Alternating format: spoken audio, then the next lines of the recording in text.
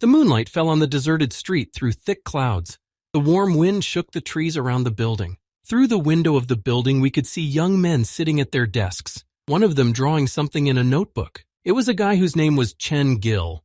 He was twirling a pen in his hand, trying to complete his images in the notebook. Gil knew that everyone saw him as a diligent middle school student. It brought him joy. He was sure that there were no difficulties he couldn't handle, and he was proud of that. But something in Gil's eyes told him that there was a task that was causing him difficulty in solving it. This difficulty for Gil was a problematic but very beautiful girl with whom the guy fell in love. The girl, not paying attention to what the teacher was telling her, turned to Gil and asked him to do her homework for her. She was going on a quest in the evening. Gil was glad he was the one she asked to do the assignments. Blushing slightly, he agreed. The beautiful classmate's name was Xiao Mei, and Jill dared to talk to her. But the teacher intervened and kicked the girl out of class. Before the girl left the classroom, Jill asked if he could play a game with her. Xiao Mei silently stood up and was almost at the door the teacher pointed out to her, making Gil nervous. But suddenly the girl turned around and gave a positive answer to Gil, indicating the time and place of the quest. After class, it suddenly started to rain, and the boy hoped that he could get home before the game started. On the way home, Gil thought about his beloved and about people saving electricity so that the game would go off without a hitch. A drenched Gil entered his house and let his mom know he was home and that classes were over. His mom was surprised that his son was back earlier than usual, but Jill told his mom that they had been let out early because of the weather. It was raining like a bucket outside, so Mom suggested that Jill change his clothes and rest so she could finish cooking dinner. Jill was hungry and didn't want to wait. He suggested that Mom order food delivery. Mom was fine with that, adding that she would leave the food outside his room. Upon entering the room, Jill noticed a box labeled Cosmos that was lying on the floor in the hallway. Mom was surprised to hear that Jill was playing games. She wanted her son to give himself more time to relax. She didn't mind that he started playing games, but she was worried that he would forget to eat when he was playing. Mom noticed that he was in a hurry and assumed that he had arranged to play with someone, perhaps in a hurry because of some girl. Gil knew that Cosmos was now the most popular VR game for today's youth around the world. This game requires only one helmet and nothing else, with the help of which you can fully immerse yourself in the virtual world. Gil was worried because he had no gaming experience and this game would be his first game. He thought that Xiao Mei was already an expert in this game. He lay down on the bed and raised the helmet above his head, examining it once more. Then his confidence returned. While he was looking at the helmet, he got a message on his phone from a girl inviting him to the game. Gil put the helmet on the charger so he wouldn't fall out of the game, put it on his head and prepared to dive into the game. Jill was looking forward to meeting the girl he was in love with. It could be considered their first date. Unexpectedly, Gil felt the process of immersion into the virtual world through the Cosmos helmet. The loading process began. The first thing that Gil felt was the touch of his foot in something wet. In anticipation of what would happen next, Gil held his breath. Jill found himself in a room whose floor was made of squares. With caution, Jill began to take the first steps. In the distance was visible triangle with the name of the game. From it came pleasant music and sounds of falling drops of water. A sharp beam of light blinded Gil. He had to cover his face with his hands. He tried to see where the light was coming from. A game window appeared in front of him, thanking him for buying the game, as well as a voiceover that welcomed Gil to the game. Gil was impressed by the graphics and the game's design. He wanted to learn more about what was waiting for him. Abruptly, the welcome screen changed to a blank white screen, which caused the guy a lot of questions. A warning text appeared on the screen, which indicated that this game was a test and survival game. Gil realized that he was in for an incredible adventure. The game offered him to choose a class and dive into the virtual world. He could not decide for a long time what class he would rather play. He remembered the words of the girl who mentioned supporter. In the list of options offered to him, there was no mention of supporta.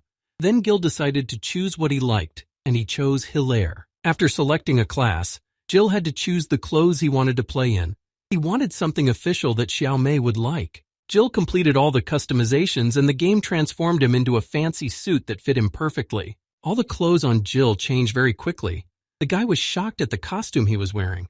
The game showed Gil his new image, which was chosen by the guy himself. Strict black suit perfectly suited for a date with a girl. The process of loading the game began. The guy was waiting impatiently for the beginning, but suddenly he heard that the weather had worsened and it was necessary to turn off the electrical appliances. The weather took an unexpected turn. It started to rain heavily, which was accompanied by thunder and lightning. One of the lightning bolts struck right in Gil's house.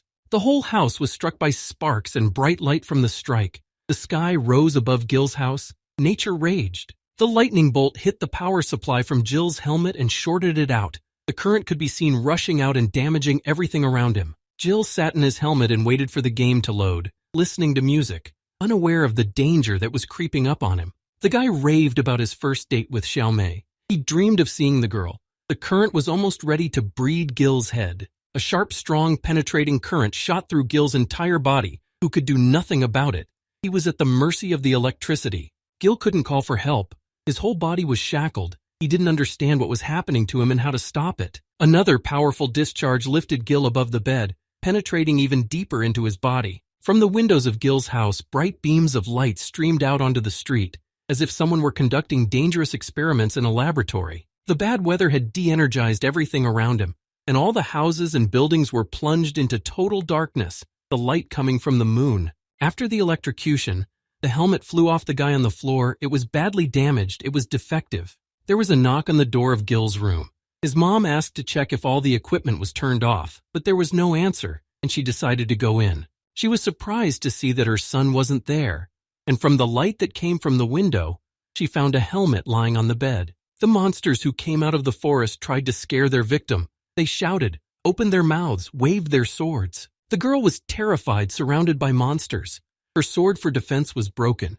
She tried to give battle to the nasty creatures, but eventually she was surrounded. In desperation, the poor girl screamed and called for help, hoping that she would be heard and rescued from the clutches of the monsters. A bright burst of light distracted the monsters from the massacre of the girl. They could not understand what was happening, where the light came from. The sound of breaking branches came from the forest, as if someone huge was tearing through the trees, who was determined to get to the monsters. The girl looked up and saw that all the monsters had been killed by the beautiful hero who had saved her. She recognized her savior. It was Gil. Jill was scared and worried about Xiaomei. He was sorry that he was delayed in traveling and let the monsters surround her. She was not in danger. The girl's eyes shone with happiness. She was amazed by Gil. Her hand touched his hand. He was a real hero to her. The girl reached her lips to Gil, softly saying his name. The guy excitedly said her name, and now their lips came together in a passionate kiss. Gil was puzzled and asked the girl to take her time in kissing him, her tongue literally licking his lips. He found his face drooling from the kiss. He opened his eyes and saw a nasty lizard in front of him kissing him. Gil jumped up, throwing the lizard off him. He shouted the girl's name loudly and couldn't believe he had dreamed it all. After sitting up for a while and coming to his senses, Gil realized that it was a dream, and he was kissing the lizard who was running away eating a bug. Gil was shocked that it was all incredibly realistic, but it all disappeared in an instant. Gil began to look around. He found that there was a tingling sensation of electricity all over his body, but he liked the feeling. It was pleasant. He got up, walked around, looked around, sweat dripping down his face. It was getting hotter and hotter, and a thought came into his head about his whereabouts. Soon he realized that he was in the game itself. There were burning sands around him. A cave storm was coming. He was in the desert. Gil felt the scorching desert sun. He couldn't believe how realistic everything seemed. He thought his first time, the game was supposed to load him into a newbie village, but there was no one alive in the desert but him. Gil decided to text his favorite Xiaomei and called up the game's hero search window. He entered a name and clicked search. After completing the search, the game gave a result that Gil didn't expect. A player with that name didn't exist. Gil was puzzled. As this could not happen, he was sure he had memorized her ID correctly. After trying a few more times, he decided to go to the newcomer's village, hoping that the girl was waiting for him there. He had been walking through the desert for hours now. His clothes were soaked from the heat, and the cape on his head did not save him from the merciless sun. Jill wanted to know how long he had to walk and where he was at the moment, so he called up the Cosmos map. Looking at the map carefully, Gil found that the village was not marked, or even there was no village at all. He thought he might have made a mistake from the unbearable heat. He couldn't figure out where he was and where to go next. The game gave him a notification that GM connection had started, and he had to wait. The loading took longer and he couldn't get a connection to the server. Gil started to worry. A while later, a message appeared stating that Jill was outside the service area, which made him angry. Jill found out that there was no connection to the help desk either, which was suspicious and made him even angrier. He decided to do the math to find out how many milliliters of sweat a person produces on a hot day. This calmed him down. Gil came to the conclusion that he would soon be fainting and dehydrated. It was weighing on him heavily. He wanted to stop the game and quit, so that there would be a chance to discuss the difficulty of the game with Xiao Mei. After Gil confirmed his desire to quit the game in the program window, a new notification popped up to inform him that it was impossible to quit the game. Gil froze in place, his eyes conveying the shock he was in. He couldn't believe that he couldn't quit the game. Gil kept poking his finger at the quit button, but to no avail. He thought it was a joke and continued to press the button. Instead of logging out of the game, the screen was flooded with notifications that there was an unauthorized exit. Their sound was deafening to the guy. Gil did not want to give up and poked at everything he saw on the screen.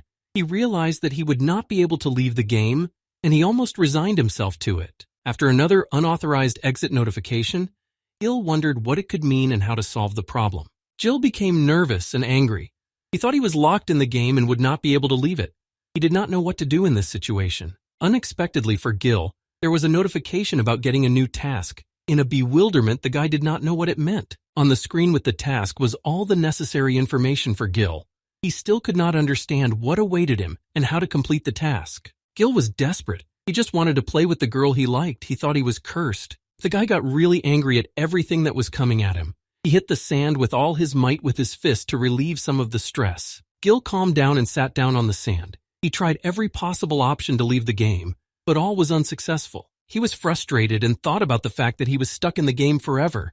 No chance of getting out. Gil got up and went without knowing where he was going, thinking that his faith in his own strength was fading as he spent time in the game. He caught himself thinking that this virtual world was very similar to the real one, and almost got used to the idea that he would never get out of the game. The heat was making Gil nauseous and a little dizzy, and he knew that if he didn't do anything about it, he could die. But he didn't want to die.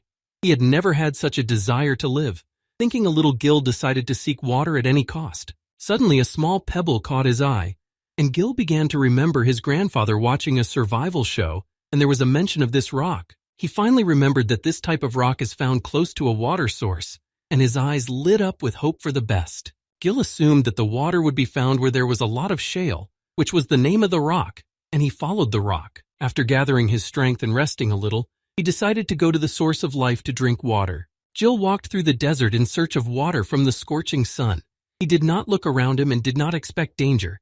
He just wanted to find water. But the desert wild beasts had their own plans for fresh flesh, which was coming to them for dinner. Gil came to a rock he knew, and decided to catch his breath a little so that he could continue his journey. He hoped that his journey would not be in vain, and that his assumptions would be correct, or he would die. Gil heard the sound of a drop that had just fallen from a cave stone. It was the sound of hope. Gil stood at the entrance to the cave. He saw a bowl with a drop of water in it. He realized that he had done the right thing, and he was about to taste the water. He was almost dehydrated. His mouth was dry and sweat was dripping down his face. He was getting closer and closer to the water. Gil was happy to drink the water. He completely immersed his head into the bowl and began to drink the water greedily.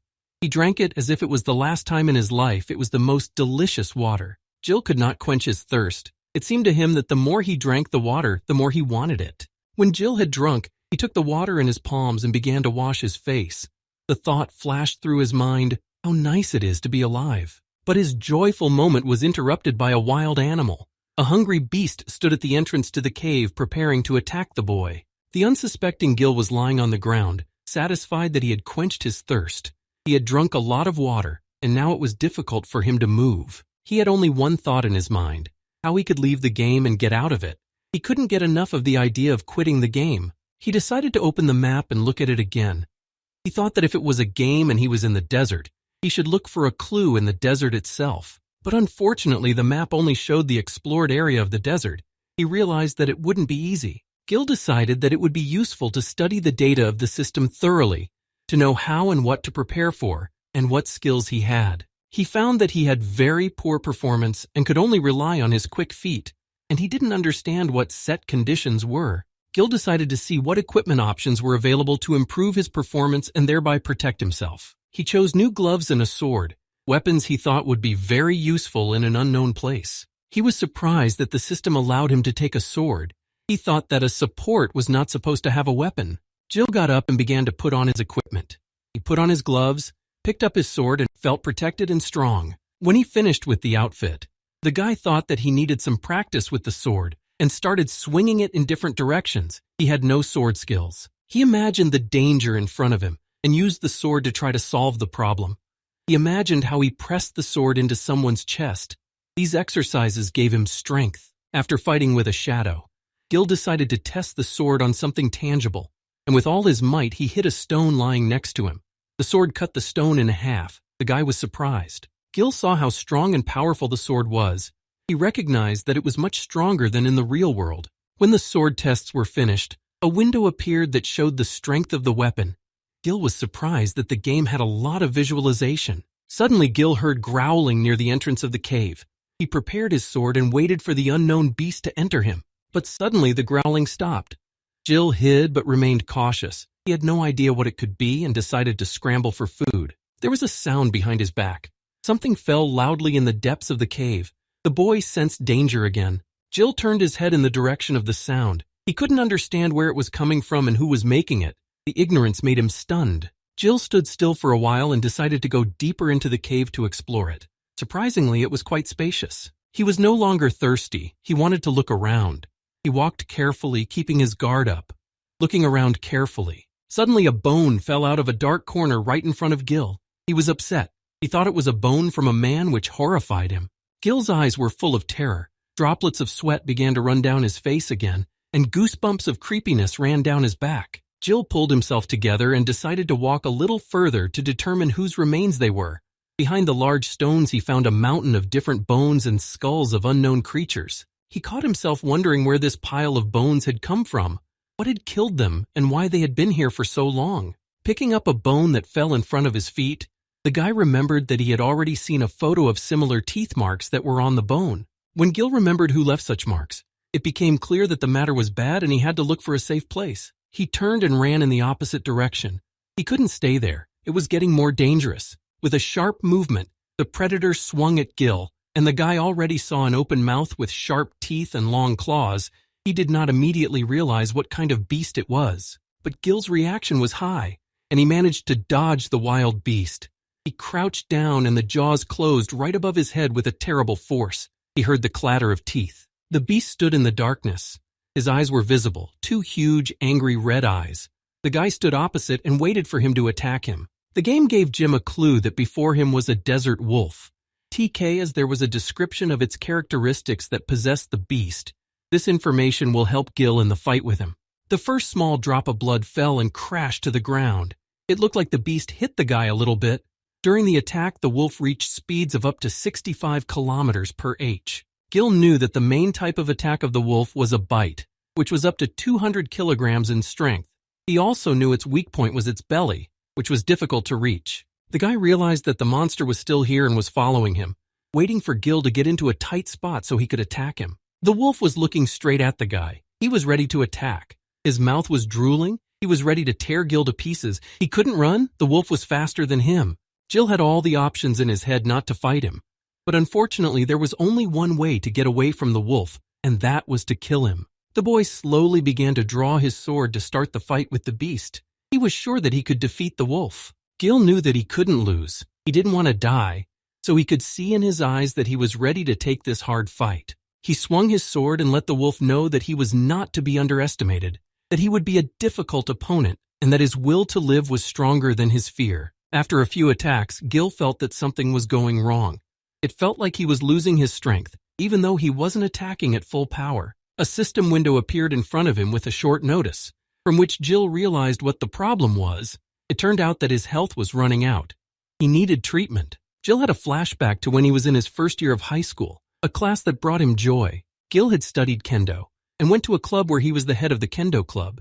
He was proud of himself for reaching that level. The guy spent days on end practicing with a wooden sword at the club. He was honing his sword skills. He wanted to be the best at it. In swordsmanship, it was important how you moved, so Gil practiced hard on his movements and stances. He already had several awards that he won in competitions. He was the youngest master in the country with a 6th dan in kendo. His training was paying off. He knew he was doing it right. Many people did not understand why the guy was studying this kind of martial art, but the reason was simple. Once he watched a kendo competition on TV, he saw how other masters fight. The tournament had a positive impact on the choice of classes for the guy. Another reason why Gil chose kendo was his mom. In his youth, she was a fan of this sport and often watched it on TV with her son. She was obsessed with the star of the sport at the time, Kimura. She was happy when she saw him on the screen. After watching it, she always kissed me a few times on the cheek. Gil always remembered his mom bringing him to classes at an early age, when he was more interested in hanging out with other kids on the street. At first he thought that kendo was easy. You just had to wear nice clothes and fight with your opponents.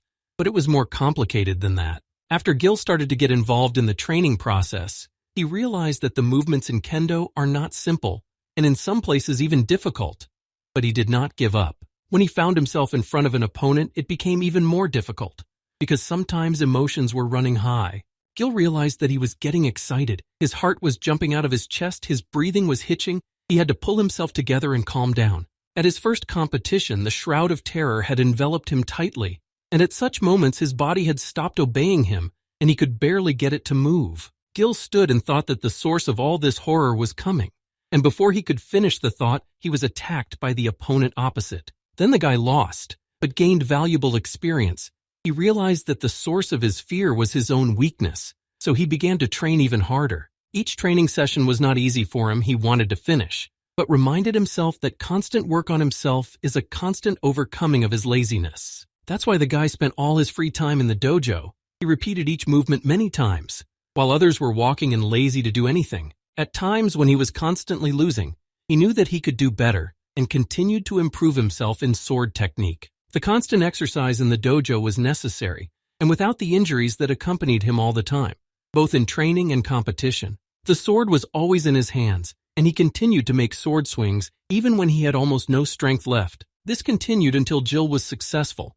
When he became a master with a 6th dan, his training was not in vain. Gil knew that in the world where the law of the jungle reigns, you need to be in perfect mastery of weapons. You never know what lies ahead. The guy always thought that it was impossible to predict how terrifying your next opponent would be, so he practiced a lot. After all the memories that had been triggered by the wolf's appearance, Gil decided it was time for a battle. Gil swung his sword once more to attack, and again thought that he shouldn't underestimate him. He was a tough nut to crack. After attacking the wolf, he couldn't understand what was wrong, why his attacks didn't work. But then suddenly the wolf approached him, and now he was already conducting his attack.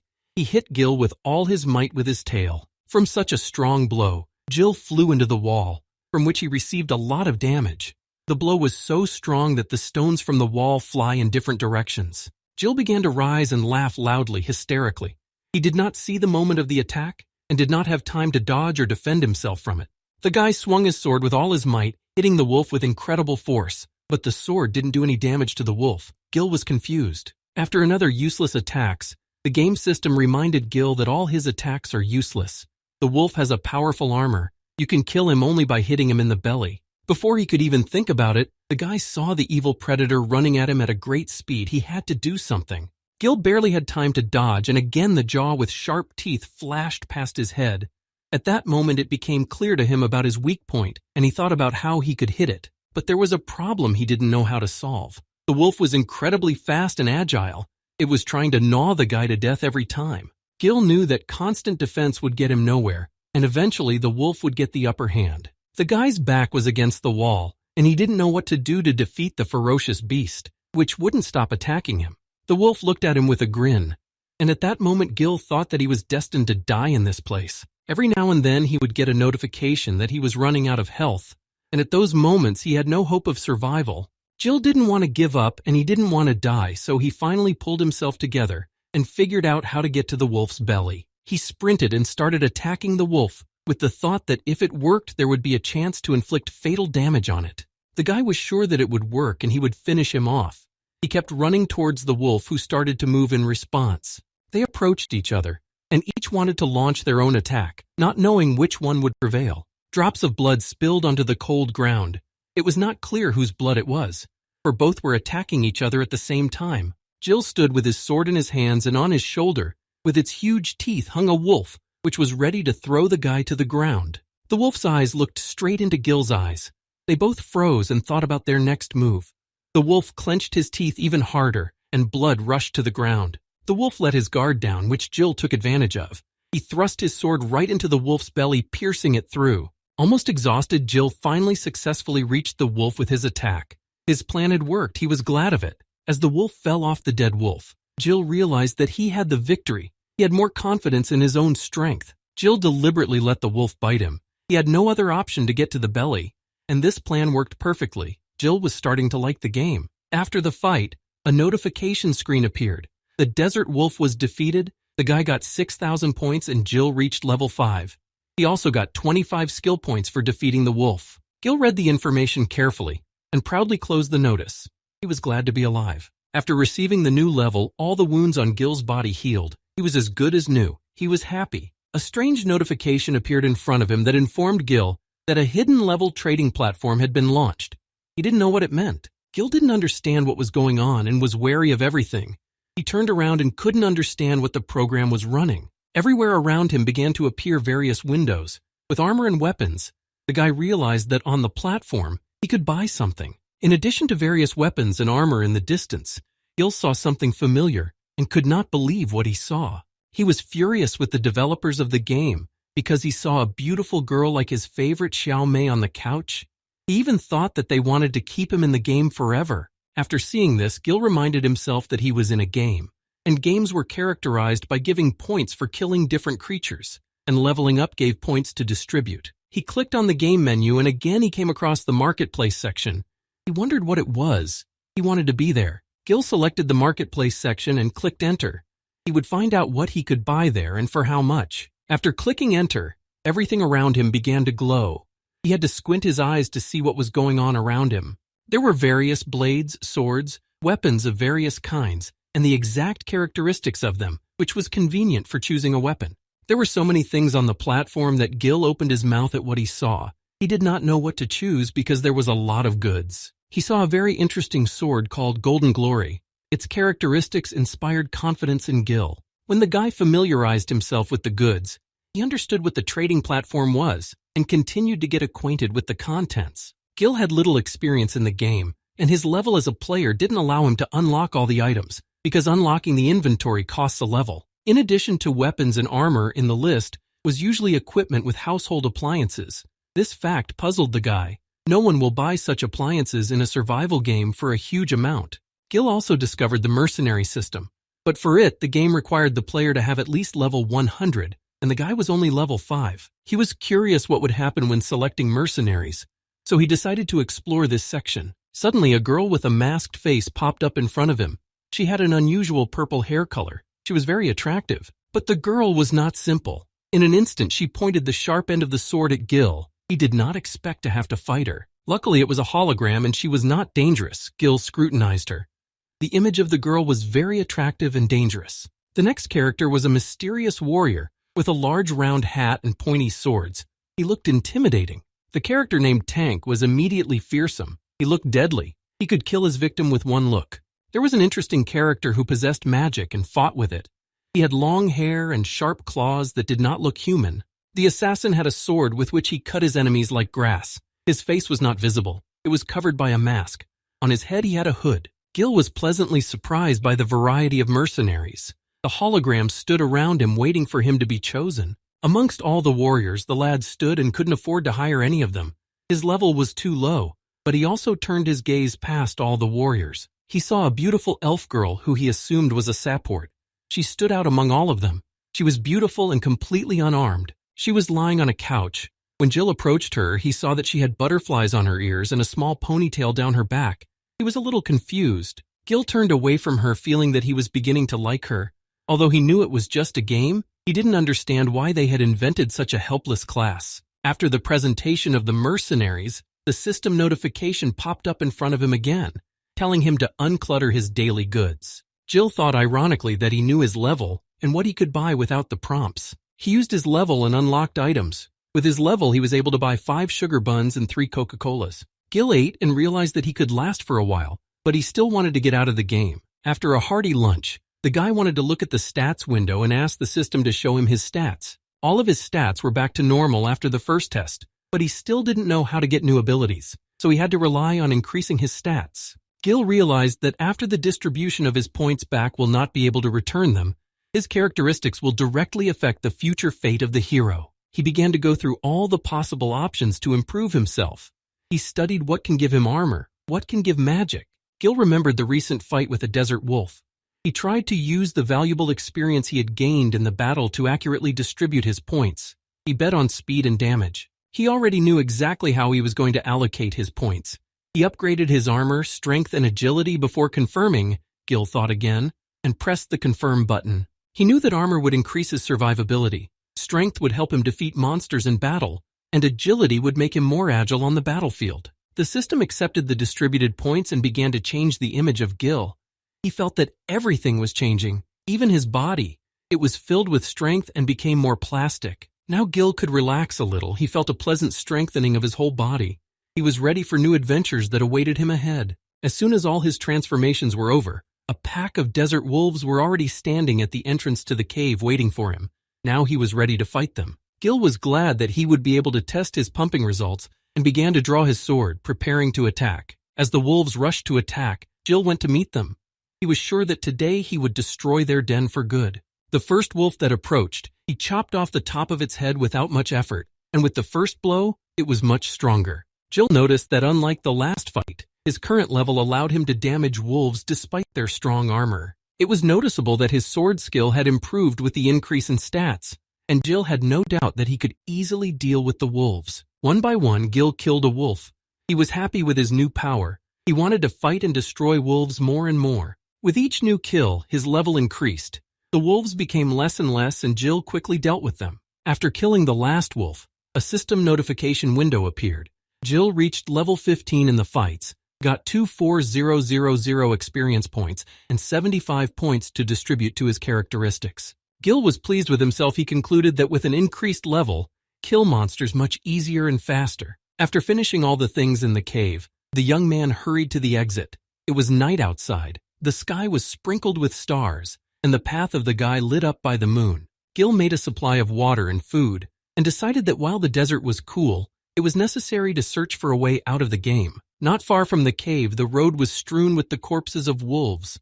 Not only were they killed, but there were traces of the beasts eating. It all looked eerie. Gil leaned over one of the corpses and wanted to understand why they were all dead. What had killed them? Who was capable of such a thing? Not far from where Gil was, something had killed a wolf again. At an incredible speed, the guy didn't even notice it. He reached for his sword, thinking that he would be attacked soon. He tried to see the enemy, but he still couldn't. When the monster stopped killing the wolves, Gil saw him in the moonlight. He was standing on a low mountain. He looked like a man. He had fresh corpses of animals in his hands. Their gazes crossed. They both couldn't understand who was standing in front of them. They were confused. The creature saw all the information about Gil, his abilities, his characteristics, what weapons he used in battle. Gil raised one of the killed wolves on his sword. He was shocked by the way they were killed. It was as if the wolves had been sucked out of him. The guy realized that he was wrong, and to kill wolves in this way can only be another monster that knows no mercy. It was clearly not a man. Gil did not give rest to this thought. He did not know what was ahead of him, and whether he could survive in battle with the unknown. Everything around him was getting very strange. Gil was already confused in his thoughts. He was confused. He was almost certain that he had seen the silhouette of a man. Judging by the corpses, there was someone there. He just disappeared, as if he was not there. Gil's thoughts flashed one after another. He assumed that he too was stuck in the game like himself. He needed to track him down. Gil picked up the wolf again and concluded that there was no blood left in the wolf's corpse. It was as if it had evaporated in the sun. He didn't suspect that he was being followed, that the other monster was following him. It moved silently and very fast. It was impossible to catch it in the dark. Gil was trying to figure out if the player could have resorted to such atrocities. It didn't seem like something a human would be capable of. He realized again that he was mistaken and thought completely wrong. To kill in such barbaric ways, another person could not. There was a very loud sound, a system notification alerting Gil to something. Danger was coming towards him. Gil saw that in the darkness behind his back, something was attacking him very quickly. The guy swung his sword with a sharp movement of his hand. There was a drop of someone's blood on the tip of the sword. Gil thought he had time to attack him first and damage him. Right in front of him fell something that looked like a tentacle, which he successfully cut off. It continued to wriggle even in this state. Because of this attack, the strength of his sword was 25%.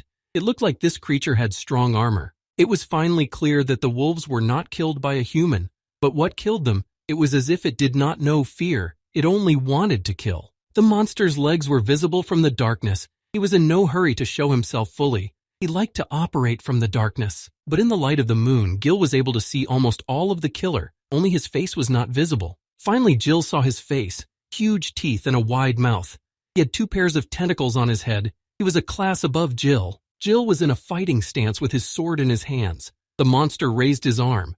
Gil saw that in that attack he had cut off his arm. The guy immediately noticed that the battle with the wolves and this monster would be different.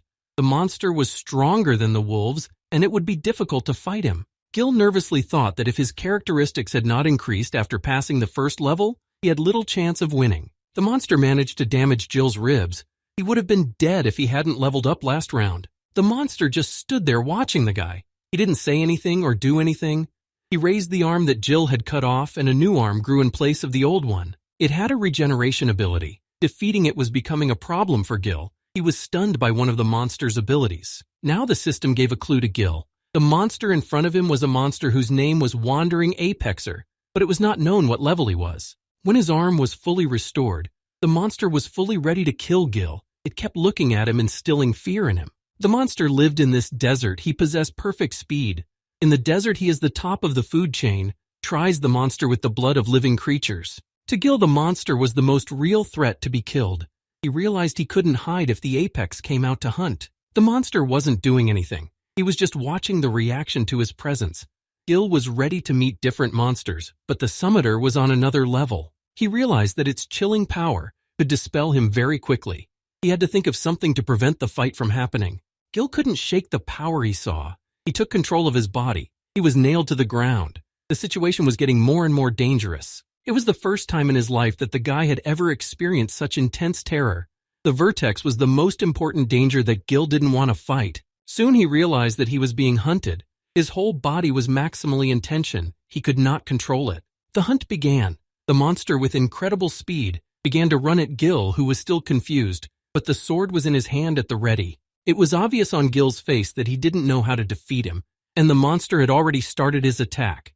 Dazed with fear, he continued to stand still. The hand of the summit was already near Gil. He was ready to grab him and drink all his blood to the last drop. Unexpectedly for the monster, Gil managed to dodge the attempt to grab him. In a moment, he seemed to be as fast as the summoner. At that moment, Gil decided that he would give the fight. Despite the odds being terribly slim, he tried his attack. Gil jumped on top of the monster, and he was already flying at the monster with his sword above his head. The fear gradually faded away. He decided for himself that he would not be intimidated, and that he would fight until he was killed by the apex. The sword struck right on the vertex's shoulder, but did no damage to him. His armor was incredibly strong, and Gil's sword would not do any damage. Gil threw another strike at the monster, but this time he managed to chop a couple antennae off its head. As the guy's sword lowered to once again attempt to kill the monster, Gil saw the vertex disappear from under his sword. Gil turned his head and was greatly surprised to see that the monster was already over his head. He didn't know how to defend himself. The summoner took Gil by surprise. It struck the guy in the face. At breakneck speed, the guy didn't even see the moment of impact. The monster hit Gil with such force that he was thrown far into the desert. After such a blow, the guy could die immediately. Gil hit the ground with more damage. He was powerless in this situation. He only had to wait and hope that he would not die. The guy could not slow down his fall. The speed was too high. Then he came up with the idea to use his sword. Gil stuck his sword into the ground, which slowed down the speed of his fall, but he was still flying on the ground. He managed to get to his feet with his sword so that he would take less damage from the vertex strike he received. He managed to come to a complete stop and catch his breath. He was amazed at the speed and power of the blow that the monster had successfully delivered. Wiping the blood from his face, Jim realized the speed the system was telling him about, but he didn't want to give up. Jim had just gotten to his feet, and in front of him stood the vertex ready to strike again to kill him faster. Suddenly the word halukalu came out of the monster's mouth, the meaning of which only the vertex knew. After the monster said it disappeared again using its super speed, Gil stood in the same place, not understanding what the monster said to him. A new blow did not take long, and the vertex inflicted it on Gil in the chest area. The blows became harder and harder. From the received blow, the guy spat blood right on the monster's hand. He had never received such strong and accurate blows. Gil knelt down. His sword fell out of his hands to the ground, and at that moment the monster was already raising his hand for another blow. It looked like his ribs were broken and he was bleeding internally. He spat blood on the ground again.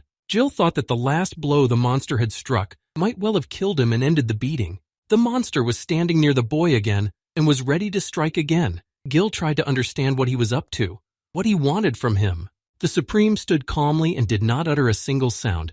He was enjoying the process of destroying the guy. He, with surprising calmness, hit Gil again for the third time, and again very hard, so that Gil again flew a few meters away. Gil was trembling from the blows he had received and the damage he had done, and he didn't know how to fight back. Gil crouched down beside the trembling Gil, his sword in his hands, and he said the word halukalu again. Gil was shocked. He couldn't believe that the monster himself would dress him, his weapon. But why would he do that? The Supreme raised his hand as if he wanted to show Gil, who was still lying on the ground in bewilderment. Putting his hand on the back of his neck, he tried to convey something to Gil. He didn't quite understand what the monster wanted from him, but the gesture was familiar to him. The summoner held out his sword to Gil. He didn't attack him anymore. He didn't understand what was going on and why the monster was returning the weapon to him. It all reminded Gil of a cat playing with mice, catching a mouse. The cat is not in a hurry to eat it. He didn't trust the executor, thinking it was a game. Gil concluded that the monster was playing a game with him, so that he wouldn't kill his victim at once. The usual killings bored the mastermind. Taking his sword in his hands, the monster immediately grabbed the guy by the throat and lifted him above him. It was a surprise attack he wasn't ready for. But things were not easy for the Supreme. Gil was not going to become an easy prey. He was going to fight back against the assassin. Now Gil was striking the monster with his sword. His whole body was filled with power. He felt like he had a second breath. A thick cloud of smoke rose over the desert. It was visible even from the farthest corners of the desert. It was clear that there was a battle going on. The Supreme reflected Gil's attack and counterattacked him again. Gil was lying on the ground and didn't know where to find his weak point. After this attack, the strength of the sword was already 80%. The monster surpassed Gil's speed by many times. He couldn't keep up with him. Normal attacks are not enough for him. He can't be killed with this. Hovering over the lying guy, the monster grabbed him by his shirt and was lifting him again above his head. The summoner kept playing with him like a mouse. Gil watched him and couldn't figure out the Vertex's next move. He was preparing to fend off the attack. Now Gil was preparing for the worst. Suddenly the monster spoke in human language. He only said one word, but Gil understood it clearly. He said human and was silent again. Gil was shocked that such a creature could talk. He had hoped it could understand human speech. The Supreme began to speak again. He thought the human was as weak as a parrot, that he was superior to it in everything. Gil listened to the sentence to the end and did not tolerate the mockery of himself. He chopped off the hand of the Supreme. He was ready to prove him wrong. After the successful attack, Gil released himself and bounced a safe distance away from the monster. His words made Gil angry. In his anger, Gil told the summoner that he was as ugly as an insect. He had shit in his head and he wanted to knock it off the summoner's head. The monster looked at his severed arm. He didn't care about it. He was calm. Nothing bothered him. He was the top of the food chain. His arm grew back after a while and was just like before. The Apex was curious. The last time he had seen humans was 100 years ago. Gil found the monster quite entertaining as well. He wasn't going to obey him, not even under threat of death. The boy raised his head and smiled at the monster. It had been a long time since he had felt his blood boil. He loved the feeling. Gil realized that his family, his friends, his whole past life was very far away from him, that he needed to abandon himself here and now. He had no right to die in this game. He gained determination. His body was once again covered in a bright light. He was getting stronger. Gil wanted everyone not to give up hope that he would return. He wished they would wait for him. He had to get out of this game alive. A bright, powerful column of light illuminated the desert. It pierced the clouds and went straight up into the sky. What caused it was unclear. The Supreme covered his eyes from the bright flash and saw Gil in that light, who was filled with a power unknown to him. Gil was unstoppable. He felt the influx of new energy flowing through his body. It was a pleasant sensation. When Gil's transformation was complete, the game system gave a notification that he had activated the will to fight. It was a special blessing from the goddess Latona. This gift increased all of Gil's characteristic by 100 points. He was now much stronger than before. Gil brought his sword above his head. He was filled with power that was bursting out. He wanted to deal with the summoner as quickly as possible. Gil's transformation was appreciated. He saw him as a rival who could fight him and who had the power to do so. Before he could speak, Gil was already approaching the summit. His new speed shocked the monster. He was as fast as he was. Gil tried to hit the summoner as fast and hard as he could. His new characteristics gave him hope for a successful attack. He hit him, The blood breezed in different directions, his attack hit the target, and now he was bleeding out. Gil, despite his success, kept his eyes on the monster. He couldn't relax. Even after he bled the monster, he remembered its regeneration. The guy began to chop with the sword of the vertex. He gave it many blows, which came exactly on target. In one of the attacks, Gil's sword broke into hundreds of pieces. The system notification didn't take long. The weapon's durability was 0. No further use was possible. Gil threw away the hilt of the sword and began to retreat from the monster. There was nothing to attack with, and he did not want to get into the clutches of the monster. He retreated. Gil retreated, just so that he could gather all his strength in a fist. He was again near the vertex and gave him a powerful blow with his fist, right on the face of the monster. The force of the blow was incredible. The vertex flew away as if it had never existed, and now it was forced to defend itself against Gil's attacks. Gil was determined to change the perception of the human race that the monster was convinced of. Rushing to the place where the apex had fallen, when the dust cleared, Gil found that the apex was not there. It had disappeared. But the speed of the apex was incredible. He had deliberately let himself be damaged to test Gil's strength. He was already behind the guy. His attacks didn't kill the monster. Realizing that he had the vertex behind him, Gil felt that he was trapped. The vertex attacked the guy while he was trying to understand how he managed to come to his senses so quickly. Gil tried to get up again and again to continue the fight. The vertex approached him and said what he had said earlier, that the man was like a parasite to him. With sadness on his face, it was clear that he could not be defeated. Even after improving all the characteristics, it was not enough. Suddenly the summiter rose above the sitting Gil.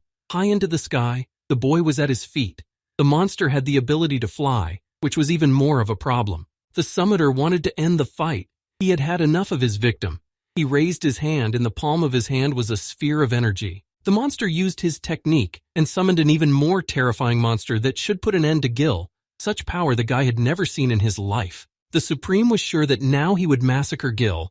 He stretched out his hand and was already saying goodbye to the guy. He aimed all his power at Gil, who still couldn't get away from the last attack. The monster was sure that he wouldn't miss. Gil raised his head and saw that the monster had directed an attack at him. He had to do something about it or he would die. There was a huge rumble across the desert. The attack reached the earth and hit Gil. It was not clear if he had time to get back. The attack hit Gil's body with thousands of needles. It was one of the most powerful attacks of the Supreme. There was little chance to survive. Gil fell to the ground. He had no strength at all. The life was slowly fading in him, but he still wanted to say something. Bleeding, he couldn't believe that he would die in this game at the hands of the mastermind. He wasn't ready for it. After a while, a system notification appeared. Chen Gil's health points are 0, the player is dead. Not realizing what was happening, he heard the voice of a girl who was glad that he came to his senses. Gil woke up and came to himself and saw in front of him a beautiful girl who was holding a laundry basin. Gil did not understand what was happening. The girl turned around and hurried to the door. She shouted to her grandfather that the guy woke up. Suddenly Gil remembered that he was dead, but now he was fine. He had a lot of questions about what it was all about. Gil continued to sit on the bed trying to understand something. His heart was pounding in his chest at an incredible speed. He was excited. He exhaled deeply. He was trying to calm down. He realized that he had dreamed the whole thing. Gil couldn't tell if he was alive or if it was all an illusion. He was tormented by this question. Gil looked out the window. He thought that he had managed to get out of the game. He liked the feeling of freedom. He was glad. But it was too early to rejoice. He had to find out who this girl was, how he had gotten here, how he had escaped death. From the window of his room, Gil saw the beautiful nature, the bright sun shining through the mountains. He could not understand what this place was. Gil was still not free. He went into the settings of the game and wanted to see his characteristics. He was trying to figure out what was going on. With a disgruntled face, Gil stated that he was still trapped in the game, and he had yet to get out. It was depressing him. He remembered how, that night, the summoner had definitely defeated him. The guy felt that he was dead, but how he was alive, he wondered. He woke up in an unknown place completely unharmed, and he had to solve the mystery. There were no marks on his body from the battle. He thought more and more about what had happened to him. The door to the room where Gil was creaked open, and someone appeared on the doorstep, distracting him from his thoughts. A very beautiful red-haired young girl came into the room. She brought Gil some things for him to change. The girl repeated the phrase she had told him the first time they met. Gil thought that maybe it wasn't the same girl. He was back on the bed sitting in the same position, and everything was the same as the first time they met. But it looked strange. Gil said hello to the stunning stranger and told her that he had just woken up. although it seemed to him that it had all happened before. The girl didn't answer anything. She turned around and headed for the exit, calling her grandfather and telling him that the guy was awake. Gil didn't understand what was happening, why everything was happening again. He thought for a moment that he was in a village of fools. At that time, a man was working in the rice field. He was carefully, leisurely. He walked bed by bed. He did not think about anything else. He was a man with long gray hair. His whole body was covered with scars. It was obvious that he had spent a lot of time fighting. He did not hear what his granddaughter shouted to him. He asked her to repeat the words again, but he listened to her carefully. Between the young people, at that time had already started a dialogue. He told her his story, but because of the screams of the grandfather, the girl had to ask Gil again. At the moment when Gil was telling his story, the grandfather joined them. Gil said that all his chest was slashed. He asked them how he was in this place. The girl pointed to the grandfather and explained to Gil how he ended up in this place. His grandfather found him when he was hunting. The grandfather, whose name was Ubby, was smoking his pipe, and remembering that day, Gil was on the brink of death when Ubby found him. Grandpa Ubby informed Gil that he had no idea about any game or pledge village. The lad was very surprised. He assured Gil that they were not gamblers in anything, but ordinary people who planted rice and did household chores. Gil was astonished. He knew it was impossible and that he was in the game. He took it all for a system error. He sat for a long time thinking how he could convince them that he was telling the truth and that everything around him was a game. He came up with an idea. Gil turned to the system and called up his characterization window. This would have to convince them to believe him. Grandpa Ubby and his granddaughter looked at him and didn't understand what he was trying to tell them. They were tense with incomprehension. Gil began to explain to them how the taskbar worked. He assured them that he had a map. He showed them everything he knew. While Gil was waving his arms around, the granddaughter and grandfather thought he had hurt his head. They couldn't see anything Gil was talking about. The guy thought the room wasn't getting a signal. The ID with his beloved's name on it wasn't searching. He realized he was cut off from the outside world, and there was nothing he could do about it. He was angry again. He was doing his best to leave the game, but he didn't know how to do it. No ideas came to his mind. Gil started hitting the taskbar out of sheer frustration. He couldn't be in the game anymore. He wanted to go back home. He wondered if anyone had managed to leave the game, what they had done for it. He hoped their experience would help him. After listening carefully to Gil, his grandfather turned around and was about to leave, pulling the tube out of his mouth. He informed him that no one had ever managed to leave the game. In anger, Gil started to question the old man, how he could know that it was impossible to leave the game, how they were here. He needed information. The girl, after a little thought, decided to tell him their story. A few years ago, they killed a dragon on the mainland, and at that moment they were struck by a lightning strike. After the strike, they found themselves in this word place. The grandfather knew that they were in the desert. Anything and anyone could be here. You can get out by getting to the temple of the Kaibri. The girl told Gil amazing things. She told him the legend that the desert had no end. It was immense. She wanted to warn Gil that countless people had gone in search of the temple, but none of them had returned. The people who were in the game gradually abandoned the idea of searching for the temple. They did not want to die and left to live in the game. Gil listened to them carefully, but he didn't want to stay living here. He wanted to go back to his world where he was happy. Ubby put his hand on Gil's shoulder and told him that every year new people appeared, but no one had ever left. Leaving the room, Ubby gave the young man some advice.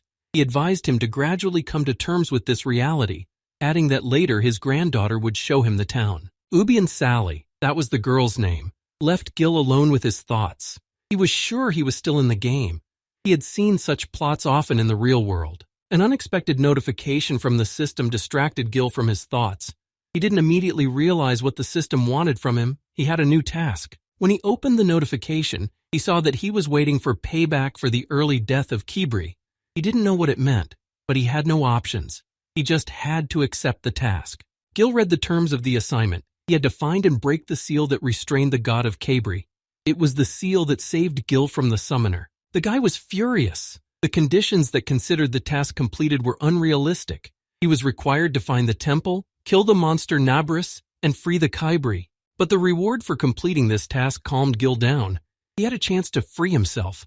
The reward was a key that would help him leave the desert. Gil left the room outside and came to Sally, who was sitting on the grass. He told her about the task and that he didn't know how much time he needed to do it. The guy talked to the girl, turned around and went to think about his new assignment. He knew that it would be very difficult to fulfill it. Leaving Gil thought that he had already died once.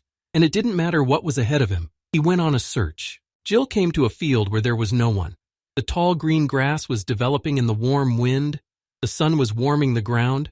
The guy wanted to be alone with his thoughts. He lay down on the grass in the shade so that the sun would not blind him. He opened his features and started thinking. He had a goal, and he would try to reach it. Gil was going over the terms of the task in his head. He was putting everything in order. He wanted to know where to start and what could help him accomplish the task. He was lying down and setting himself up for the task. He had one thought in his head, that when the time came he had to find a way to get out of the game. The guy was in no hurry. He was enjoying the warm day. He needed to distract himself from negative thoughts. But from far away, he heard someone calling his name. Gil got up from the grass to see who was looking for him. He saw Sally running towards him. Apparently she wanted to talk to him again. The girl came running to him and asked him a few questions. She couldn't understand why he had run away to this place. She had spent half a day looking for him. Gil apologized to her for spending so much time looking for him.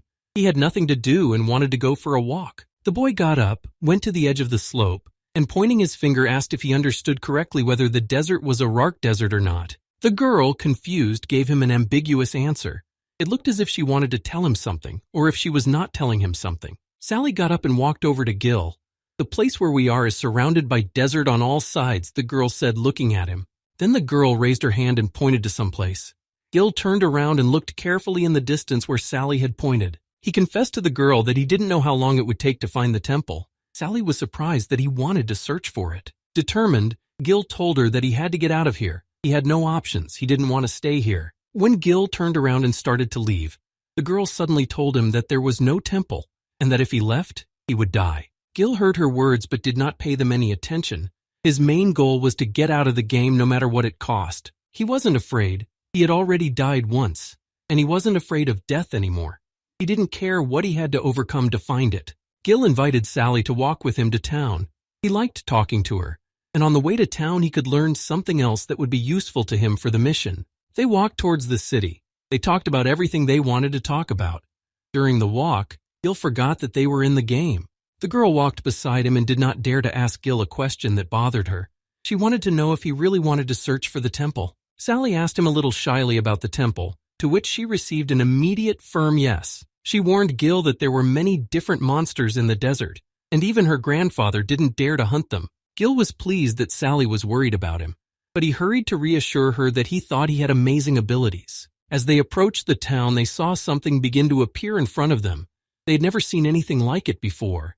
They waited to see what would happen next. Gil saw a silhouette that came out of a purple cloud of smoke. It was coming straight at him. He had to do something. A loud explosion raised more smoke in the sky, because of which there was nothing to see. No one understood what was happening. Who was attacking them? There was a big hole in the middle of the road, from which smoke was still coming and fire was visible. Someone had deliberately blown up the road. They were met by 3 guys who appeared and made all these explosions. It was clear that there would be a fight. The main one of them was very glad that the game had fallen to them, that they had been successful in their hunt, and now it was up to them to take what was theirs. Jill, a little groggy from the smoke and dust, could not understand what was going on and why these 3 were attacking them, what they wanted. Right in front of Gil appeared Sally, who successfully fended off the first attack on them. The guy was shocked at the girl's abilities. The main villain was surprised that she was able to shield herself from his strike. She used the fire dungeon to defend herself. They had met before and knew each other.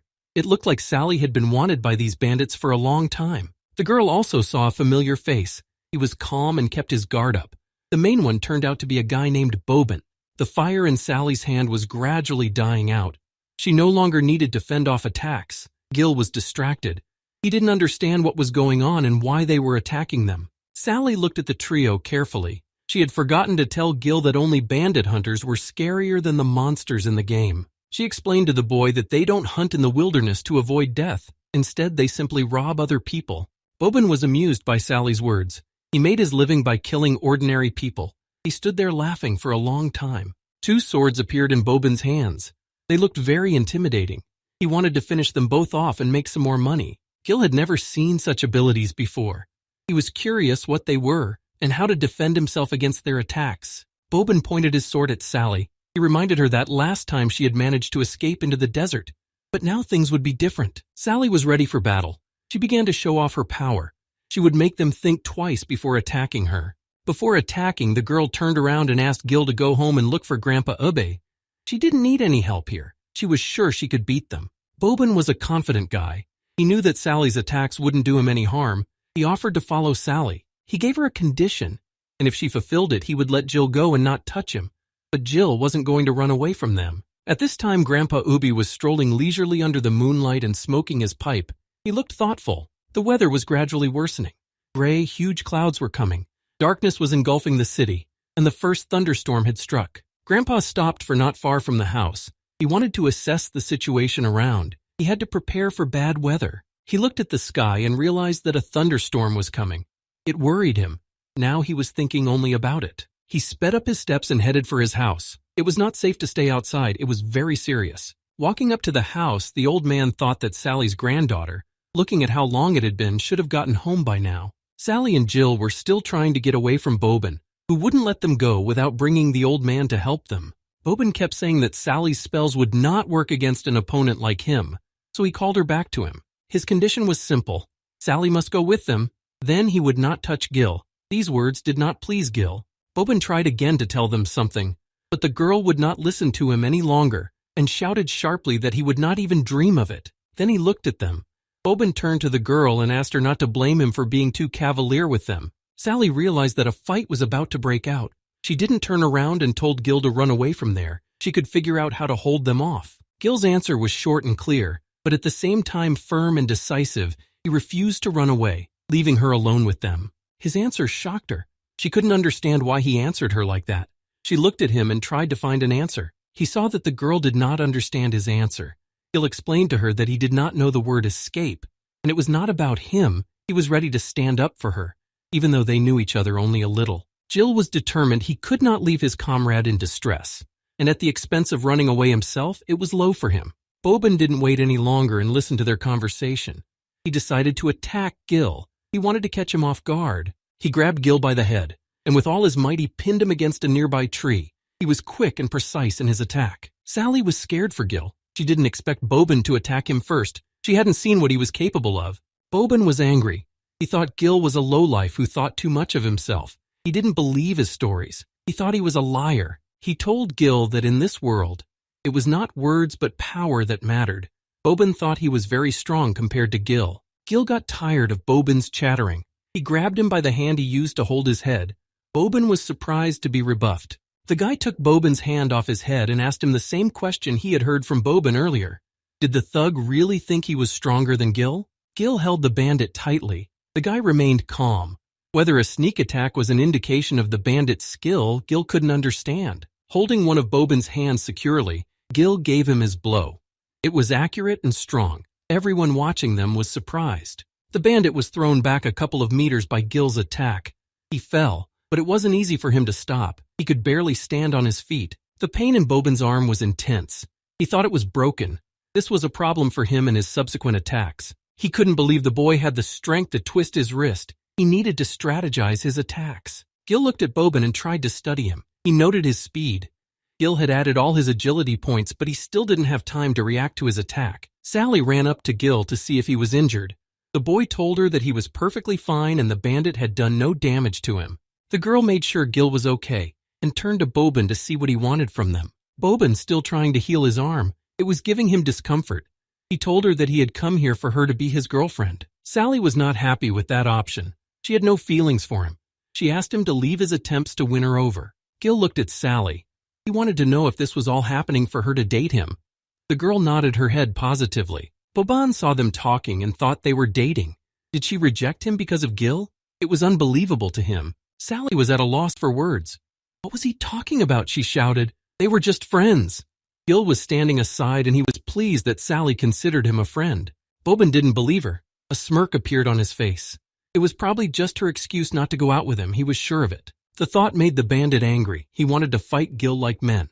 Sally should not interfere in their duel. Before he attacked Jill, he made a condition.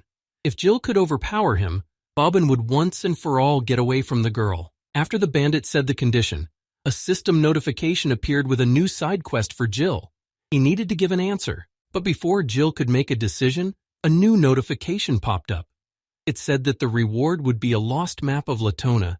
It was a chance for Gil to find the lost temple. Gil scrutinized the notification. He was excited about the reward. Finally, he had a real chance to get out of the game. The boy looked at the bandit and agreed to his condition. He knew he had to win whatever it took. "Deal," said Boban, and a strange sword appeared in his hand. It was not like any sword Gil had ever seen before. Standing behind their leader, the two bandits noted that their bro was getting serious, and that he was jealous of Sally and the stranger. The tension was rising rapidly. Sally had warned Gil that he was facing the best shadow swordsman in their town, and she was sure that Gil couldn't beat him. Gil didn't know what shadow swordsman meant. He was a little confused by the word, but what he was most interested in was how strong he was. Sally knew all about Boban. Not only was he able to use the power of the dark shadow, but he also had great speed. She also told him that his attack power was as strong as his other stats. The shadow that enveloped his blades gave them devastating power, making him a strong opponent. Gil stepped forward to start the battle with Boban. The girl tried to talk him out of it. She didn't want Gil to die. The boy walked confidently. He didn't listen to what Sally was shouting at him. He had died once before. Now there was no fear of death in him. He had only one wish: to get out of the game, and for that he would destroy everything in his way. The battle began. They both tried to damage each other, but their speed allowed them to dodge the dangerous attacks. Gil looked at the girl and spoke words she didn't expect to hear. He would not back down and would fight as long as it took for his freedom. With a smile on his face, Gil asked the girl to calm down and not to worry. The fight was not avoidable, but after his victory they would be able to get out together. Sally's eyes were filled with surprise at what Gil had said. Did he really want them to get out together? The question confused her. Jill couldn't understand why things had turned out so badly. Not knowing the answer to that question made Jill sad. But after defeating Boban, everything would be fine again, Jill was sure. He needed this card that was given for the victory. Shadow Swordsman was really fast. In an instant, he could be behind Gil's back and successfully attack him. Gil felt that the bandit was behind his back, and he wanted to counterattack him with a spinning attack. But the guy's attack was too slow for the shadowy swordsman. He saw Gil's foot go past his chin. This amused the bandit. Boban drew his sword and clenched it tightly in his hand. Behind him, it looked like two more bandits like himself were standing behind him. They were his shadow clones. Sally stood and watched them fight. She wanted it to be over quickly. She didn't like fighting, and she didn't like watching fights anymore. Suddenly, Boban turned to her. He was laughing with Gil. He thought that was all he was capable of. He didn't understand why she could like Gil. Jill didn't pay attention to Boban's taunts. He was thinking about his opponent. It was strange that he kept defending himself from his attacks, but he didn't attack back. He seemed to be up to something. Sally approached Gil and wanted him to leave the battlefield and find Grandpa Ubby. She would go with Boban. She knew Grandpa would free her. He could handle the bandit. At the offer to leave, Gil gave an emphatic refusal. There was no way he would leave the battlefield. It was not acceptable to him. He asked the girl to calm down. He could not withdraw from the fight. It was too late. He needed only victory. It would allow them to get out of this game. When she heard what Gil had told her, she was shocked. How their fight would get them out, she wondered. She didn't know what the reward was for defeating Boban. Sally couldn't understand what Gil was talking about. She thought he was going crazy. He hadn't told her about the reward that he would have had in his hands if he had won. Jill explained to her that everything made no sense the moment he got into the game. He was stuck here with no way out. He was dead and then found himself among the living. He told Sally about the reward. He might have thought it was random at first, but the guy was sure that someone was in control. He needed to find out who was behind it. The fight stopped. No one was in a hurry to attack. Gil stood and thought how he could strike a decisive blow and not get trapped. But suddenly his thoughts were interrupted by a bandit who wanted something from him. Boban thrust his blades into the ground. It looked like he wanted to talk to Gil, or that he just wanted to rest and distract Gil from the fight. The bandit continued to taunt Jill. He was confident and could not lose. He thought that Jill was scared of him, but he could not back down. But Jill decided to play a joke on Boban. He compared him to a grasshopper that runs away from him when Jill attacks him. A verbal fight ensued. They tried to throw each other off balance, but there was no result. Boban was bored with the fight. Smiling sinisterly, he noticed that Gil had no weapons. Even though Boban was a bandit, he wanted a fair fight. Because the girl he was in love with was at stake, he wanted to impress her. He threw one of his swords at Gil. It was fair, Boban thought. He didn't see the guy as a rival anyway. He thought he was the best swordsman, so he was going to lose. With a deft movement, Jill caught the sword. Now the chances of victory increased for him. With the sword, Gil felt even more confident than before. The fight was getting more and more interesting. Boban didn't want Sully and his charges to think that his victory was unfair. It humiliated him. He kept smiling wickedly. Boban's underlings, who were standing behind him, noticed the seriousness of their boss's intentions. They did not doubt his victory. They admired the nobility of their leader. Sally was surprised by Boban's action. She had never seen him act honorably before. It came as a complete surprise to her. Gil stood and taunted the thug. He wanted to seem like a decent guy, but Gil still remembered his slap from the sneak attack, so he was always on guard. There was already more of a verbal altercation going on between them, as if they were two teenagers. Boban denied his foul attack. He was acting emotional at that moment. Gil was sick of words. He wanted a real fight. Getting into a fighting stance. Before the attack, Gil said that if he was telling the truth, then it would be a fair fight between them. Now Gil was serious. He had to defeat him and get the coveted card. Boban couldn't wait to show Gil the true power of the shadow. He raised his sword and prepared to attack. Gil kept his eyes on the bandit so that he wouldn't be caught in a slash, like the first attack. This time he could take real damage. The boy was the first to attack Boban, who was standing still and waiting for the attack. He didn't try to move away or run away, he just stood there. Boban smiled. The prey was coming at him, he thought. He just needed to successfully fight it and he would be done. The bandit nearly hit Gil with his sword, who managed to avoid the attack at the last moment. A strange shadow was coming from the blade, Gil noticed. Gil was frozen in place by what he saw. He was facing a serious opponent that Gil hadn't had time to study. He didn't know what Boban was capable of. Boban raised his sword to attack Gil. The smile was still on his face. He was enjoying the game he had started. Gil reacted in time and blocked his opponent's blade with his sword above his head, sparks flying from the clash of the two swords.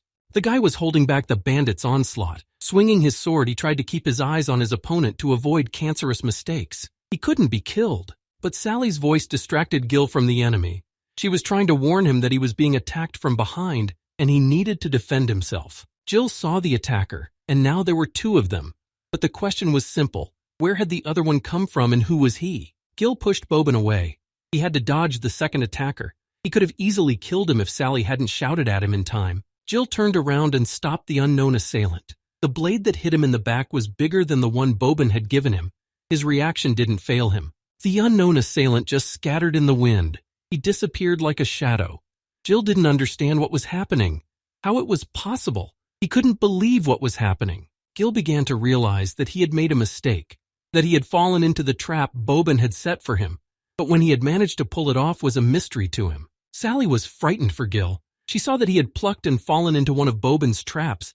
He was in danger. She could not interfere in the fight. Boban's sword reached its target. His attack damaged Gil. The sword strike caused blood to rush in different directions. Gil needed treatment. Gil laughed at the fact that he was so easily trapped. The bandit had taken down 300 health. He still had 700 health left. If his health reached the 300 mark, he would automatically lose. Drops of blood were still falling to the ground from Boban's sword. He once again offered a surrender to Gil, who was in no hurry to get up. He was catching his breath. The bandit was sure of himself. He told Gil that he had no chance of defeating him, that he would only lose ignominiously. Gil knew he couldn't give up. He couldn't let go of this chance to free himself. He was already on his feet. He was badly wounded. The system offered him to take advantage of the treatment. He looked at the notice and couldn't figure out how best to proceed. After all, the battle wasn't over and he might still need this treatment. After thinking carefully, he agreed to use the treatment. The wound was starting to hurt more and was causing discomfort in his attacks. The system quickly applied a level 1 treatment that gave Gil 100 points to his health. His wound healed. He was almost restored. Standing behind Boban, the subordinates realized that Gil was a support. It was hilarious for them to see a normal support fighting a shadow swordsman. Boban turned his back on Gil and urged him to leave Sully and walk away. He didn't think it was worthy of a fight with an awakened support. Bandit started to walk away, but Gil shouted words that stopped him. Gil teased him that he was afraid of losing in Sully's presence. Gil's words made Boban furious. He had never been so angry before. No one dared to doubt his courage. Gil got into a fighting stance and suggested that they talk less and resume their fight. He had enough strength to continue. The shadow clone began to emerge from Boban's body again. It no longer wanted to be ceremonious with Gil. The only thing it wanted was for him to see the true power of the shadow swordsman. There were already 2 shadow clones behind him. He was calm and waited until the clones were completely finished. This was one of the swordsman's abilities. Their speed was incredible. They were faster than Bobin himself. One of them was already behind Gil's back and ready to attack him. Bobin noted that Gil was lucky to escape, but a big one like that wouldn't happen again.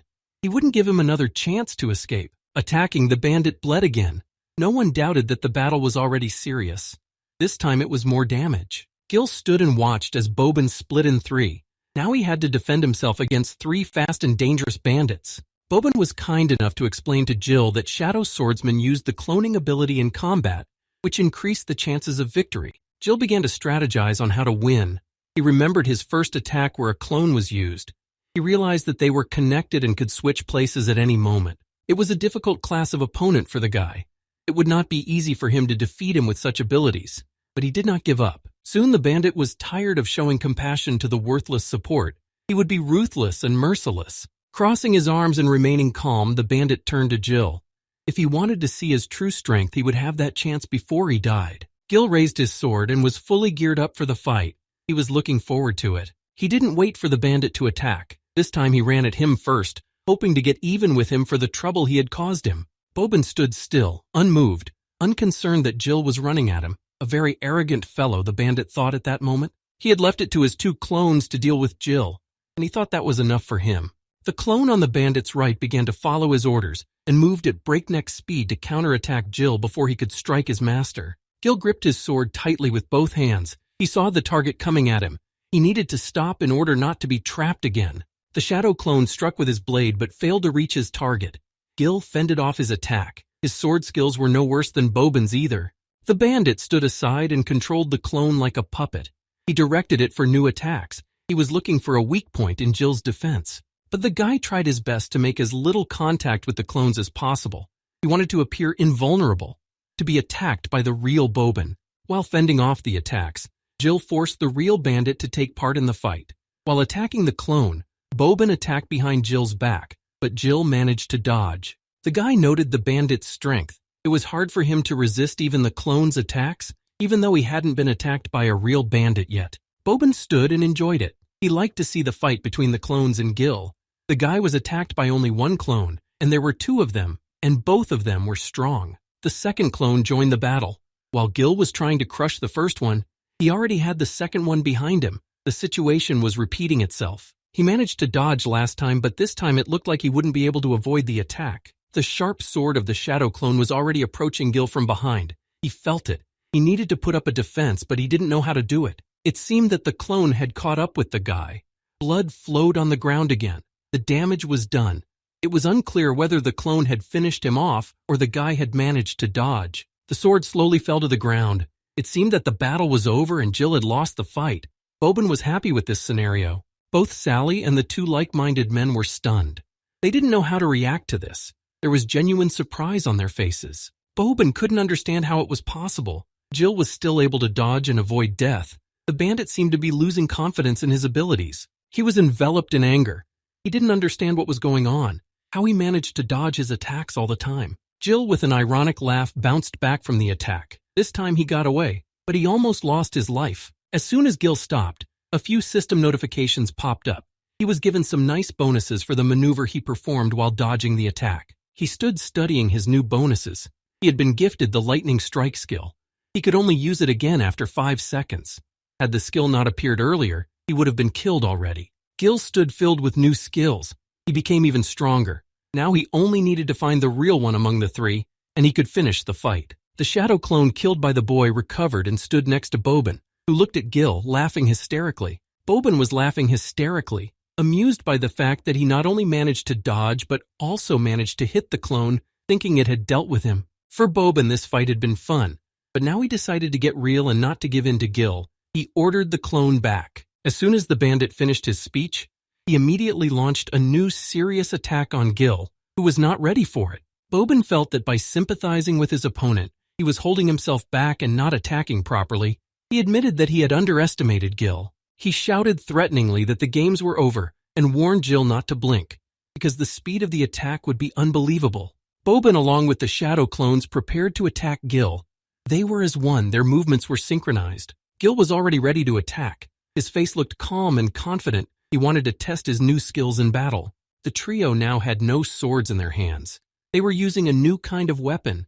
While Gil didn't even have a sword, he didn't know what to use to defend himself from the attacks. Boban set up for his best attack that was going to lead him to victory. This was his final attack. This attack was dangerous and deadly. Gil should not be exposed to it. It would be the end of him.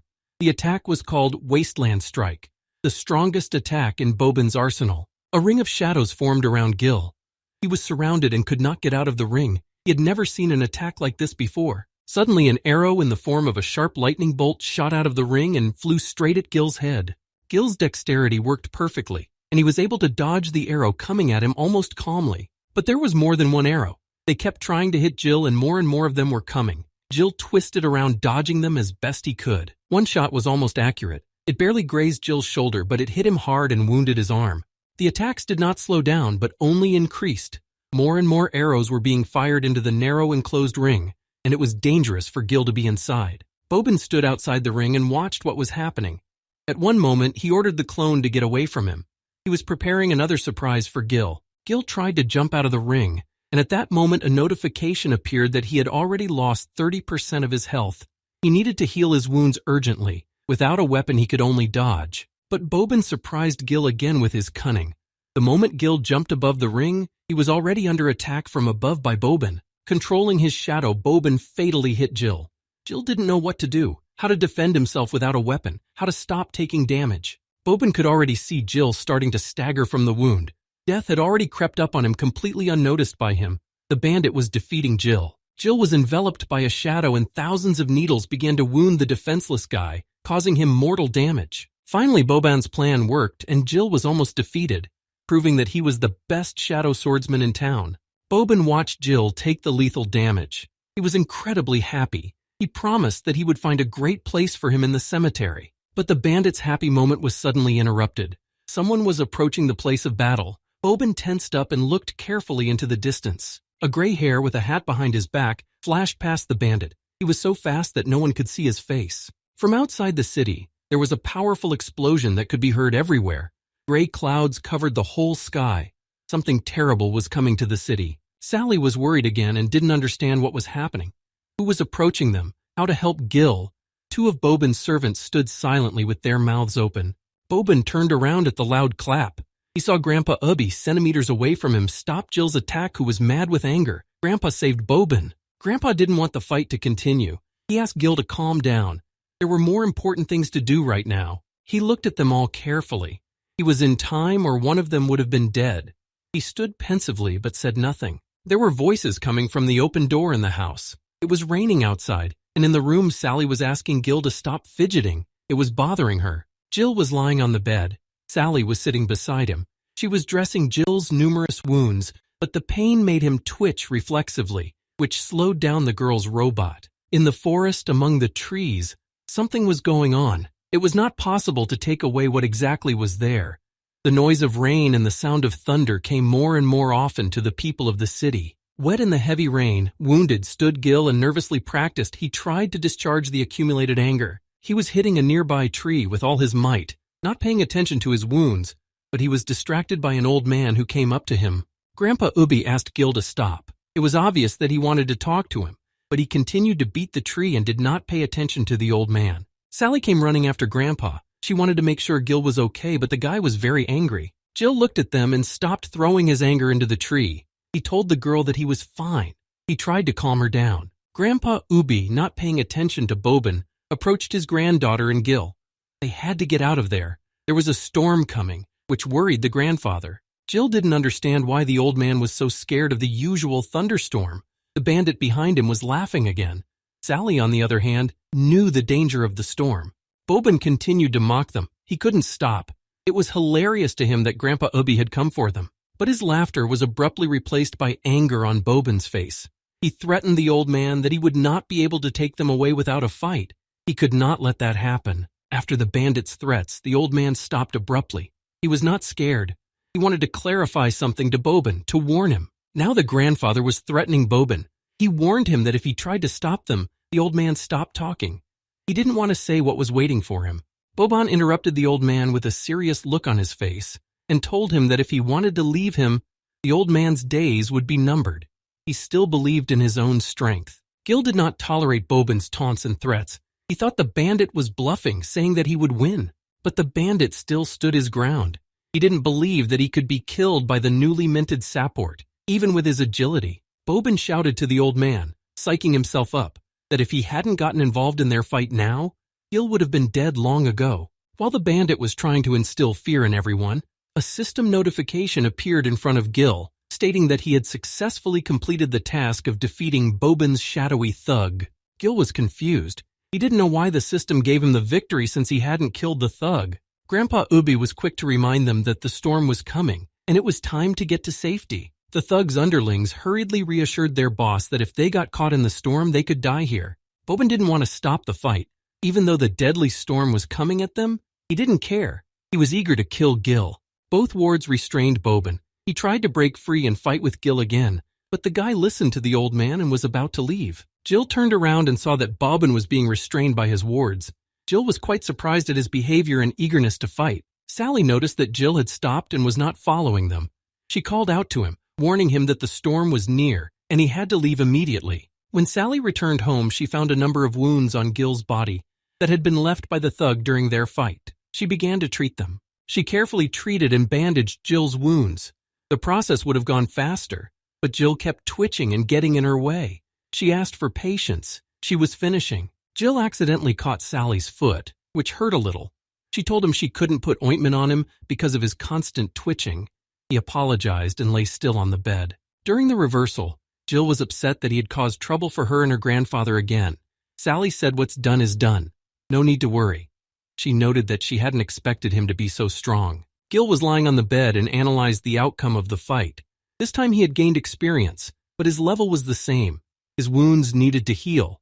He had to figure out the mechanics of raising his level. He thought about it and decided to talk to the girl. It seemed to him that she and her grandfather already knew Boban, so he asked Jill. Sally was uncomfortable with the question. She told Jill that she and he had been together since they were kids. She thought they were like brother and sister, nothing more. The girl fixed her beautiful red hair and happily told Gil that she had finished treating his wounds. She got up and was ready to leave, but Gil got up and thanked her for her help. A little pained, the girl replied to him that she should be the one thanking him for what he had done for her. Gil was pleased that the girl was so kind to him. It seemed that a spark had flown between them, that they might like each other. But Sally did not continue the conversation. She had to go to help her grandfather, and she advised Gil to lie down to rest, to which Gil gave a positive answer. The girl left the cabin and went to her grandfather's house, and Jill decided to heed the advice and try to rest after a hard fight. Gil sat near the window. It was raining outside. It calmed him down a little.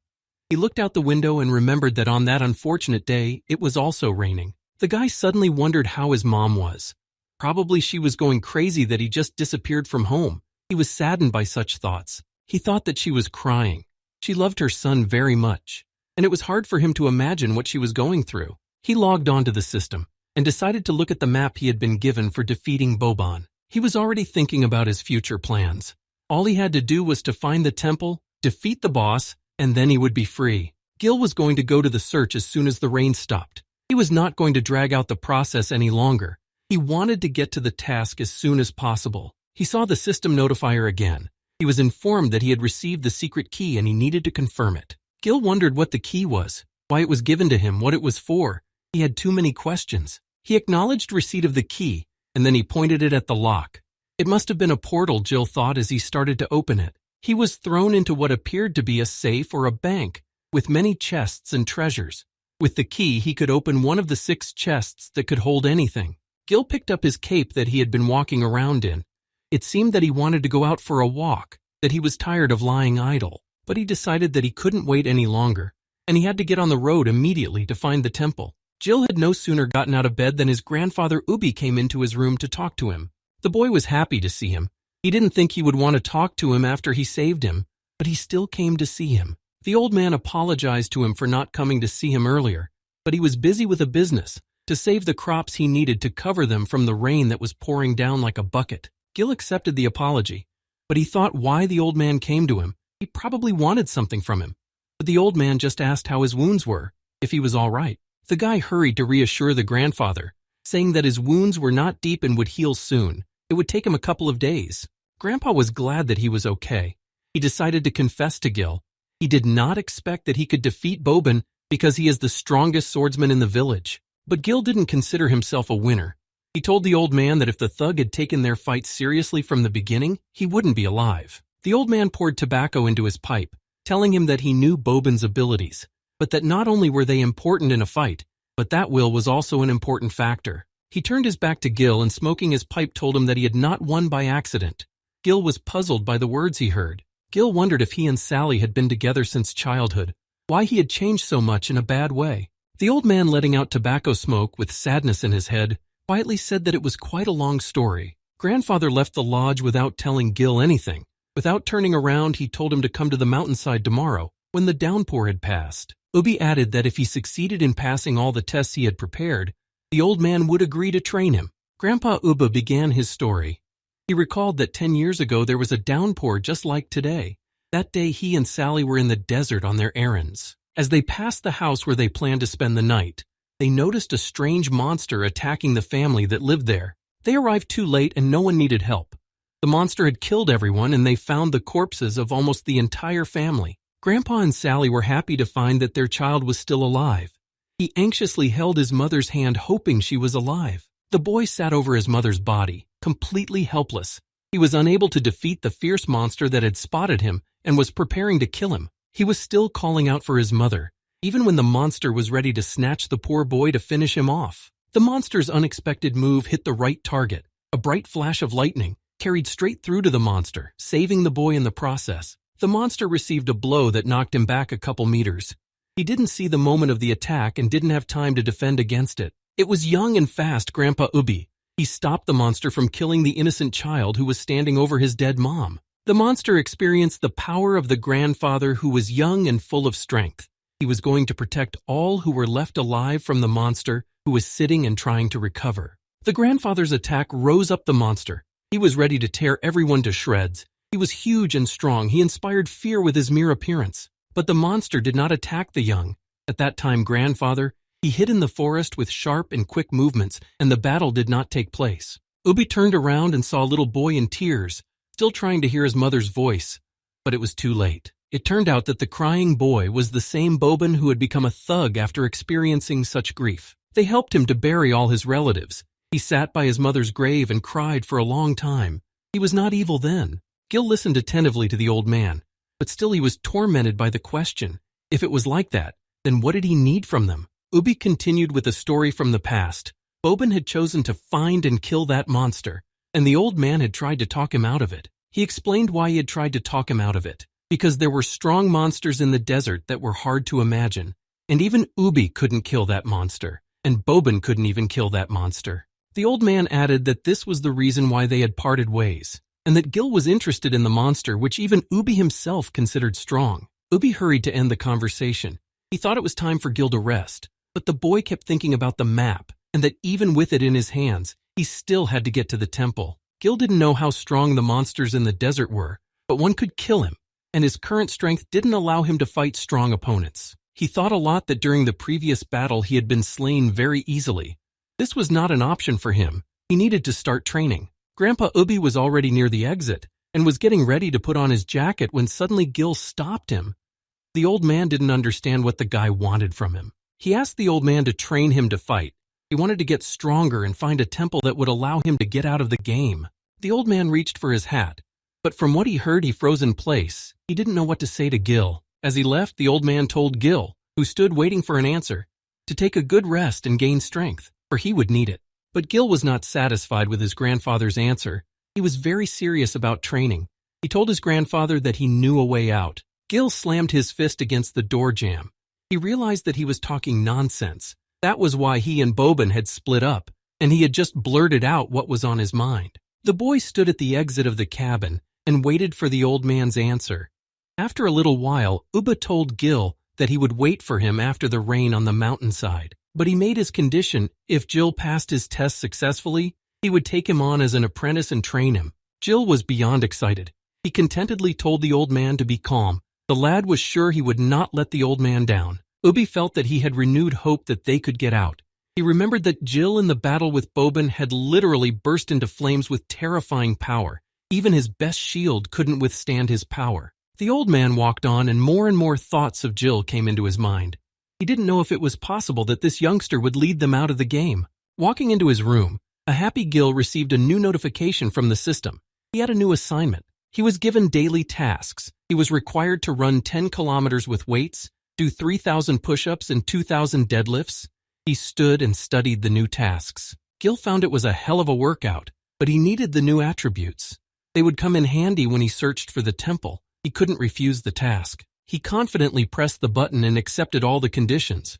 He had a very difficult training ahead of him. Since the early morning, when the sun began to rise above the city, somewhere in the mountains were heard the sounds of a man working hard. Gil had already started his new tasks, and he started with a 10-kilometer run with a load. He used a huge wooden deck as a load. He was happy with the training. It was helping him to get stronger and stronger. He noticed that the system was trying to take care of him and was helping him with his training as if it wanted him to get out too. Gil had already completed the mandatory 10-kilometer run and started doing the rest of the exercises, but they were still not finished. But Gil didn't give up and kept training. After the workout, Gil thought that it had been a long time since he had struggled to reach his goal, but he was more excited about the challenge than the difficult road ahead. He had no energy left and collapsed to the ground to regain his energy. The system notification informed him that the task had been completed, and he was rewarded with 4 attribute points for his daily training. Gil lay on the green, warm grass. His body was almost exhausted from the training. He had to choose which attribute would be best to supplement. He stood up, and before allocating the points, he looked at his characteristics. He noted his healing and defense abilities, but allocated the points between intelligence and stamina. He thought it would be best for him. When Gil was done with the allocation, a voice distracted his attention. Someone was looking for him. He turned his head to see who was calling him. Sally was running towards him. She had distracted him by saying his name. She looked as beautiful as ever. She was almost there. Jill went up to find out what was wrong, why she was looking for him. Sally explained to Jill that she had brought him breakfast but hadn't found him in his room. Her grandfather had told her where he was now. Sally wondered why Jill was walking around without clothes. She assumed he was training. The boy gave a positive answer, adding that his grandfather Ubby had agreed to teach him how to fight. He took the food and sat down to eat breakfast. Jill had already taken out a bun and was about to eat it when Sally again asked a surprised question. She couldn't believe that his grandfather had taken him on as an apprentice. He had abandoned it long ago. She was excited to hear what she had heard. She was eager to see what abilities he could awaken with training. Gil was surprised by Sally's words. He thought that other skills were unavailable to a simple support. It was a surprise to him. Sally hurried to explain her words to Gil. She said that a support is just a class, and his abilities will be determined based on his predisposition. The girl began to explain him on her own example. Her element was fire. Grandfather's was thunder, and Boban has a shadow. All people have their own element. The class only gives direction. The element is determined by itself. Jill understood everything, and it pleased him. He was curious about what he was capable of and what he could awaken with hard training. Grandfather Ubby told Gil that the deity of primordial chaos had once endowed the world with different races. They were called vocations and classes. The only thing they had in common were the elements. He tried to convey to him that they represented not only those that could be seen and touched, but also those that were hidden from human sight, such as light and shadow. The old man told him where he came from. He was from a world that consisted of 5 continents. Bolar was one of the continents for the gathering of people. Its trademark was the boisterous trade and exchange of goods. People from different regions gathered here. He said that Bolar was the center, and a little to the west on the continent of Mokala, there were many volcanoes, the home of dragon riders. To the north was a land called Xanthi. It was forever covered in ice. It was home to giants and various ferocious beasts. It was full of minerals. In the east was the continent of Bergama. It was covered with forests. There lived elves. They possessed magic. There were also huge beasts that carried great danger. The old man continued to tell. The south was home to the dwarves. They were engaged in forging. Their homeland was called Shariktik. In other words, the edge of the earth. Sally, who was sitting under a tree, also told Gil that it was rumored that if one crossed the Great Sea, one could reach the realm of the gods, where he would have endless power. Jill stood and listened attentively to what Sally was saying. She thought it was all a fairy tale, until she found herself in this place. But there was some truth in the stories. The boy sat down near the girl and said that the legend about the temple in the desert could also be real. Gil promised that they would get out of there. Gil's words embarrassed Sally. Gently fixing her beautiful hair, She blushed a little and only nodded her head approvingly. The couple sat and chatted sweetly as the grandfather appeared. Sally jumped up immediately. It was as if they had been caught red-handed. Gil turned calmly towards the old man. Ubby had not expected them to arrive before him. The grandfather didn't understand what his granddaughter was doing here. He asked the girl to clarify the situation. It was obvious that Sally was nervous. She didn't understand what the grandfather meant or what he wanted her to say. The old man raised his head and directed his gaze at Gil, who stood silently to the side and intervened in the conversation between them. Gil stood and prepared himself, and prepared for the first lesson from his grandfather. The old man tilted his head and noticed that the lad had already warmed up before the fight. He stood confidently and prepared for the test. There was no fear in him. He felt more confident than ever. Their lesson began with theory. His grandfather told Gil how the world began, who its inhabitants were, who was endowed with what and what they all had in common. Gil stood in front of the old man and tried not to miss anything.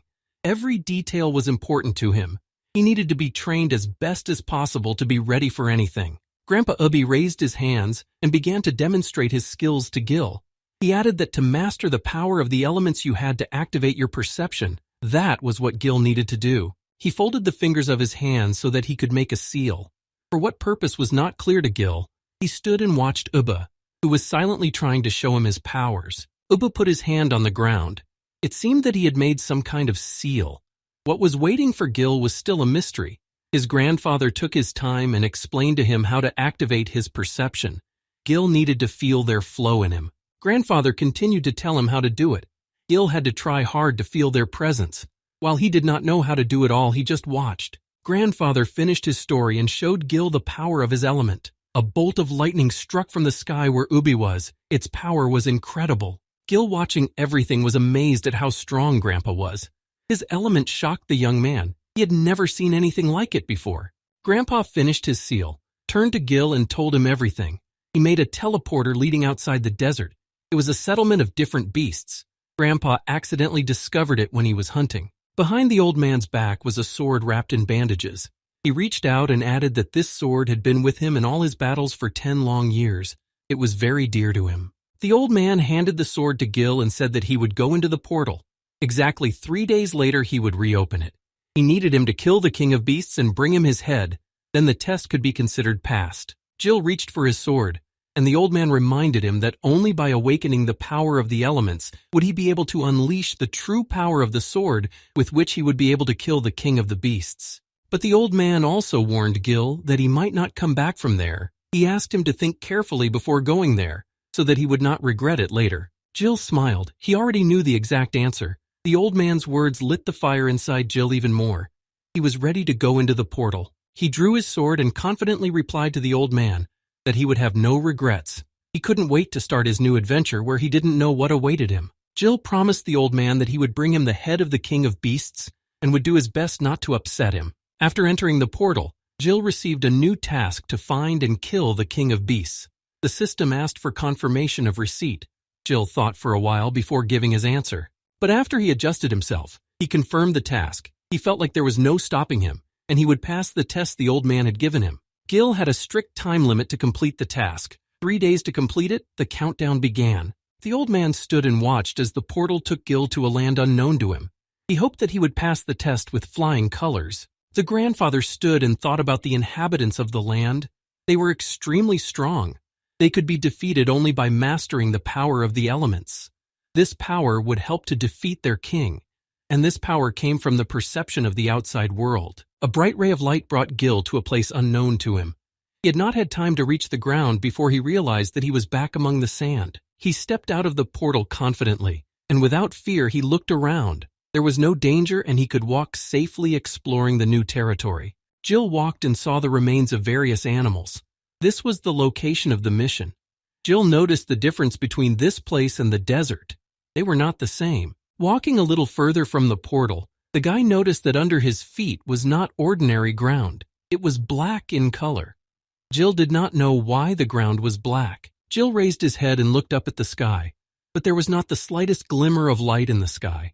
It was a strange place. The air here was much worse than in the city. The guy smelled a bad odor. He was surprised by everything around him. After looking around, Gil didn't think about the world around him. He focused on the task at hand. His goal was to find the pack of beasts. Gil logged in to take another look at his stats. With his current level, it would be extremely difficult for him to defeat the boss. Gil urgently needed to figure out a way to raise his level before fighting the king. He stood and looked at the screen of the system, soon decided to start searching, and he thought about the battle that he was about to face. In the guy's head was a lot of thoughts. As he stood and thought, something started to attack him from behind. Gil barely had time to look back before it was already near him. It was something powerful and large. Gil had to jump aside to avoid getting hit, but for now he was only defending himself. Gil immediately wanted to see what the monster was, but he was so fast that he couldn't see it. The beast stopped, Gil looked at it, and it would seem that he had met it already on his way. The huge beast stood in front of Gil. It had an ogre-matic maw with red light bursting out of it, its tentacles wrapped around his body. It spread its wings to intimidate the guy. Gil watched it but didn't attack. This beast was level 20, the most mysterious Rarknaya uncleanness. The beast was angry and wanted to tear Gil apart. Gil leisurely drew his sword. Even without the elemental power, this blade could still kill. Gil wanted to see how he could do it. He attacked the monster and thought to himself that it was not for nothing that his experience was constantly increasing. Now he was not a beginner and knew how to kill monsters. The beast noticed Gil coming at him. He gave out his menacing growl. He was also ready for battle. Gil ran straight at the beast. There was no more room for fear in his heart. He didn't care who his opponent was. Fear was superseded by the desire to fight. When he got to the monster, he began to chop off its tentacles one by one. Gil thought only that after killing the beast, he would gain experience, and after leveling up, he would become continuously stronger than he was. But the beast did not want to give up without a fight, and made his attacks on Gil, but he managed to dodge them. He was as agile as ever in dodging. The monster with his attacks drove Gil to a safe distance, where Gil could not chop his limbs, but Gil was not going to hesitate and rushed to the attack. The beast aimed its tentacles at Gil. It didn't want to let him near him. It was too dangerous for him, and he didn't want to risk his life. To Gil, the monster's tentacles were no problem. He easily cut them down. The feeling of getting better after a victory was the best pleasure for him. The guy reached the monster, thrusting his sword deep into the monster's chest. His attack was successful. This fight was no problem for Gil. Gil swung the blade of the blade in different directions to do maximum damage to the monster. The beast no longer resisted. Death awaited it. The guy pulled the sword off the monster and was ready to end the fight. With a sharp swing of his sharp sword, Gil chopped the beast in half. Pieces of the monster's flesh were flying in different directions. There was no chance of survival. It was all over for him. After winning the fight, Gil concluded that it was not easy for him. The monster lay at his feet.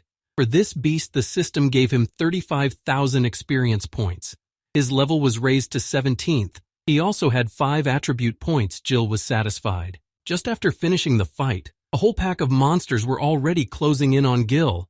He was in for a challenge, but he was ready. Grandpa Ubby was working in the field. Sally came to him and was outraged. Why didn't he tell her he was in that place? Why did he have to insist that Gil go there? She waited for Grandpa to give her answers. Sally stood waiting for her grandfather to give her answers, but instead he turned around and started to walk away. He asked his granddaughter to make her something to eat when he got back from the suburbs. The girl was outraged. She didn't get what she came for, and now she has to cook for him. Somewhere outside the city, late at night, there was a sound among the rocks. Someone was shouting, "More, more!" You couldn't see who was shouting and why. Someone was chopping rocks in the forest. It looked like a training session. One by one, huge rocks became small stones. They were not spared. In front of a huge rock, Bobin was hitting it with his shadow sword with furious force. It looked like he was taking out his anger on the rock. He wasn't like himself. He was filled with anger. He couldn't stop and was cutting down everything in his path. He couldn't calm down. Boban smashed huge rocks over and over again. He was filled with resentment and anger. This was the first time this had happened to him.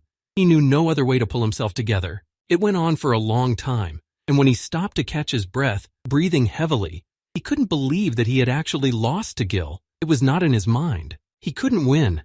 Even with the power of the elements, Gil was very weak for a thug. But as it turned out, the guy wasn't simple at all, and the power of his attack scared Bobin out of his wits. He replayed the moment in his head when Uncle Ubby used a move that stopped Gil's attack, but even he found it quite difficult to do so. Bobin couldn't forget Gil. He thought about him constantly. Thoughts of him were triggered in Bobin's mind from the fact that he had lost. He wanted to know more about Gil, where he got such power from. What made an ordinary sapor so strong? There were no answers to be found. Gil at that moment was not easy. He spent attack after attack. The monsters were getting bigger and bigger. He slew almost all of them. He chopped them without much effort. The increased level gave him even more power. With each new kill, his level increased even more. Gil killed them with great speed. He liked to fight. That's why he came to this world. But he did not forget his main goal, the king of beasts. There were many monsters. One was replaced by several new ones. They tried to kill Gil, but they could not damage him. Gil needed to defeat the monsters to level up. He needed to do so that he wouldn't have any problems with the king. He was sure the king of beasts was very strong. He killed and killed monsters. He was willing to do it as long as he needed to. The system notifications kept alerting him to level up. When Gil killed the last beast, the system notified him that he had reached level 25. His unallocated points were 45. The last item on the list confused Gil. He didn't know what it meant. He stood there and read the notification. Around him were scattered the remains of the beasts he had chopped off. The system prompted Jill to unlock an apothecary, the price of which was 15 points. Jill wanted to figure out what kind of apothecary it was. Jill couldn't make a decision after all. He had been leveling up for so long by killing monsters, and he wasn't willing to spend 15 levels for the pharmacy. It was a real headache for him. He noted that with this cost system, the higher his level, the higher the price of anything. He wanted to calculate how much he needed to spend to buy everything he needed for the quest. The system displayed a system of calculations. It took into account all of Jill's possible purchases and came up with a final sum. The guy was shocked. To buy everything he needed 300 points. It was a huge amount. Jill began to analyze what he should spend his points on. He wanted to accumulate enough levels to unlock the high-level sections. But for now he was about to fight with the king of beasts. He decided to buy medicine so he could survive. He went to the pharmacy section and selected the type of medicine he needed to buy to restore, enhance, boost skills, reload, ability, and acceleration. The list was not small, but he felt more confident with it. Gil was interested in how the medicines worked, what their abilities were, how effective they were, and he was interested in the recharge time. In addition to these properties, Gil cared about the price of these medicines. He couldn't spend too much. He realized that the medicines could be used several times, and they strengthened proportionally. The more health, the more recovery. With this medicine, Jill would become invincible. Jill unlocked the pharmacy and spent 15 points. Then he decided to buy the Death of the Berserker medicine. The price was 8 points. In the end, Jill still had 2 points, but he didn't want to spend them yet. After finishing his purchases, the guy thought that he now had 2 lives and a lot of health. And Gil went on to search for the King of Beasts. He didn't have much time left to search. Gil wanted to go further, but suddenly his stomach rumbled. He wanted to eat after the brutal fights with the monsters, but he only had 2 points. He had spent a lot of energy on killing. He needed to regain his strength. He urgently needed to buy something to eat. But what he would be offered with his points remained a mystery. Gil went to the food section and saw some inexpensive loaves. He could afford them. Their main effect was to reduce his hunger. He could afford them. He took the loaf and began to eat it greedily. They were a bit tough, but they conquered his hunger. Gil remembered Sally's delicious, light, steamed pies, but he was content with what he had. Gil walked and ate the loaves. He remembered the time he had left. He had already spent 12 hours here. He still had about 60 hours left. The guy was replaying the dialogue with Ubby. He remembered that he said that the pack was in the northwest. Gil opened the map, where a point was marked. Apparently it was the point where the pack was gathering. Gil went on. He walked around the map looking for the pack. He kept eating the loaves. He was still hungry. The system reminded Gil that he had unallocated points. It asked him to allocate them in a timely manner and warned that the changes could not be undone. Gil opened his characteristics to allocate points, but he didn't know which attribute to add them to. He had to think about it. The guy looked at the characteristics and couldn't choose what he should pump first. He didn't have enough points for all attributes. He needed to distribute them equally among all attributes so that nothing would limit him in battle. Jill had another problem. It is a lack of health which affects the course of battle. If he gets a strong opponent, he can kill him with a single blow and he will not have time to apply the medicine. It worried Jill. Gil kept thinking about what he should do. It reminded him of a math or physics exam, only this time he had only one attempt to get it right. He was tired of thinking about where to allocate his points. He had no doubt that he could pump up his attributes as much as he wanted, but in battle he just needed to choose the right strategy. Jill distributed his points between health, strength, and a little more on armor, mana, and agility. It allowed him to keep in the fight. If he managed to apply Death of the Berserker, he would be unstoppable. He finished pumping his stats and decided that now it was time for him to find a pack and complete the task. Time didn't allow him to think longer. It was morning in the city. The thick fog was dissipating under the first rays of sunlight. Everything around them was waking up and coming to life. Sally went to Grandpa Ubba's house again. She was worried about Gil. She asked if Gil would have any trouble on the mission his grandfather had sent him on. Grandpa was tending to his vegetable garden as before. He enjoyed picking at the soil. He was soothed by the process. He had heard what his granddaughter was telling him, but he still hadn't given his answer. He raised his head, stopped to weed the vegetable garden, and answered her that he had left a seal on his sword, and in case of mortal danger, he would come and save Gil. The girl calmed down a little, but she wondered why he had been so insistent on sending Gil there, and he had not told her that he had been there before. The grandfather stabbed the shovel into the ground and thought about what to say to his granddaughter's questions. Where to start? He was a little confused. He leaned on the shovel and began to answer his granddaughter. He told her how he accidentally found this place when he was hunting, but he was in no hurry to answer the second question. Grandpa turned around and headed towards the suburbs. Sally had the impression that Grandpa was hiding something from her, but she didn't know what it was. Before he left, Grandpa asked Sally to make him something to eat, but he didn't like to cook, so she thought that Grandpa had left specifically so that he wouldn't have to cook for himself. He was walking along an empty road in the woods. He was thinking a lot about Gil. His thoughts were upsetting him. He wanted to be alone with his thoughts to put them in order. Grandfather thought about the fact that he wouldn't be able to talk Gil out of trying to escape from there, but he wanted him to see the pack and see that the world wasn't so rosy, so he sent him there on a mission. Ubby knew he had given him an impossible task, but in his heart, he hoped he would be able to return with the beast's head. Hope inspired his grandfather. He thought again that he had done the right thing, because if he came back with the head of the beast, people would believe in him and would be able to go after him. Gil kept walking and walking along the endless road. He did not meet anyone on his way. He was already tired from such a long walk. Time was passing faster and faster, and he had not found anything yet. He didn't give up hope, he thought. He was already close to the pack's den, and soon he would reach them. A lot of time had already been wasted. There was a cry for help behind Gil's back. He turned around to see who was asking for help and where the sound was coming from. He was ready to help the mysterious stranger. Gil saw a girl with a baby in her arms running straight at him asking for help. She was scared and in tears. She was being chased. The guy did not understand where the girl and the child came from, how they managed to get to this place. Thoughts filled Gil's head. Running up to Gil, the girl kept asking him for help. He tried to calm her down and find out what happened to them, who she was running away from. The girl, shaking hand from fear, pointed in the distance and stammering told Gil that there was a monster. She was incredibly scared. There was the sound of chains banging against each other. But who they were on and what kind of monster was there, Gil couldn't make out yet. A huge red head appeared out of the mist. The monster's mouth was covered with huge teeth that could bite anything in half. 3 monsters appeared in front of them. 2 of them were very big and red. They were carrying no less big logs. With them came their chief, but he looked like a normal man. But it was far from being so. Gil looked at the girl, who at the sight of the monsters began to tremble even more. He asked with his usual courage if this monster was after her. He was ready to fight again. Suddenly a man appeared in front of Gil. He was looking directly at Gil with a slight smile on his face. He was not going to fight him. He seemed like a kind man to Gil. The monsters that chased after the poor girl were controlled slow-moving beasts, tank type. They had incredible attack power and great health. Chief among them was a beast-like barbarian. He was level 40. His ability was to summon giant barbarians. He could command and control them. Gil noticed that the barbarian's level was significantly higher than the monsters he had met before. It was a scout class, the same one Bobin had. Gil realized the danger and asked the girl to move back behind his back. He decided that their sudden appearance was an indication that their lair was nearby, so he was heading in the right direction. Gil noticed that the girl didn't seem to be a local. Maybe they had gotten here the same way he and Grandpa Ubby had.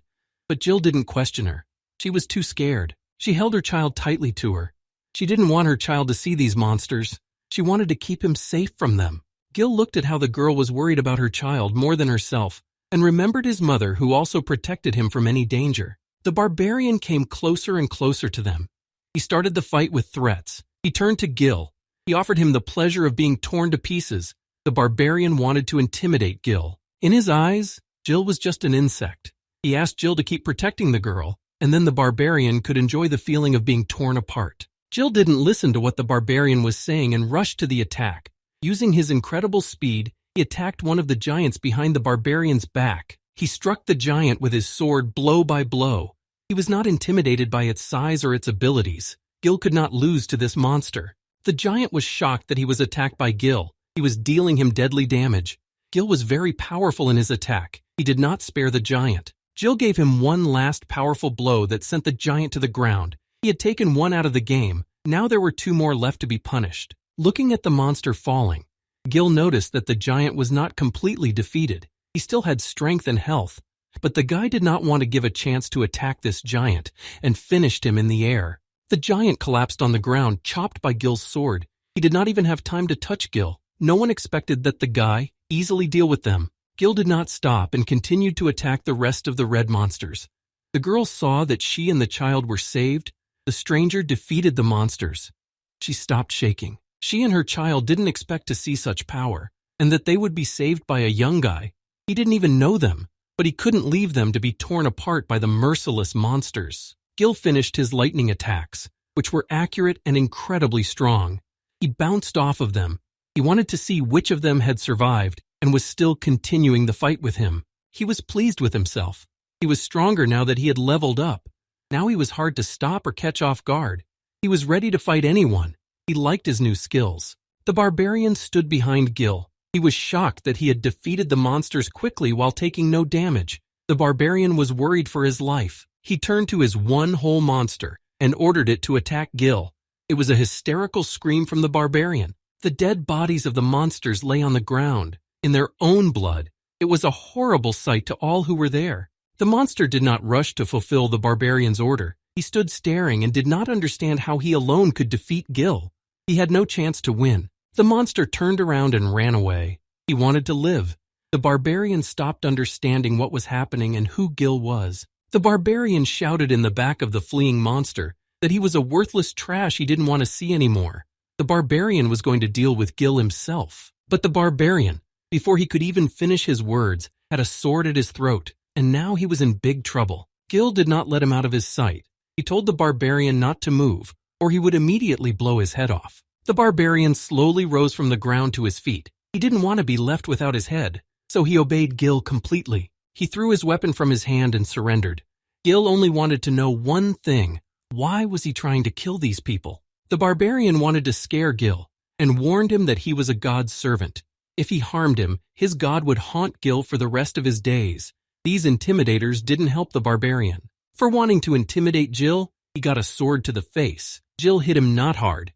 It showed him that it was better not to threaten him. Although the blow was not strong, but Gil still did some damage to the barbarian.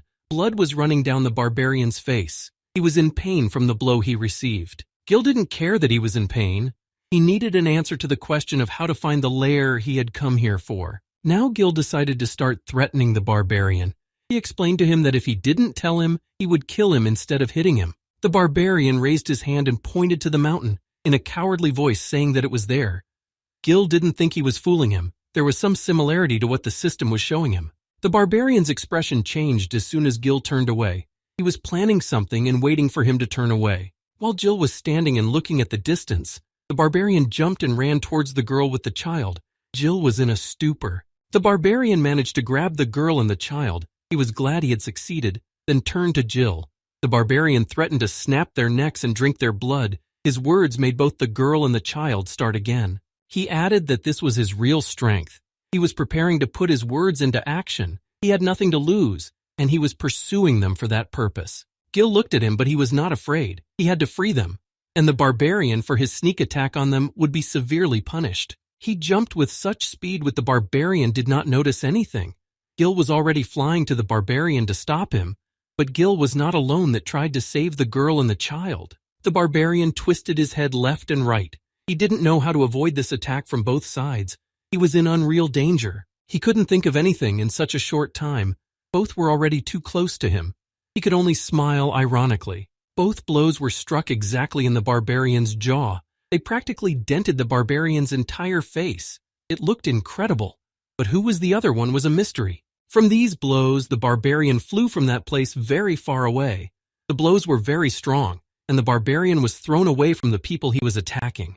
The girl and the child were saved again, but Gil did not understand who the other guy was, and why he also decided to save them was unclear. Gil looked at the other guy carefully. What he needed he didn't say, and he didn't give his name yet. Gil was concentrated and didn't relax. The unfamiliar guy noted Gil's punching technique and praised him for that punch. Gil's technique seemed pretty good to him. The others who arrived with the strange guy were helping the poor girl up. Gil didn't know who they were and wanted to find out. He didn't understand how they got here. The stranger told Gil his story. He and the boys had been here 3 days ago, and they had been attacked by a beast-like creature. He had kidnapped one of them, and they had followed his footsteps. That's how they had ended up in that place. He held out his hand to Gil with a smile on his face and told him his name. His name was Bros, a class warrior. He was pleased to meet a new man. Bros wanted to introduce him to the other people who had arrived with him. He pointed to the hooded guy. It was an assassin named Philog. He nodded in affirmation. He then pointed to a pretty short-haired girl. She was a healer. Her name was Rachel. After Bros introduced him to everyone, Gil held out his hand in return and said his name was Chen Gil, but asked that they just call him Gil. When everyone had gotten acquainted, Bros seriously asked Gil if he knew why they were there, what they needed. Gil gave a short but clear answer.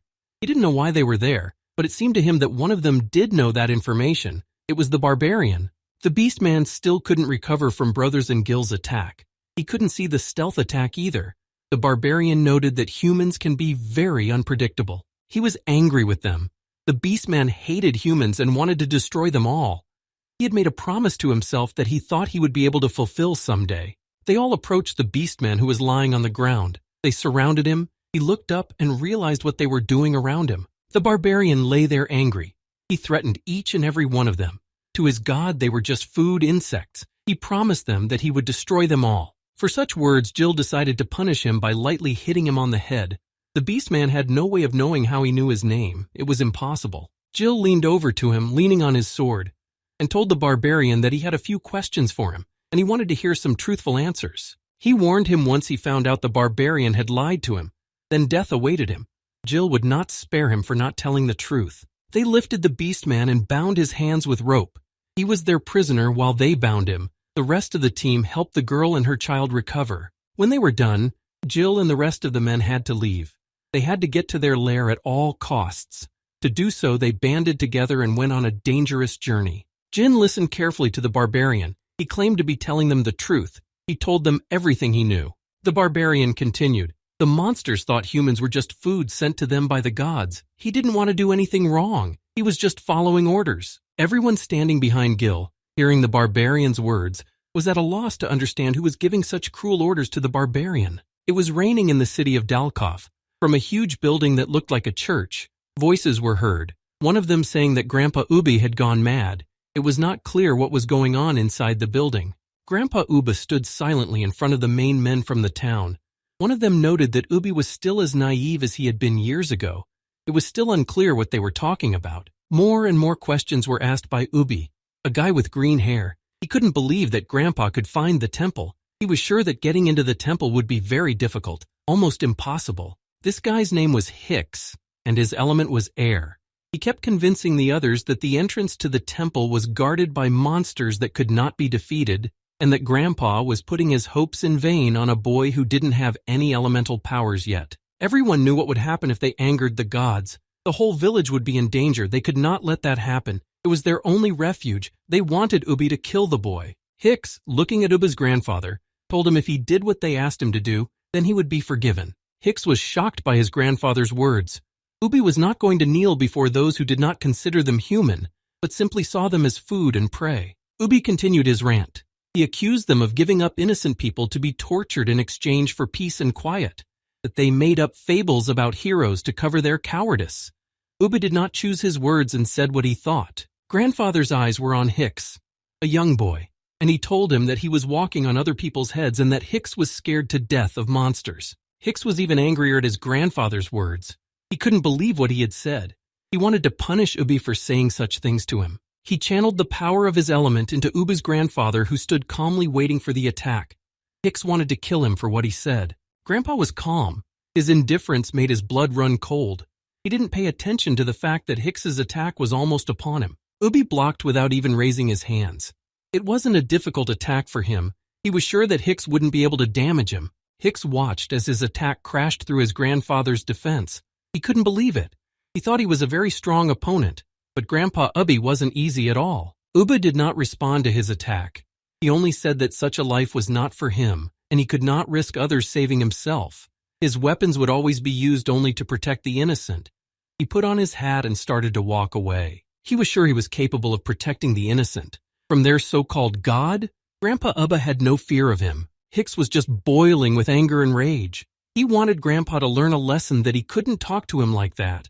Hicks was about to attack the departing Ubby again. The man sitting next to Hicks, who had his face hidden under a hood, raised his hand and ordered Hicks to stop his attempts to attack the old man. Hicks looked at Ubby and craved only one thing, to get even with him. To him this was an insult, and clenched his teeth and had to stop his attack, something he didn't want to do at all. In his darkened mind, Gil thought that being in a place where people were just prey for monsters, a place that even the players had forgotten about, there was only one fate waiting for them as non-player characters that he didn't want to think about. He realized that when he met Grandpa Ubby, Sally, and the rest of his companions, it was no longer a game for him, but something more. Gil thought he needed to find the temple and help them all get out of the game. Now he could no longer be on his own, nor could he be responsible only for himself. This was a responsibility he had placed upon himself. He remembered seeing a book about ancient mythology, and there Jill read that Kybri was an incarnation of the god Ra. He remembered that the barbarian was obliged to guard this temple. Jill began to think in what direction the temple could be. The only thing that troubled Gil was that he didn't understand what the monsters were supposed to be guarding, and whether there might be a hidden temple nearby. Gil finished his thought. He was distracted by something. He stood there, not paying attention to what his companions were doing. He was thinking about how to find the temple, but his loneliness was interrupted when he heard his name and was distracted from his thoughts. Bros called out to Gil and told him that they were ready. It was time for them to move on to the monster's lair. Time was not on their side. Gil and his new company set out to find it. The monsters probably weren't the only danger that awaited them along the way. The boy thought that staying in this place would be the safest thing to do.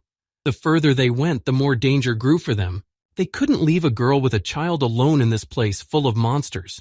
Rose decided to leave Rachel. She could not only heal wounds, but also had the skill to amplify the power of her element. He could take care of them. Rachel agreed to stay with them and protect them from all sorts of monsters.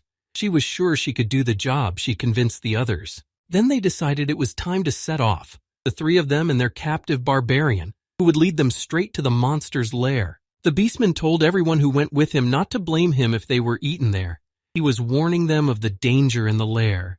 Gil replied to the barbarian with a calmness in his voice that he feared more for his life. The king of monsters could kill him for leading them to the lair. Gil's words angered the barbarian. He would have pounced on him, but his hands were tied. He told Gil that he was not the kind of monster that feared death. Bros got tired of listening to the monster. He shut him up and ordered him to go forward, but the barbarian suddenly started to discourage them even more. It was obvious that he was very much afraid and didn't want to go to the lair. In the lair, the monsters gathered near the throne of the king. 4 monsters carried a cage. From it came cries for help. Inside the cage sat people. It looked like they were about to kill them. They came to the throne and knelt down in front of the king. The monsters told him that this was all the food they could find. They were trying to please the king and stay alive. The king sat and said nothing. He was harsh and knew no mercy. The king paid attention to what his slaves had brought him. It was time for the food. The king didn't have time to eat the cage people. Suddenly all his monsters were covered in ice. He couldn't see who dared to attack him. After making sure that all the monsters were neutralized, a guy entered the lair. He told the king that he was the great magician Ngamu. He came to save the people who were brought as food to the king. Ngamu did not come to the lair alone. He was accompanied by several experienced warriors. Ngamu suggested that they join forces and destroy all the monsters that were there. He was determined. The brave mage wanted to finish them all off for the suffering they had inflicted on so many people. It was unforgivable to him. He wanted revenge. Ngamu began to threaten the king, preparing to attack him with the power of his magic. He promised him that he would answer for everything he had done, for all the suffering he had caused innocent people. He attacked the king with the spell Ice Blades. It was a powerful attack that should kill the king of monsters, without Ngam himself even needing to approach him. The king was sitting on his throne keeping an icy calm. He saw the blades flying at him. The king put up his shield and the attack did not do any damage to him. Mage Ngamu couldn't believe that his attack didn't reach the target. It was his strongest attack, but he didn't want to give up and was preparing a new attack. But suddenly his whole body was paralyzed. He couldn't move a finger. He didn't understand what was happening to him. The warriors standing nearby were confused. They didn't know how they could help Ngamu. Now the attack was for the king. He sat on his throne, also keeping calm. He was too strong for them. The monster lifted the mage above the rest of the warriors. He did not know what the king would do next. The king crushed the mage in the air with his attack. The blood splattered on the warriors below. He killed him without getting up from his throne. He had immense power. Finding themselves completely covered in Nga'mu's blood, the warriors were very scared and didn't know what this attack was. They were in big trouble. Death was waiting for them. The king of monsters was level 85. His name was Finiar. He was too bored. Everyone who attacked him was weak. He killed everyone without difficulty. In the lair, he was getting bored. He wanted to find a worthy opponent. On the way to the lair, Gil and his comrades fought new monsters. Bros killed the beast-like ones with lightning and powerful attacks. Assassin Philog used magic and defeated one monster after another. He was a strong mage and warrior. He did not spare his enemies. Gil was unstoppable in his attacks. The monsters fled from him and his sword. He was becoming incredibly strong. He was getting short of monsters. He wanted to level up before coming to the lair. The beast-like barbarian who was standing tied up couldn't believe that they were all so strong, that they couldn't be killed by other monsters no matter how hard they tried. He noticed that Gil was stronger than the others. Since their fight, it was as if he had gotten stronger. It scared the barbarian a lot. The barbarian wanted to know who Gil was, how he got there, why he was so strong. He was still a mystery to him. Gil noticed that the closer they got to the lair, the more monsters became. Their fighting power and level also increased, but this did not prevent Gil from killing them. After the fight, Gil decided to study his characteristics. He saw that his level was reset, but the experience required to move to the next level remained the same and corresponded to his previous level. The guy thought, although the monsters were pumping experience well, but the rate of increase in game level was rapidly falling, they needed to accelerate in search of a lair. Gil stood and waited for the others. Brothers approached him with a smile. It seemed to him that Gil was not yet used to the fighting power of the monsters, but Gil was not simple, and he did not care about the power of these monsters. Although they were slow, it took a lot of effort to kill a monster.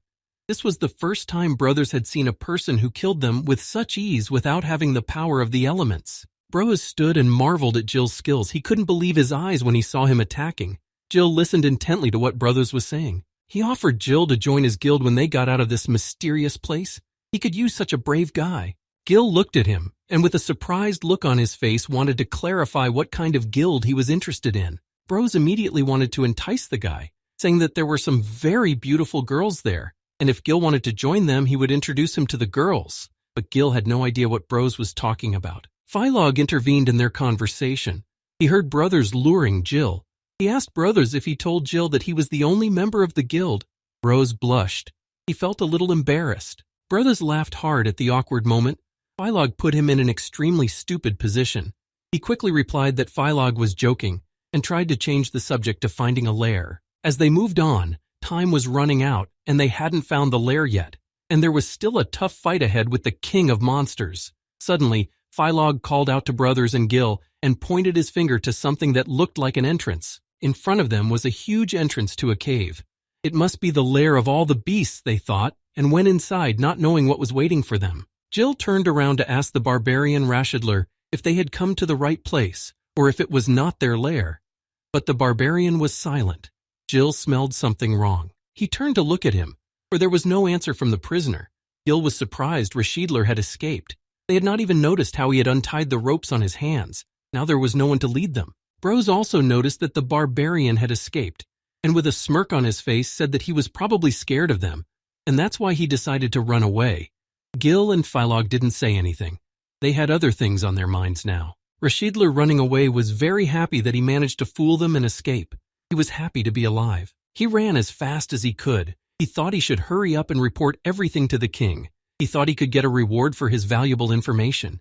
The three boys stood at the entrance and couldn't figure out if they had come to the right place or if it was a trap from the barbarian. But as they got closer to the cave, they realized they had come to the right place and there was a lair in front of them.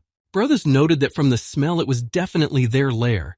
The smell was horrible. He remembered the barbarian and added that he wasn't lying and had led them to the right place. They tried to make up their minds to go inside the cave. They didn't know what was waiting for them, and if they could survive in there, Bros calmed down and suggested they go inside to investigate the lair. The trio walked through the narrow entrance where torches lit their way. They noticed that there were many human skulls. They had no doubt that they had come to the lair. They continued walking, but it was strange that during this time they did not meet any monsters, as if they had all disappeared, and it was just an ordinary cave. When they came out of the narrow passage, their attention was fixed on a certain object. On their faces there was surprise and confusion. It looked like finding the king would not be easy. They had 3 paths that left them stumped. They had to come up with a plan to keep the 3 of them from dying in the cave, but they were willing to take the risk. Brothers told them that it looked like they would have to split up. He was serious now. The danger that awaited them in this place could kill them. He gave Gil and Fiegel the fire path seal. It was the first time Gil had seen such a seal, and he didn't know what it was or how it worked. Brothers explained the purpose of the seal. Each of them would go through their own tunnel. If one of them found answers or was in danger, they only had to read the spell, and the other 2 would instantly teleport to him. Now they had to decide who would go to which tunnel. Brothers decided that he would go to the tunnel on the left, Philog would go to the right, and Gil would go to the center tunnel. The choice was made, and they were ready to go into the unknown. Before entering their tunnels, Brothers reminded them that if they encountered danger, they should recite the spell he had shown them. Both nodded positively to Brothers. Gil was running through his tunnel and couldn't find anything. He needed to level up, but as luck would have it, there were no monsters in the tunnel to fight. He didn't understand what was wrong. He ran and still did not meet any monsters, but suddenly something caught his eye. He could not clearly see what was there. Gil saw the corpse of a girl, over which stood the monsters. They devoured her. The monsters did not realize the presence of Gil in the tunnel. In front of Gil were scavenger vampires. They were level 47. They had long claws and a wide mouth with huge fangs. The mere sight of them terrified the victim. Scattered around the vampires were scattered naked bones and skeletons. One vampire saw Gil in their tunnel. These creatures cast by both god and devil. They had the most powerful bite, but they were intolerant of sunlight. These creatures rarely hunted alone. They always went in packs. Gil didn't know what the hell it was. He grabbed his sword and prepared to attack and kill these monsters that were destroying people. He ran deeper into the tunnel to deal with the vampires. But waiting for him was a whole army of vampires who came out of their caves smelling fresh flesh and blood. They tried to intimidate Gil with their menacing screams. There were so many of them that it was extremely difficult to deal with them, but Gil was not afraid and did not back down from the battle. Rashidler, the barbarian, had already run to his master and was ready to tell him everything about the approach of the 3 warriors. He fell on his knees in front of Lord Finiar, who was ready to listen to the beast-like barbarian. Rashidler told the Lord that 3 insects had entered the lair, but they were trapped. The Lord remained calm. He was in no danger. The barbarian finished his report and stood waiting for the Lord's reply. Lord Finiar was sure that they were most likely already torn to pieces by the scavenger vampires, and there was no point in worrying about it. Gil stood in front of the vampires in full alert. He knew that their combat power was not high, but their numbers impressed him. This was a great chance for him to gain more experience. He rushed into the attack, and one by one started killing the vampires that couldn't damage him. For every 10 scavengers, he got 2,000 experience points. He was unstoppable. Gil attacked them over and over again. He was killing a bunch of them, but they wouldn't stop. It was wearing him out a bit. He was getting a little tired of killing. He had already gained enough experience to level up. He needed to hurry up and finish off the vampires. Gil, during the battle, he received a system notification. The number of scavengers he had killed had reached 99. He had successfully leveled up and had reached 3 class skills. The system warned that Gil could only choose 2 skills. He had a hard choice to make. He couldn't make a choice based on their descriptions that the system gave him. Gil read the skill information again. Divine Blessing and Punishing Light complemented each other perfectly, while Holy Strike and Divine Blessing gave double the health regeneration effect. The choice was difficult for him. In any case, all the skills were for close combat. They had the ability to regenerate. Using Divine Blessing, he could get close to the enemy and strike him with Punishing Light or Holy Strike. Gil wanted to go through all the possible options to choose the skills. Gil couldn't make a decision quickly. It was about his characteristics, and he had a tough fight ahead of him.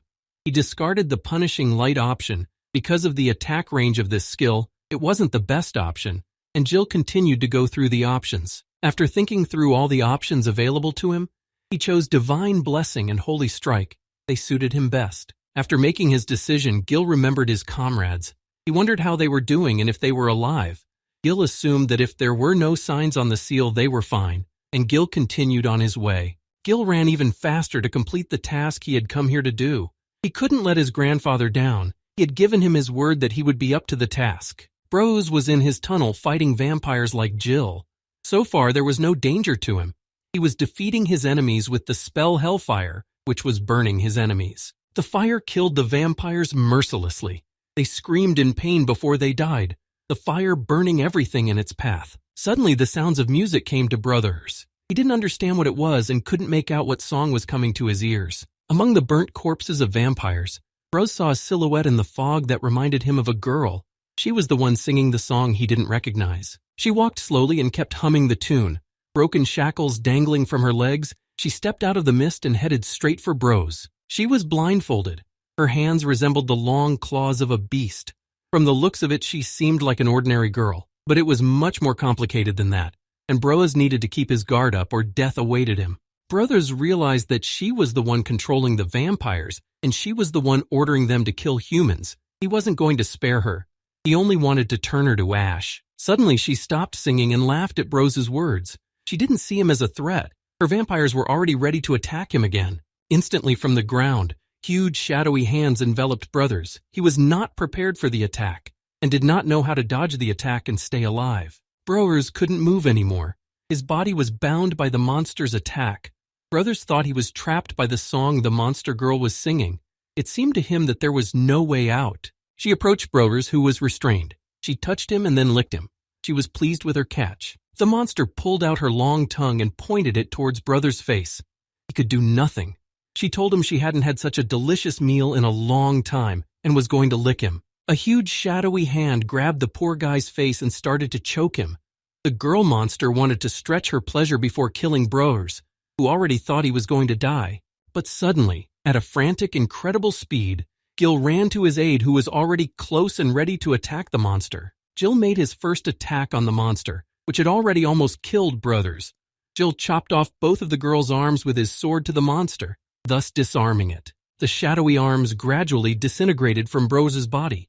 The monster's magic was no longer working, and he was practically ripped from the monster's clutches. Gil barely managed to save his comrade. He saw that Brothers was in a state of shock. Gil asked him how long he was going to stand there, but Brose gave no answer. The monster girl looked at Gil with surprise, who stopped her from eating her prey. He asked what happened to the monster named Delic, and was surprised that the monster didn't finish him off. Gil didn't take long to answer and threw something in the monster's direction, adding if she was asking him about him. He threw under her feet the head of Delic, which he killed. She saw it and thought that he may have been stronger than the other monsters, but apparently it was not enough to defeat Gil. After that, the monster girl started attacking Gil with her song, which almost killed Brothers. Gil stood quietly and did nothing. Brose, who was standing behind him, tried to warn Gil not to allow her song, but then his injury prevented him from finishing his sentence. The song reached Gil's ears. It was the song of the Enchantress, the monster's main weapon.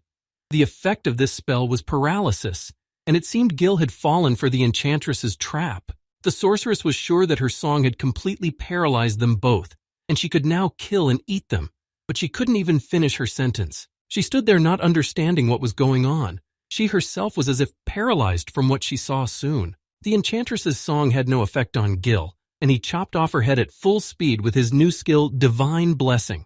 The Enchantress was defeated. Gil, after blowing off the sorceress's head, added that she sings terribly, and he was glad that he had managed to snatch his comrade from the sorceress's clutches. Brothers, who had been watching the fight and healing his wounds, looked at Gil and smiled, surprised at how strong he had been in the fight with the sorceress. Brose and Gil felt something wrong. The seal he was putting on, everyone started to burn on their hands. They didn't know what had happened, but they were ready to fight the monsters again. Gil raised his hand with the seal and saw it burning. They had no doubt that Philog was in danger and needed to be rescued immediately. In the tunnel where Philog was, he was attacked by a level 55 hell python. It was a sinister creature that dwells in hell. Its body was shrouded in hellfire. This monster used fire attacks. Phylog was in great danger. The distance between him and the python was too great and he couldn't attack it. All he could do was hold back its attacks. He realized that he had to do something or the python would kill him. It was impossible to defend himself all the time. The python was too strong for him. One of the python's attacks broke through Philogu's defenses, and a ball of flame hit him, and he was thrown backwards by the impact. He flew with all his might into the rock behind him. He was losing this fight. The chances of him dying were high. The python, after a successful attack, was preparing to finish Phylog off. Flames were coming out of its mouth. Phylog thought it was over for him. The python had defeated him. Phylog was sitting on the Skalanu and couldn't move. He could see the fire python moving towards him, its jaws wide open. The monster wanted to swallow him whole. It was very close. Phylog was sitting and was ready to die, but his comrades came to his aid. Gil stood in front of him to repel the python's attack. Gil attacked the huge snake, giving it a powerful electric shock. The snake wriggled in pain. Now it had to defend itself from the attacks. The guy watched as the snake wriggled in pain. Eventually it collapsed to the ground, and it seemed to him that the danger was over and that the snake had been killed. Gil turned to Phylog and apologized to him for the delay in their journey and for having to fight off the python alone. Phylog was glad that Gil and brothers had gotten to him in time to help him and that he had survived, and he noted that Gil had become incredibly strong compared to him. Standing next to Phylog, brothers told them that if he and Gil were trapped in their tunnels, this way was the only way back, and that this was the king's lair. Phylog was sitting on the ground trying to recover from a heavy python attack. He looked up and called out to Broza with a smile on his face. You could tell by the look on his face that he hadn't fully recovered yet. Brothers picked up Phylog and asked him if he was okay. Brothers was worried about his friend's condition. Phylog gave him a positive answer, adding that it wasn't time to die yet. All the fun was ahead. Phylog was surprised that this giant snake was very strong. He had never seen anything like it before. He became scared. What if? And he abruptly stopped talking without another word. Bros was tensed by what he saw. He thought that if they faced the king of monsters, it was likely that someone like him would die first. This thought was lodged deep in Bros's mind. Gil stood and listened to what his comrades were saying. He was confident and showed no fear. He told them that it was not the king that would destroy them, but their own fear. He explained to them that shaking with fear on the battlefield only brings you closer to death. There was only one king against them. They shouldn't be so afraid. When they got out, they would be ready to fight any monster in their way. Gil was very serious. His expression changed. He tried to encourage his comrades. He was ready to sacrifice himself for them. Gil's words encouraged them, and the fear receded. He was ready to fight until his last breath. For the sake of his comrades, for their freedom, he was not ready to give up until the very end. They agreed and were about to go further into the den. But suddenly a huge python appeared in front of them, which had regained its strength and was ready to attack them. Gil, who was standing in front of them, called out to his comrades to defeat all these creatures that were killing and devouring innocent people. All three of them were on full alert, ready to kill anyone who got in their way. But they were about to fight a fire python that was incredibly strong. Brothers rushed to attack the snake while it stood and waited. He was joined by Gil. They acted together to defeat the monster and not get killed. Bros ran up to the snake and shouted to it that it was paying attention to him. He challenged it to a duel, not thinking about what consequences awaited him. The python saw the little man standing near him. He tried again to do damage with a fiery attack. He aimed his maw at Brothers below. The snake made an attack and fired firepower at Brothers. He managed to dodge. His speed did not fail him. A powerful stream of fire swept past him. Phylog watched Brothers and Gil and didn't take part in the fight. He couldn't just stand by and watch. He had to prepare to unleash his power to help his friends take down the monster. He prepared to begin his attack. He couldn't become a burden to them again. He was ready to do everything possible that was in his power. Phylog used all his magic and power. He recited the spell Palm of Kashidagarba. The spell was powerful and should help them in fighting the python. An Ogrim stone hand appeared in front of the python and grabbed the snake and immobilized it. It was caught in Phylog's attack. Brothers signaled to Gil that the snake had been attacked and was now immobilized. Now it could be easily attacked. They had the opportunity. Gil stood at the top of the hill and waited for a chance to strike the snake from above. After receiving the signal, Gil accelerated and jumped at the python. He flew at it with his sword in hand, preparing to thrust it into it. He thrust his blade straight into the fire python with all his might. His attack had reached its target. Now he could finish it off. With his attack, Gil had damaged the python's armor by 20%. He wasn't going to stop. It was still far from complete destruction. He needed to attack it again and harder. Gil was hitting harder and harder, more and more of them. The python's armor could not withstand it. It was already 50% damaged. Gil was unstoppable. The python was wounded but still very dangerous. It could attack his friends or Gil himself. But the incredibly strong guy didn't give him a chance. He put his sword all over the python's body. Finally, after so many attacks, the python's armor was 100% damaged. It was shattered. Filiga dispelled his spell, and his hand let go of the python. But it wasn't the end for the snake. Gil realized it was time to use his final attack to kill the monster. There was no stalling, and he plunged his sword right into the python's head. He jumped off the huge snake, hiding his sword, the snake writhing in pain. Only death awaited it, its blood flying in different directions. They were able to defeat the monster. Bros was delighted with the way Gil had dealt with the python. He asked him not to slow down and continue. Philog stood with his mouth open. What was happening had taken away his speech. The python burned alive in its own fire. It was completely melted. For killing the python, Gil received 2,000,000 experience points. He was getting stronger and stronger before the main fight. For killing the hidden monster, Gil received a hidden equipment, fire gloves. They were made of hellfire and were used by a ghostly general called Higgsley. They were the best defense equipment. Gil scrutinized the information on the gear. With it, he had a good chance of increasing his levels by a few points. This made him happy. He applied his new equipment, fire gloves. He felt strong and invulnerable. He was ready to fight the king of monsters. Bros stood behind Gil. He thought that even though they had been separated for a few hours, Gil already looked like he had undergone an incredible transformation. Bros wanted to know what had happened to him in his tunnels, how he had become so pumped up. He still couldn't figure out who Gil was, how he got here. He was troubled by this question from time to time, especially in the moments of Gil's display of his abilities. He was a mystery to him. All three of them stood thinking about how to go on and how to defeat the king. They heard a noise that was very close by. It was not clear what kind of monster was coming at them, but they were ready for battle. From around the corner in the tunnels, the monster was watching them. It wasn't attacking them. It was gathering information on them. But it had been spotted. Now it was in danger. Gil and brothers looked at each other. They realized they had to be the first to attack it while they had the chance. They simultaneously jumped up and attacked the monster like the first time they met. It was a quick and effective attack. With their attack, they hit the monster and it flew away from the blow. The monster didn't have time to block the blow. They were too fast for it. As they ran up to the monster, they were surprised to see Rashidler, the barbarian who had escaped from them. Brothers told him that he had been caught by them for nothing. After his shameful act, he wanted to deal with the monster. Rashidler, who was lying on the floor, tried to save his life by telling them that he was lost. Apparently, the king had activated the traps. He was afraid they would start beating him again. Brothers was pissed off by his words. Gila didn't understand what traps the barbarian was talking about, but it was no surprise to him. After all, they had some monsters on their path. Rashidler rose to his feet. He was surprised that they were still alive, despite the fact that they had fallen into the traps that the king had cleverly set. Brothers kicked the monster with his foot. He didn't like the barbarian's words. He ordered him to take them to the king and keep them alive. The barbarian agreed to take them. He knew exactly where to go. He showed them where the entrance was. Before the entrance, they stopped. They didn't want the barbarian to trick them a second time.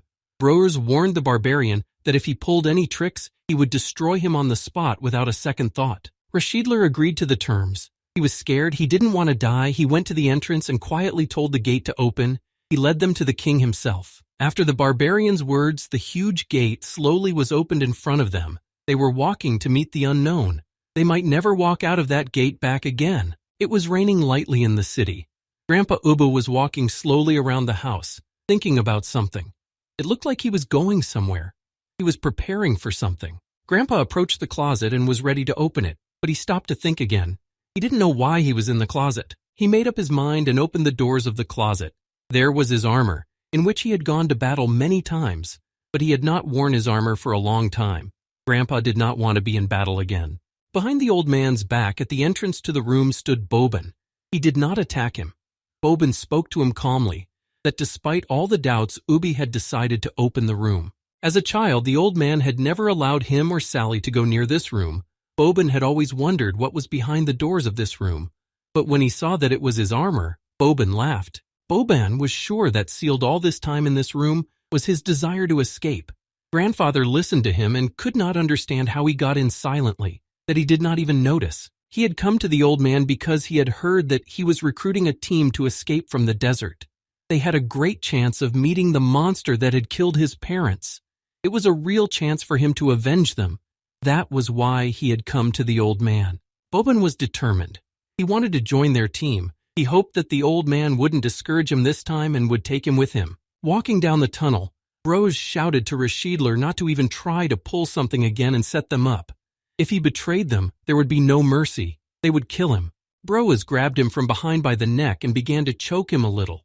He once again threatened him with death for betraying them. But the barbarian wasn't going to set them up. He showed them the way. They had to go right where the Great Hall was. There was a king of monsters.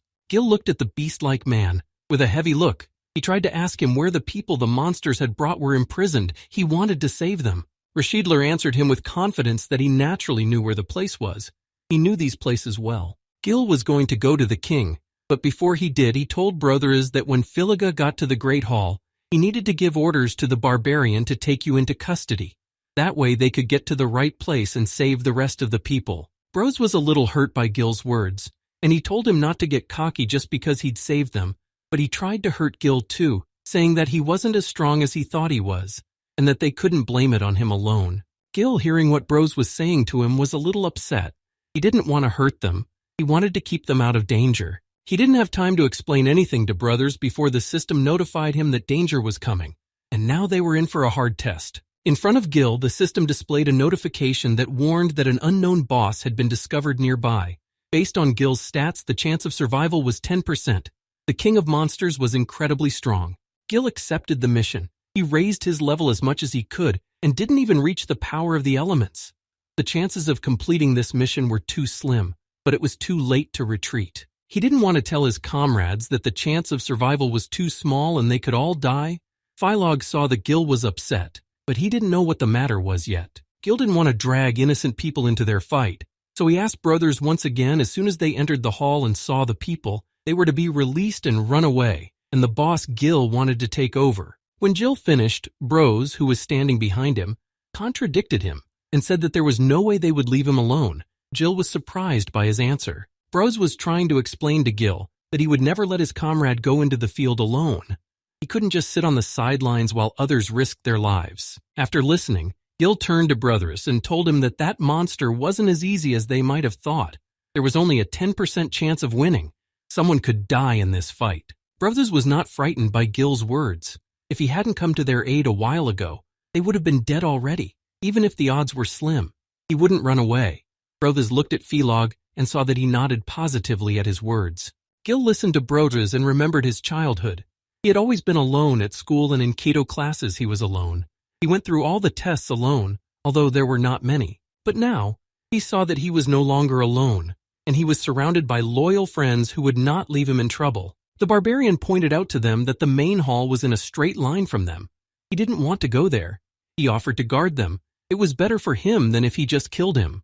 They finished their conversations. Then they saw that there was a huge dark entrance in front of them. The barbarian begged them to leave him there. Rashidler told them that if they wanted to die, then please go to the main hall, to the king of monsters, and he didn't want to be involved. Bros and Jill looked at each other and decided to feel sorry for the barbarian who kept his promise and led them to the lair. Leaving the barbarian, they went to the main entrance. They entered the hall and saw an empty throne in front of them. They couldn't understand where the king had disappeared to. They decided it was another trap. They were ready. They were angry at the absence of the king. They had traveled a long way. They had tried to kill them many times, and when they reached the lair, there was not a soul in it. Jill asked Rashidler if he was the one who said that their king was in this place, but there was no one on the throne. He said he didn't understand what was going on. The place was usually full of guards. The barbarian was shocked. Suddenly there was a rumbling noise that attracted the attention of all who entered. The passage they had entered began to close. They were trapped. The barbarian saw that the exit was blocked. He didn't understand what was happening. Who had locked them in? He was very scared for his life. Suddenly Philog began to glow green. His body seemed to be paralyzed. What was happening to him no one could understand. Philog screamed terribly in pain. He was gradually being killed. He was lifted into the air and the pain was getting worse. Bros looking on didn't know how he could help him.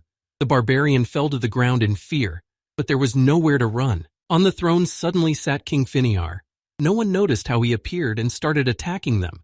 For him it was all just a usual fun that brought him no joy. Finiar was killing Philog little by little. He was spitting blood. The end was near. They had to come up with something to save their comrade. Gil watched Philog die painfully. He couldn't let that happen. He had to do something about it or he would be torn to pieces. He made the only right decision. He started to attack the king so he could save his friend. He was willing to sacrifice himself for that. Gil was near Finiar and wanted to thrust his sword into him with all the strength he had. The king was still sitting on his throne and didn't try to dodge the attack. He brought his sword over the monster's head and struck it with a powerful blow, but Finiar put up his flawless shield and Gil's attack failed. Gil bounced away from the king to avoid his attack. Gil had already realized how strong the king was, and he didn't want to underestimate him. Gil's attack distracted the king from killing Philog. He started to fall head down to the ground. He was unconscious. Bros tried his best to catch him so he wouldn't take more damage. Brothers managed to catch him centimeters off the ground. It was obvious that Philog needed immediate help. He didn't say anything but moaned in pain. Gil was near the throne. He did everything to save Philog. He turned the king's attention away from his attack, but Gil couldn't understand when he even appeared on the throne. The king sat there smiling madly. He was amused by the people. Gil couldn't believe that he had defused his attack so easily. It was unthinkable. Defeating him would be extremely difficult. Philog came to his senses and began to do a recovery spell. He was almost at the limit of his abilities. Bros asked him not to overdo it. He was still weak. He replied to brothers that he was fine and could continue the fight. He didn't want to seem like a weak link to them. He had to show them his strength. After regaining his strength, Philog cast a spell that lifted brothers up on a huge block of stone so he could attack the king. The king sat on his throne and watched them. He saw their every move. He remained calm. He was protected by his trusty shield. Brother was aimed the block straight at Finiar, who saw the attack but didn't dodge it. It was already near him.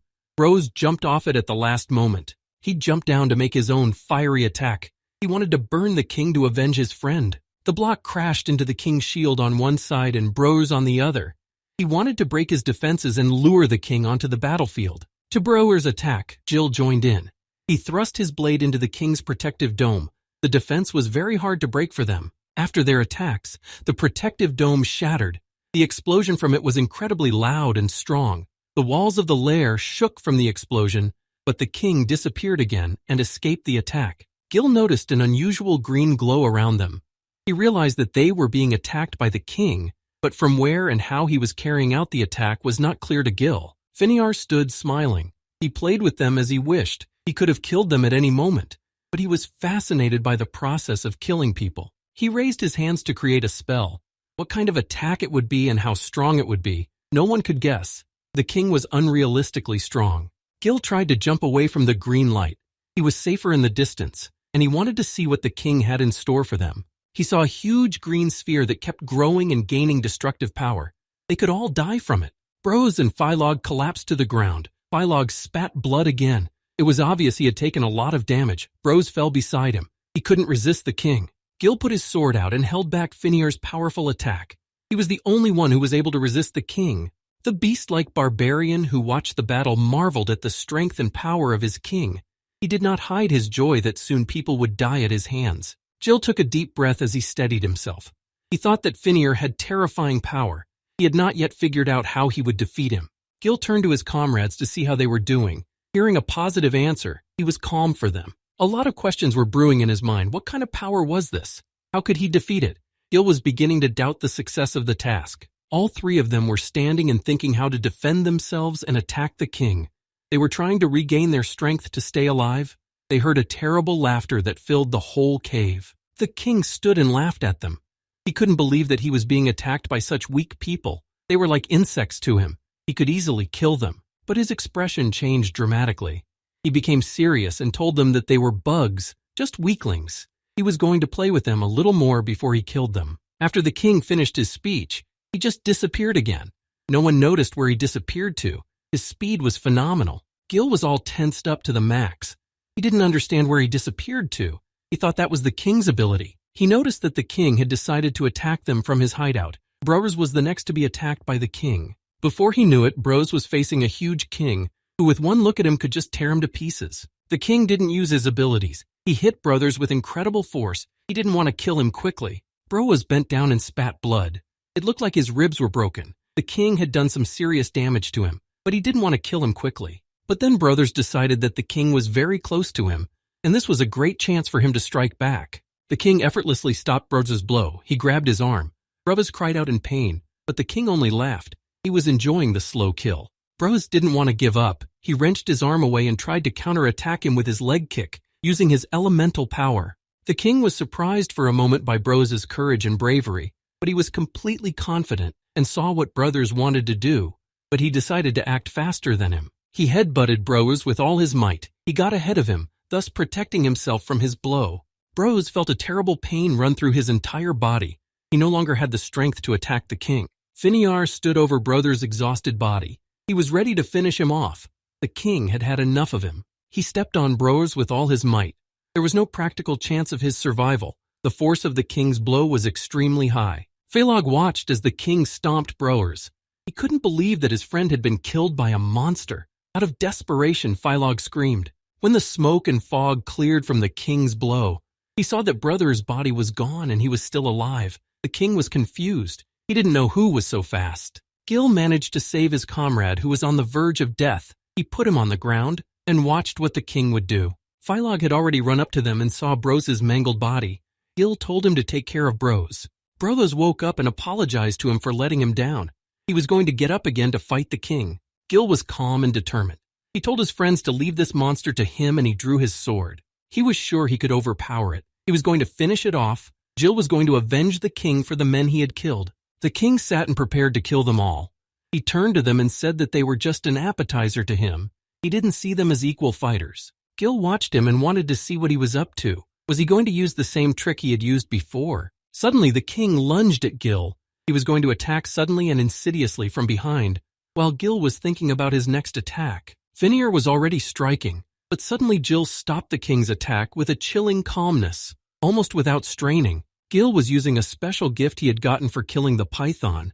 With the help of his fire gauntlet, he was able to stop such attacks. Looking at the monster, he told him that it may not have been able to counter his skills, but in strength and agility it was not inferior to him.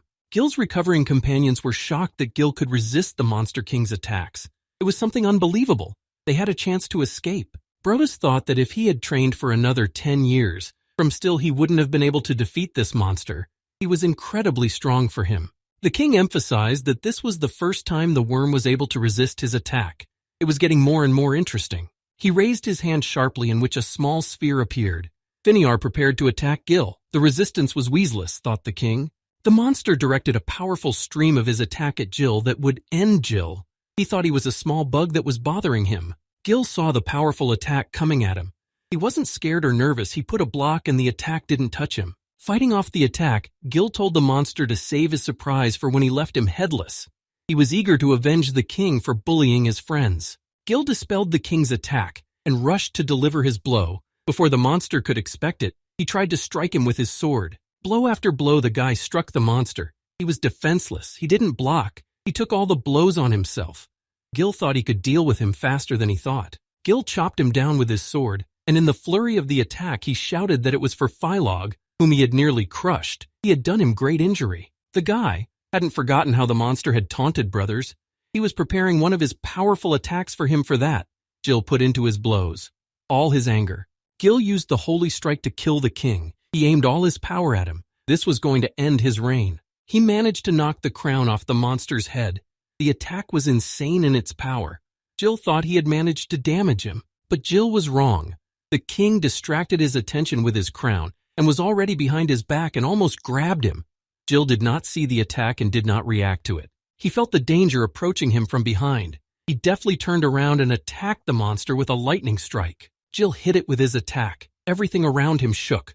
Rocks flew in different directions. A column of smoke rose. His blow was powerful in its power of destruction. The boy stood on the ground and watched as his attack hit the king.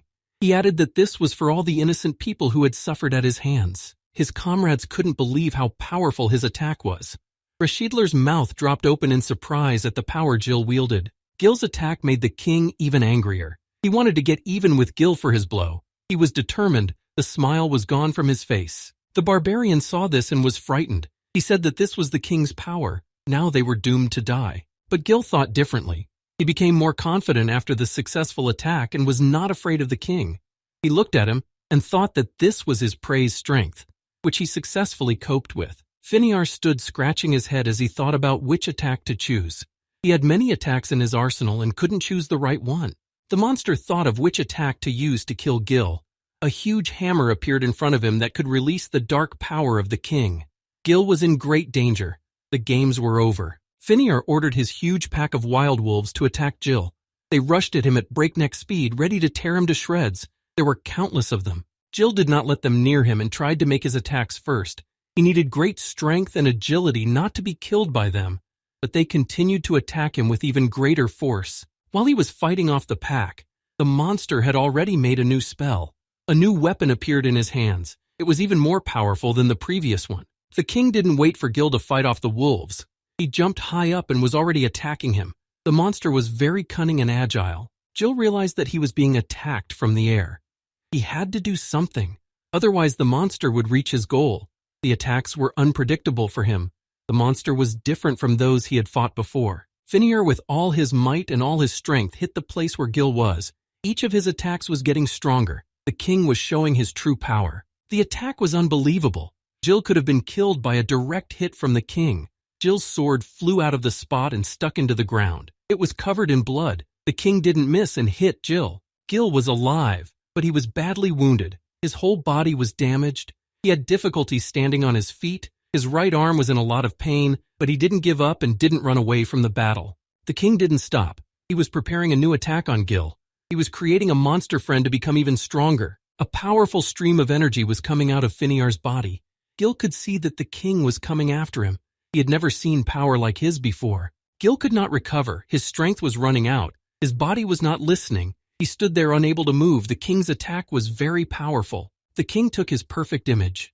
He was showing Gil his true power. The guy for one moment thought that for him it was the end. The monster moved with incredible speed. He became even faster and more powerful. His strength impressed everyone who watched the fight. The king would be sure that he had no equal. Finiar hit Gil and he missed the attack again. It was like a beating.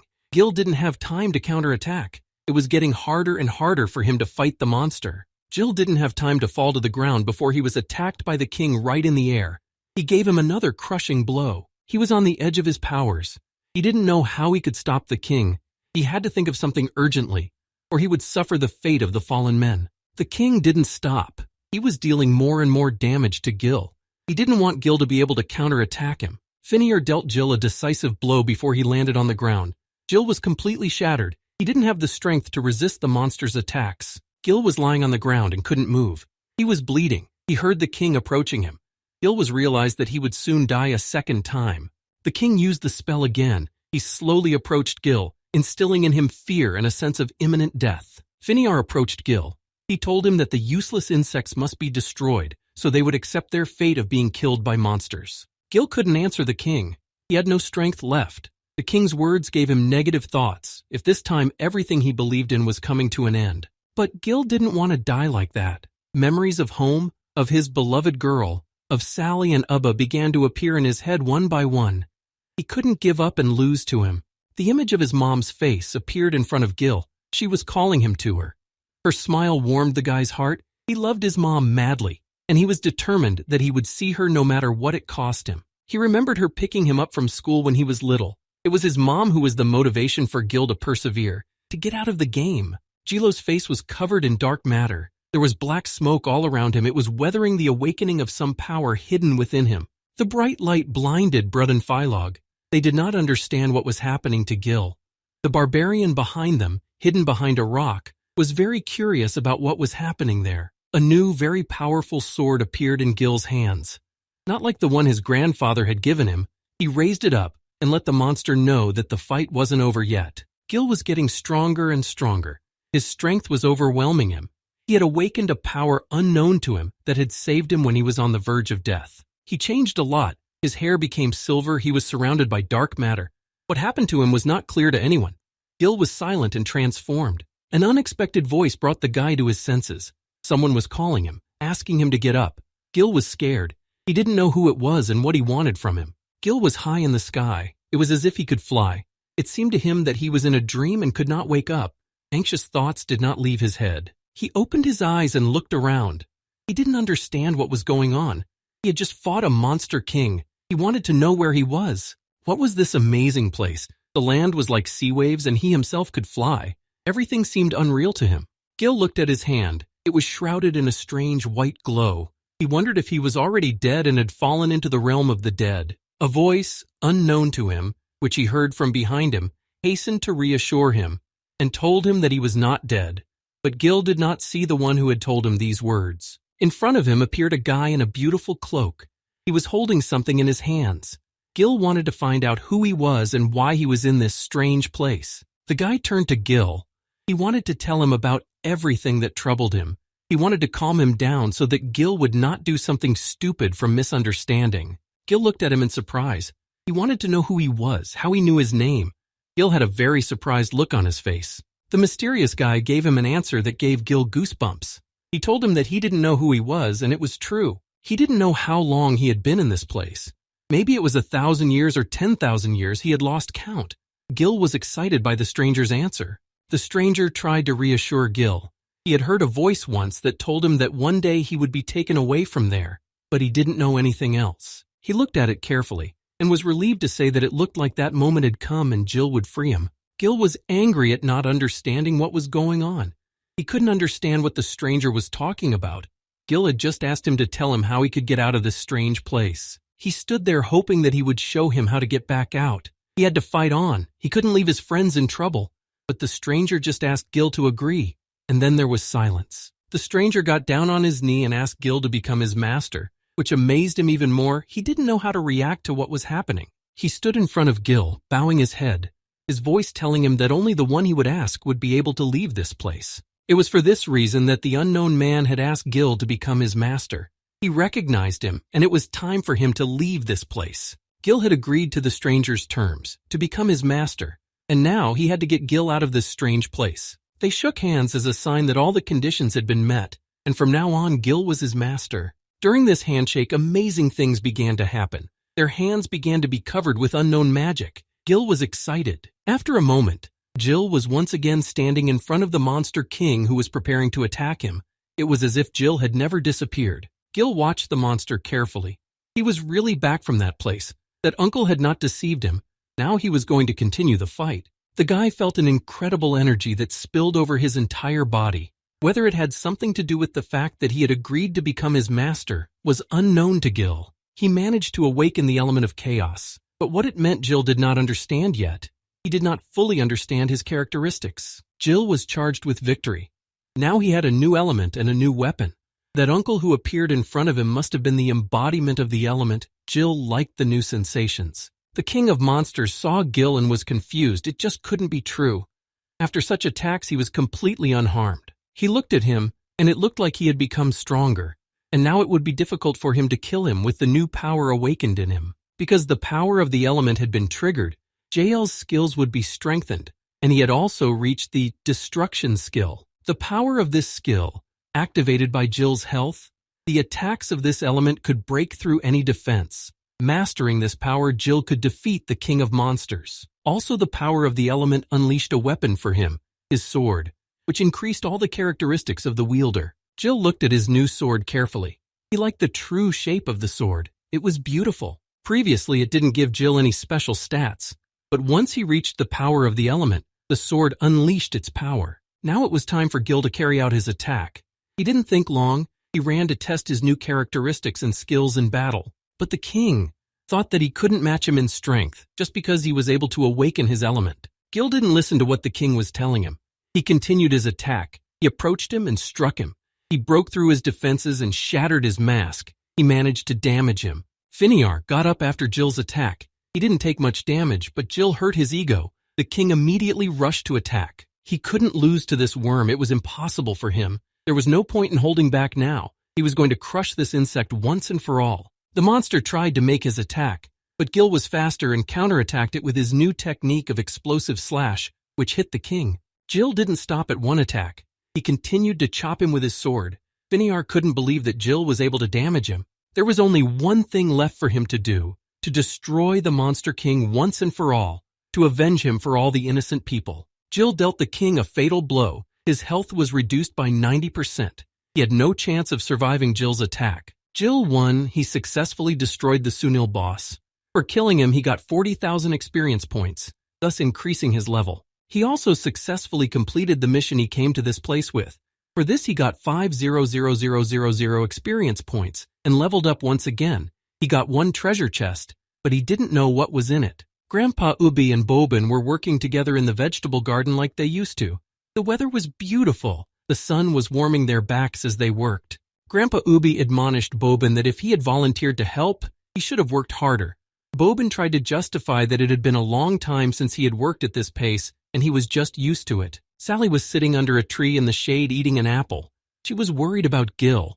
It had been 3 days since he had left. She was waiting for him to come back. Grandpa was worried too. The time he had given him was up. He was ready to go looking for him if he didn't come back soon. A very loud rumble distracted them from their work. They were tense. They didn't know what was going on and thought they were being attacked by monsters. A strong wind blew. They could barely stand on their feet. No one could understand what was happening in their city. But everything ended abruptly, just as it had begun. Boban looked at his grandfather, who took off his hat with sadness on his face. Boban wondered what it all meant. Sally came running to them. She was scared for her grandfather and came running to see if he was okay. And what had happened? Neither she nor Boban understood anything. Ubby explained to them that it was the energy waves that manifest after destroying high-level monsters. The source of the wave was coming straight from their lair. With a serious expression on his face, Grandpa added that it was likely that Gil had awakened the power of the element and killed the Monster King. The energy wave was still coming out from the dead body.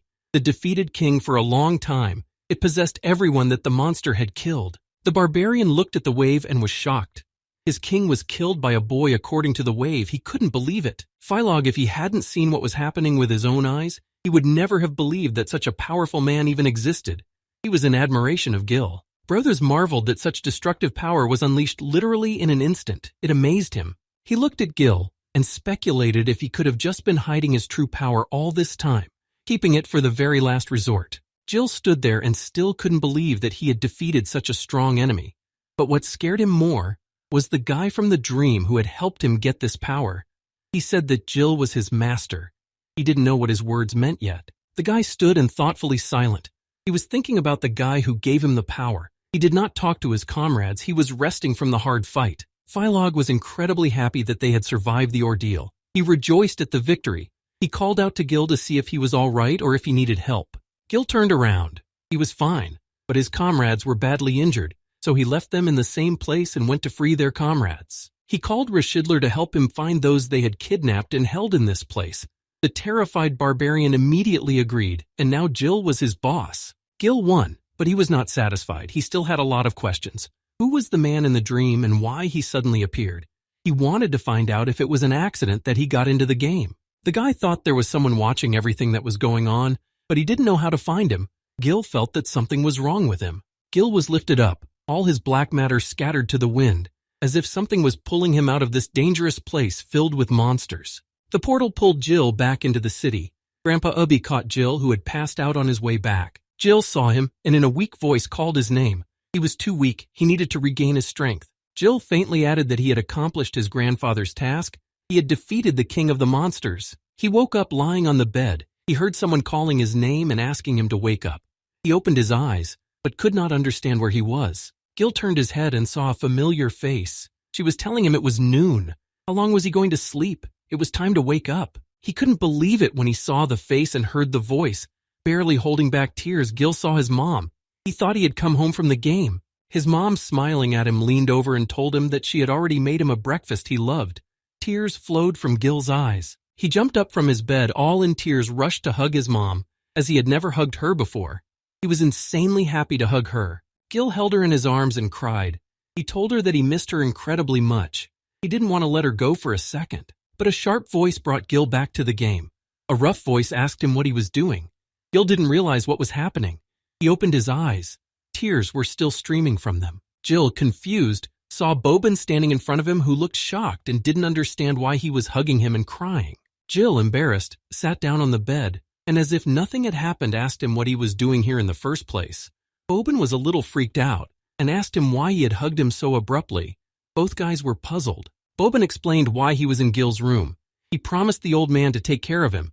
He wished him a speedy recovery so he could fight him again. He went to leave with his rough weather. He told Jill not to hang around until he brought Grandpa Ubby and Sally. Jill watched silently as he followed them. Jill, sitting on the bed, realized it was a dream. He didn't remember how he got back. He remembered Grandpa Ubby and nothing else. He had a terrible headache, as if someone had hit him with all their might. Gil wondered what had happened to Brurs and Phylog after he came back. The system reminded Gil that he still had an unopened chest in his briefcase, and no points had been distributed. Gil thought it was the treasure chest of the Monster King. Gil remembered that for defeating Bohan, he had gotten a key. He could use it to open the chest to see what was inside it. He received from the system a complete list of what was available to him and what he had accomplished by killing the Monster King. Gil also received a legendary hidden item that interested him a lot. He wanted to see what was inside as soon as possible. He opened the hidden item and was greatly surprised. He didn't expect to see what was in the hidden item. In front of him was a large egg. Gil couldn't believe that the legendary item would be an egg. He could just eat it. He didn't know what else to do with it. The egg began to crack. Something was hatching from it. Gil thought it might be some kind of animal. The egg was almost broken. A little baby hatched out of the egg, which caused a storm of emotions for Gil. For him, it was something fantastic. He looked at it and couldn't believe that the legendary object would turn out to be a baby. He completely stopped what was happening to him. The kid saw Gil, and with absolute sincerity was overjoyed. He called Gil his daddy. That's exactly what the kid thought. He jumped on Gil and started hugging him while repeating that he was his daddy. Gil didn't know how to handle the kid.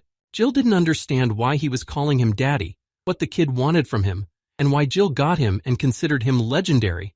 A lot of different thoughts were in Jill's head. The kid was playing and Gil wanted to understand what the kid was there for. He thought about finding a clue on the menu, but there was nothing there. Gil didn't know what use he could be. He was just a kid. The child was having fun rolling around on Gil's bed, who stepped aside with a puzzled face. He didn't expect to see a child when he opened the chest. He tried once again to go into the menu and recognize what the baby was for, but he didn't have the powers to recognize living things. Now the baby was attached to Gil. This didn't please him and made him a little angry. The baby crawled all over Gil wherever he wanted, all the while calling him daddy when he was on his head. Gil didn't stand out and yelled at the baby. Gil calmed down and pulled himself together. He didn't know how to handle the baby, and he didn't know what he wanted him for. He held the baby by the leg upside down. He repeated to him that he was not his father. Besides, he couldn't be with him all the time because it could be dangerous for him. Gil looked the baby in the eye and told him that he would ask Grandpa or Sally to take care of him. When Jill was telling the child this, he noticed that something strange was happening to him. He had seen other children change their behavior when they were not happy. The child didn't like what Gil was saying to him, and he began to scream and cry with all his might, expressing his displeasure to Gil. He cried harder and harder. Jill didn't know how to calm him down. He just asked him to calm down and stop crying. Jill had no experience in childcare. Jill received a notification from the system that for abandoning a living creature, he would receive a 30-minute punishment that would begin in 10 seconds. Jill didn't even have time to realize what the punishment was or how it was activated. The seconds flew by one after another.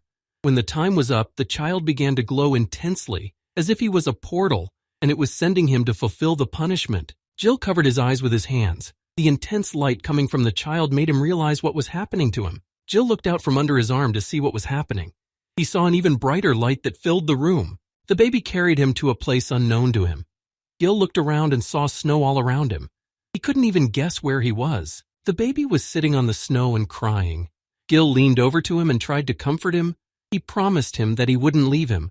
He was just a schoolboy who didn't know how to take care of children. Jim heard someone's ominous and violent growling behind him. He turned around to look at the monster. He saw two monsters in front of him. They were predators of the snowy fields. Level 40, they had huge horns on their heads. They were huge monsters. Gil saw them and couldn't understand what picked up meant. It was something new to him. He hadn't met such monsters before. He was tasked with destroying all the monsters in 30 minutes. If there was even one monster left alive, they would attack him again in double the amount. The kid had to stay alive. Gil was shocked when he heard about the assignment. If a child died, Gil died with him. He had to protect the child from the monsters. The monsters, not thinking long, began to attack the child. When he saw them, he was very frightened, but they were determined to finish them off. They started to attack the child, but Gil managed to cover him with his body and picked him up in his arms. Gil set the child down in front of him and promised him that he wouldn't die today, and to stay close to him and not move away. He drew his sword and activated his elemental power. He prepared to complete the task and destroy all the monsters. Gil transformed into his power and was absolutely ready. He took the child around his neck and rushed to attack. Grandpa and Bobin were walking home. Ubby asked him how Gil felt when Bobin went to see him.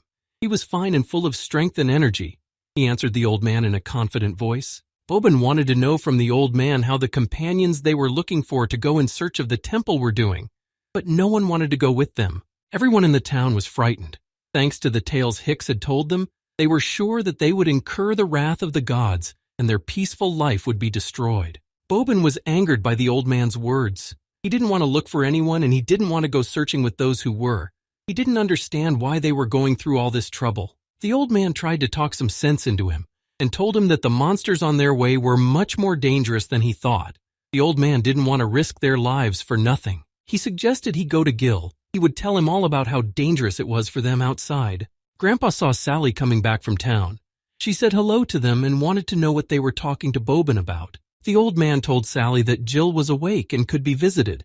It looked like Bobin had taken good care of him while he slept. Sally's eyes lit up. She wanted to see him as soon as possible and find out what elemental power he had awakened on his mission. She grabbed her grandfather's hand and rushed with incredible speed to Gil's room. She was very excited. Bobin stood and watched as they made their way to Gil's room.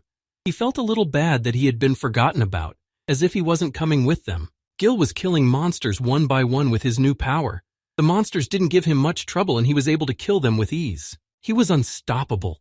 His speed was prohibitive. He did well killing all the monsters. An unharmed child sat on his neck. Gil was a little tired. He had not yet fully recovered from the hardest battle with the Monster King, and this task had tired him out. The happy child, when he saw Gil, put his hands up and happily called him Daddy.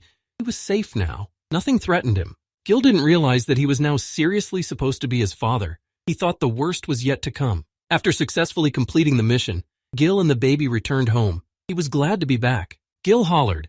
Now he could rest easy to recover further. He needed some rest from the fights. He sat down on the bed and wanted to put his sword away as Sally came running into the room. When she saw that he wasn't alone, she froze at the entrance to the room. She looked at them and couldn't believe her eyes. She said something quietly, but Gil didn't know what she was talking about. Sally didn't hide her surprise. She wanted to know who the child was and how he had ended up with Gil. She ran up to them, grabbed the baby in her arms, and was very happy. She liked the baby a lot and was crazy with happiness. Sally asked him what the baby was and where it came from. She remarked that she was a pretty girl. Gil explained to her that the baby had hatched from an egg, but Sally didn't believe him.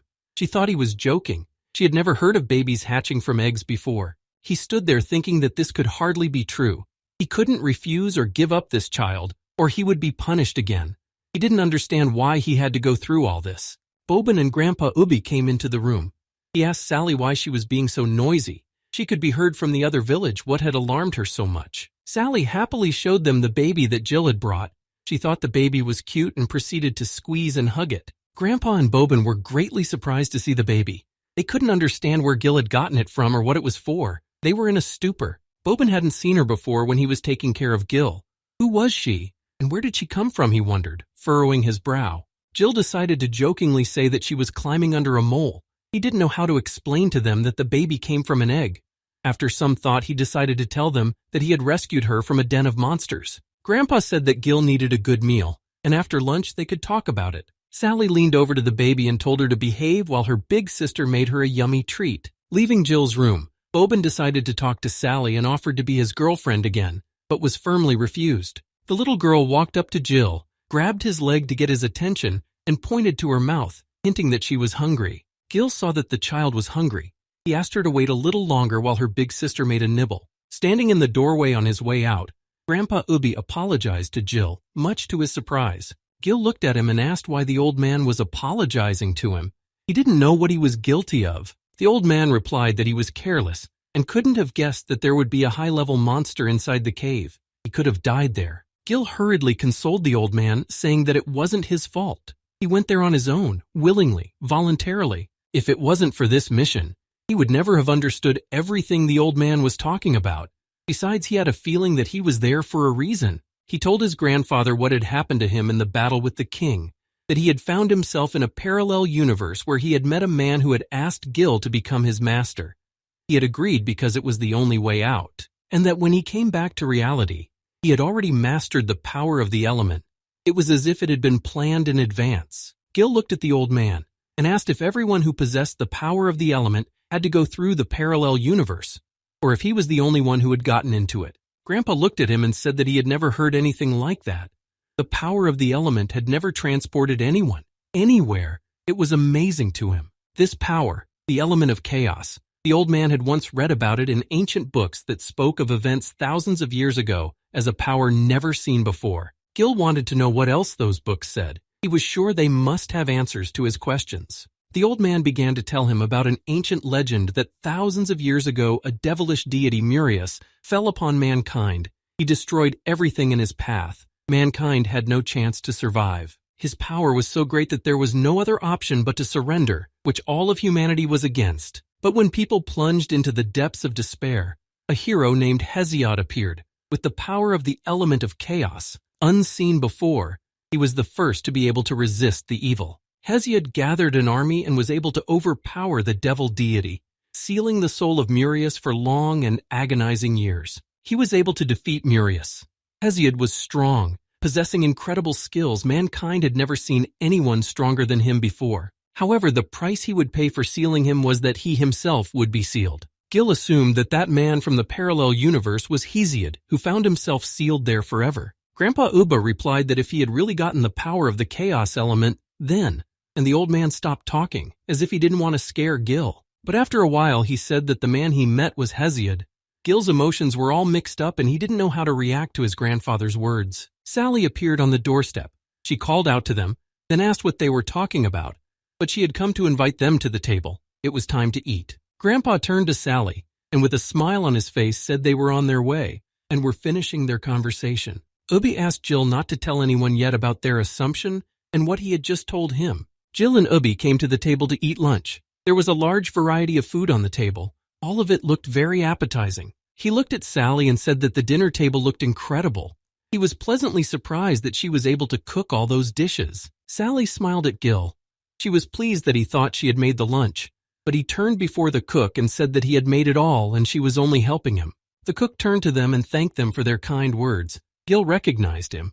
It was the beast-like barbarian Rashidler. Gil saw him and didn't understand why he was here, how he had gotten into their town. The boy thought he had followed them as they left the lair. Rashidler explained to Gil how he ended up in their home. After the battle with the king, the barbarian begged his grandfather to take him with him. He agreed and let him come with them. The barbarian invited Gil to the table to taste something delicious he had prepared. Everyone else was already seated at the table and about to eat. Grandfather explained why he had allowed Rashidler to go with them. He was good at orienteering in the desert. They could use it to find the temple. The child moved from Gil to the barbarian and started pulling on his ears, cheeks, eyes. Rashidler was having fun. He told the others that it was okay, not to worry. Gil remembered about Brors and Philog who had been seriously injured in the fight. He wondered what had happened to them and where they had disappeared to. Sally answered him that Grandpa had sent them to a healing station in town. They would check on them when they had some food. They began to eat. They had no idea the barbarian was such a good cook. He told them cooking was his hobby. Grandfather asked to bring milk for the baby. He couldn't eat their food yet. On that beautiful evening, no one suspected that while they were eating, someone was watching them. He was standing on the top of the mountain, from which he could see the whole house. Hicks was watching them that night. He wanted to know what they were up to. One of his subordinates told him that Grandpa Ubby and the stranger had assembled a team. Hicks ordered everyone to wrap up their surveillance here. Now they needed to report to the Lord everything they had seen and learned. There was a huge black castle in the underworld, with a violet light burning inside and a dragon-like creature flying towards the castle. On the balcony stood a lonely, beautiful girl.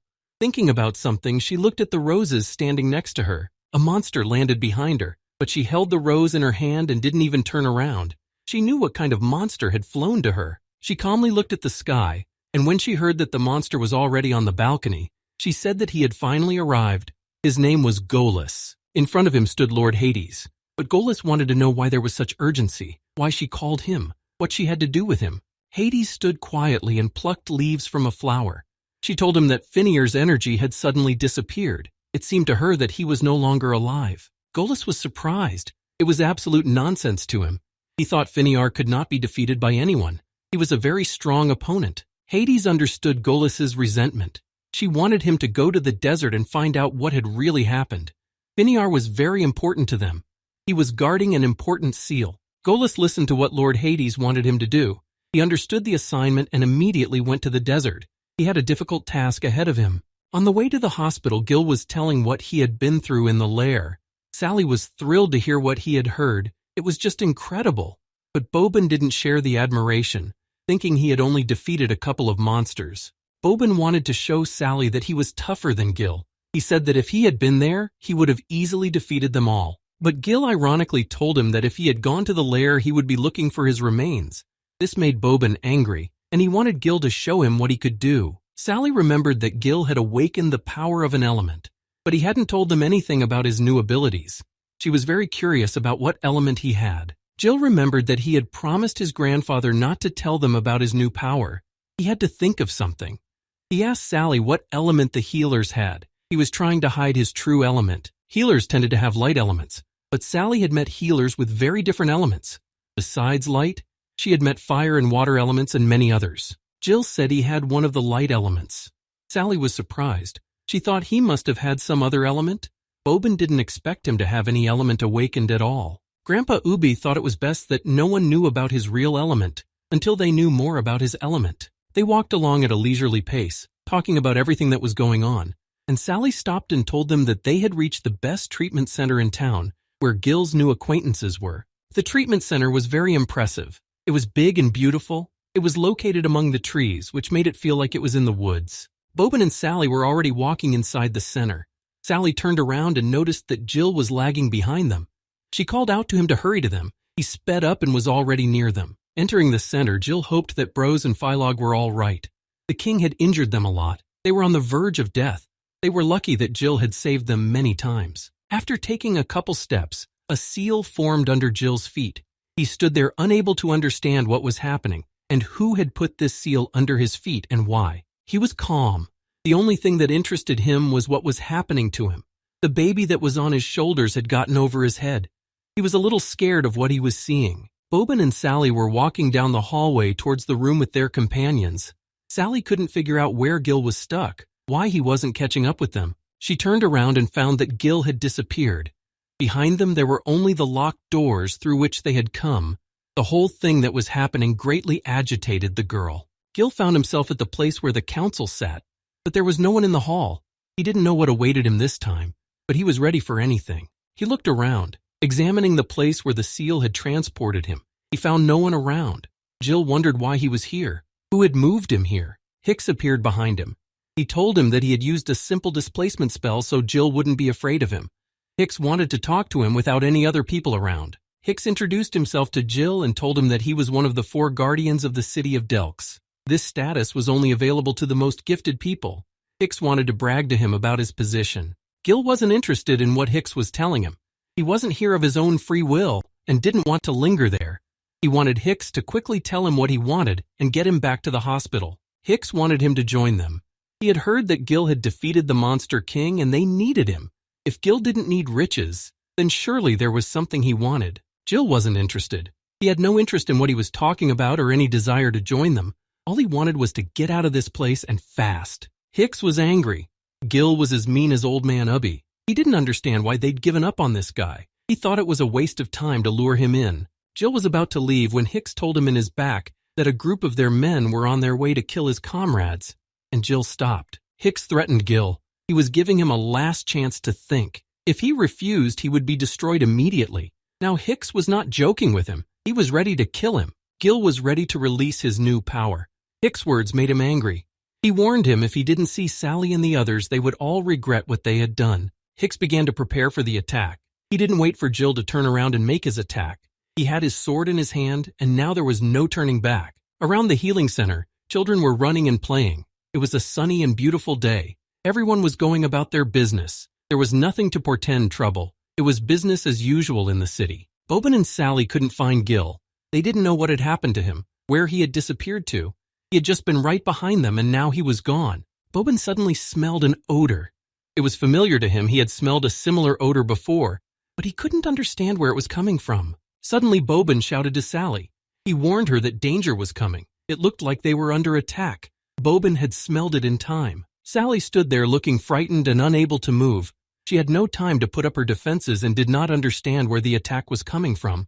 Boban came to her aid. He reacted in time and saved her with the help of a shadow clone that took her away from the attack. Someone had stabbed the shadow clone that Boban had sent to save Sally with a sword. She was terrified. She would have been dead. Boban walked over to Sally to make sure she was okay. She was fine and unhurt. They were lucky to be alive this time. He turned back to his attacker to see what kind of asshole dared to hurt his beloved Sally. He would kill anyone for her without a second thought. In front of them stood a man with 3 black and deadly swords around him. He was dressed in a black balohan.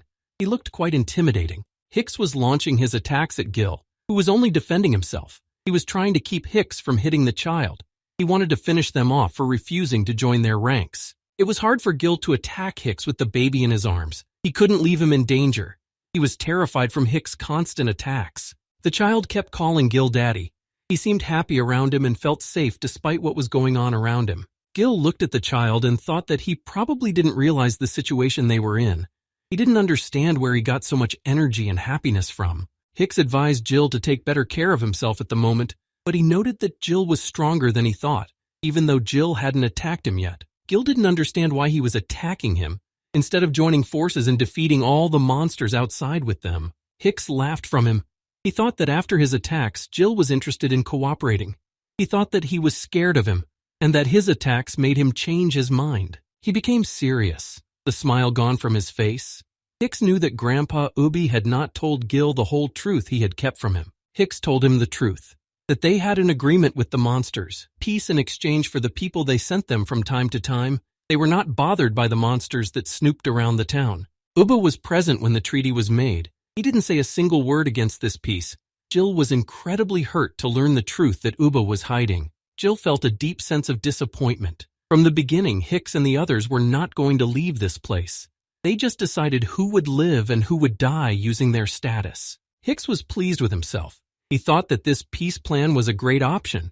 He suggested that Gil join them once again and decide the outcome of people's fates. He continued to convince Gil, saying that the monsters were sent to them by the gods, that they could not defeat them, and that old man Ubba was just a hypocritical weakling who did not know everything, but was eager to challenge the gods. Gil made it clear to Hicks that he would not change his mind and would not hide behind the backs of innocent people, and that Ubby would never agree to such a thing of his own free will.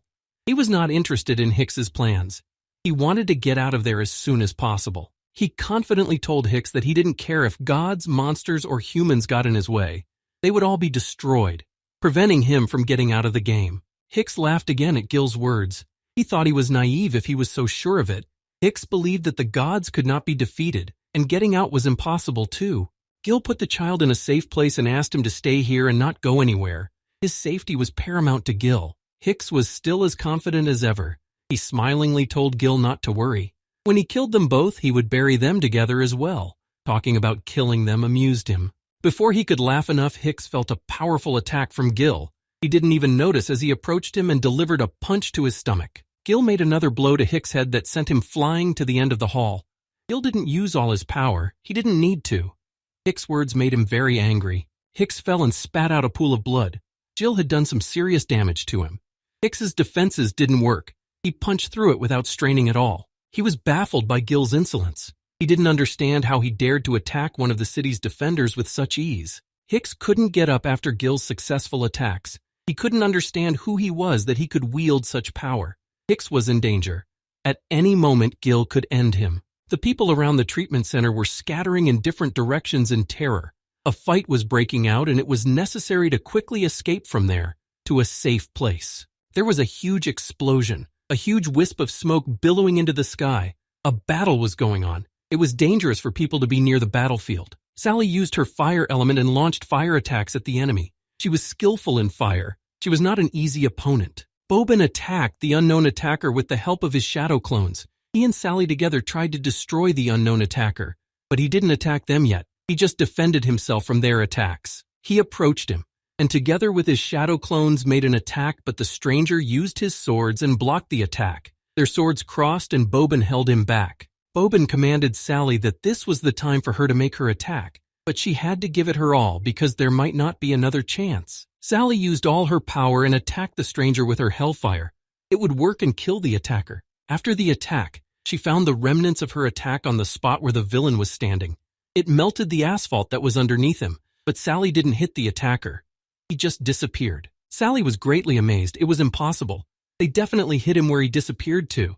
In the girl's mind, the questions popped up one after another. Bobin, just like Sally, didn't understand what was going on, why he wasn't killed, how he managed to dodge the attack. His speed amazed them. The unfamiliar attacker was already behind Sally's back, ready to kill her with one move.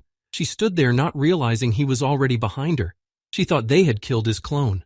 Bobin noticed him behind her. He shouted at Sally to save herself. The girl was caught off guard. Bobin couldn't help her. The villain was distracted from killing Sally. He was facing an attack that he noticed at the last moment. He had to defend himself against it. Gil prevented him from killing Sally. He attacked him first. He came to her aid in time. The stranger missed the attack and was thrown a few meters away by Gil's blow. He didn't care who they were, but if they dared to attack his friends, they could expect no mercy. He would kill every one of them without a second thought. After Gil's words, the unknown assailant simply disappeared, leaving behind a puff of smoke but without saying a word. They stood there and couldn't understand what had happened. Sally tried to ask Gil where he had disappeared from the treatment center, but Gil didn't know how to explain his disappearance to her. Jill told them that now they had to hurry back to Grandpa Ubba's house. He promised to explain to them later how and under what circumstances he had disappeared. Jill added that Grandpa Ubby might be in danger right now. He might be attacked by the villains who had attacked them. Sally and Bobon didn't understand what was going on but didn't ask any more questions. Grandpa Ubba sat reading a book. He was trying to find out information about the element that Jill had mastered. He thought that if it was really the chaos element, then they might be in trouble. According to the prophecy in the ancient books, soon the gods and demons could sneak into their world, and then everything around them would be plunged into darkness. And then only one man who mastered the element of chaos was able to save their world and defeat all the monsters, defeat the darkness itself. Bobin, Sally, and Jill and the child entered the room where Grandpa Ubba was sitting. Reading, he was fine. No one had attacked him. Grandpa turned around and saw them. He asked them why they had come back. Had they been able to check on their friends? He didn't know yet that they had been completely attacked. The kettle was boiling on the stove. They were all going to drink tea and sort out the situation. They wanted to find out who had attacked them and what they were after. They told Grandpa Ubby everything they knew about the men who had attacked them. Sally asked in an interested voice if Grandpa knew them. There was a chance he had met them before. Ubby smoked a pipe and told them that the one Jill had met was most likely Hicks. He was an airbender, and Sally and Bobin were apparently fighting the mage Lucius. He told them who they really were. They were the guardians of this town and protected it from all dangers. All three boys were a little surprised. They didn't understand why they were being attacked by the guardians. Bobin didn't understand what these guardians were. He hadn't met them before and didn't know they existed, but after the attack he wanted to find out more information about them. Hicks, Lucius, Salkia, and another mage who claimed to be the strongest in the Dorob Desert. They were the first to come here and founded this city. In those days, the Rarknaya Desert was more terrible than hell. People who got there could not only hide from the monsters, but also from other people who killed, so they could survive themselves. Those who could not find food began to kill their comrades, and some even sacrificed their own children so that they could survive. In a time of despair, when there was no hope left, Dorob gathered all those who remained and brought them to this city. He gave them seeds and started them farming, and so a complete society was created, with its own rules and laws. But any thought of leaving the city and the Putinia was considered unacceptable, for by doing so they thought they would anger the gods, and then they would all be in great danger, which the guardians could not allow. The unexpected question that Jill asked, about why Ubba had not told everyone that the so-called peace had been achieved thanks to the sacrifices of innocent people, stumped the grandfather. Bobon, who was next to Gil, could not believe what Gil was saying. It seemed to him that he was blaming Ubba, who was sitting there smoking a pipe without saying anything. Jill explained why he asked Ubby that question.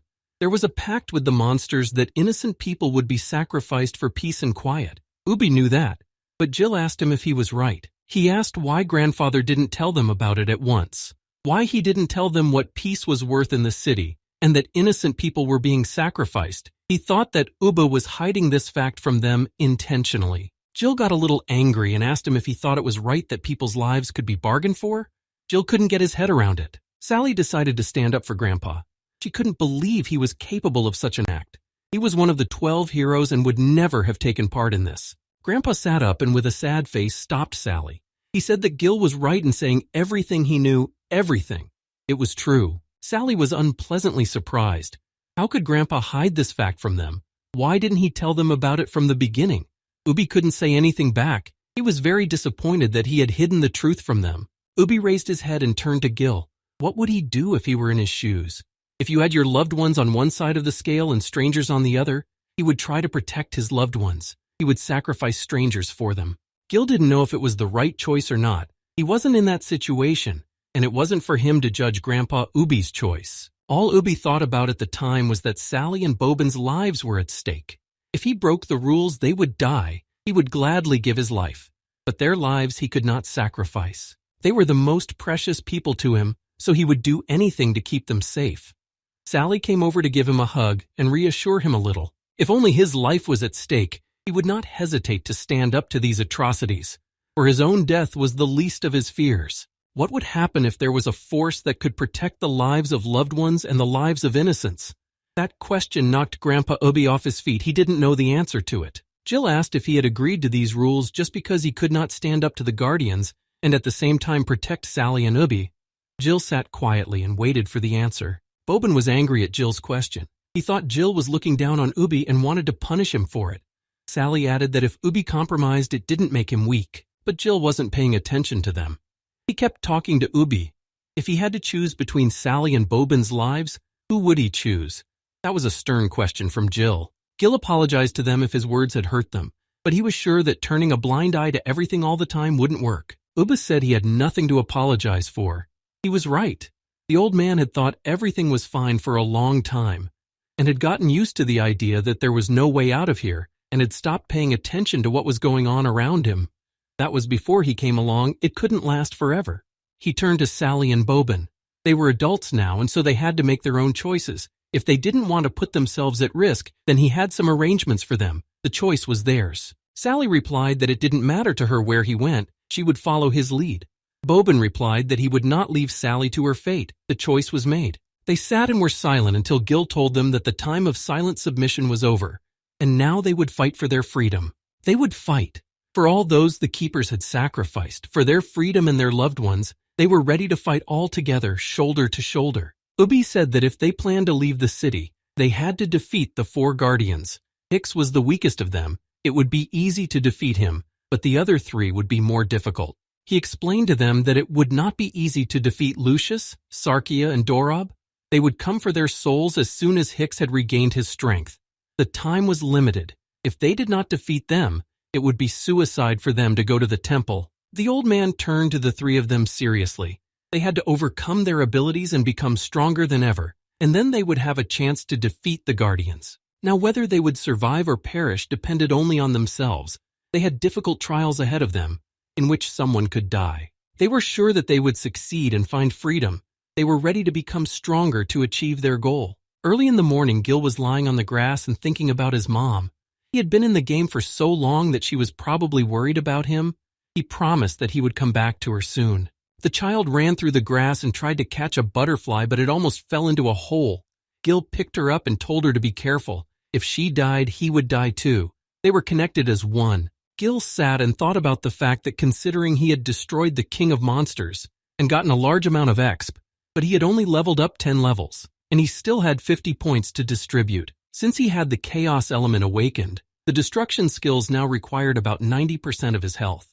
Even if it allowed him to ignore attacks and damage, his health could become critical, and he would become vulnerable to his opponents. But luckily, he could use the Berserk Morning Potion he had gotten earlier.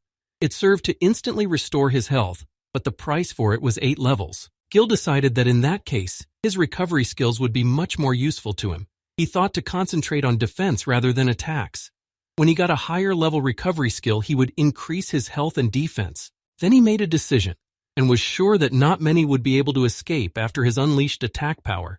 While he was planning where to allocate his earned points, the system displayed that Gil had received a new message, which shocked him. Gil looked at the nickname of who the message was from and was surprised to remember that it was a letter from his beloved Xiao Mei. He had been very excited before opening it. He didn't understand what it meant. Why he suddenly received a message from Xiao Mei? He thought it was some kind of system error. After all, he hadn't received any messages the whole time he was in the game. Gil clicked on the message icon and thought that if he could contact the outside world, why didn't he have this opportunity before? Maybe Xiao Mei had gotten into the game too. It was unclear what was going on. Xiao Mei wrote to him because she didn't understand where he disappeared. She told him that his mom moved to another city and that a bald man came to school. She wrote him many messages to which she didn't get a reply. She didn't know why he didn't want to communicate with her. Jill didn't understand why the game showed that he was still online, why his mom moved to another city, and who was the bald man Xiao Mei was talking about. He had a lot of questions that no one would give him answers to. He realized that something must have happened. Considering his mind was now locked in the game and his body was in a vegetative state, Jill tried to find answers to Xiao Mei's messages. Jill figured his mom had sold the house and moved to another city in order to cure him. But the best hospital was already in their city. The whole thing was strange. They didn't live poor and there was no need to sell the house. He grabbed his head from the flood of thoughts. He didn't understand what the hell was going on. He needed to find out what happened in the real world. A child ran up to him and was happily showing him a flower. She didn't understand what was going on with her daddy. Jill was very angry and puzzled. From such messages, he lost control of himself.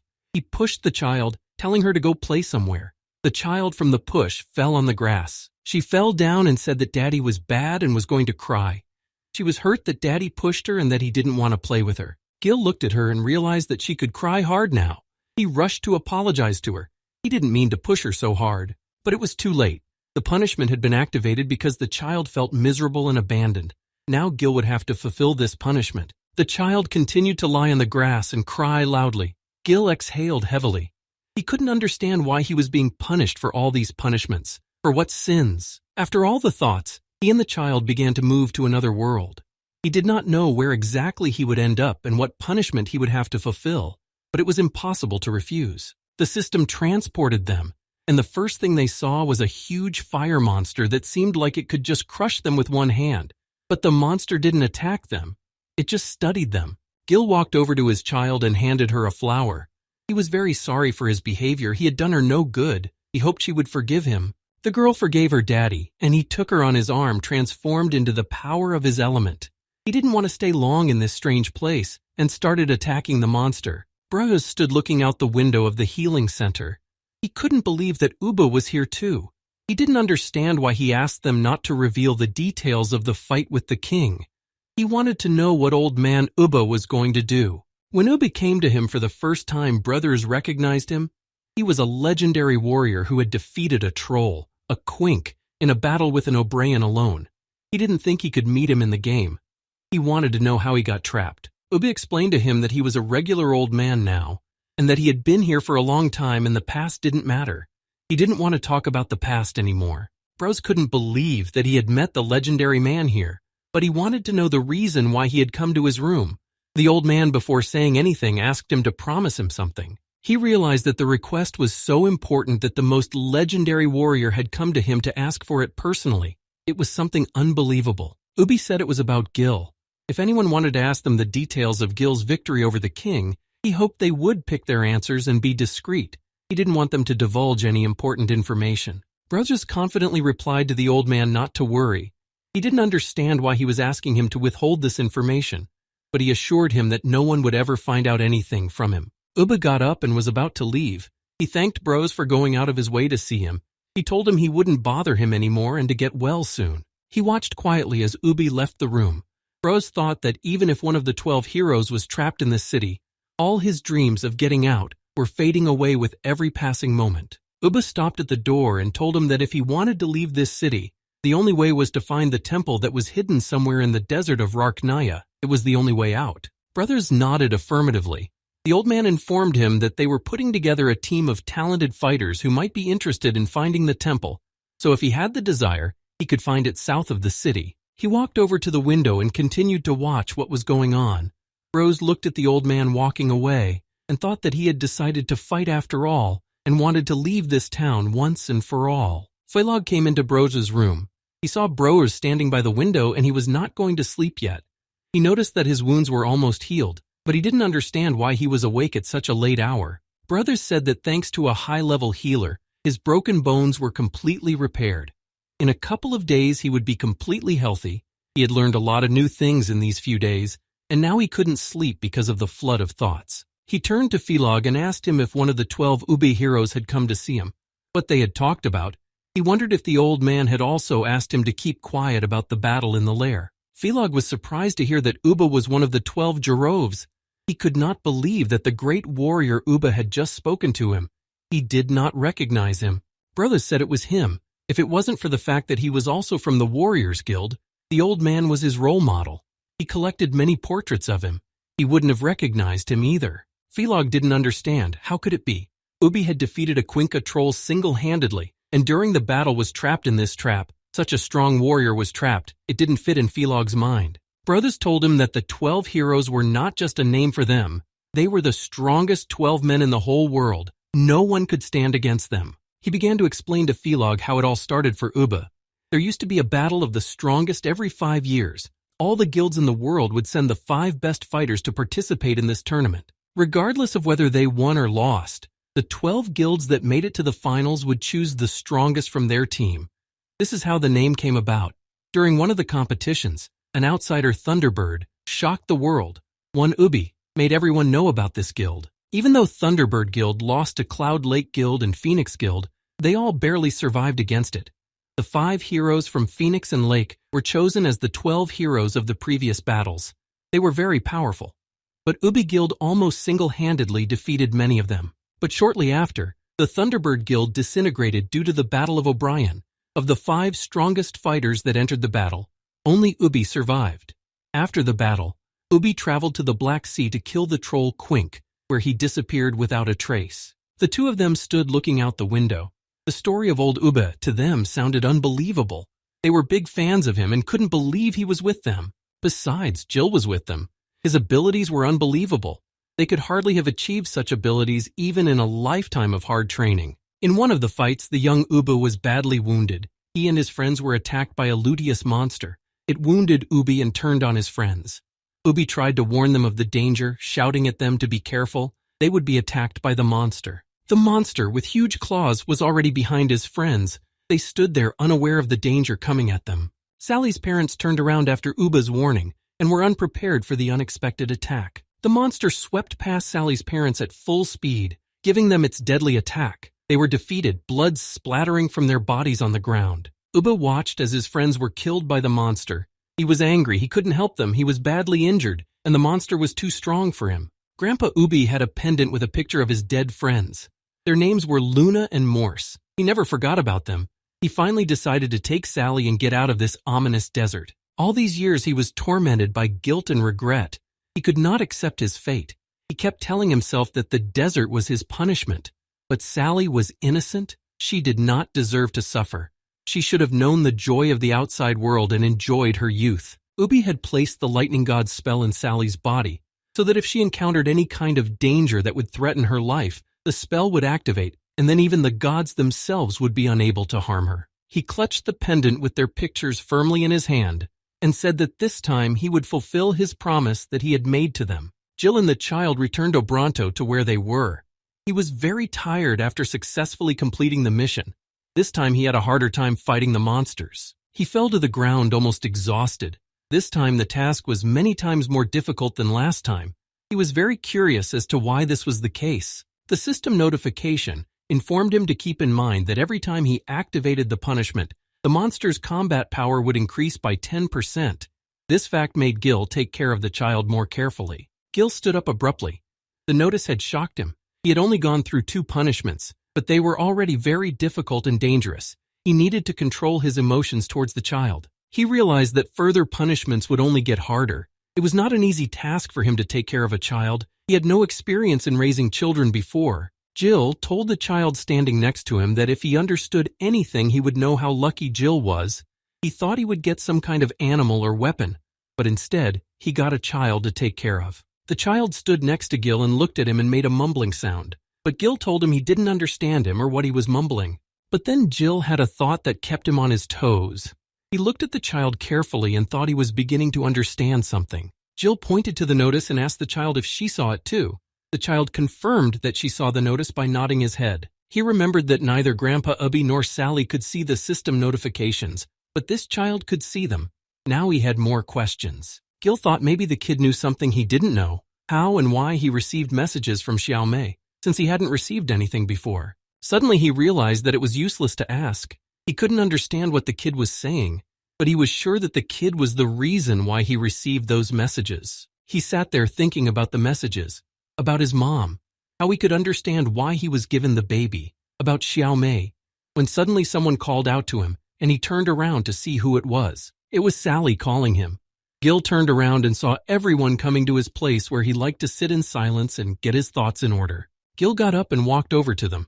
He was surprised that they had all come, but he didn't know what they wanted from him or why they were looking for him. He saw Bros and Philog, and he was glad to see them, and glad that they were all right, that the healer had gotten them back on their feet in such a short time. Brothers immediately told him that he was glad to see him too. Even though he hadn't visited them in all this time, now they had decided to come to him. Gil apologized for not being able to visit them. He had some things he needed to take care of, and when he did, it was too late, and he didn't want to bother them. But he saw that they were completely healthy. Brothers decided to make a joke and said that it was thanks to Sally and Boban. Boban didn't get the joke and decided to ask who was the reason they were healthy. He didn't even know him, to which Bros told him that he could play along for the sake of the joke. Gil said that he was glad they were okay. He wanted to know what had brought them here. They told him that they wanted to join Grandpa Ubby's group and leave the desert. They didn't want to stay there as much as they did. Bros noticed the baby in Gil's arms, and with a smile on his face he walked over to the baby. He told Gil that he never thought he was the father. He didn't know all that had happened to Gil. The child grabbed Bros' hand and bit his finger. Gil felt uncomfortable with the child's antics, but he didn't know how he should react to the situation. He let go of Bro's hand, who was in a bit of pain from the kid biting him. He looked at him again and said, "So we must have had Luca," Bros assumed. Boban stood there not understanding what they were doing. He came here to train, not to talk. He was tired of standing there wasting time.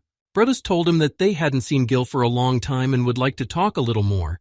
But Boban told him to take Grandpa Ubby's training more seriously. Their conversation made Grandpa Ubby laugh a lot. He started laughing loudly as if everything around him didn't matter. Everyone immediately noticed the laughter of Grandpa Ubba and stopped all their conversations. Gil asked the old man why suddenly he started laughing. It was not clear to him. Grandpa answered him that to tell the truth, their casual conversation made him feel alive. Since he was in this desert, it was the first time. He continued to laugh a little. Sally stood behind him and was happy to see him like this. It was the first time she had ever seen her grandfather smile so genuinely. It warmed her soul. But suddenly the laughter stopped. Grandpa Ubby added that for now, they could just stand and talk about distracted topics. But it wouldn't last forever. He added that for now they could breeze by without a care. But when they start practicing so they wouldn't even think of crying to him, that was unacceptable to him. Brothers asked him with a smile on his face that would the training be that painful and horrible? He was still having fun despite his grandfather's words. Ubby, with a serious expression on his face, replied that he didn't think the word horrible fully described the essence. Even 12 heroes couldn't always pass this kind of test. They were all standing there. Their former cheerful mood had been replaced by a serious attitude. They wanted to know what kind of training it was that even the heroes couldn't pass it. Ubby took out an unknown object and said that each fight itself allows them to better understand their strength, speed, endurance, because the ability to analyze abilities will help to find weaknesses, both their own and the opponent, and to win them. Grandpa Ubby wanted them to realize that in battle, even the smallest mistake can be a factor in determining the outcome of the fight, but they must not make mistakes. They are engaged in a serious game. The item the old man had was designed to be able to clone anyone who volunteered to train with him, so they had their own clones standing next to them. He pointed out that in a team fight, however, the important thing was the ability to work as a team and their rapport on the battlefield. Ubby told them the history of the training. It was created by the great mage Hollenhall, especially for the preparation for the competition. Each participant's clone was a full copy of him. With one difference, the clone's fighting ability was 1.5 times higher than the participants'. They could feel pain during training, but they didn't have to worry about serious injuries. The clones wouldn't hurt them. But as soon as they received a fatal blow, they would drop out of training, while the others would continue fighting with the clones of the dropped players. Ubby warned them that there would be no casualties on the way to the temple, and those who remained would face more brutality that was hard to even imagine. The old man asked them to give it their best. In the temple, in the real battle, they would not have a chance to do it all over again. They could die, so they could not relax in training. Grandpa came home. The kid was sitting on the floor playing with cabbage. Standing by the stove, Rashidler asked him if he could make something special for them. Today he was cooking for the three of them.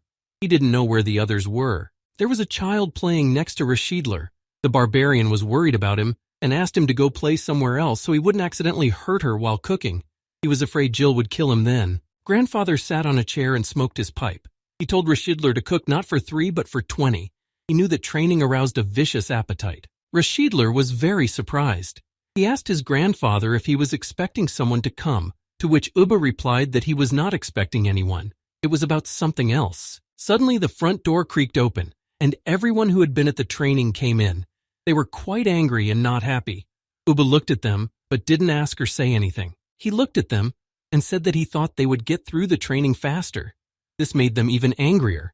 They didn't know what to say to Grandpa Ubby. Ubby asked Rashidler to hurry up with the cooking, and not to forget that he had 20 servings to prepare. The barbarian said that everything would be done, but he was surprised that the boys would finish the training so quickly. It had only been half an hour. Gil ate his portion very quickly. He was incredibly hungry after the training. He asked Rashidler to get him some more. Immediately, the other guys joined in. They were also very hungry and angry. The satisfied Rashidler happily agreed to bring them more food. Grandpa Ubby started talking while they ate. He thought they had a good time. He wondered what they would say to him in response. They had lasted 30 minutes fighting their clones. Smiling, he asked if they enjoyed the training. But then Grandpa's cheerful mood suddenly changed.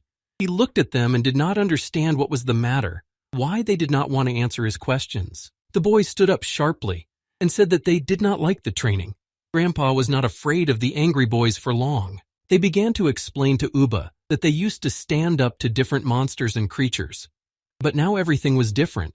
The clones were much more cunning than them. They had no chance against them. They defeated them faster than 30 minutes, and Jill's clone was too strong for them. Jill thought that now the fight reminded him of a fight between players in a game. Their opponents were not monsters that attacked without any plan or strategy. It was the opposite. They were as if they were analyzing the battle. They were just like humans. At the beginning of the battle, the clones split up and hid from them. They thought that they wanted to divide them, and those who fell behind they would attack them. So they decided to stay together for safety. But they didn't expect to be trapped that way. Soon Jill was alone and surrounded by Boban, Sully, Bros, and Phylog clones, while his clone eliminated all the other guys. In the end, he had to face them alone. Gil analyzed their training and how they stood up to the clones. No doubt they lost to them before their fight even started. Ubby noted Gil's analysis. His analysis of what was going on made sense, as he said the outcome of the fight was already predetermined before they engaged the clones. In team battles, it was not their own safety that mattered, but the ability to work as a team. It was like a game of chess, where some pieces had to be attacked and some defended, but also some had to be sacrificed so that others had a chance to deal a fatal blow to the enemy. Ubby explained to them that the shadow clones they were fighting had no skills at all. They had developed the most effective teamwork strategy based only on analyzing their own combat skills. It was the easiest and most effective strategy to fight newcomers. Ubby's words had pissed off Boban a bit. He considered himself a very strong opponent and far from a beginner. Gil thought that it was like a math problem. If they studied the question thoroughly, it would be easy to solve. But if they kept hoping for a miracle, they would end up falling into traps all the time. Therefore, if they wanted to improve their team fighting skills, they should understand their own abilities as well as those of their comrades. They should understand how they could most effectively defeat their opponents under the circumstances. Grandpa Ubby suggested that they finish training for today and continue tomorrow. Tomorrow they needed to learn how to work as a team to better interact with their comrades. They needed to regain their strength and get a good night's sleep. He advised them to relax and have a good rest, also to ignore today's training, to try to sleep without thinking about anything. Gil and the baby were already on the bed. The baby was already fast asleep and moving all over the bed, disturbing Gil's sleep. Now he was not comfortable sharing the bed with someone else. He couldn't stop thinking about training. Even though it was just training, he felt useless when he saw his teammates being killed. It made him very anxious. If this fight was real and not training, either Yaruka or Mom would be the first to die. They were weaker than the others. It wouldn't be hard to defeat them. He decided that wasn't the case. He believed he was still weak. To protect everyone he cared about, he made a promise to himself to get stronger by all means. Gil thought back to his childhood. When he was a kid, his mom had a great chance to get a job at a decent company, but to take care of him, she turned it down and chose a hard part-time job. She had a job interview and asked her boss if she could bring her son on Wednesday afternoons so that he could wait until she finished her work. She had no one to leave him with. The supervisor explained to her that the boy would disturb the customers, which was unacceptable, and Wednesday was a busy day for them. She said she would put him in a chair where he would sit quietly and not cause any problems. He asked her a question that had nothing to do with her request or work. He had his own agenda. He knew she was a single mom, but he asked her the question. He looked at her and devoured her with his eyes. He told her that with looks and figure like hers, she didn't have to labor in such a difficult job. The boss reached out his worthless hands to her and asked if she was free tonight, showing her his vulgar intentions. She didn't think he was going to hit on her. She just wanted to find a job. Jill, being a small but very brave child, broke away and with all his might slapped the nasty uncle on his manhood. He wouldn't let anyone hurt his mom. He was angry. He did not understand how he dared to treat his beloved mom. Gil did not think what would happen next. He just acted like a real man, standing up for his mom. Mom calmed Gil and asked for forgiveness from the boss. She needed this job. She wanted Gil to apologize to him too, but he was in no hurry to do it. The boss, who had already recovered from Gil's blow, became furious and wanted to attack the child and take revenge for the mean blow. He almost grabbed him and reached his goal, but Jill's mom got in his way. She grabbed his arm and threw him over herself, hitting him with all her might on the floor. She had no right to hurt her son. He lay on the floor unconscious from the blow. His mom stood over him wiping her hands. She said if she didn't get the job, then so be it. Jill stood there bewildered at what was happening. She leaned over and apologized to him for not being able to get a job again. She said that now they would have to stop eating fried chicken in the evenings until they had enough money for that. At that moment, Gil realized that he had a duty to protect his mom at all costs. He was willing to work hard on himself that she could feel safe. Suddenly, a voice told him that protecting someone with powers like his mom's was more like a joke. Gil didn't realize whose voice it was or where it was coming from. He saw the uncle who had given him the power, the awakened element, the chaos element. But where did he come from and how did he know what Jill was thinking? Gil was confused. He tried to find out if it was that uncle or not and where he was. Gil wanted to talk to him. He had failed last time. He didn't understand what was going on. He was sure that the voice was definitely that man's. He couldn't forget it or mistake it for someone else's voice. Gil looked at the awake child and asked her if she had heard someone else's voice, to which the sleepy Luca silently shook her head in denial. All this was strange. If Luca did not hear him, what was it then? He decided that he was just very tired, that he began to see voices, needed to rest. Little Luca lay down on Gil's stomach and cuddling tightly fell asleep, mumbling her name to her daddy in his sleep. Gil looked at her, and he became warmer in his soul. But the only problem he had was that Luca was disturbing his sleep. She just lay on top of him. He couldn't move. He didn't know how to lie down and how he was supposed to sleep now. He wanted to put her down next to him, but she was already asleep. He was surprised that she fell asleep so quickly, but he didn't want to disturb her sleep. Gil gently moved her from him to the bed. He carefully covered her with a blanket to keep her warm. He was slowly getting used to being a daddy, even though it was hard for him. He watched little Luca sleeping sweetly. He wondered if it had been hard for his mom to raise him alone. Thoughts of his mom never left his mind. Gil made her promise that he would come back to her soon. Because he knew more than he did in the beginning, he just needed to get stronger, defeat the Guardians, and finally get out of this place with the boys. Although he had defeated the King of Monsters, who was the strongest opponent he had ever faced. But in today's training, he realized that strength alone would not be enough. Unexpectedly for Gil, he heard that voice again, which was very similar to the voice of the man who gave him the elemental power.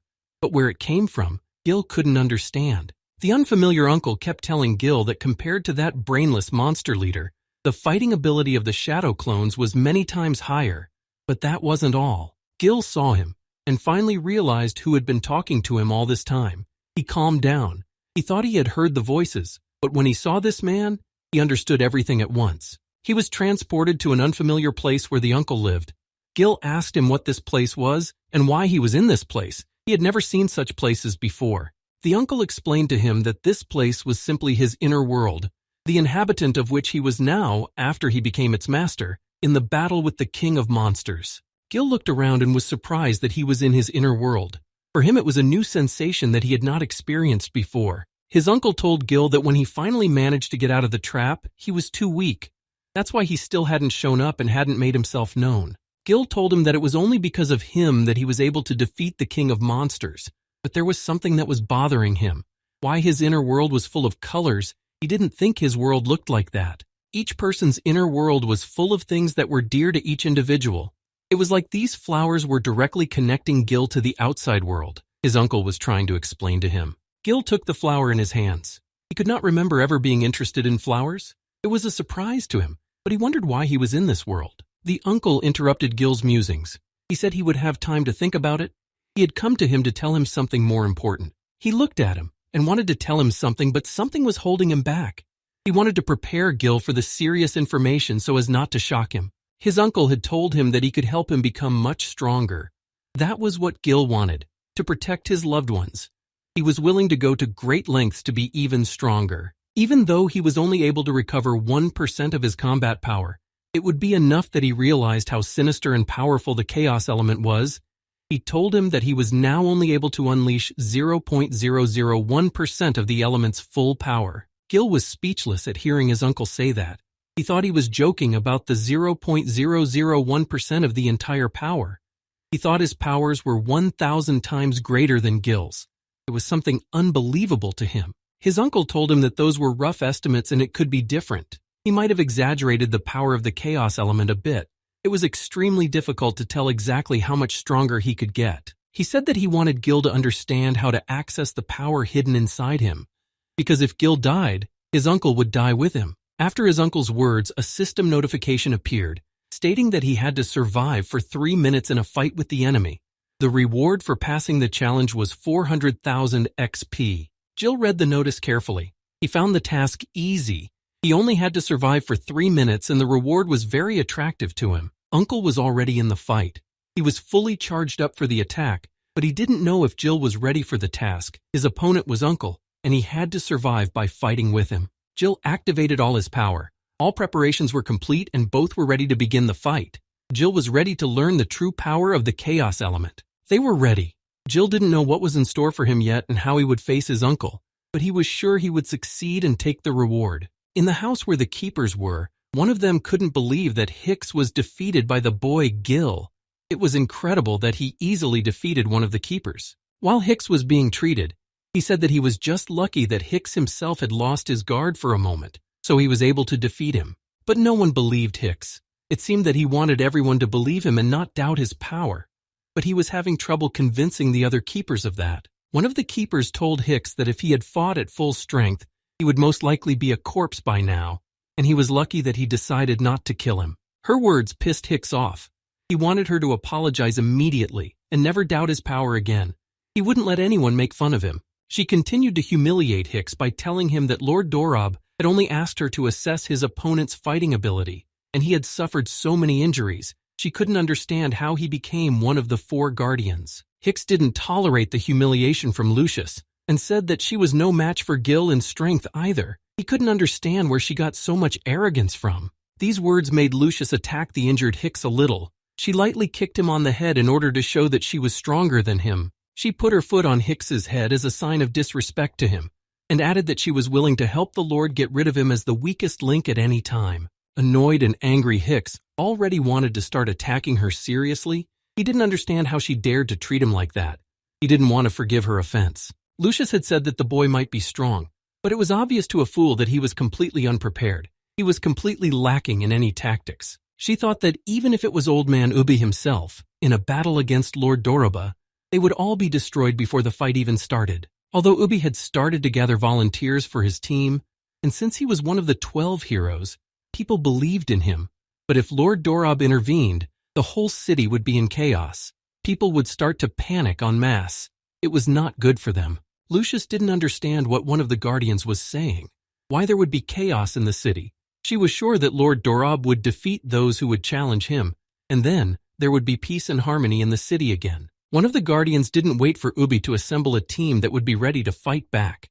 Training hard, he summoned a monster that could defeat them before they were ready. Hicks and Lucius recognized this monster.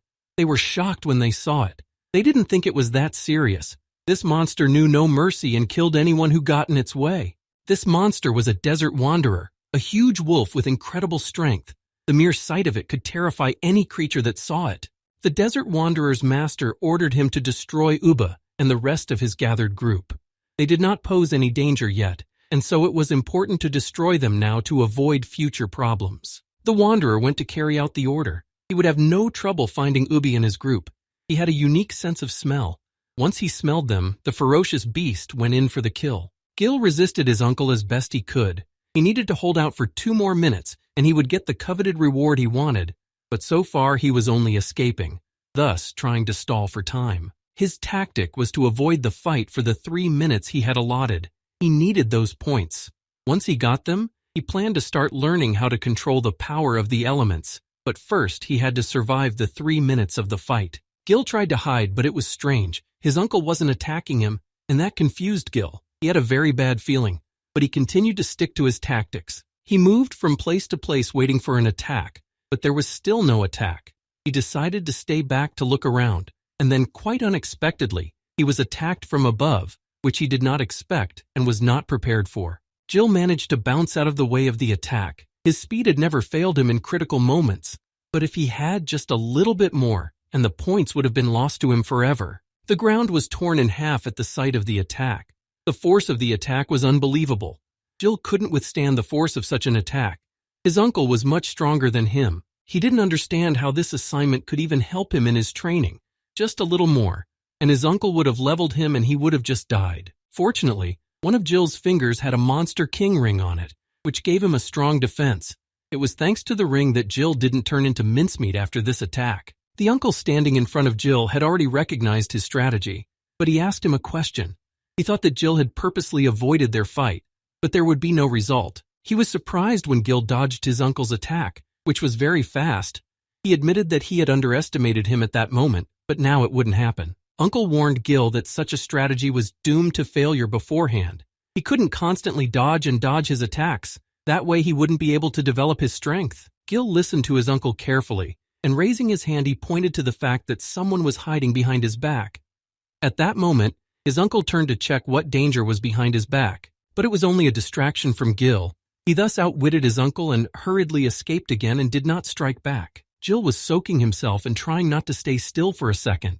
He was watching the timer and counting the seconds until this task was over, but he was afraid of missing the attack from his uncle and losing important points for him. They stood across from each other, their small gap in the ground that had formed after his uncle's attack.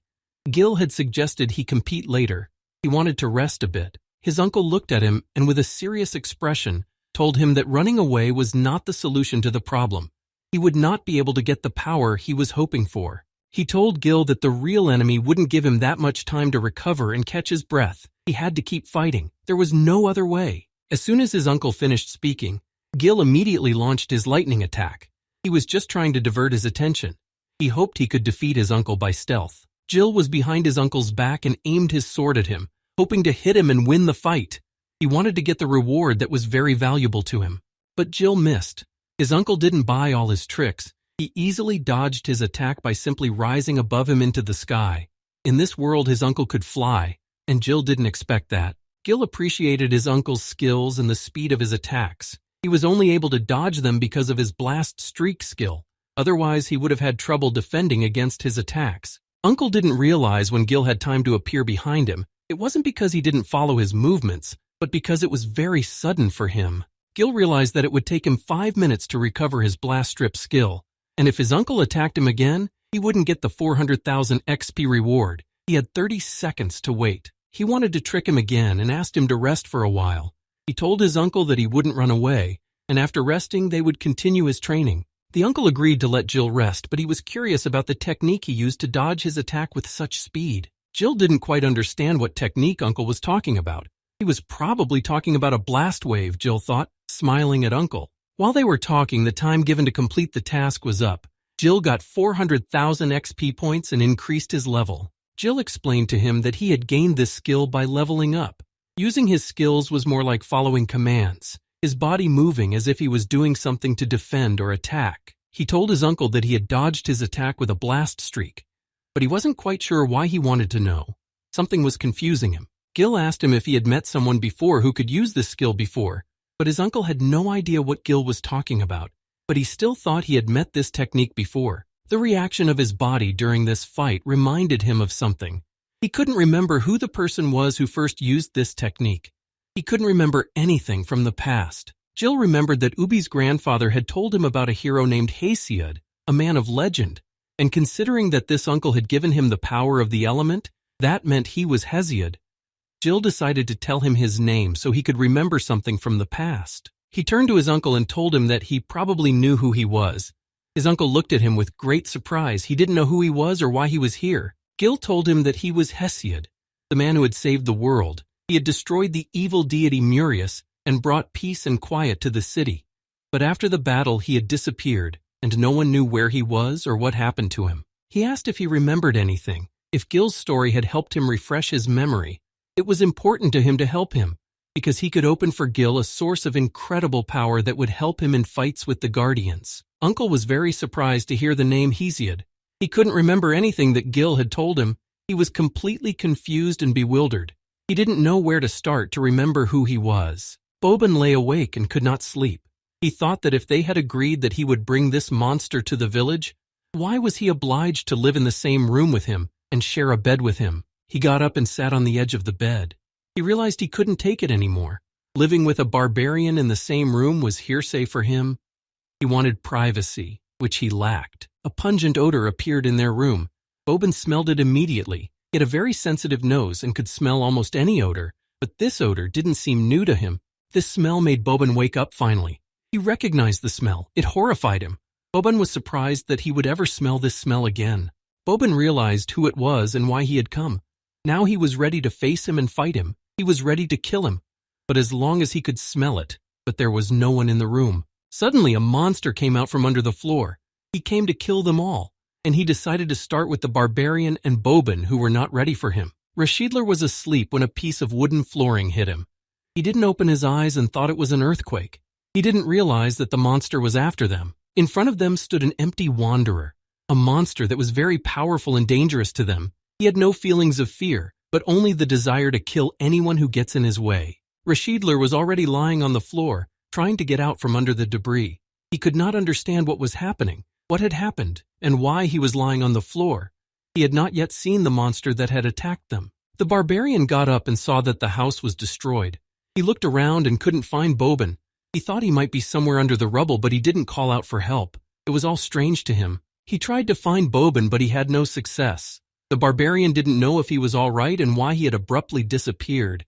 Many thoughts ran through the barbarian's mind. Rashidler imagined the worst-case scenario, that Boban was crushed by the debris of the house and he was already dead. This thought frightened Rashidler. While he was standing there wondering where Boban had disappeared to, he was hit in the face by a stone from wherever he had come.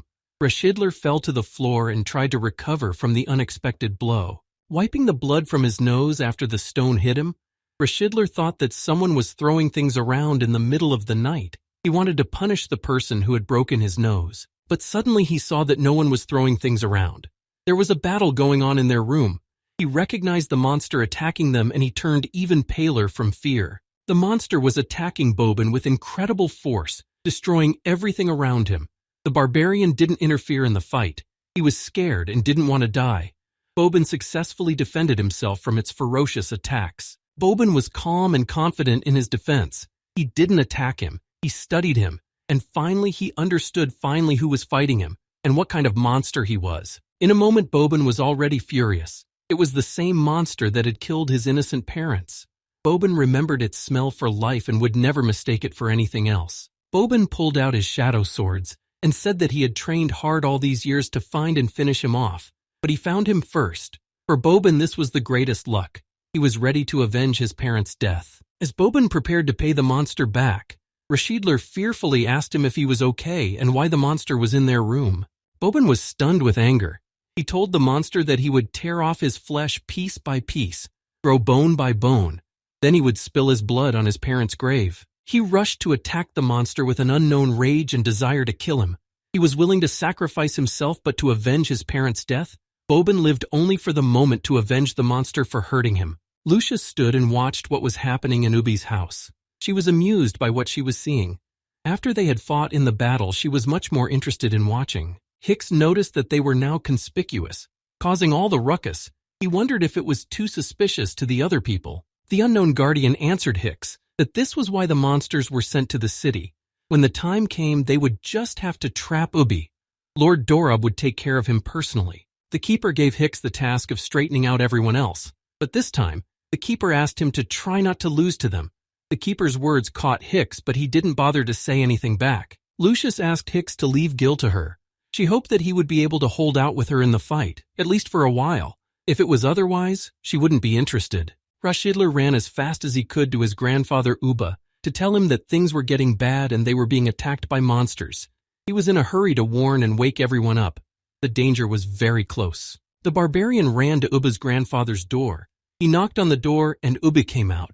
He saw a frightened Rashidler, but he couldn't understand what he was doing here in the middle of the night. Rashidler took a breath and began to tell Ubby that Boban was now fighting a monster and that they were sneakily attacked. They had to run to Boban's aid immediately. Ubba calmly listened to him and told him to find Gil and tell him to take care of Sally.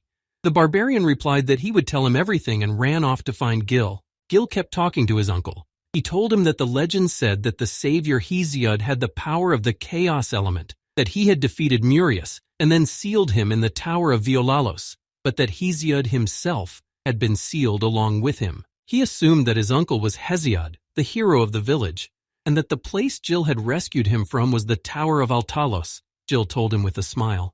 Gil's words upset his uncle, for he couldn't remember anything. All of Gil's words sounded unreal to him. He didn't know any way to bring back his former memories. He stood and thought for a while, but he couldn't remember anything. His words tore Jill apart. He tried to help him by telling him the legends, but it turned out he was wasting his time. Gil remembered watching movies in the real world, and when people with memory loss were told their name, they often remembered who they were. His uncle had no memories of this world. His name was nothing more than a sound. Even if he was the Geocid that Jill was talking about, he still didn't remember anything from that life. His fighting skills, however, reminded him of something.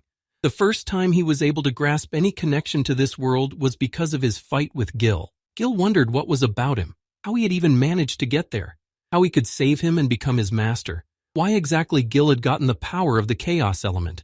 Now he had even more questions. So many unexplainable things had happened to him. But if he really was Hesiod and at some point remembered everything, it would give him the answers to all the questions he had accumulated, as long as he was left with only questions. His uncle suggested to Gil to start the battle again. He asked him to use all the skills he possessed. Maybe then he would remember something. Gil agreed to give him a fight. But no sooner had they started their fight, Jill heard a familiar voice that distracted him from his battle with his uncle. What was wrong with the outside world? Jill was lying on his bed and was still in his inner world. Little Yaruka woke up when she heard someone enter his and Jill's room. It was Lucius. She told little Yaruka not to be afraid of her. She had come to kill her daddy and she wasn't going to hurt her. Yaruka wouldn't go anywhere and she didn't want to leave her daddy. She fell on his leg saying her name loudly, hoping to wake Jill up. Lucius told her that since she wanted to stay, she wouldn't dissuade her, then she would kill her too. She raised her hand up to begin her attack. She didn't have time to land a single blow before a voice came from behind her, apologizing to her for being late. Gil stood with a small and crying Yaruka in his arms. She was scared of the evil ant. He asked her to stop crying and calm down, and he would deal with the evil ant himself. The village was all on fire. The monsters were burning the houses one by one. Soon there were almost no whole houses left. There was no one to protect the people from the evil monsters who were ordered to burn the village. The monsters were getting bigger and bigger. They were killing people without sparing anyone. People were running away hoping to save their lives or find a safe place. No one understood what was happening. A little girl sat near the body of her dead mother. She did not understand what happened to her mother, why she did not rise. She protected her daughter at the cost of her life. But the girl did not understand it yet. A huge monster wanderer came at the defenseless girl and was ready to kill her. He had no sense of pity, only a thirst to kill everyone indiscriminately. The monster was almost at his target, but someone interrupted him with his triple thunder attack. It was super fast and effective. The monster didn't see anything, he only felt the power of the attack. Ubba's grandfather arrived at the village in time where all the people who lived there were left defenseless. He wrestled the girl away from the monster. He took her in his arms and made sure she was uninjured and that she was all right. The monsters that were there started to surround Ubba's grandfather and the helpless girl. Ubba didn't have much chance, but he couldn't give up because he was not only responsible for his own life, he wanted to save the little girl from the wild monsters. Brothers and Phylog came to his aid and chased the monsters away from the surrounded Ubba. Brothers asked if anyone knew why these beasts suddenly attacked and started attacking the town. Ubby explained to them that the city was under a protective enchantment that could withstand the monster's attack. The barrier had a 24/7 watch in case of an attack. Based on that, these monsters couldn't sneak into the city on their own. From the looks of it, these bastards couldn't wait any longer. If Grandpa Ubba was guessing correctly, these monsters were sent into the city as cover and nothing more. Bros and Phylog looked at Ubby carefully, who added that the real purpose of this whole pogrom in the city was to get rid of them and not let them leave the village. Grandpa Ubby got up, put his hand on the poor little girl's head to comfort her, and gave Bros and Phylog a task. He asked them to rescue the remaining townsfolk and shelter them from danger in his home. They needed to act extremely quickly to avoid more deaths. Bros furrowed his eyebrows and assumed that Ubby was going somewhere, but he didn't know where, so he decided to ask him the answer to his assumption. Ubba answered Brothers and said that he was going to the border barrier that was on the outskirts of the city. He wanted to hurry there to repair it and stop the monsters from entering the city. Brothers told him that the barrier was crawling with monsters, and it was extremely dangerous to go there by himself, so they wanted to go to the barrier with Ubba. Ubba was confident. He thought he had the strength to stop the monsters and rebuild the barrier. There was no need to go with him. He asked them to stay and protect the humans. With a thunderous flash, Ubby headed for the dangerous place. He needed to get there as soon as possible. The city was falling more and more into chaos, and more innocent people were dying at the hands of the monsters. Lucius turned to face Gil. She told him that she thought his speed was a little faster now than when they first met. Jill remembered that she was the one who had attacked Boben and Sally recently in the asylum. He hadn't expected that the Lucius Ubby had told him about was actually a girl. He shouted out to her as her aunt why she had attacked him. What purpose did she have in mind? He wanted to know more information about what was going on before he started a full-on fight. Lucius was angry and saddened at the same time. He wasn't prepared for Jill calling her aunt. After all, she wasn't too old for that yet. It threw her a little off balance. He continued talking to her. If they could find the temple, then everyone in the city would be free. Why would the guardians of the city want to kill them? That question tormented Gil. He waited for her to tell him something. She told him that the city had been built entirely under Lord Dorob's leadership. The Lord had spent a great deal of time and effort to build it. Any action that threatened its well-being would have been stopped instantly, and the temple was just a fairy tale. She looked at him and said with a confident look that if she were in their place, she would not defy God's plan, and then they could live in peace in this city, but otherwise only death awaited them all. Gil prepared himself for the attack. He was sure of the existence of the temple, so it didn't matter who got in his way. If someone tried to stop him or hurt his friends, they would all be defeated. He didn't care if it was a god, ghost, devil, or whatever. He would destroy anyone who got in his way. Gil was serious and convincing in his intentions. Lucius only smiled. She thought he was a pathetic braggart. She told him that if he defeated Hicks, it didn't mean he was strong. Hicks was the weakest of the keepers. She prepared herself for the battle and drew her huge black sword. She was sure she could defeat him easily. She was one of the keepers, and she couldn't lose to the pathetic boy. Lucius had told Gil that her power was as strong as their Lord Dorob's, the strongest of them all, so he had no chance of standing against her in this fight. She began her attack by applying a summoning spell to the shadow battle wolves. They were all level 45 and were incredibly strong. They had incredible speed and increased flexibility. Lucius ordered the pack of wolves to attack Gil, but she didn't interfere in the fight. She tried to analyze his abilities first to plan her next attack. Gil held his sword tightly in his hand. He wasn't afraid. He was already an experienced fighter and knew what spell to use to stop the wolves and protect himself. He cast a death streak spell on them. That should be enough for these monsters. He directed the full power of the spell at them. He didn't even need to use both of his hands to do it. The death streak killed the entire wolf pack coming at him. No problem at all. Lucius couldn't believe that he had stayed her attack with such ease. It seemed impossible to her. She had underestimated Gil, so she was too surprised by his strength. In fury, she had already shouted a new spell. She used 3,000 shadow swords and aimed them at Gil again. This time she hoped to damage him. She couldn't lose to him. Lucius's attacks couldn't hurt Gil. He had a ring of protection on his finger that he had gotten after defeating the King of Monsters. His defense was almost invulnerable. Jill smashed her attack with confident ease. He wondered from her if this was her strongest attack. Was this all she was capable of? Jill was a little surprised. She was shocked that Gil had blocked her attack so easily without doing anything. She realized that she had made a mistake when she underestimated him. She needed to come up with a new plan of attack right away. Lucius thought for a moment and realized that she had just started to show him her power, and that it was time to show him all the techniques she had in her arsenal. She rose above Gil and told him that she was just beginning to take him seriously. A black sphere formed under her feet, and it grew larger and larger. Gil had never seen such spells before. In front of Gil stood a huge wolf with an equally huge sword in its teeth. Lucius was standing on the wolf's head. Now she showed him all her power and was ready to attack again. She told him that now she would see how long he could hold out against her new attacks, and if he could withstand them. The system gave him a list of updated missions to defend the city of Delix. He needed to hold the integrity of the city, as well as defeat enemy leaders and monsters. There was a crack in the city barrier that was allowing various creatures into the city. Desperate warriors were trying to stop them from entering. Another group of people were trying to repair the barrier before the monsters became too many. The mages held the sphere that was responsible for the integrity of the dome. They had to prevent it from breaking completely. They fought desperately and tried to repair the barrier. One of the warriors turned to the girl called Gray. She needed to know how long it would take them to patch the breach in the dome and how long they had to hold back the monsters. Gray answered her that the monsters kept coming and coming. Their strength might not be enough. If it continued like this, they would not be able to contain them. Next to the sphere was their teacher. He told the warriors to hold on. After all, the defense of this area was their responsibility. They shouldn't let the monsters break through at all costs. He told them to hold back the monsters as best they could.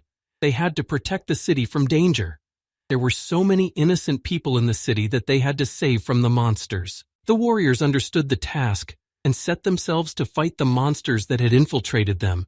They were ready to give their lives, but to protect the people and the city from harm. Standing next to the teacher, Gray told him that they could not hold on any longer. The monsters were growing in number and they could not close the barrier. Suddenly a stream of powerful energy came into the barrier. The people standing next to it were shocked. They wanted to know who had come to their aid and was helping to save the dome. They looked and could not believe their eyes. The barrier was beginning to recover. Although they could not do it on their own, someone came to their aid at the right time. Above them, hovering in the air, was the old man Ubby, who was one of the 12 heroes.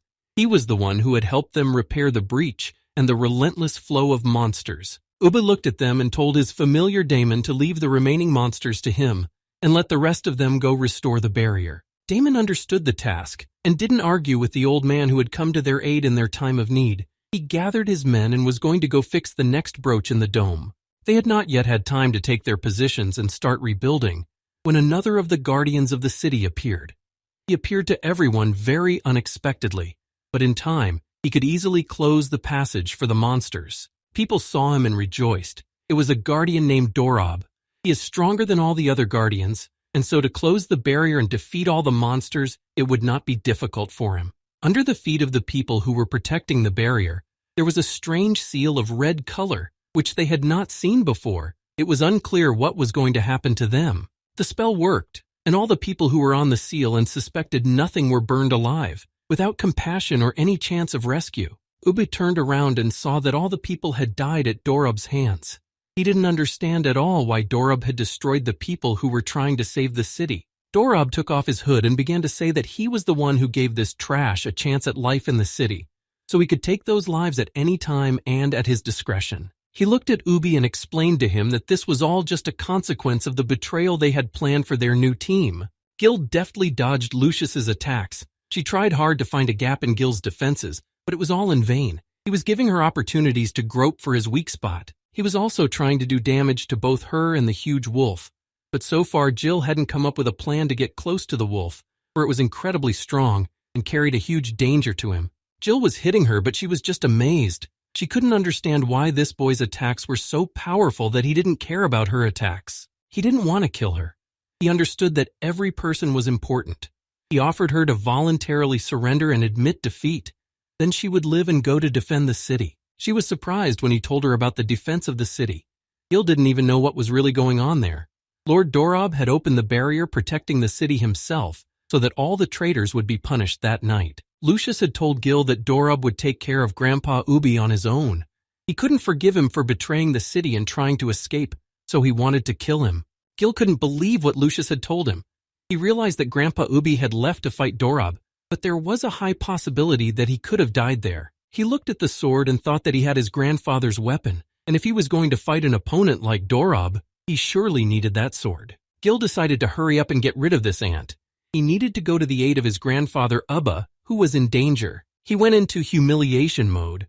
It was no longer possible to procrastinate. He had learned the information he needed, and now he could kill Lucius in peace. Lucius saw that after Jill entered the annihilation mode, all his abilities became higher. This was a problem for her. Gil used the Divine Blessing attack, and with incredible speed disappeared from Lucius's sight, who couldn't follow his movements. In an instant, Jill was beside her and ready to end their fight. She didn't expect Jill to be so strong. She tried to attack him first so he wouldn't kill her. That way she thought she could buy time and damage him back. But Gil gave her a quick and precise blow that she didn't see and missed it. She spat blood from the damage he did to her. She was amazed at Gil's strength. Lucius was still alive. She asked him why he didn't kill her, but Gil decided to spare her. He had seriously injured her, but not fatally. He decided there was no need to kill her. She began to unconsciously fall from the injury Jill inflicted on her.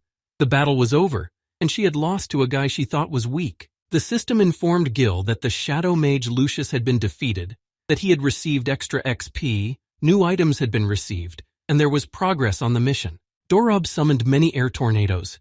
He possessed the air element and could create air attacks against Ubby's grandfather. He was a very strong opponent. Ubby fought off the mighty Dorob's attacks as best he could.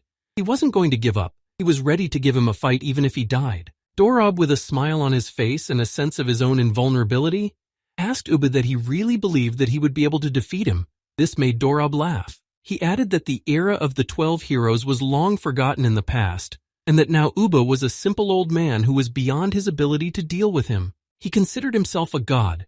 He despised pathetic, insignificant insects like Ubba. He hated all humans. If it were his will, he would kill them all at once. Dorob began his attack by summoning wind. So far, he had only used aerial attacks. He was a bit angry at Ubby for his attempts to leave the city. He figured that one attack would be enough for Ubba, and that it was time to say goodbye to him. He didn't see him as an opponent for himself, and continued to smile wickedly. Lucius sat on the ground and tried to cough. She was in a lot of pain after Gil's attack. Her whole body wouldn't listen to her. She couldn't even move. She was trembling in pain. She thought that he could have easily killed her, but he didn't. She was tormented by that question.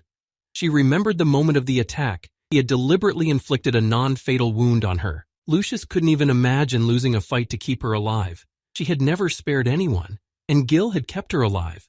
She only had one thing on her mind. Why did he do that? She told him, was he really so arrogant that he couldn't stoop to finishing her? She thought it was his way of humiliating his opponent. Her next words surprised Gil. She shouted at him that if he thought she would be grateful to him for not killing her, he was wrong. In the future, she would find him, and she would have a way to finish him off. Gil replied that he wasn't surprised by her words. He wasn't counting on any gratitude. He had better things to do at the moment than talk to her. He told her that next time what would kill her would definitely not be his sword. She looked at him angrily. It was obvious that she would definitely take revenge on him, and would do anything to find him and kill him in the future. Right now she needed to heal her wound. Gil looked at her and thought, why wouldn't he really kill her? She's just a non-player character, but everything here seemed very real. It even seemed to him that he could kill a living being, appealing to his conscience to stop. That was the difference between reality and the virtual world. He had no need to adhere to the laws of morality in the game, because everything there was not real, but the pleasure of killing, no doubt imprinted in the mind of the real. Lucius slowly began to rise to his feet. Gil was ready to go in search of his grandfather, but suddenly Lucius stopped Gil and told him that Ubby was at the eastern border of the city. He needed to hurry. She warned him that even if the two of them were going to fight Doroboff, they wouldn't be able to overpower him. He was a very strong opponent. Gil realized what Lucius had told him. He asked her not to worry about it. He told the system to move him to the eastern border of the city as soon as possible, and he also ordered the system to return the weapons Ubba had given him. He looked at the child he had in his arms and told him that it was time for them to leave. They needed to hurry to Ubba's grandfather's aid as soon as possible. Gil ran at the speed of light to help. The system had given him the right coordinates to get to where he needed to go. He was worried he wouldn't make it in time and Ubby would die, but he couldn't let that happen. Dorob's eyes were full of surprise. He didn't think Ubby would fight back and he didn't want to die, but he was surprised that he dared to attack him. A sharp and precise blow came straight to his face. He didn't put up a defense. He wanted to see the power that Grandpa Ubby possessed. He wasn't in a hurry to deal with him. Grandpa Ubba was incredibly strong for his age. He knew a lot and could do a lot. He was an experienced warrior and knew when to attack and when to defend. He used all his experience in this fight. Ubba's attack did not do any damage to Dorob. Moreover, he managed to dodge it and was already behind Ubba's back laughing at him. To him, it was a pathetic attempt to defend a group of weaklings. That's what Dorob thought. He shook the dust off his face and balachon and told Ubby that it had been a long time since he had seen such amusing opponents. He was sure that the old man would not be able to defeat him. Dorob raised his hand ready to attack. His face changed, he became more serious. He said that unfortunately Ubby had no chance to win. He raised his hand to summon the elements. Only out of respect for Ubby, Dorob let him experience the full power of the 4 elements. Now Grandpa was in huge trouble. All 4 elements appeared in front of Ubba: fire, water, earth, and air. They took the form of ancient monsters.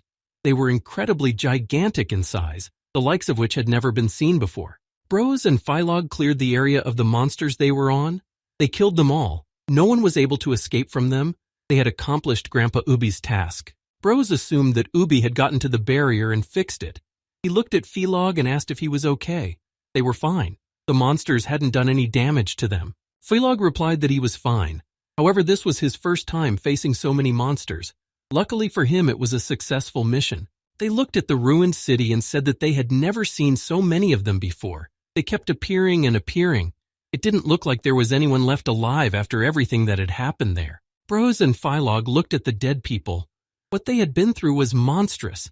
So many innocent people had died in terrible agony. They didn't deserve this. Bros said they should move out. Even though the monsters in the center had all been killed, however, in the areas where the barrier had been destroyed, there should still be many more. They wanted to help those who fought them there. A strange, loud sound distracted Bros and Philog. They turned their heads and looked up into the sky. This sound was coming from the battle of Dorob and Ubby. A water and fire element appeared high in the sky. They could be seen from anywhere in the city. The one who summoned them was very powerful and had incredible abilities. Philog saw these water and fire elements and was horrified. It was the first time he had ever seen them reach such a size. He was frightened by the presence of such a powerful mage near them. Bros had said that multiple mages could control all kinds of elements, but their abilities were not as high as single-element mages. Although maybe they were just weak, but there was only one mage who could use multiple elements. Drops of sweat dripped down Brothers' face. He was visibly worried. Only one mage could demonstrate such combat power. He had no doubt that it was him. Philog noticed that in the sky, something was flying through the fire attack. It looked like a star to him. Deftly dodging the meteor shower of fire, he called out to Bros to pay attention to it as well. Breaking through the attack, trying to keep the element out of sight, Grandpa Ubby was rushing at full speed, needing to get past the element to launch his attack on Dorob. When he got almost to the target, Grandpa Ubby was in for an unpleasant surprise. The fire element directed a huge fireball at him, which was very difficult to dodge. But Grandpa Ubba was able to deal with the element's attack. He got as close to Dorob as possible and wanted to give him a triple thunder strike. Dorob saw Ubba's attack, and it was ridiculous to him. He thought that Ubba was too naive to believe that his attack would succeed. He directed the stone monster to stop the attack. The monster made a direct strike at Ubba, but Ubba managed to dodge its attack. The old man's reaction did not fail. Ubby headed towards the earth element and wanted to make a quick attack on it. He wanted to get rid of one of the monsters to make it easier for him to fight. The water element came to the aid of the earth element. They simultaneously started attacking Ubba, who only had to defend himself. All the elements were very strong. Ubby bounced from their attacks to a neighboring mountain. He needed to catch his breath. He was not young and his stamina was not what it used to be. He needed to rest. But the monsters were not tiring. They attacked Grandpa again and again. They could switch and take turns attacking. Ubby was already a little hurt, and his body was covered in blood. He sat there thinking how he could get to Dorob and not get trapped by the elements. The fight was very hard for him. Dorob was lightning fast again. He was already standing behind Ubby's back. He was impressed that he didn't give up and managed to dodge the attack he made on him. He told him that even though he was dodging his attacks, he was just an ordinary old man. Now Ubby was just a shadow of the warrior that had single-handedly defeated the troll Quink. Dorob added that he had a young body and limitless magical abilities unlike him. He reminded him that all their lives were in his hands. Ubby stood up and told him everything he thought, that he had sold his soul to the devil in exchange for limitless power. He had licked his god's ass and served him like a dog. He was already a walking dead man who felt and sensed nothing. The old man looked at him and said that maybe he was the one who was jealous of ordinary people who knew how to be happy and were free in their own way. Ubby's words made Dorob very angry. He shouted angrily at him. He didn't want to listen to what the old man said. He didn't like that someone wanted to be above him. Dorob, after Ubby's words, started attacking him with shadow magic. He grabbed him and started bullying him, slowly and painfully killing him. He tortured him because it gave him pleasure. He approached the old man and told him practically in his ear that he was about to see him crush him like a cockroach. Before he killed Ubby, he decided to tell him what he would tell the people of the town.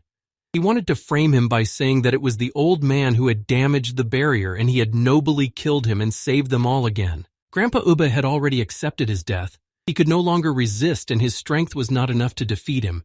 He closed his eyes and heard Dorob shout, "Die!" to him, and there was silence. But Dorob did not have time to finish his attack. Someone attacked him with all his might. He flew far away from the blow. He did not expect anyone to stand up for the old man. Ubby's grandfather was picked up by Gil. He helped him up. He arrived at the scene just in time. He would have been dead. Ubby was surprised to see Gil in front of him. Dorob was getting up, shaking himself off after Gil's attack. He looked at him and he didn't know who was in front of him. He was seeing him for the first time. Gil held out his hand to the old man, helping him to his feet. He asked if he was all right. Ubby told him that he was fine and that he was only a couple of scratches. He wondered why he was here. Lucius told him that Dorp was going to kill the old man in this place. He went to help him. He apologized to him for not giving him his sword that could have helped him in the battle. Ubby told him not to blame himself. Even if he had the sword, he could hardly have defeated Dorp. He had given his soul in exchange for incredible strength. Besides, as Dorp had said earlier, he was no longer the same. His body had aged, his strength was almost gone. His movements had become slower. He was just an ordinary man, Ubby told him with sadness in his voice. Ubby turned to Gil and told him that he had set up a portal in the vegetable garden near the beds. He asked him to take Sally and the others and get out of town, and as soon as possible he would try to delay Dorp. But that was not an option for Gil. He would never leave his grandfather to die. He told him he would stay and fight with him. Ubby, Yaluka, Sally, Boban, Bros, Philog, and even Rashidler were almost like family to Gil. He couldn't leave any of them. They were too precious to him. He remembered his mother's words. She always told him that even though their lives were hard, one should never give up their beliefs and blindly obey fate. He agreed. Gil gave him back his sword. Jill was sure that he and Grandpa Ubby would defeat Dorp, and all of them would go together to find the temple that would set them all free. Grandpa Ubby finished listening to Gil but didn't say anything back. His words were touching to him and went straight to his heart. As soon as Gil returned the sword to Grandpa Ubby, the system alerted him that he had completed the mission and that the sword had been removed from his inventory, for which he received 150000 experience. Their conversation was interrupted by Dorop's very loud, sarcastic laughter, who laughed at Gil's words that they were going to get out of this place. He stood and laughed loudly at them. When Dorop stopped laughing, he prepared a special attack for them. A huge sphere of dark magic appeared right above them. They saw it and were shocked by its size. Dorop aimed the sphere at them and was sure he could hit them, but Jill used Finiar's shield, which saved them from certain death. He laughed again. To him, they were pathetic lowlifes. He couldn't believe they had really decided to challenge him. Dorop was incredibly cocky. Dorop decided not to delay with his next attack. He had plenty of power. He could attack them endlessly. He used a blast of fire rain and waited to see what would happen to them.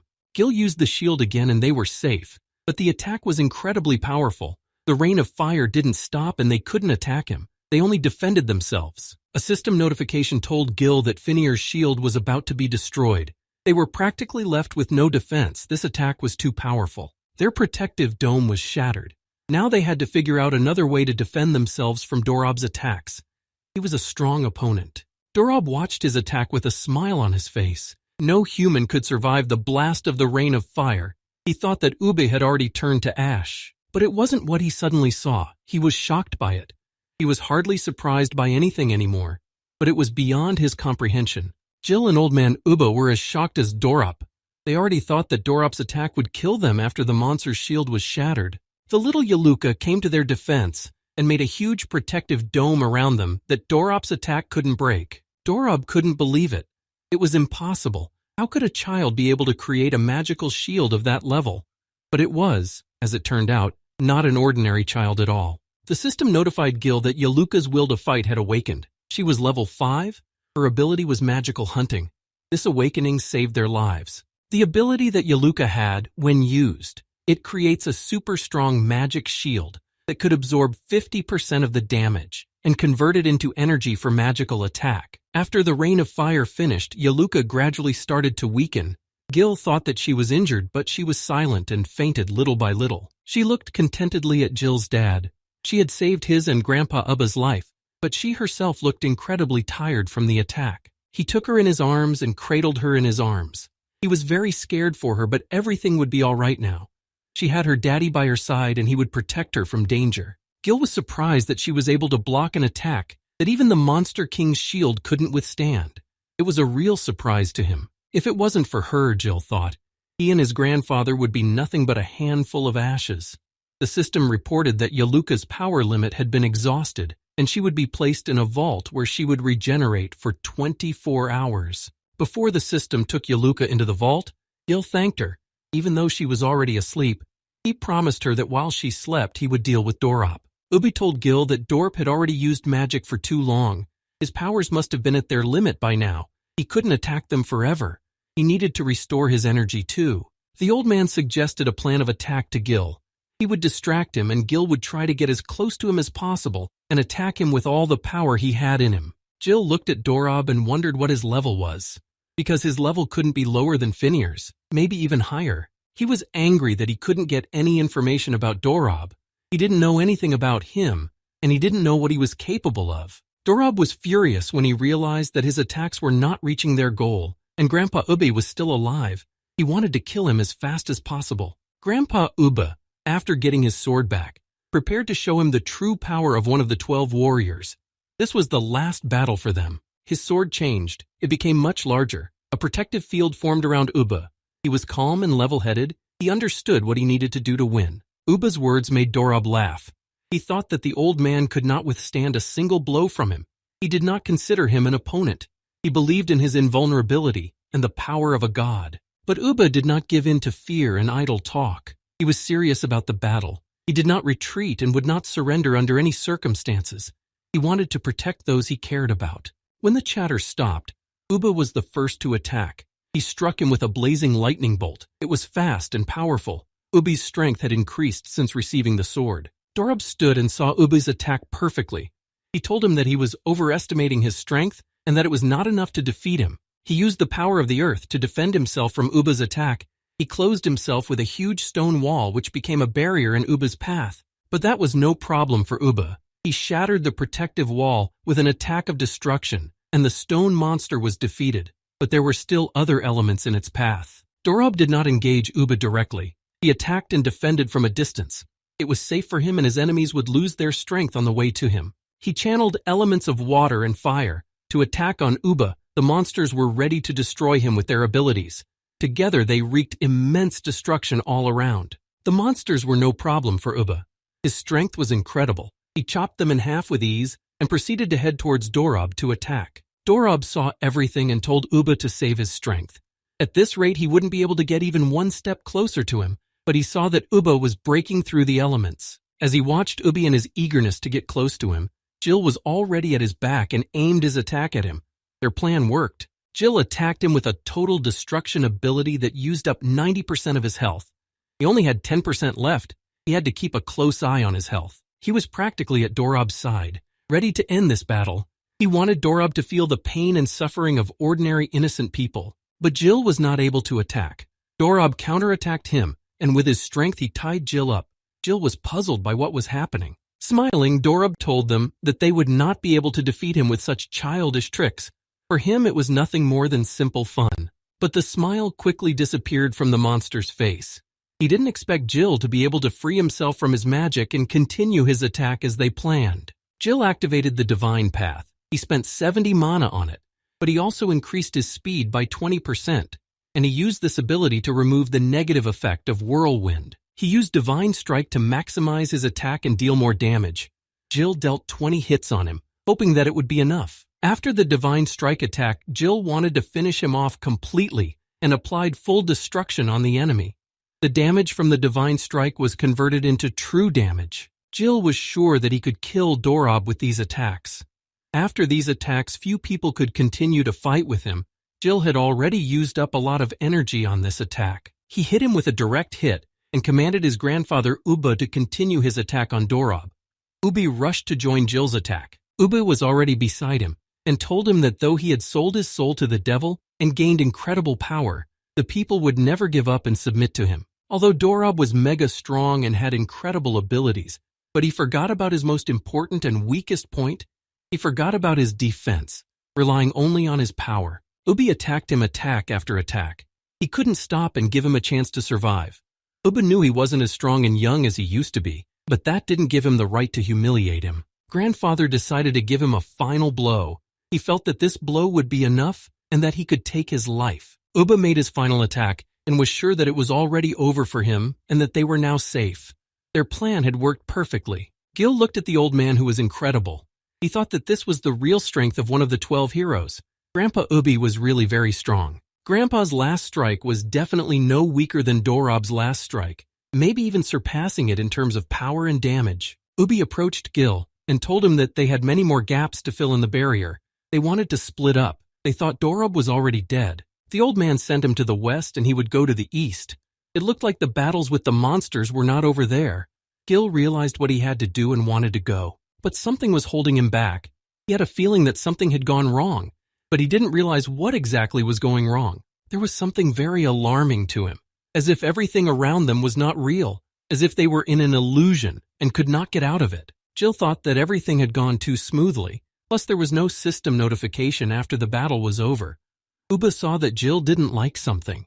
He wanted to know what was wrong. Ubby's grandfather's eyes were full of surprise, as if he had seen someone's ghost and couldn't believe it, which surprised him a lot during their battle. Dorob was standing in front of them again, completely whole. He marveled that Gil was able to get rid of the magical shackles he had put on him when he tried to attack him. Dorob said that Gil had allowed the old man to get close to the carrier and carry out his attack, but they had no idea what lay ahead of them. He was getting ready to show them what abilities he possessed. He was beginning the process of recovering from Ubby and Gil's attacks. He was getting into his best shape. Gil looked at him and couldn't understand why Droop was regenerating just like the traveling vertex that Gil had fought and killed him. Grandpa Ubby told Gil that he was wrong. He was sad to admit it, but he didn't realize right away what Dorob was up to. After the attacks, they had almost no strength left. Ubby was wrong in that Dorob had gotten his power not from the devil, but from Hades, the god of the afterlife, which was why their attacks were not damaging him. Gil turned to his grandfather Ubby to further clarify who gave such powers to Dorob. He was surprised that it was Hades, the god of the afterlife. Ubby asked Gil if he remembered what he had told him about Sally's parents and the man who had killed them. He had used exactly the same powers as Dorob. As he killed Sally's parents and was about to leave the scene, Ubby heard him say Hades' name. It sounded like he was looking for someone, and Sally's parents weren't who he wanted, but he killed without a single Caliban. He was frustrated that once again he had only wasted his time. He had no luck in his search. He didn't know how he was going to report this to Hades. The assassin did not finish Ubby, who was badly wounded lying on the ground. Ubby wanted to continue the fight and kill him for the atrocities he had committed. But he did not continue the fight and flew to search further. Ubby wanted to know who he was and why he did all this, but the assassin flew away in silence. Ubby said that Dorob had used the same powers as the assassin. There could be no mistake, and the killing of Sally's parents and the fact that they couldn't get out of Latona was clearly something to do with Hades. Dorob had heard their conversation, but he had no idea that Ubby would be aware of the source of his power. He hadn't originally wanted to use divine power, but he hadn't realized they would be so resistant. He knew they hadn't realized yet that the elemental abilities granted to them by the gods couldn't do him any harm. All their attempts to kill him were just pointless. Dorob didn't understand why they kept resisting. Wouldn't it be better to just die peacefully? Well, if they made the choice to fight, then only death awaited them. He wasn't going to kill them quickly. He wanted to torture them a bit so that other people wouldn't think of challenging the gods. After saying that, Dorob just disappeared. Ubby and Jill stood below and didn't understand how he was able to disappear so quickly. They didn't even have time to notice it. Jill at first thought he was just moving really fast, but he really disappeared, and they didn't know which side they should expect an attack from him. They thought he already knew which one of them he would attack first, but they were far apart and couldn't defend against his attacks together. Jill saw him and was shocked. Dorob was already standing behind the back of the worried old man Ubby, who wasn't expecting an attack from him at all, but he showed no fear. He unleashed a powerful attack on Ubby that he didn't have time to dodge. The old man spent almost all of his strength to attack Dorob. Gil was shocked by Dorob's attack. He was greatly afraid for Ubby's defenseless grandfather. He couldn't let him be killed right in front of his eyes. He rushed to the old man's aid and tried to repel him with his attack, but he hadn't yet recovered his abilities for more lethal attacks. He acted directly without making anything up. Gil wanted to strike him directly in the head, but it dissolved like it was a cloud. Gil's eyes were full of puzzlement. He bounced away from it to safety. It looked like he'd spawned his clone, but he didn't know when he'd made it in such a short time. But Dorob didn't hesitate and launched an attack at Gil, who was standing there watching the clone in amazement. As he launched his attack, Dorob decided to see where Gil was looking that he had let him out of his sight. He was hitting Gil with precision, hardly any force in his strikes, but he was doing more and more damage.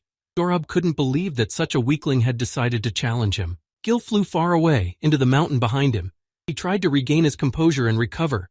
A laughing Dorob approached him to continue beating Gil. Gil was in big trouble. He could die now. He had less than 10% health left. He needed to replenish his health immediately, or he would die. He got to his feet. His shoulder was badly damaged. He thought that Dorob could become invisible. And this attack of his was just incredibly powerful. He was lucky he was still alive. It was clear that Dorp had probably only gotten a small portion of the divine power, but he and Ubby still couldn't hurt him. This was the true power of Hades. Jill realized the bitter truth. In the eyes of the gods, humans were just pathetic insects that could be killed with impunity, and no one could stop them. Jill's thoughts were interrupted by Dorob. He didn't understand what was wrong. He thought that Jill was already desperate and didn't know how to defeat him. Dorob told him that the interesting thing was that humans were inherently cruel. Even small children could torture defenseless insects and laugh at how desperately they fought for their lives. But now the insects were replaced by the humans themselves, who were also fighting back amusingly.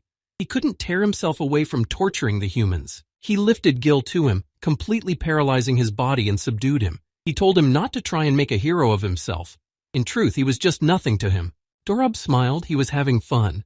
He promised Gil that if he could entertain him, he would consider keeping him alive. While Dorob was having fun playing with Gil like a mouse, Ubby drew his sword and wanted to attack him before he expected him to attack. Dorob saw Ubby's desperate attack. He realized that he had no chance of luck, so he just smiled and waited for Ubby himself to approach him. He caught him with his counterattack. He completely subdued him with his magic, giving him electric shocks with lightning. He was in no hurry to kill him. He told him that he didn't seem to have realized yet that elemental abilities couldn't cause any harm. To the wielder of the divine power he had, he might as well not even try to do it. No matter how powerful their elemental abilities were, mere mortals could not kill a god. That was the harsh reality, and there was nothing that could be done about it. Gil looked at him and didn't understand why it was impossible to harm the gods. With the elements, he assumed it was probably part of the game's setting. Dorob raised Ubby's sword and turned to Gil. He asked him if he remembered telling him that he could give Gil a chance to save himself. It was time for him to make a choice. He offered him to kill old man Ubby right now with his own hands, and then he would be spared him and all his friends, but he had to kill the old man. Jill was immobilized and almost powerless. His health was below 10%. He was in danger of death. He rejected Dorob's offer, telling him not to even dream about it. He would never be able to kill the old man. Dorob was surprised by Gil's choice. He said that he could only watch the old man die in terrible agony, and then he would go after his friends and kill them just as slowly before his eyes. Dorob used all his strength to torture Ubby as painfully as possible. He looked at Gil and told him to watch the old man suffer. He again offered to end his suffering and kill him. Gil was incredibly angry, but there was nothing he could do. He asked that old man Ubby not be touched or he would kill him. But Dorob repeated that either everyone would die or just Grandpa Ubby. The choice was Gil's. He inflicted more and more pain and suffering on old man Ubby, thus trying to pressure Gil to make his choice. Gil was completely helpless. There was nothing he could do. He thought that all he could do was watch Grandpa Ubby being tortured and killed all around him. He remembered all those who were very dear to him. Sally, Boban Bros, Jaluka, Philog, they all stood before his eyes. He was not ready to see them die. And of course, Gil remembered his mom. He made her a promise that he would come home and find out what had happened there, that they had to change their lives drastically. He was in despair. He didn't know how to save everyone, and how he could defeat Dorop. It was like there was no way out. But suddenly the voice of his uncle inside Gil spoke to him again. He smilingly told him, in this lowlife calling himself a god, it made him laugh. Gil was surprised that Hesiod would talk to him now. He didn't know that he could still talk to him on the threshold of death. Flowers appeared around Gil, and he realized that he was back in his inner world where his uncle Hesiod lived. But why he was there he did not know. Hesiod had explained to Gil that if his master had been smarting at the hands of this lowlife, he would never wash himself of such a disgrace. Gil told him that Dorp had divine power, and that elemental powers were no threat to him. Hesiod replied that he was right. The gods could not give men powers capable of harming themselves. Hesiod added that this applied only to ordinary elemental powers, which were indeed powerless before the gods. Gil, with hope in his eyes, thought he had thought of something because now he had to act decisively. Otherwise, all his loved ones would die. Hesiod had told him that if Gil died, he would die too. They were bound, so of course he couldn't let them die at the hands of this type. He was annoyed with this Dorp. The power of the god of the afterlife was truly immense. But today, to his misfortune, he had run into Gil. Gil didn't understand why it was because of him. He had no luck with what Hesiod was hiding from him. He needed answers as soon as possible. Ordinary elemental abilities couldn't hurt the gods, but in his case it was different. The power of primordial chaos that Hesiod had given Gil was the only power in the world. Hesiod said something that made Gil stunned and unsure how to react.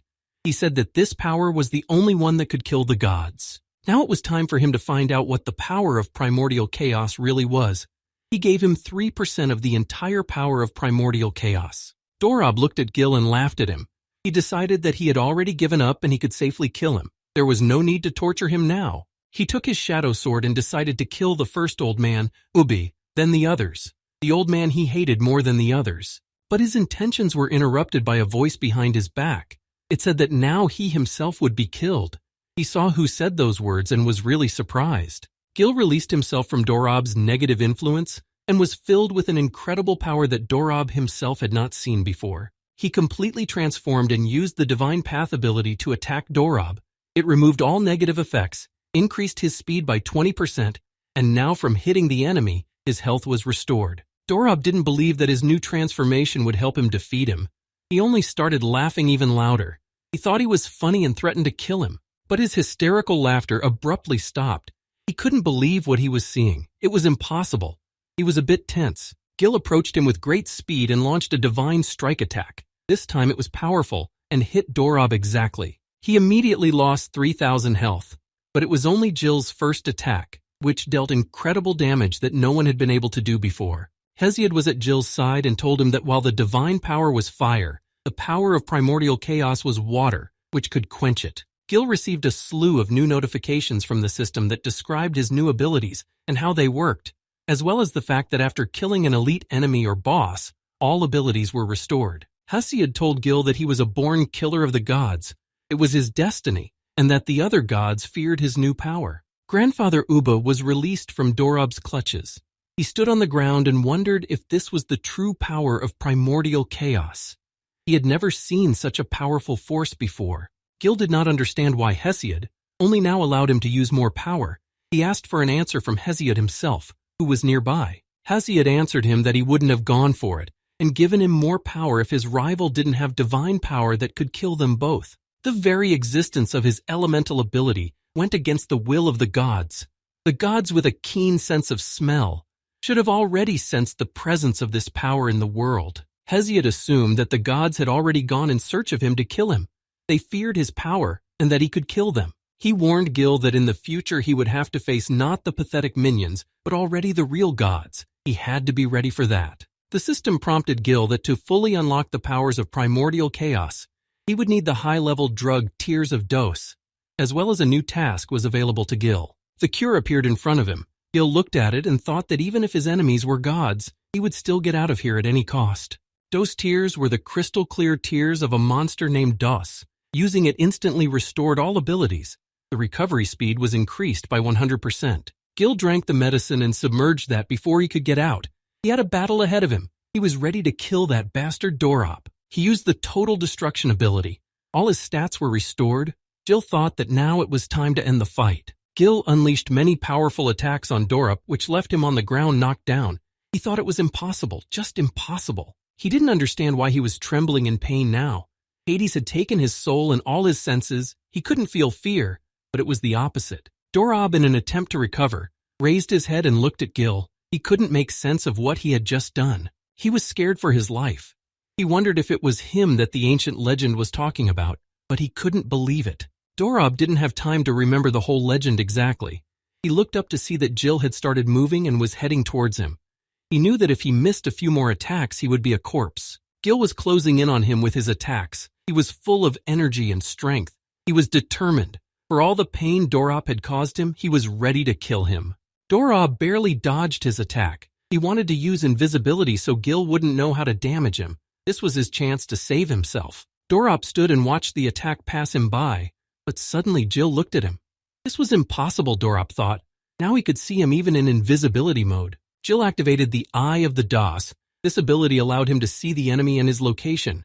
Now the target was fixed. He would not be able to escape.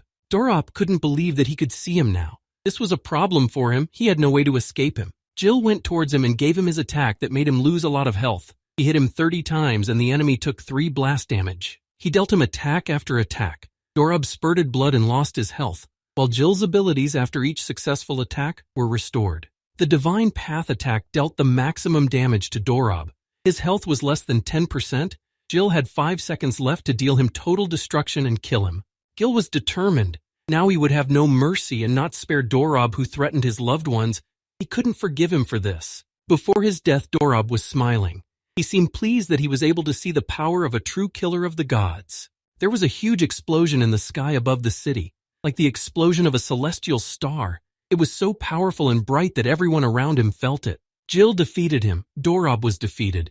He was able to avenge his friends and his grandfather Ubby, who was injured in the battle. Now the city was safe. After defeating Dorop, he received a red clevis, windstone, ice cuirass, earth ring, everything that was in Dorop's inventory. Also, Gil leveled up several times. Gil completed the quest and fulfilled all the conditions that came with it. Everything ended very well for him. Now everyone knew of his true power. Grandpa Ubby walked up to Gil, who looked very tired. He had just finished one of his hardest fights. Gil, in a tired but happy voice, told Grandpa Ubby that he had won. He was a little injured and had some recovering to do. He collapsed to the ground unconscious. He had run out of strength. Luckily, Grandpa Ubby was nearby to pick him up and keep him from falling. Lord Hades was drinking tea and saw Dorp's soul disappear, and he was Latona's keeper. But she was not surprised that it had disappeared. She was perfectly calm. She had learned that the killer of the gods had appeared in the desert of Latona.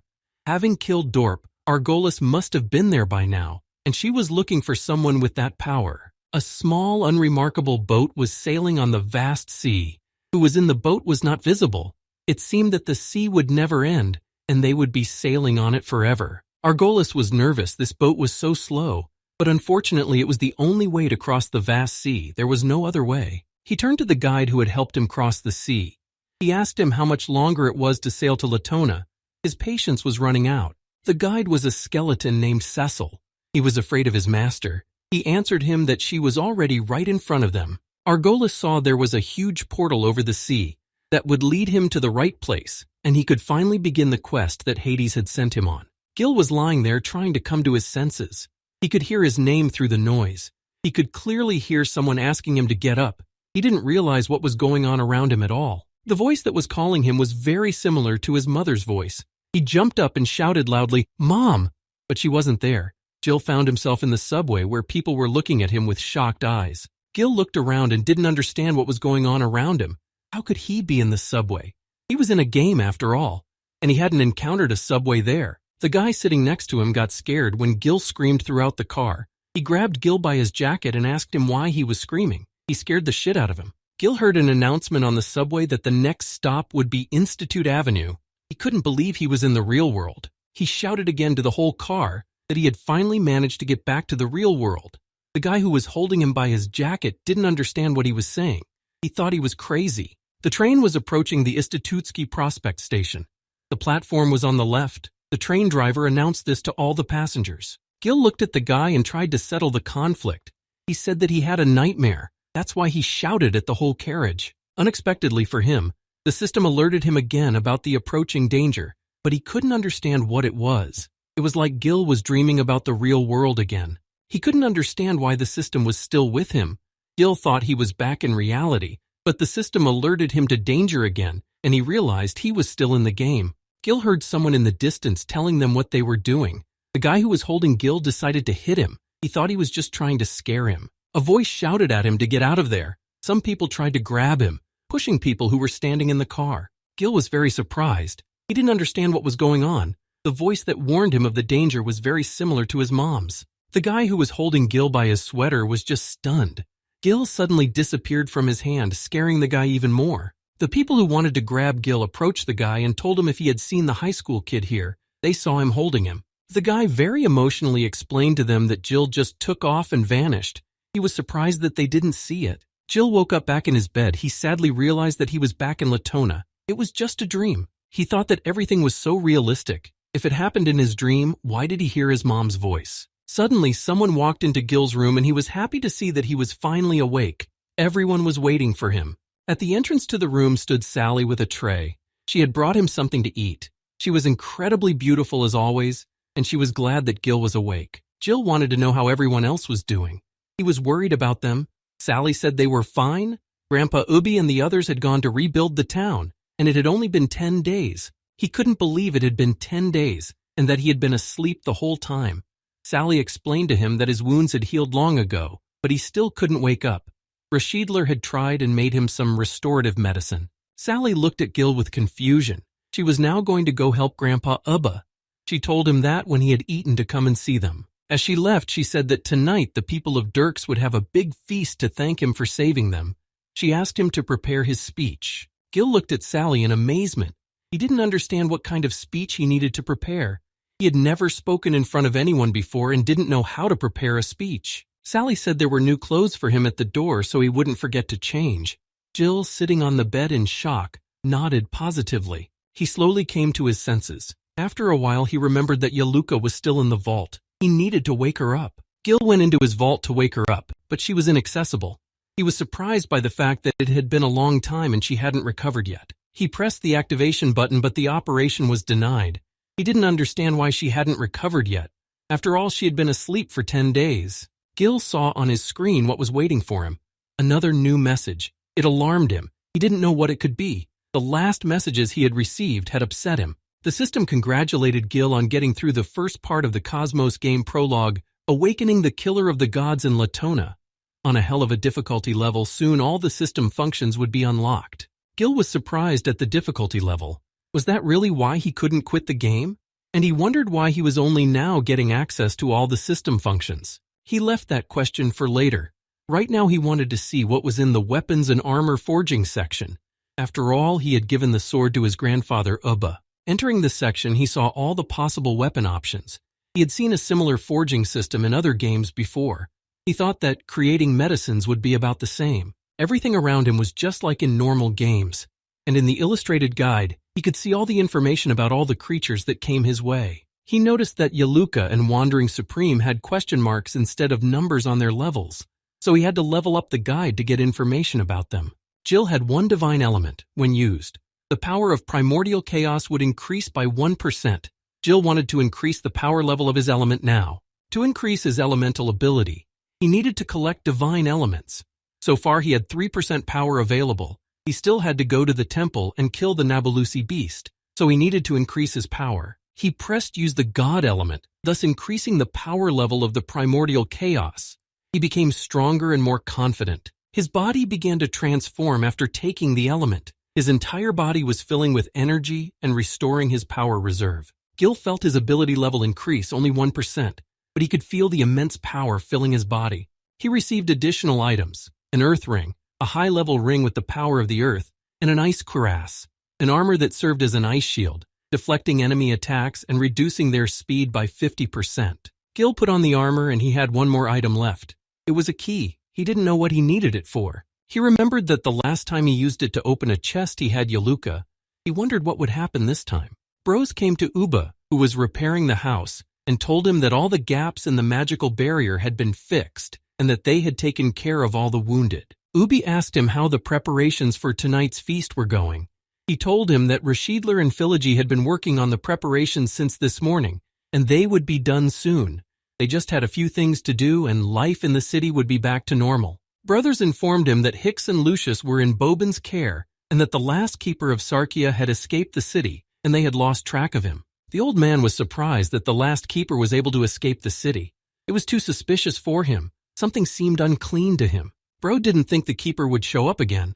He thought he wouldn't last long alone outside the city. The old man had said he might be right, but he always thought he was hiding his real power. Perhaps he was even stronger than Durab. Gil in his hands had a purple key. When the blood moon would descend on this world, the brave hero would destroy a great evil and receive limitless power for it. After using the key, a side quest would open up, and he would be sent to a special labyrinth. For killing monsters, he would be given experience 3 times the amount. The quest would be considered completed after destroying the final boss in the allotted time. Gil thought that if he died during the quest, the system would destroy him. When he went through Yaluka's penalty quests, the system said the same thing. It seemed strange to him. He remembered that when he first got into the Latona, and he was killed by that traveling apexer, he saw a sign that said, "Player dead," but no connection between the player and the actual body was said. Gil realized that his consciousness was trapped in the game, but he had a question about how his body ended up in the subway. He was a bit confused. He became very angry. He didn't understand what was happening to him after all. Was what was happening in the subway really just a dream? Jill was sitting on his bed and was furious, but he heard someone coughing behind him. The person was asking him if he was okay or if he needed help. He turned around, saw Hesiod, but he didn't understand how he was here. Hesiod told him not to worry. It was just his illusion. He came to tell him that it wasn't a dream. He had actually disappeared from the Latona for a while, but then he came back for some reason. Jill looked at him in surprise. He couldn't believe that he had really left the Latona, but he didn't know how he had managed to do it. Hesiod answered him that he had seen everything that Jill had seen on the subway train, but he didn't say anything else. Jill told him that the bald man was obviously looking for him, and he knew from somewhere that he would end up on the subway, but why he heard his mother's voice telling him to run away, that didn't give him any peace. Hesiod didn't hear his mom's voice. He hadn't heard of this method of travel before. Jill teleported, not with the power of the elements or divine power, but with some incredibly powerful energy. Gil frowned his eyebrows and realized that he was indeed leaving the Latona.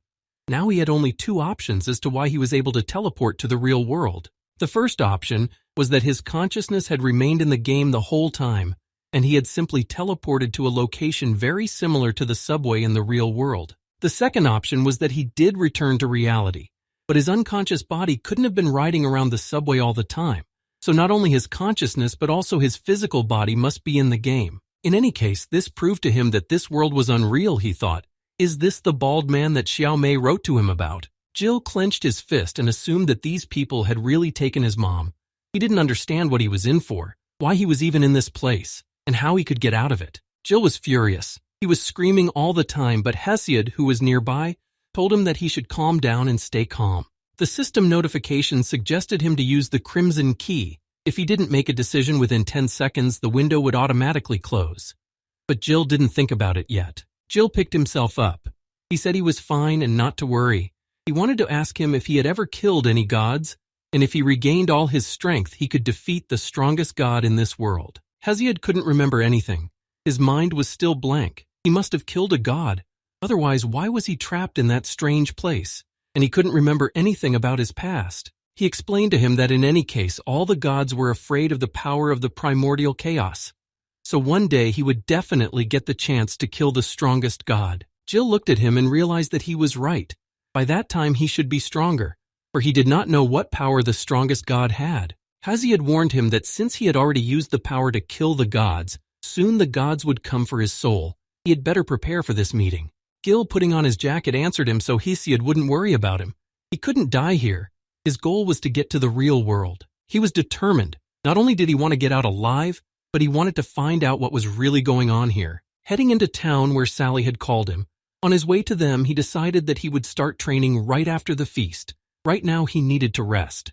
Rashidler told Sally that this was the 10th time she had come up to him in the last hour. He told her that everything had been ready for a long time, and he was just waiting for Jill to come. Brothers and Ubby watched as Sally watched the cooking process. She was very anxious and wanted everything to go perfectly, so she kept tugging at the Rashidler who was in charge of the feast table. He told the old man that he had never felt better than he did after arriving in the Latona. The old man replied that he liked Brose's attitude, and if it hadn't been for Jill, there was no telling how things would have turned out. Brothers relaxed and added that he knew there was no way Jill would have lost to him. He had seen with his own eyes how he had killed the king of monsters. Ubby replied that the monster king was no match for Dorp. Dorp had gotten his power from the afterlife god Hades, so he was many times stronger than the king. The old man's words made Brose laugh. He could not believe that such a thing was possible, and that he really possessed the power of the god Hades. It seemed impossible to him. Suddenly, Gil intervened in their conversation. He came up to them without them noticing, and saw Brothers laughing. He asked him jokingly why he started to fall. Jill stood renewed and revitalized. He was glowing. He thought that Grandpa Ubby was telling him scary stories. Everyone in the kitchen saw Jill. Rashidler was practically crying because Jill had come to his senses. Sally was waving happily at him. Bobbin, as usual, was pretending not to care about him. Grandpa Ubby got up and said that their great hero had arrived. It was time for the festive feast made in Gil's honor to begin. Not far from where they were sitting, a bonfire broke out. Loud shouts of people began to reach them. They welcomed their great hero. People came to their party, which was made practically in the center of the city. Everyone was happy. Thanks to Gil, they could enjoy life in this beautiful evening. Gil was incredibly touched. He didn't know how to react to this. He was an insanely humble guy, and this was happening to him for the first time in his life. Sally took the stage, which was outside a beautiful, large building. She asked the residents to pay attention to her. She had something to tell them. She informed them that now their savior and great hero Gil would say a few words for them. She asked them to support him with loud applause. Jill was in no hurry to go on stage. Everything was unusual for him. Grandpa Ubby looked at him and told him to go on stage. Everyone was waiting for him. He noticed that Gil was not himself. He asked him what was wrong with him. He thought he was nervous before he went on stage, but that was not the reason. Jill didn't think he was a hero. He thought he didn't save the whole town. Ubby, Brose, Phelag, Bobin, and all those people who fought for the town were heroes like him. He looked at the old man and said that without his help he definitely wouldn't have defeated Dorop, so he felt uncomfortable with the others. Gil couldn't just take all the credit. The others had sacrificed their lives that the city had survived, and the inhabitants were still alive. Ubby put his hand on Jill's shoulder and asked him not to worry. They all here realized that they were still only here because of him. He added that right now, the people needed a hero to give them hope for a better life, and in case of danger, could protect them. Grandpa Ubba looked at him and with pride in his voice told him that he was worthy of being a hero. He deserved to be recognized by all these people. All of his close friends supported him. They could see that Gil was feeling insecure. They saw him as a leader and wanted him to enjoy this evening. Grandpa Ubba asked him to be the hero who would lead all the people who had come to the feast. He asked him to tell them that they still had a chance to leave the Latona. Gil headed towards the stage. He thought Ubba was right. After what these people had been through, they needed someone to give them hope. As he walked towards the stage, he had only one thought in his mind. If he was going to be called a hero, he had to really be one. He was sure he would protect them all. He got up on the stage and saw all these people. He thought, that's what it was like to feel needed. He loved it. Gil walked to the center with Sally standing behind him waiting for his speech. He introduced himself to them and thanked them for their trust in him. He shouted loudly to them that he would be sure to protect them from any danger and that they could still get out of the Latona. He wanted to cheer them up after a hard battle. Argolis jumped off the boat and entered the portal. He ordered Sasil to wait for him at the same spot. He wasn't going to stay in this place for long. He stepped onto the sand and thought that it had been centuries and the weather was still as nasty as ever. He was going to go and see Finiar's domain. Argolis turned into a huge dragon and flew to the king's lair. He couldn't believe that the fool had actually been killed. Gil had already finished his speech and was leaving the stage where Bobin and Brose were waiting for him. Brose said he gave a good speech. He liked it. Brose said he wasn't afraid of the stage at all. He wouldn't risk speaking in front of so many people. To which Bobin said that Gil had no shame or conscience, so he wasn't afraid of anything. Gil replied to Bobin that he was still the same rude man. He asked where Ubby and Sally were. Brose held Bobin, who wanted to throw himself at Gil, and added that Ubby had had too much to drink, and Sally had taken him home, and Phelag had gone to feed the prisoners. Brose asked Jill a question. He wanted to know when they would go to find the temple, but Gil said he wanted to increase his strength first, or he wouldn't be able to defeat the mythical beast guarding the temple. Boban was walking ahead of them and didn't interfere with their conversation, but he was interested in what Gil had said about the mythical beast and wanted to know more information about it. Gil was sure that Dorob was just a baby compared to the temple guardian, so he needed to become much stronger before fighting him. He wanted everyone who was going to search for the temple to increase their fighting power from the beginning, including himself.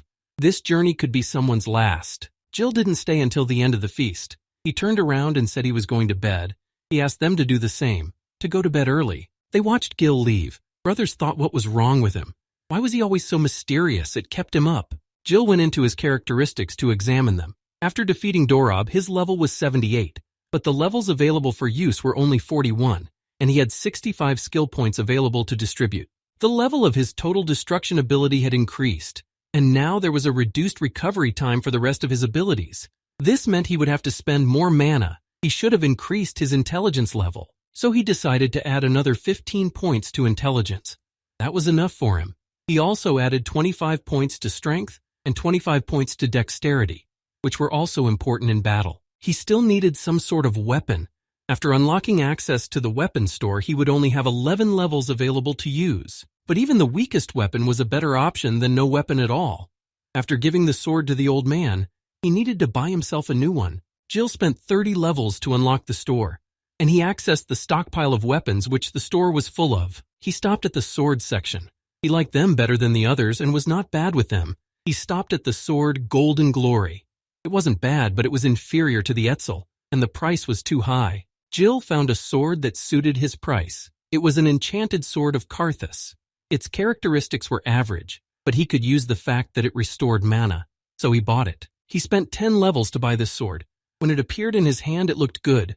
Now he wanted to complete the task. Gil pulled out the purple key and the system asked him if he wanted to use it. Gil confirmed that he did and went on the mission. A huge red teleporter appeared in front of him, and he had to enter it. His trial would start in 5 seconds. He couldn't delay. As he approached the teleporter, the system asked him to make sure he had brought any armor, weapons, and medicines he might need. Gil entered the teleporter and found himself in a purple dimension where he didn't know what awaited him, but he was sure he could handle the challenge. The system gave a description of this place.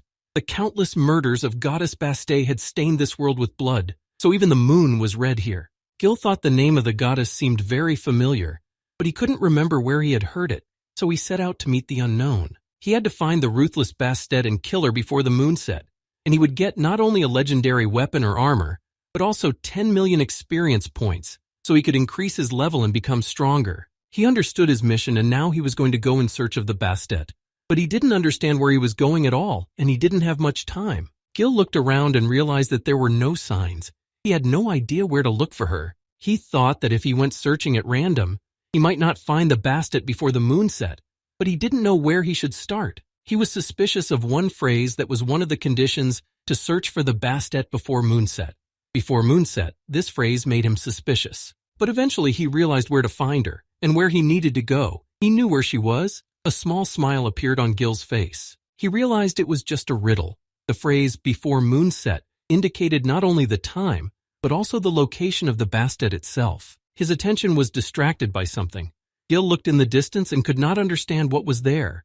He was wary and ready to attack in case of danger. Around him were already monstrous servants of the goddess Bastet. They were level 60, and there were a lot of them. They surrounded him and showed by their appearance that they were ready to attack him. He looked around looking at these monsters. They had him in a ring and he had no way out. He needed to kill them all. Gil thought that in the past he would have spent a lot of time and effort to defeat them all, but now he was much stronger and more experienced. Now all these monsters were just an easy way for him to gain some experience before his main battle. Argolis stood by the empty throne of the Monster King, which had been empty for quite some time, and Argolis was convinced that Finiar had indeed been killed. He thought that Finiar didn't have divine powers, but mere mortals couldn't kill him. It was all suspicious to him. Argolis thought that the whole place stank of the pathetic humans he thought were weak and worthless. But one odor seemed very familiar to him. He couldn't believe that this was the same person here. It just couldn't be real. He figured he should have been killed long ago, but why his scent was in this place, that thought tormented him. Argolis smiled, assumed he was still alive, and had made some new friends. He liked that thought. Ubby read a book where he learned that the imprisonment of the evil god Morpheus was not the end of history, but its beginning. The appearance of Hesiod, who could kill the gods, made them wary of humans in the future. He read that the goddess diviner Gevion had read in the Book of Prophecies that one day a murderer of the gods would appear among men, and then all the gods would be brought to judgment, and a new world order would be established. The gods could not accept that the people they had created could pose a threat to them, so they began to exterminate them. But the people who were under the oppression of the gods revolted against them. And then the killer of the gods would lead them to defeat the evil deities, so that they could live in peace without fear of being killed. Grandfather Ubby had no doubt that Gil was the god killer who would save the people from the gods. Ubby smoked his pipe and thought sadly that if there really was going to be a war of men against the gods, he didn't want to believe it. But something distracted Ubby from reading his books. He was a little scared and surprised. Something had started in the city, but it was not clear what it was. He looked out the window to see what was happening outside. He was informed that someone had attacked the barrier again. A huge fireball flew straight into the barrier. The whole town was in danger. The old man didn't yet know who the powerful mage was that decided to attack them. Ubba's eyes widened as if he saw a ghost from the past. He couldn't believe it was the one in front of his eyes. In front of him was the bastard who had killed his friends, Morris and Luna, the parents of his granddaughter Sally. Argolis asked who was the guardian of the city. He was looking for the man who killed Finiar. If he answered him, he promised an easy death. Gil, passing his test, killed monsters with ease. They were no danger to him. For each kill, he gained experience points. He looked at his sword and thought that his ability was mana recovery. If he used Divine Strike and Sword at the same time, he wouldn't have to waste his mana. Gil wanted to try out his sword and Divine Strike as soon as possible. He wanted to test his assumption. Luckily, there were still many monsters around him. He started killing them, and it turned out to be true. All the mana he had spent was immediately restored after killing the monsters. Gil thought that if he didn't have to worry about spending mana now, then killing monsters would be much easier. After a while, there were mountains of monster corpses all around him. He had completed his part of the task and killed all the enemies that were attacking him. It turned out that now to level up, Gil needed to gain 500,000 experience points. It was no wonder why his level didn't increase after killing so many monsters. After doing his calculations, he realized that in that case, the 10 million experience points he would have received for this task, they would not be enough for him to raise his level to at least level 20. The system warned Gil that the durability of his weapon was 93%. He had forgotten that weapons could wear out at all, but it was kind of fast. He hadn't even killed 50 monsters with this sword. He thought that if he continued like this, he would soon be without a weapon at all, and he hadn't gotten to the Bandit yet. He needed to take care of his weapon. When he selected the ability, there was Divine Punishment. It would deal an area attack, and he wouldn't have to use his sword all the time. But the damage from the attack was too low. The system prompted Gil that Yaluka was awake and could be retrieved from the vault. He was glad to see her unharmed. Gil rushed to activate her. He was ready to release her from the vault. She had fully recovered and could now be with him again. As soon as Gil released her, she started hugging him tightly. He missed her too. She hugged him so tightly he found it hard to breathe. He looked at her with happy eyes. He told her not to be afraid anymore. The bad man was already dead, now they were safe. Jill didn't have time to thank her yet. He told her thank you, she had saved not only his life but also Grandpa Ubba's, who was just as grateful to her. Yaluka jumped high up into the sky with happiness.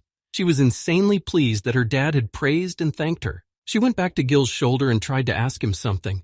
He realized that she wanted to know where they were now. He explained to her that he was on a challenge. He had to kill the boss in a certain amount of time. They would only be able to leave when they passed the challenge. Gil smiled at her and told her with full confidence to follow him, but only she had to be very careful and try not to fall. Suddenly, people were rushing down the corridor of the hospital. They were carrying someone. He needed urgent help from the doctors. The person was dying and needed to be saved. He had a very weak pulse. The doctor said that he needed to inject adrenaline and urgently prepare a defibrillator. The situation was extremely difficult. Unfortunately, the doctors could not save the patient. Their actions did not help him. His heart failed and stopped. He could not be resuscitated. Police officers were watching the situation.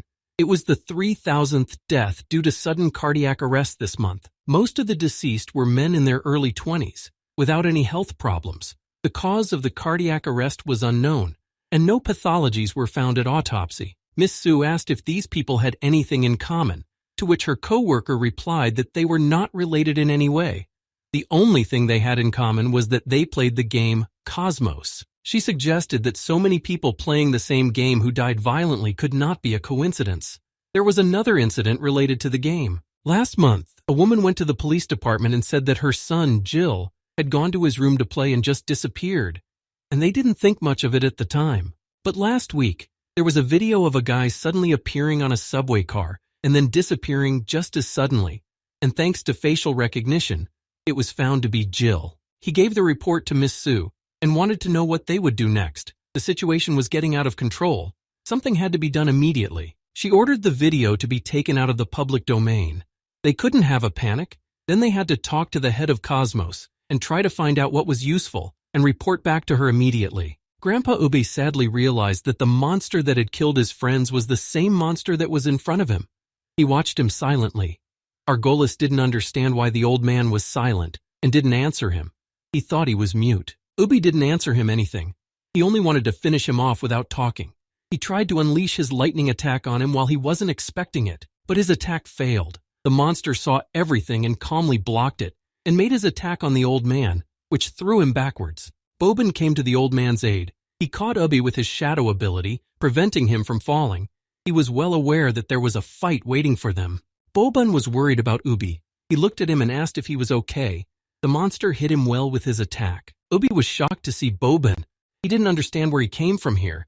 He asked him to get out of there as soon as possible. He was too strong for him. Boban hurried to calm the old man down. He realized that he would have a serious opponent in front of him, so he didn't come alone. He had freed the former keepers of the city, Hicks and Lucius, from the dungeon, who were now fighting at their side. Gil was getting closer and closer to the moon, but in his path an increasing number of monsters he was successfully killing.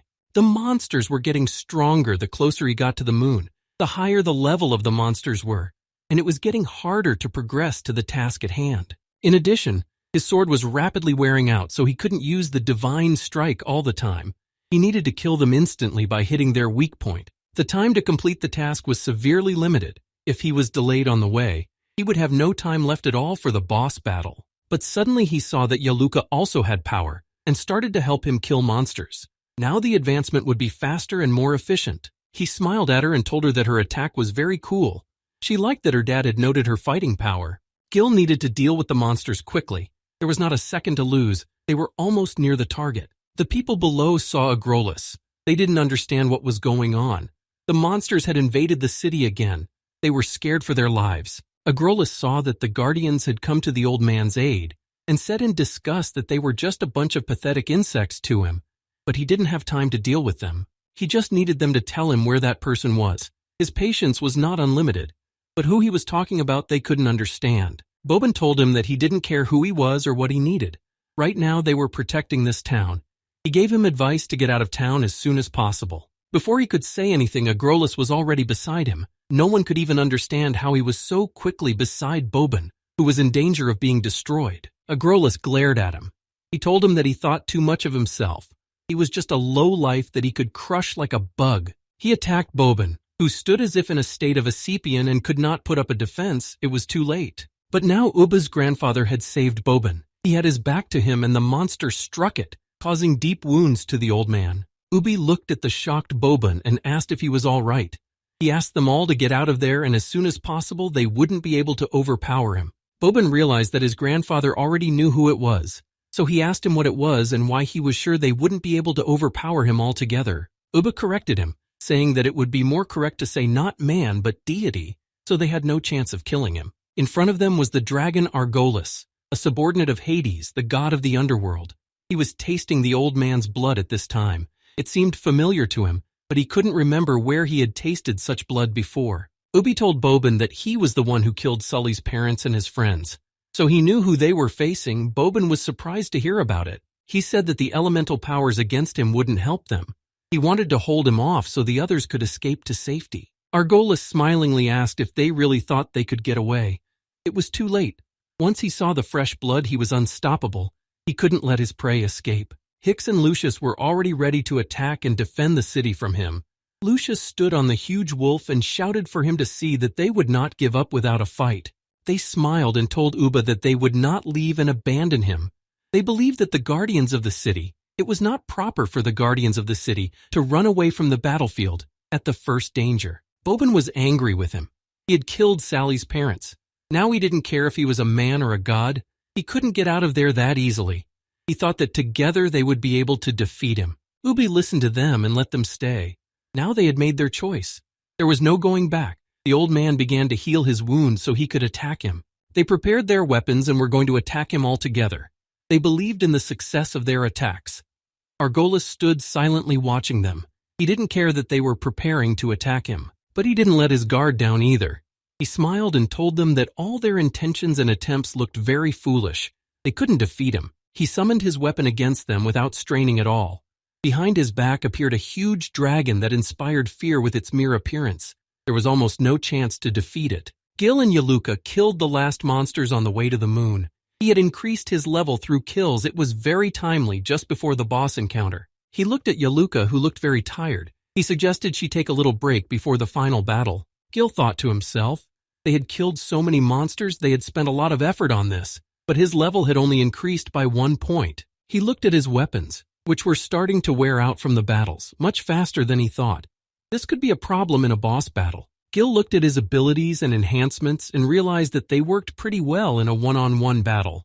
But when it came to mopping up multiple enemies, he was having trouble. Last time he had gotten 2 abilities out of 3, and although he had chosen a relatively strong combination, the damage from the 3rd ability was quite low, but it did area damage and allowed him to use his weapons less and helped him save energy. He remembered that if he had chosen a different class in the beginning, he would have had better abilities, and he was confused as to why he could only choose 2 abilities. He wanted all 3. The system notified him that when he reached level 100, he would get access to the new abilities. He would get them when he could defeat the boss Bandit. Gil thought that this was great news for him.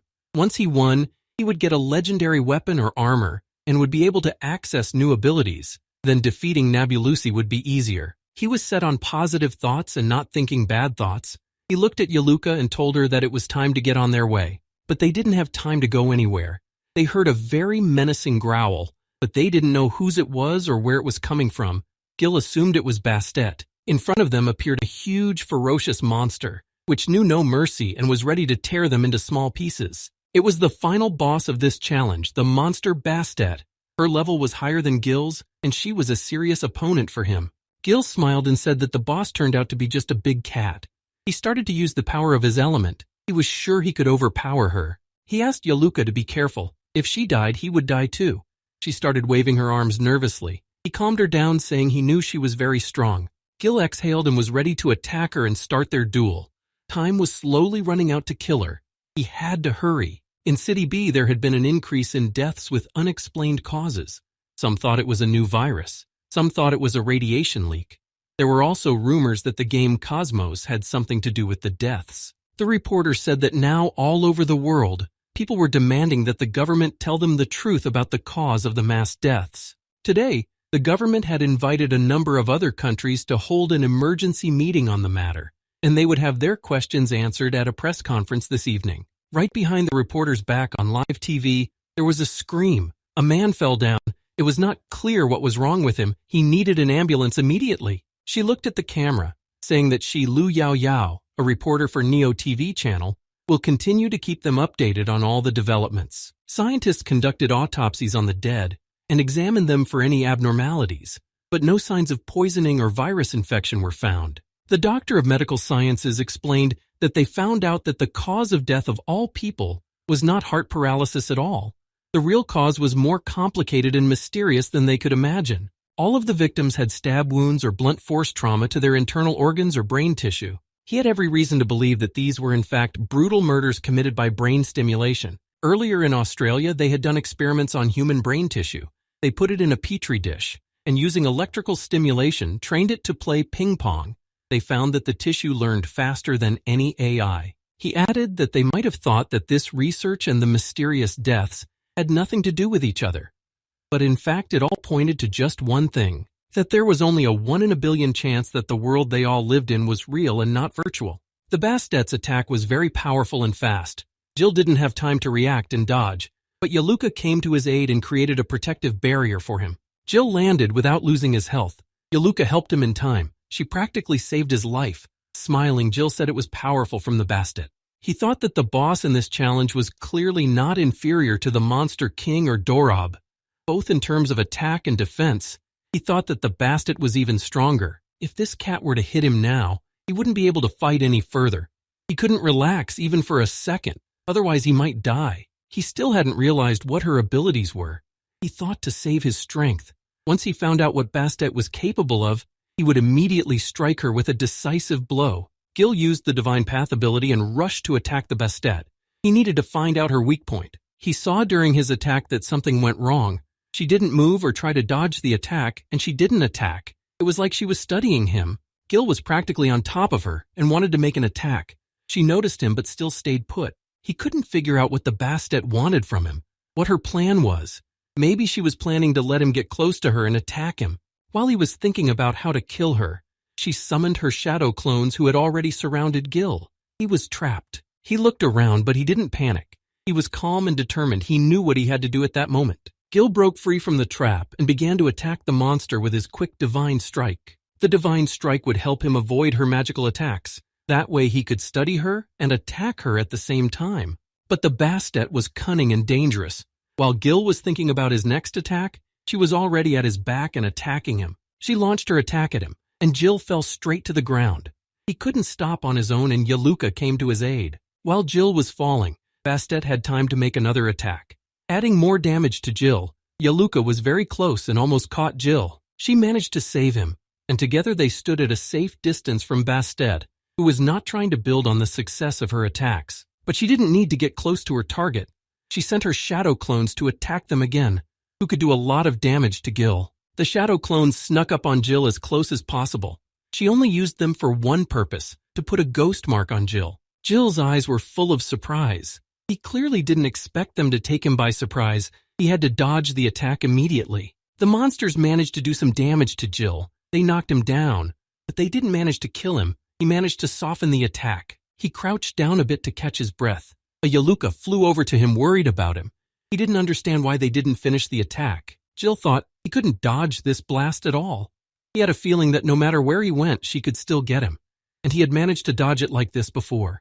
The system told Gil that Bandit could put a ghost tag on his opponent.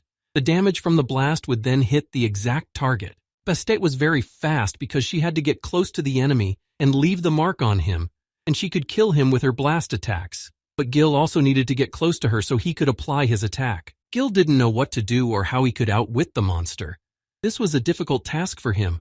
The monster didn't give him time to develop a plan of attack. He noticed that all of her shadow minions had gotten a lot faster too. He needed to keep them in his sights. Gil looked at Yoluka and told her to be careful. He warned her that their speed had increased, that she stayed on guard. As soon as Gil spoke, Bandit was already beside him and ready to crush him with her huge paw. He didn't even notice her movement. He had to dodge the attack immediately. He did not have time to bounce away from the Bandit, because the attack area was large. The Bandit, with all its power, struck a blow with its paw, but Gil was saved by the protective barrier, which managed to put Yoluka. As soon as Bandit removed her paw and wanted to retreat to a safe distance, Gilu counterattacked her with a lightning attack right in her eye. He began to launch a huge amount of attacks at her. He thought his attacks were successful, and he was able to damage her. Gil looked at the child who already had little strength left. She had often saved Gil and had used up a lot of energy. All he could do now was to use Yoluka's shield to get close to Bandit and attack her. But that way, Yoluka would lose her strength rapidly and might fall back into the vault. Another problem was that the Bandit was moving too fast. He wanted to use the total annihilation attack, but if he didn't hit it in the allotted time, he would have to wait for the ability to regenerate, losing the chance to win. He looked at Yoluka, who was already looking pretty tired, and if he wanted to finish off the Bandit, he needed to change tactics. Plus, while he was trying to deal with this cat, he needed to keep an eye on her to make sure she wasn't using tags for her attacks. Plus, he still had to somehow fight off her shadowy helpers who kept attacking him. Gil didn't know what to do, how he could sneak up on her and use his attack. His attacks weren't working. He needed something new. He had an idea, he remembered, when Hesiod had trained him. He had used an ability that allowed him to do damage from a great distance.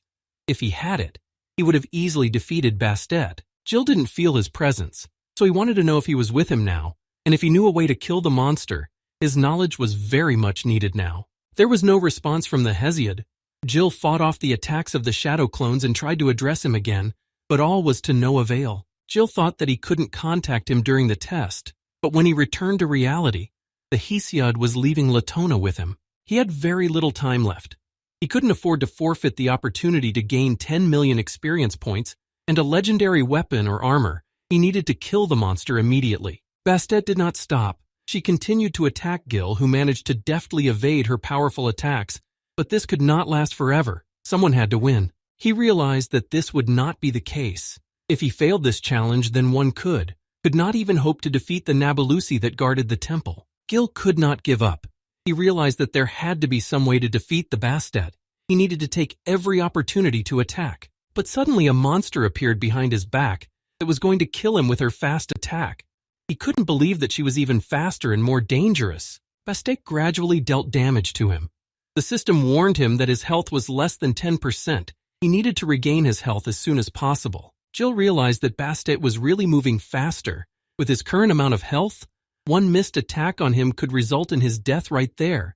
The mission would be a failure. All Gil could do was to use a total annihilation attack, drink a potion to restore his health, and activate the Yaluka shield for a decisive strike. But suddenly an idea popped into his head that he wanted to put into action.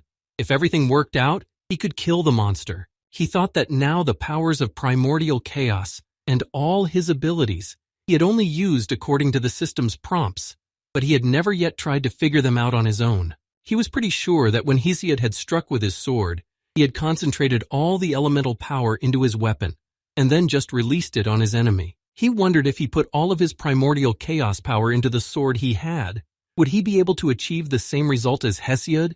He had to check it out. He made the decision that he had to try it. He had no other options. Time was not on his side. Gil began to concentrate his primordial chaos power on his sword as luck did. Such an ability would allow him to attack the enemy from a distance. After Gil made all the preparations for the attack, he unleashed all the power gathered in the sword towards the Bastet monster. He hoped it would be enough. He succeeded, and he mastered the new ability of the Crescent Moon Strike. Now he didn't have to get close to his enemy to attack. Gil was glad that he had succeeded and that he now had another ability. Now he would definitely be able to kill this boss in this challenge. He saw the Bastet attacking him. He wasn't going to dodge it.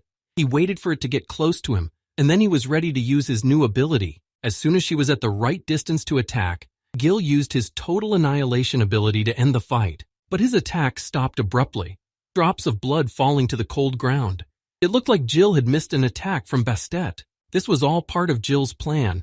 As soon as she got close to him, he hit her with his new ability with a crescent moon attack that hit right on target. After using this ability, he felt as if his body was stuck in quicksand. He couldn't even move. But part of him managed to defeat the monster. With this attack, he chopped the Bastet in half. He had successfully passed the test. The system notified Gil that the Crimson Moon's test was complete. He looked up and saw a bright beam of light directed at him and Yaluka, straight from the moon. Gil did not realize what that light was. He asked Yaluka to be careful as this beam passed dangerously close to them. This beam went straight through Gil. He got experience points for killing the monster, which helped increase his level. His actual level was raised to 100, and thanks to the level increase, the wounds on his body started to heal, and now he could get another new ability. His new skill was something similar to Bastet's ability, but combined with Divine Strike and Flying God Strike, it allowed him to do a good amount of damage to the enemy. He needed to allocate skill points and go to the temple. Gil had gotten the Amethyst Moon Key, the legendary chest, and the Divine Elemental for completing the quest. He hoped that the chest would contain something worthwhile. He didn't expect to be given another divine element for defeating Bastet. He was surprised. He wanted to find out what the element was. He picked up the key. He looked at it and thought that this amethyst key, most likely like the crimson key, was also used to activate the test. He turned his attention to the chest, which he was a little scared to open because he had gotten the Yaluka from the chest last time and was completely responsible for her. He saw her getting angry. He looked at her and told her it was just a joke, but he was curious what legendary weapons or equipment was in there. He decided and opened the chest. The system notified him that he had gotten the legendary gear he had wanted for so long. In the chest, he got a lucky jacket. It increased the chance of magic equipment falling out by 20%.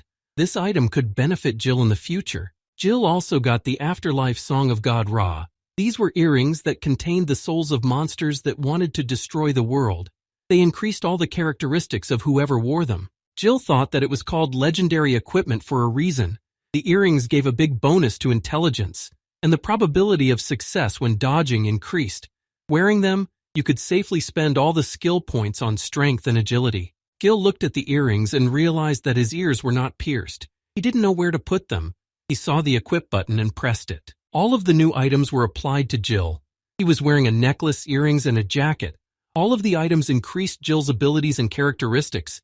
He became stronger with them. After the equipment was completed, a system notification appeared. The test was completed, a portal opened in front of them, and they could leave the place. They had 5 seconds to get into the portal. Gil and Jaluka hurried to it.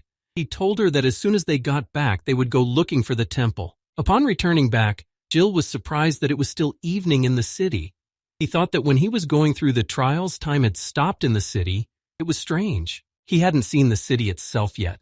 The portal took him to a clearing. As he got closer and closer to the city, he couldn't believe what was in front of him. In front of him was a ruined city, burned down houses. It seemed like it happened recently. He didn't know who did it. He wanted to find his friends. 2 guys were standing outside a club taking a dump. One of them said if he had heard of the game Cosmos, that was killing everyone around him who played it. The other guy answered that he had, but he was sure it was just a rumor. No game could kill people.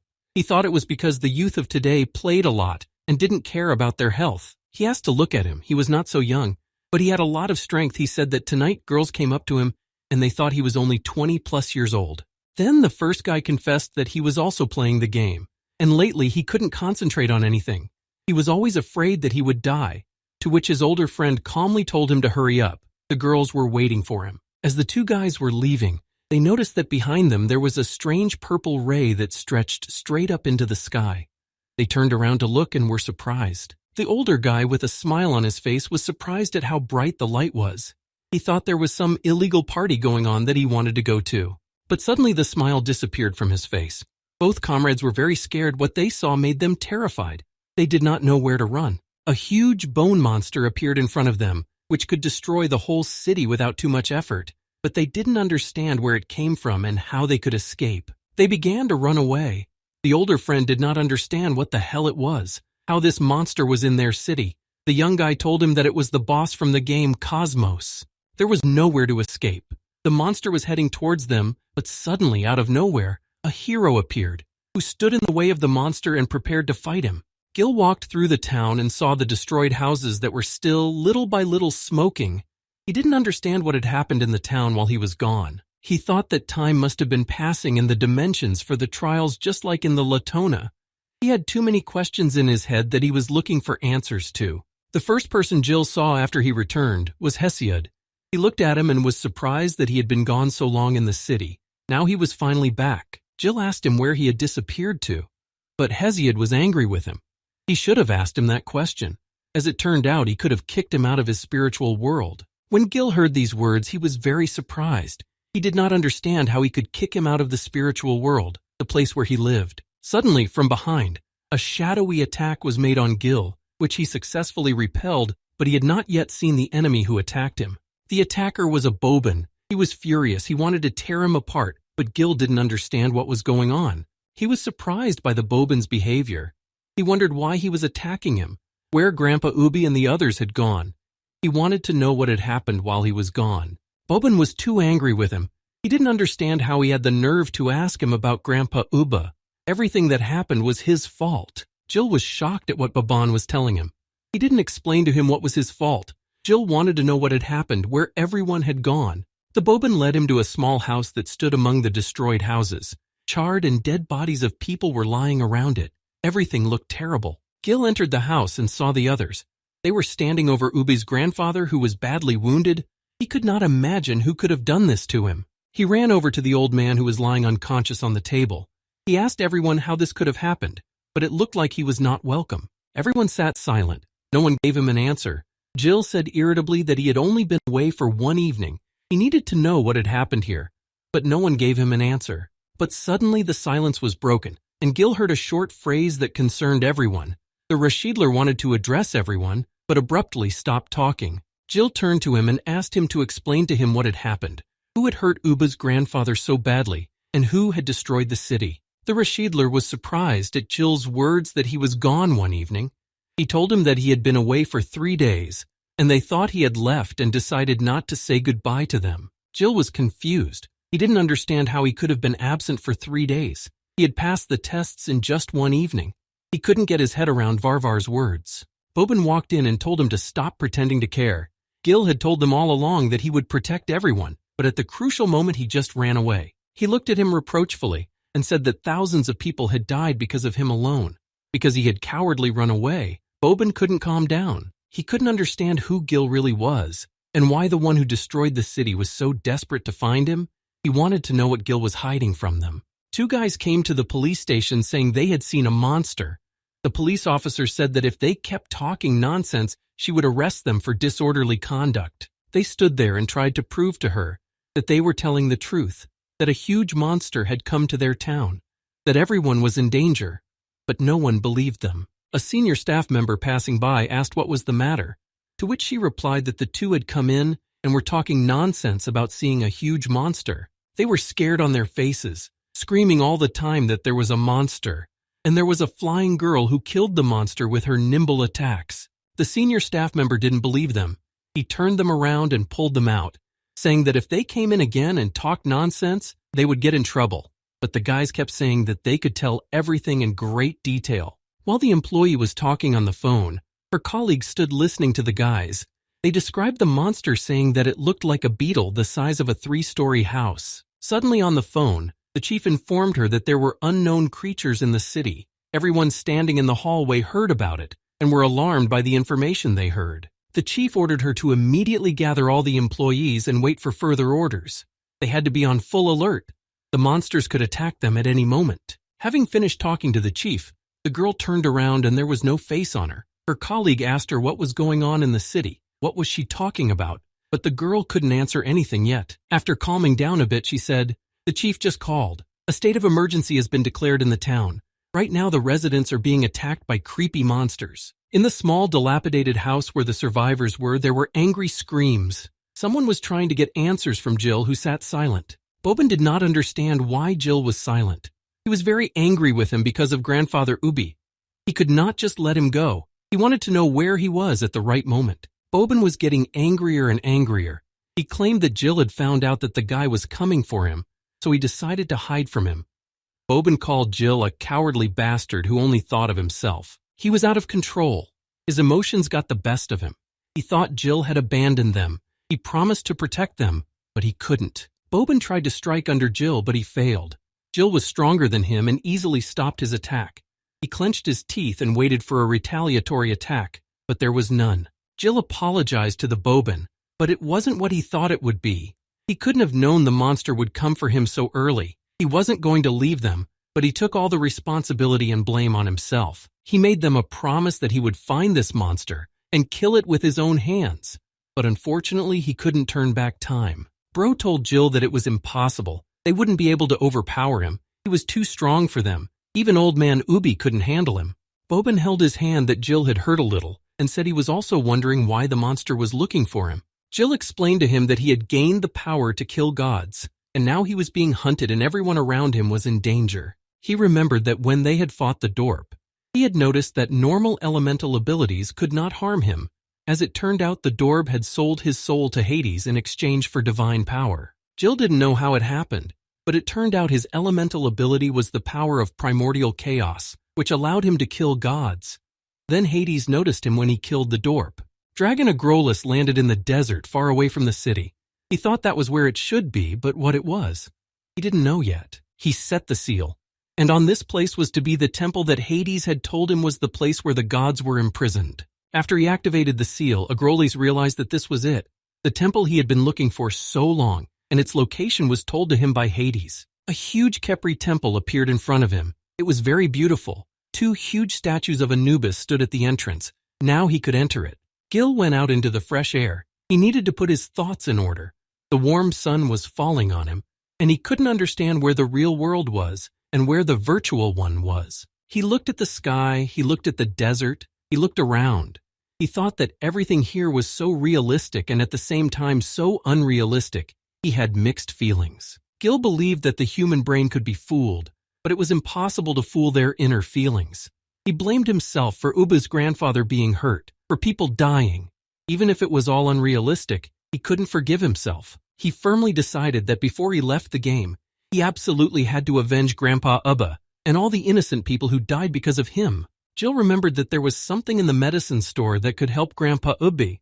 He hoped that he could find some medicine to repair the old man's damaged limbs. He went into the store and he managed to find the medicine he needed. It was a magical medicine created by the god of medicine Asclepius. It instantly repaired damaged parts of the body. Gil was glad that he was able to find this medicine.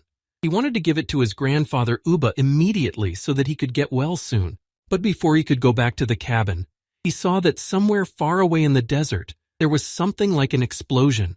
It alarmed him, and he thought that the monster might be there. He had never seen such a powerful explosion before. He noticed that even in the city the earth shook from the power of the explosion, but it didn't last long. Jill went into the system and saw the point on the map where the explosion had happened. It was a very powerful energy release. He wondered what could have caused such an energy release. But Jill saw something else on the map that confused him. He couldn't believe what he was seeing. The system alerted Jill that the Khepri temple had been activated. Now he could see what had caused such a powerful release of energy. Gil stood and looked carefully in the distance where the release was. He was pretty sure he should have gone there and found out. He was also sure that the temple had been activated by the monster that had damaged the city and crippled Ubby's grandfather. Agrolus walked down the corridor of the temple and thought that if it were not for Hades' orders, he would never have entered the temple of his own free will, even if Zeus himself had asked him to do so. He figured Hades had sent him here to test the strength of the seal, but he never told him who was imprisoned in this temple. He walked scratching the wall with his claws.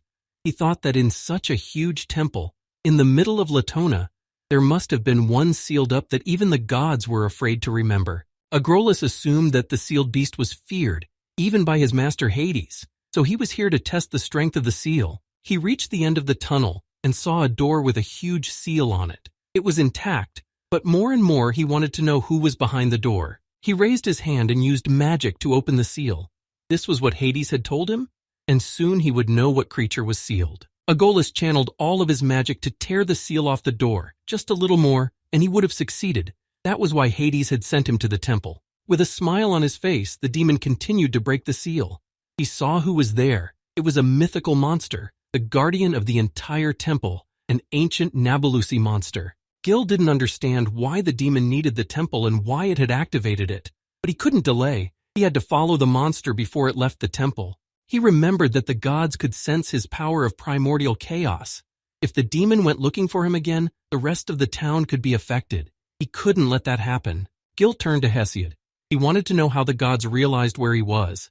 Hesiod needed to know what could be done to prevent them from tracking him down. He explained to him that when he used the power of primordial chaos, his body would begin to emit a unique odor that only the gods could smell. Hesiod added that there was only one way to get rid of this odor.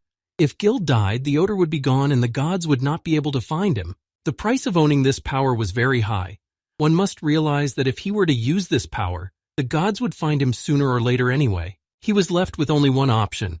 He needed to kill those who wanted to kill him. He had no other way. Jill said that if there were other gods who wanted to kill him, he had to go to the temple as soon as possible and break the seal of the Khepri and help all the people of Dirks to leave Latona.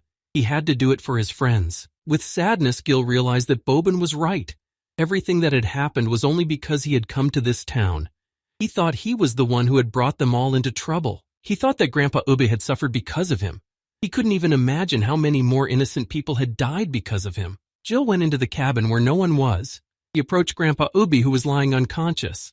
He apologized to him for being in such a state. At that moment, Rashidler came into the cabin and was not much surprised to find Gil standing near the old man. He could not understand when he had come. He told him that he had come about a minute ago, and he was wondering where the barbarian had been. Rashidler told him that Sally had asked him to bring some medicine that the healer had given her. He hoped it would help him. Rashidler wanted to support Jill and asked him not to take offense at Boban and Sally. They had had a big accident and everyone was having a hard time. Gil took out the medicine he had bought at the store and put it on the floor. He told the barbarian that it would help heal Grandpa Ubby's wounds. He asked him to be sure to give it to the old man. He headed for the exit, but heard the barbarian ask him what the medicine was and where he was going.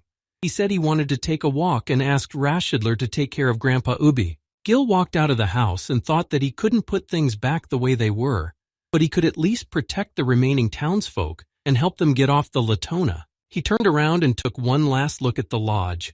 He apologized to everyone for going to leave them without saying goodbye. Gil ran in the direction where he saw the energy release. If he hurried, he would probably catch the god that destroyed the city still there. The people ran in fear in different directions. They were trying to escape the monsters that attacked them. They were merciless and killed anyone who got in their way. The system notified Commander Chen that the city was attacked by an S-rank monster, and they had never encountered such a strong monster before. 3 level 120 fighters headed over to help her fight the monster. Commander Chen asked the system to direct them to S City. She could handle it alone, but the system wasn't sure about it and asked her to wait for help. At least 3 more monsters of the same level appeared in the eastern sea that was near the city. They couldn't be allowed to reach the city. They would destroy it. Commander Chen realized that the convergence of the 2 worlds was happening much faster than she could have imagined. Soon, there could be even more monsters in the city. The news told people that all over the land and all corners of the world, horrible monsters were appearing out of nowhere, destroying everything in their path. People tried to fight back, using the most advanced weapons, but it was useless against them. They destroyed weapons with unprecedented ease. Mankind was unprepared for the invasion of the monsters. No one knew if there was any way to defeat them. Jill had been walking through the vast desert for 3 hours and 28 minutes. The remaining time to arrive was 8 hours and 37 minutes. He had a serious distance to cover before reaching the temple. He figured he still had a long way to go. Even though he had access to teleportation, he couldn't get to a place he had never been before.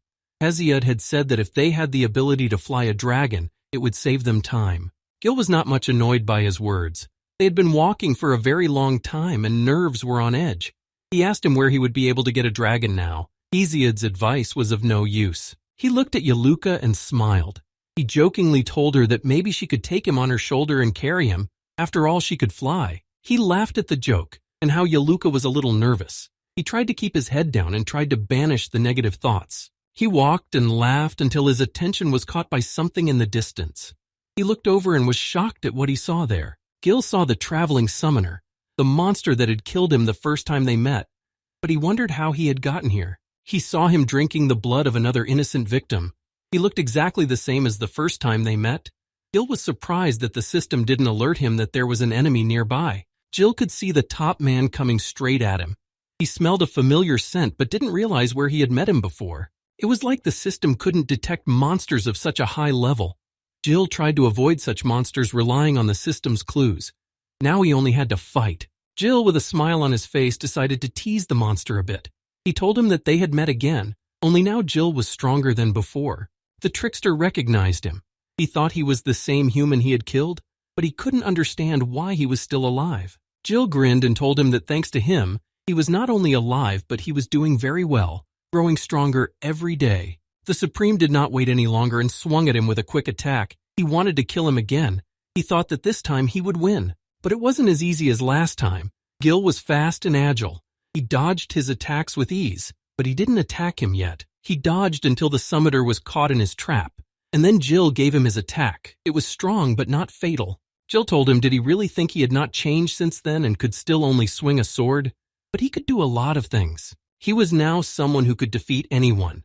He was a killer of the gods, and Gil began to use his power of primordial chaos. But the mastermind was not as simple as Jill thought. He still thought he was a pathetic little man who could not use his power to defeat an opponent like him. He showed him his true power. He was completely transformed into another being, stronger, and in his hands was a huge weapon that seemed to be able to kill anyone. The summoner told him that it would just tear him apart.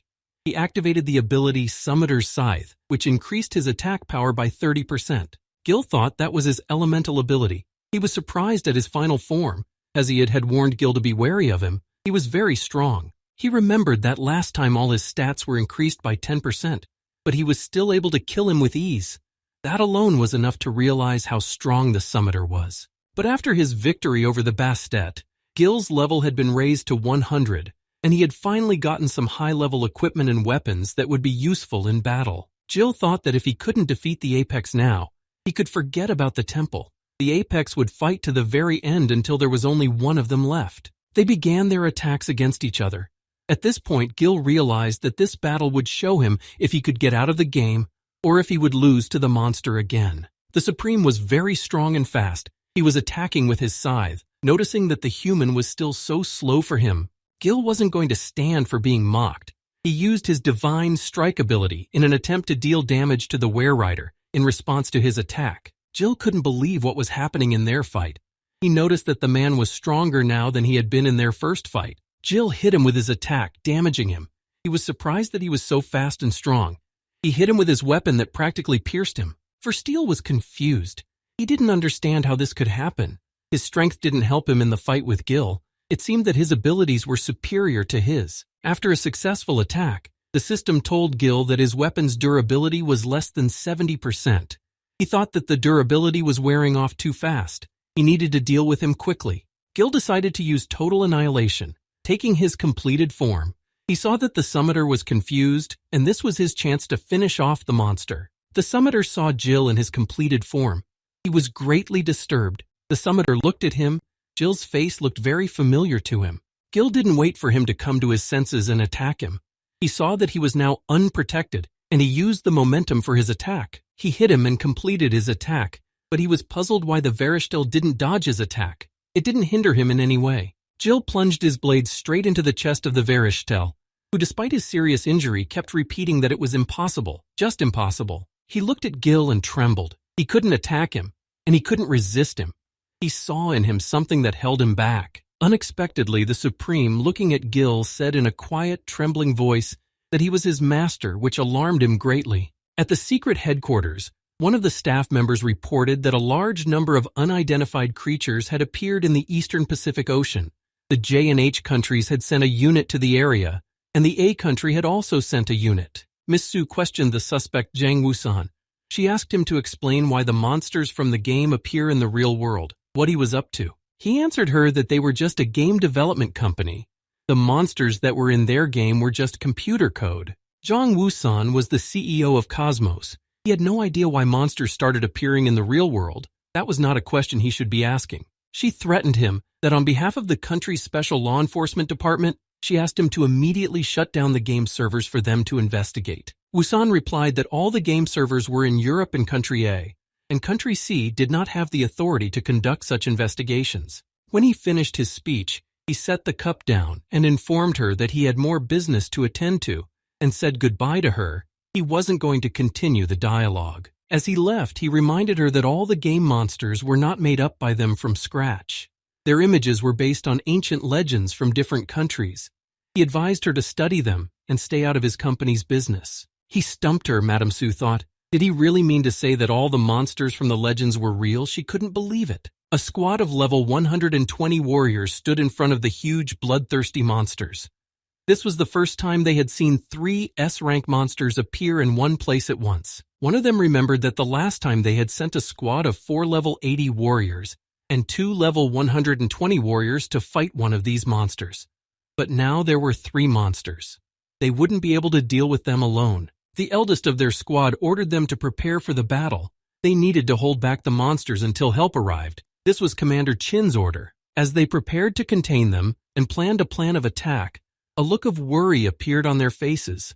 They didn't realize what was happening in front of them. Another high-level monster burst out of the portal. Now the forces were not equal, and they were on the verge of death. They didn't know how they would be able to contain them. They were unrealistically strong for them. The older warrior couldn't understand what this place was that they were all crawling out of. They needed to seal the portal immediately, otherwise the city would be completely destroyed along with the people. The last monster that broke out was bigger than the other monsters in rank. It was huge and fierce. They had to attack it without getting close to it. Otherwise, it could just crush one of them. Gil was dumbfounded that the wandering summoner recognized him as his master. He didn't understand why he said that and why he considered him his master. But the summoner saw more than Gil. He saw his true power and was even more frightened. He had the power of his master in him, and now he couldn't fight him. Gil saw him start to rise. It made him bounce away from him to a safe distance and be at the ready.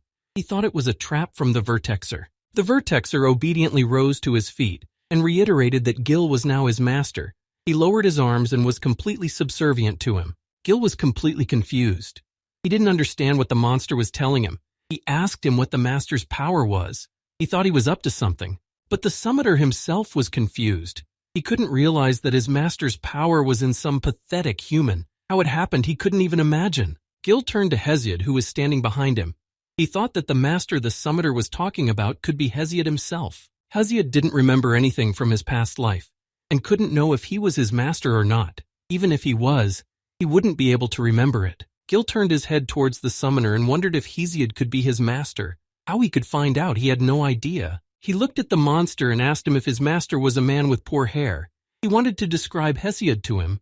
Maybe he really was his master. Hesiod answered him that his master was not a man at all. He was a writing god. Everyone knew him by the name of Ra. He was his master. Gil was surprised to hear the Apex Master's answer. He had never thought it was Ra. He was the strongest of the 9 major gods of Egypt. The master got on his knee and said that it didn't matter who he was. The master's power was now his, and so from now on, he was his master. As soon as he had finished speaking, a system notification appeared, stating that a new entry had been discovered in the illustrated directory, the servant of the god Ra, the scarab god Khepri. He asked to be accepted into his service. Gil had a choice the system provided, accept or refuse Khepri's servant. Gil looked at the Apex man who bowed before him and thought he was Khepri, the same god from the Khepri's revenge mission. Things were getting interesting. Gil didn't like him at all. He had already killed him once, but it would be much easier to defeat the Nablusi with him, so the choice was obvious. Gil confirmed his choice, and the god Khepri became his servant. Their energies were now linked, and Gil became his new master. He had access to the ghost servant ability to summon Khepri to fight alongside him. Using this ability did not cost mana. Khepri could stay on the battlefield for an unlimited amount of time. Gil thought that was pretty good, and if he had a few of these servants, he would no longer have to fight on his own. The system warned him that each of his servants received 30% of his experience, and if a servant died during a battle, it would be impossible to resurrect him. Gil expected it to be more complicated than that. He realized that the more servants he had, the less experience he would have left, and if one of them died, all that experience would be wasted. He decided not to think about it now. He was a little sad that Herpy hadn't gotten to him sooner. It would have been so much easier to defeat the Bastet. Gil looked at Herpy and with a serious face, asked him to tell him everything he knew. He wanted to know everything. A staff member came to Mrs. Sue and told her that there was a call from the headquarters, and they said that unknown monsters were appearing all over the world, and they also demanded that she go to City B to take countermeasures. She listened to him carefully and asked him to tell them that she would be ready to leave in 15 minutes. She sat and read something carefully. Zhao Zheng, the head of the Special Affairs Department, entered the office. He said that they had received a photo from H City. The photo showed a mysterious girl killing one of the monsters. They also received 3 photos from the S-City Sea Patrol. There were 3 more monsters in the Eastern Sea, and they were fought by 3 young men who were also unknown to them. The officer reported to Miss Sue that they had sent these photos to the experts from City B, and they informed them that all the monsters were exact copies of the game. But that wasn't the end of it. These monsters were also described in the mythology of Country R. She sharply recalled the words of the company's Jadawa, who had advised her to better study these ancient legends and asked her to stay out of his company's business. The 3 warriors were desperately fighting very powerful monsters. They were trying to drive them back into the portal, or try to immobilize them so they couldn't break through to the city until reinforcements arrived. One of the warriors shouted to his comrades that he would hold off the SS rank monster for now, and asked them to deal with the monsters that were below the S rank first. His 2 comrades were desperately trying to fight the monsters. They were not sparing themselves. They could not let them enter the city where there were many innocent people. But the SS rank monster was very strong. Its fighting power was unbelievable. The warriors realized that they could not cope with it. They needed immediate help. Their commander firmly told them that with or without help, they would not let them reach S-City. It was their sacred duty to protect innocent people. But then they heard the words that gave them hope. Help had arrived. It was Commander Ukimi Hikashi, and he asked them to provide the monsters to him. He rushed past all the monsters with incredible speed. He stamped on them. Thus he united them for one attack that would end the fight. Ukimi used his Snow Moon Strike ability against them, and all the monsters were sealed into huge blocks of ice. They were immobilized and unable to attack back. The Supreme began to tell Gil everything he knew. It all started with the appearance of the god Morpheus, several tens of thousands of years ago, long before the other gods appeared. After the War of the Titans, The brothers Zeus, Hades, and Poseidon were angry because people worshipped other gods. Then they decided to summon Morpheus from the Tartarus to punish people. This displeased those who believed in Ra, Buddha, Taoist deities, Izanagi, and many other gods. But the gods did not want to start a war because of humans, so they turned a blind eye to what was going on. But this was not enough for the three brothers. Hades deceived Buddha, as a result of which Ra was imprisoned in Latona, the Taoist deities were locked in the abyss, and Izanagi was in Tartarus. The Supreme said that he had to find Ra. He had spent 10,000 years crossing the vast sea, and now he was finally in Latona. Gil didn't understand why Hades had sent humans to the Latona then. Herpy explained to him that in the eyes of the gods, humans were just pieces of meat and nothing more. They thought they were no different from insects. They were just fodder for the monsters guarding the Latona. These words made Gil angry. Gil understood everything, and now, for him, the mystery of the Latona was revealed. But it did not calm him down. He now had even more questions than he had before. He didn't understand why Herpy had said that he possessed the power of the god Ra. He thought that Hesiod and the power of the primordial chaos had something to do with him. Or maybe Gil himself was related to him. Gil decided that to get the answer to many questions, he should have found the god Ra and asked him personally. Then he would have told him everything. He left all the thinking for later. He said that it was still a long way to the temple, and there was a long journey ahead. They needed to hurry up and continue on their way. Khepri looked at Gil and said it would be faster. But Gil didn't know what his servant meant. Herpy could take the form of a flying scarab. Every 10 kilometers of flight would take away 10 mana points from Gil. Now Gil understood what Herpy meant. Gil was pleasantly surprised it turned out that he could fly, and the mana cost of flying was not much. This option suited him very well. Herpy, in the form of a scarab, looked at Gil and told him to hurry up and get on top of him. He would take him to where he needed to go. Gil climbed on the Herpy and ordered him to move forward. He promised himself that he would be sure to free Ra. He was sure that he would be able to save him. Ukimi arrived at Commander Chin's office and told her that the situation around the land was out of control and that he needed to take immediate action.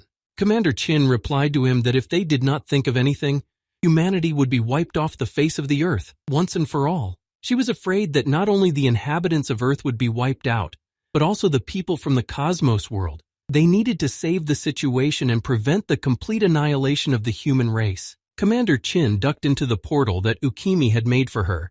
She informed him that the Hades army had already reached the continent of Bergama. The situation required urgent intervention. She assumed that it wouldn't be long before Palaces would be drawn into this ruthless, bloody war. On the way to the temple, Gil noticed Hesiod. It seemed to him as if he remembered something but did not tell him anything about it. But Hesiod did not please Gil. He could not remember anything. In his head was a complete void which did not give him peace. He tried to remember something, but there was no result. Gil kept trying to figure out how he could help him get his memory back. He felt sorry for Hesiod because he couldn't even remember who he was or who he was. He smiled at him and calmly told him that together they would definitely figure out something to help him get his memory back. They got carried away with each other and did not notice how they were there. Herpy took them to the exact place. They were near the temple. Jill bent down and asked Herpy to go downstairs. They decided to go to the temple on foot. Jill hoped that the god was still in the temple. Argolis smelled a familiar scent inside the temple. It intoxicated him and beckoned him to leave the temple. He recognized it and it pleased him. Herpy took on his usual appearance. Then Gil thanked him for speeding up their movement. The Apex man replied that it was a great honor for him, and he was happy to do his master's bidding. Gil saw the very temple he had been looking for so long. He needed to defeat the guardian of this place, and then he would be able to return to the real world. He looked at the majestic temple and wondered. He was curious if the temple was activated by the one who attacked Dirks, or if it was someone else. Gil headed towards the temple entrance.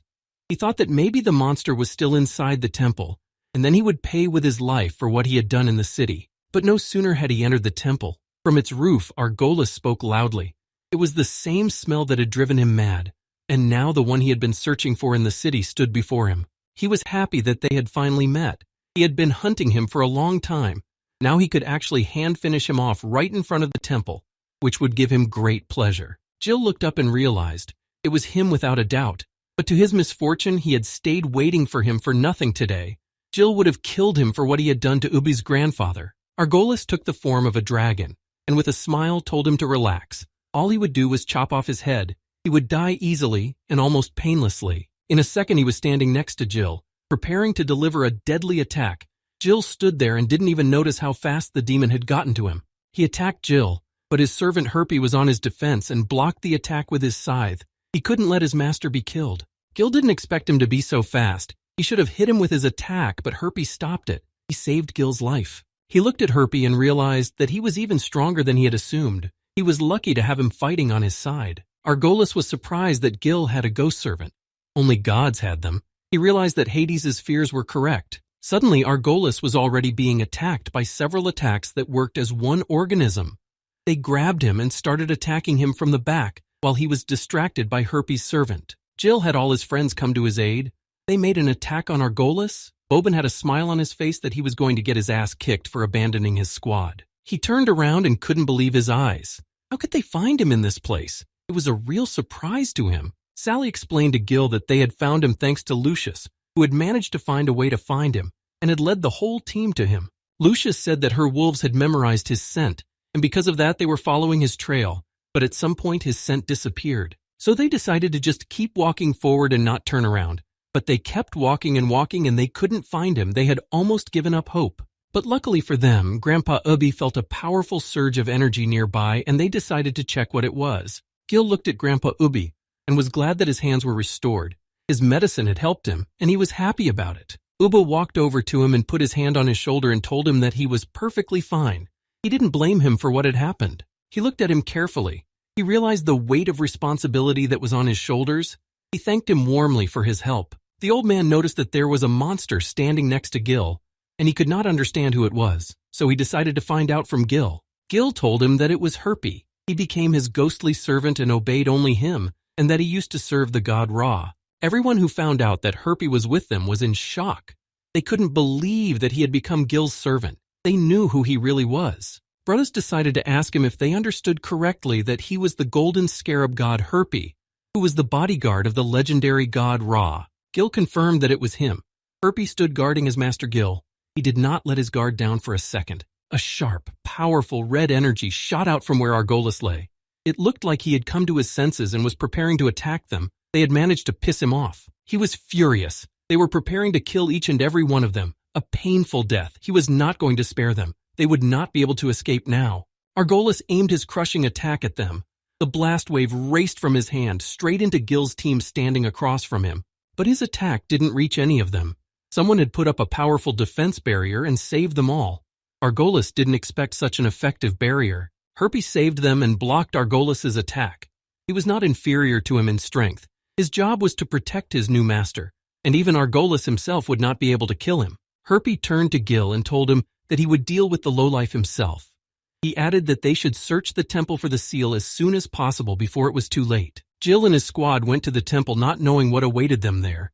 As they ran away, Gil thanked the Herpy and asked him to be careful of this demon. Argolis saw them heading for the temple, but he couldn't let them enter the temple and break the seal. He couldn't let them free. But Herp reappeared in front of him. It looked like Argolis didn't take him seriously and thought he was a weak opponent for him. Gil and his team found themselves near the huge doors. Gil approached them, and the system asked him to confirm the entrance to the temple so they could move on. He confirmed entry and turned around to look at everyone again. They had to hurry while Herp held back Argolis. Herp prepared for battle. Now it was just them and no one was going to stop them from having a duel. Herp had to hold him back at all costs. Gil was running through the temple and he thought that everything was very strange. They had been running for so long, but the corridor never ended. He couldn't understand why this was happening. Suddenly Gil stopped and asked the others to do the same. He had an uneasy feeling that something was wrong. Boban drew his shadow swords, thinking that an enemy was approaching them. Everyone else looked around wondering why Gil had decided to stop, but he was quick to reassure them that there was no one around. But he had a strange feeling that something was stopping him, and he wanted to find out what it was. Boban jumped on him and couldn't understand what he was doing. He thought he was scaring them on purpose. Everyone else stood silently watching them. Gil was calm and didn't pay attention to Boban. He asked everyone if it seemed to them that the corridor they were running down was endless, and they were moving in circles. He remembered perfectly well what the temple looked like from the outside, and they would have come to the place they wanted long ago, but they were still just as far away. It seemed like the corridor was spelled to never end. Gil told them that the distance they had already traveled was clearly excessive compared to the length of the temple. They should have arrived at the right place long ago. He assumed that space and time inside the temple was very different from the world outside, but it alarmed him that even if that was the case, they could be stuck inside for a very long time. Grandpa Ubby listened to Gil carefully, and then went to the wall and made a mark with his sword, and said that by this mark, they would know if they had moved forward or were still in place. Gil ran ahead of the group and wondered why he couldn't open the map and see where they were. It seemed strange to him that there were no clues from the system for this task. He thought he had missed something important, but he couldn't figure out what it was. He kept moving in the hope that they wouldn't see the marker and that his suspicion would be wrong. Suddenly, Sally stopped and called everyone to her. She pointed her finger at the temple wall in surprise. She had discovered an important detail. They saw the mark left by Ubby's grandfather. This meant they were moving in a circle. Gil's suspicions were confirmed and they were stuck in the same place. Boban was nervous. They had been walking for so long he wondered when this corridor would end, to which brothers told him that they should have waited a little longer. According to their calculations, they didn't have long to go. Sally noticed that they were moving much faster than before, and that they should have reached the exit long ago, but they were near the mark again. Gil listened to their versions, lowered his head, and in an uncertain voice told them that he thought there was no way out of the temple, and that they were trapped. Everyone realized that the task was very difficult. They were walking and there was no face on them. Gil said that if he was not mistaken, there would be a mark ahead, which they left on the wall. He was already angry at the situation and that he could not find a way out of this trap. He was annoyed that they were walking in circles. They were running out of energy. Gil decided to log on to the system to figure out when they were trapped. But the system didn't give him any clues. They had to act on their own without any clues, relying on their senses. He looked at the system and thought that while Herpy was fighting that type, they couldn't waste any more time in this place. If the monster got to them, it would be over. Gil stood there thinking until he heard his squad running down the corridor. They had important information for him and they wanted to share it with him. They searched all the walls and floor of the temple. They found no secret doors or mechanisms. There was nothing to help them get out of this vicious circle. Grandpa Ubby looked all around in this strange temple and found no magic circles or barriers. Everything was clear. They didn't know what to do next. Gil asked if they had checked the ceiling. Maybe there was something on it. But Ubby told him that they had checked absolutely everything. They had no clues. They had to find another way out of this place. Boban asked Sally to punch through one of the walls with her fire sphere ability. He thought maybe something would come of it. Sally was embarrassed. She wasn't sure if it was possible. But brothers told her that they had no other choice now. They should try. She listened to them and was ready to use her ability. She stepped away from them so she wouldn't hit anyone with this attack and began to do the fire dance spell. After casting the spell, she channeled all her power to blast a fire sphere directly into one of the walls. The wildfire was aimed at destroying the wall. Sally completed her attack and was pleasantly surprised. She couldn't believe it looked like they had succeeded and the wall had been breached. Bros was the first to rush over to the destroyed wall. He said with a smile on his face that she had a very useful ability that helped them break through the wall. Boban followed him. The smile disappeared from their faces. They were surprised again. They couldn't believe what they saw right in front of them. Through the huge hole in the wall, they could see the mark left by Ubby's grandfather. Their attempt had failed. They had no way of getting out of the trap. Bros went to the wall and said that the thing on the wall looked exactly like the mark the old man had made. Sally asked him in surprise if that was possible. Boban had lost his patience. He thought it was some joker doing these tricks on them. He asked him to show himself and then he would kill him on the spot. Gil remembered that in school he had read that someone had called the earth a prison for all mankind. It looked like they were in a kind of prison too. The whole corridor was a circle, but he could not feel it. Because their perception of space was obstructed, they were in one continuous labyrinth. Gil began to think about how they could get out of the maze, how they could free themselves from this prison they had fallen into. He had to think of something urgently. Mrs. Su showed the pictures to Professor Miyatake. They were of monsters that were appearing all over the world. She needed her help. They looked like monsters from the game. They looked like monsters from the myths of different countries. It was very suspicious to the police. They needed to know how to destroy them. Prof. Miyatake confirmed that these creatures were true in mythology, but she was unsure. Sue asked her if she was sure. If that was the case, then all the legends were true. Professor Miyatake was horrified to realize that all these legends were not fictitious at all. The proof of this was the appearance of monsters in their world. These monsters confirmed all the real historical facts. It frightened them. The monsters could destroy all living things around them, and it was difficult to stop them. Boban, looking at the mark, didn't understand what was happening in this place. He was boiling with anger. and he didn't want to be stuck in this place until he was old. He had to look for a way out. Lucius stood quietly and thought about how to get out of the situation, but she was interrupted by Boban and angrily asked him to stop yelling and calm down. But her words only made him angry. He was ready to start a fight with her, but she stood still and did not pay attention to the angry Boban. Jill was sitting on the sidelines and not touching anyone. He was thinking about how they were going to get out. Sally came over to him and sat down. She asked him if he had any ideas on how they were going to get out, but he waved his head in the negative. He sat there thinking that this was just an assignment, so there definitely had to be a way out.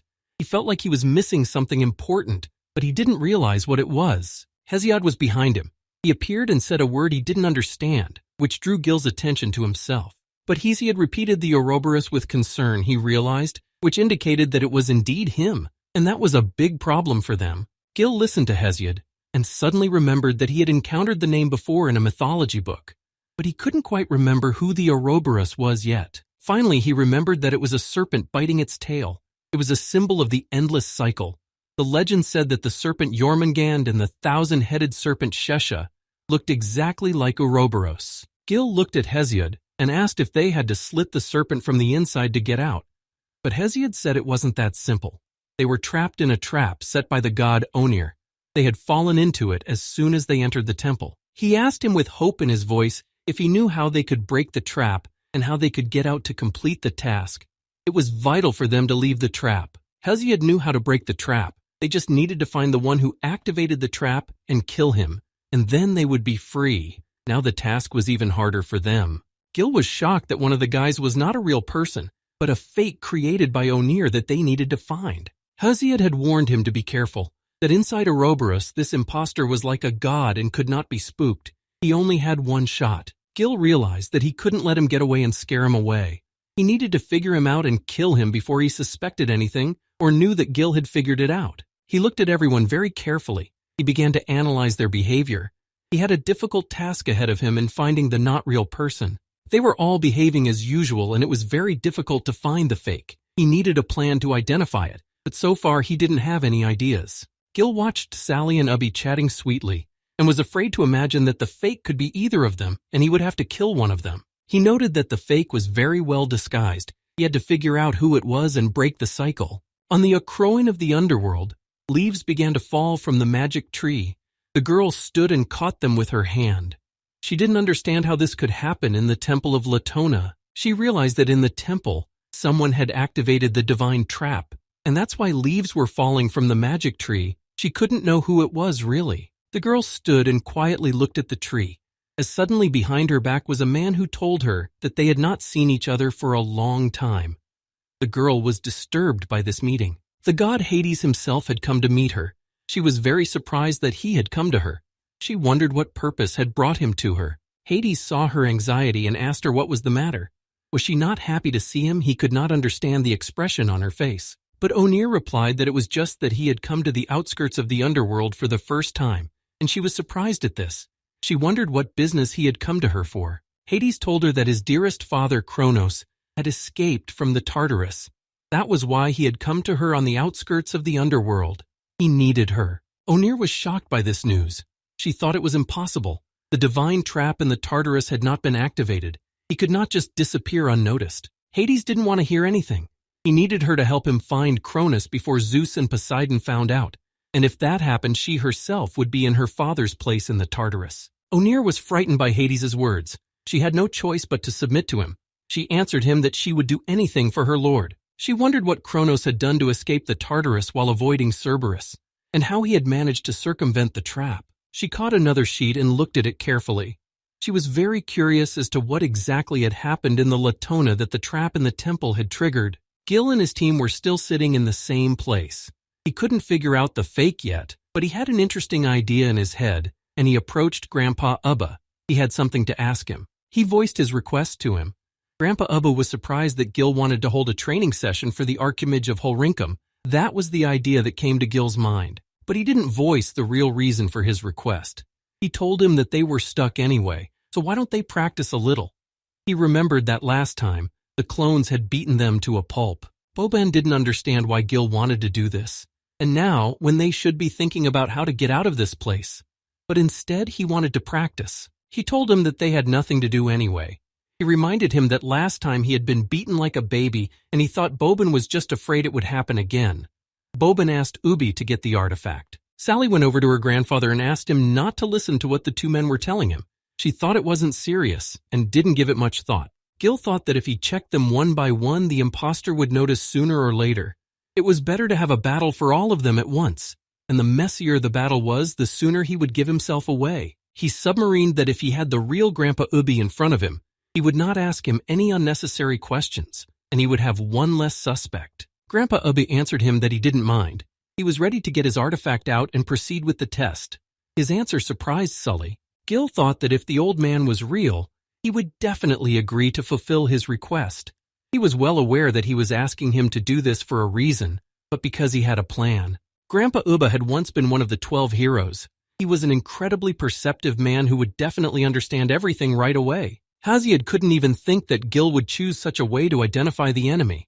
He told him that the imposter couldn't be identified by his fighting skills. Gil replied that he knew the skills could be copied. However, there was something that no doppelganger could replicate. What he meant was that no imposter could exactly copy the habits of a real person, so he hoped to figure out the enemy by the habits that each of them had. Gil remembered that each man had his own tactics during battle, which he repeated in almost every battle he was involved in. He understood that the thought process during battle was embedded in the very essence of the man, in his character and behavior, and it was the one thing the imposter could not fake. Gil just needed to observe each of them very carefully, and then finding the imposter would be easy. It was all decided by people's habits. Hesiod reminded him that he only had one shot, and if he didn't solve them, they would be stuck forever in a time loop that would be impossible to get out of. Gil drew his sword and prepared to test and observe. He answered Hesiod not to worry, he was bound to pull this off. There was too much at stake. Grandfather Ubba shouted for everyone to get ready. The training was about to begin. He asked them all to be extremely careful and try not to hurt each other. Lucius turned to them and said that she wasn't interested in their childish fun. She wanted to get this over with as soon as possible and get on with thinking about how they were going to get out of this place. Gil noticed that Lucius had decided to do exactly the same as him, kill the weakest opponent in the first few seconds. Based on his experience fighting her, he could tell she was the real deal. He saw his doppelganger start to attack Sally and rush to her aid. He managed to stop his attack near her and told her that while he would hold the doppelganger, she and Lucius had to help the others. Sally stood there unable to get away from the fact that Gil's doppelganger had almost killed her. She was still trembling, but agreed with Gil, and they set off to help the others. Gil watched them closely. He needed to get them to make choices all the time. It was the only way he could recognize the imposter before he gave himself away. Lucius came to Brose's aid. She killed his clone and told him with a smirk that he couldn't even overpower such a low-level clone. She thought he was weak. Sally stood with Philog and asked if he was all right. Brose saw Lucius and thought she was beautiful. He wanted to get to know her better, to which she gave him a rude rebuff. Jill analyzed that Boban decided to attack Lucius's clone. She also possessed shadows. Brose and Philog, as before, chose their clones. He and Lucius decided to attack the weakest clone, Sally's clone, and she, as usual, didn't know who to attack. But he abruptly realized that he had missed something important, something that would give away the imposter, but he couldn't figure out what he was missing. After analyzing everything again, Gil finally found out who was the imposter that had put them in this time loop. Boban had defeated his doppelganger and was proud of it. He hadn't been able to defeat him the first time, but now he was doing his best to snatch victory from his clone. Gil walked up to Brose. He didn't say anything. He just looked at him and tried to figure out if he was real or not. Brose looked at him and didn't understand what was going on, why he was staring at him. He said nothing and drew his sword and slit Brose's throat. Blood gushed onto the floor, dumbfounding Brose himself. He didn't expect Gil to do such a thing. Philog saw his close friend, Jill, killed in front of him. He thought Jill had lost his mind and decided to start killing them. Everyone around him couldn't believe that Gil had killed one of them. Fear and horror was on their faces. They didn't understand anything. They didn't guess anything. But abruptly everyone stopped talking and saw Brose's body turned into a pile of ashes. It caused them a lot of questions. They were confused. They calmed down and walked closer to the ashes. They began to realize that it wasn't Brose at all, but they wanted to know why Gil had killed him. Gil looked at the ashes and realized that he was right, and it wasn't the real Brose in front of him. His plan had worked. He had figured out the imposter. Abruptly, everything started to collapse. A bright light came through the huge gaps, blinding everyone in the corridor. It looked like the trap had been broken. When the trap collapsed, they all sat there looking at each other. At the very end was Broers. He was feeling pretty bad, but he didn't know what had happened to them. Gil wasn't sure if they had gotten out of the trap or not. He needed to check it out somehow, but he didn't understand how to do it. Phylog went over to Brothers and asked him how he was feeling. Bros told him that he was fine, but he didn't understand what had happened and why they were all sitting there. Boban was angry with Gil. He didn't understand what he was doing, why he had killed Boban, and why they were in this place. He wanted an explanation, but Gil didn't listen to him. He turned his head and stared at him. Boban noticed this and decided to ask him what he was looking at. Gil smiled and happily told him that they had managed to leave the time loop. They were free and could continue their journey. Boban turned his head and looked at the same place. They were sitting in front of a huge gate with two handsome statues near them.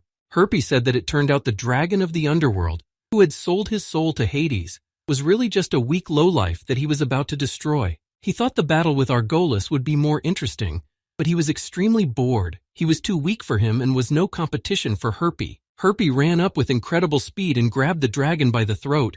He wasn't expecting this. He didn't realize who he was, that he had such power. He answered him that if he wanted to know his name, he should go to hell and ask his vile master. Herpy pressed his throat even harder, and not expectedly the dragon ignited with blue flames. Herpy didn't realize what was happening. The fire started to move over him. He realized that there were hellfire hidden inside this dragon. It had fallen into Hades' divine trap, and now the flames were consuming him. Argolis watched as Khepri burned.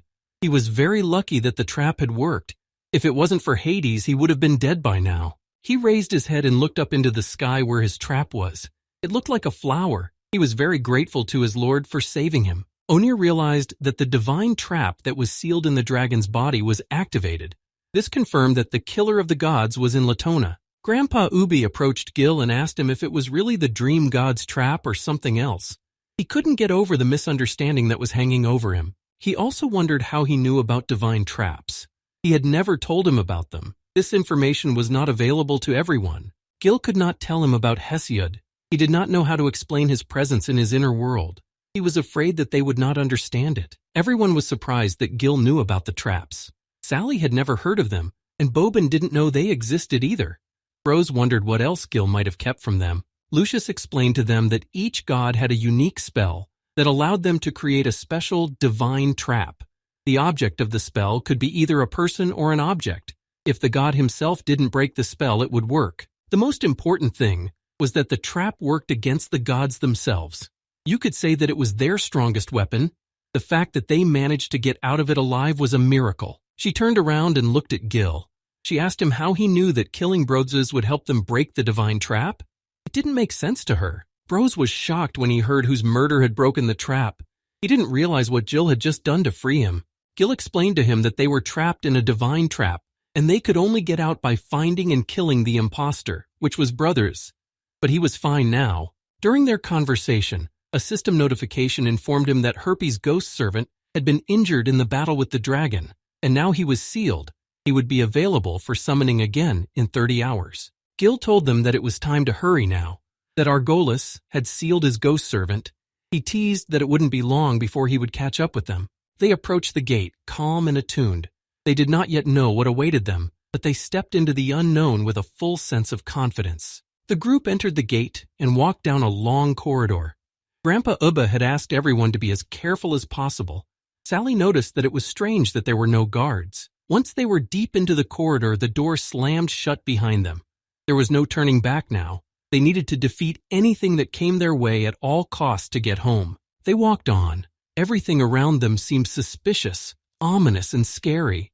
As they walked a little further, Sally noticed something ahead of them, but she couldn't make out what it was. Right in front of them were skeletal warriors who were already waiting for them and had long ago prepared to meet them. There were a lot of them, and they were ready to destroy them, but they hadn't attacked them yet. Bruz said that he knew that there were monsters waiting for them outside the door, but he didn't know that there would be so many of them. It wasn't just the number of them. They were much stronger than the normal monsters that were in the Latona. Gil realized that the level of the Hell Draugrs was only 20 more than the servants of Goddess Bastet from the Purple Moon trial. But there were too many of them, and they were attacking all at the same time. He saw the monsters running at them and thought that there was too little space here. The environment around them was oppressive, and also the numerical advantage of the enemy, it would be very difficult for them to take the fight from them. The moving infernal draugrs made the boys involuntarily feel the fear gripping them. This could not be allowed or they would lose before the fight even started. The system updated the task in which the Devil's Eye, created by Nabulusu, would continuously summon monsters. They had to kill all the enemies and destroy the eye. The reward was the summoning of Nabulusi. Behind the backs of the monsters was a huge eye from which were coming in droves of monsters that they had to kill.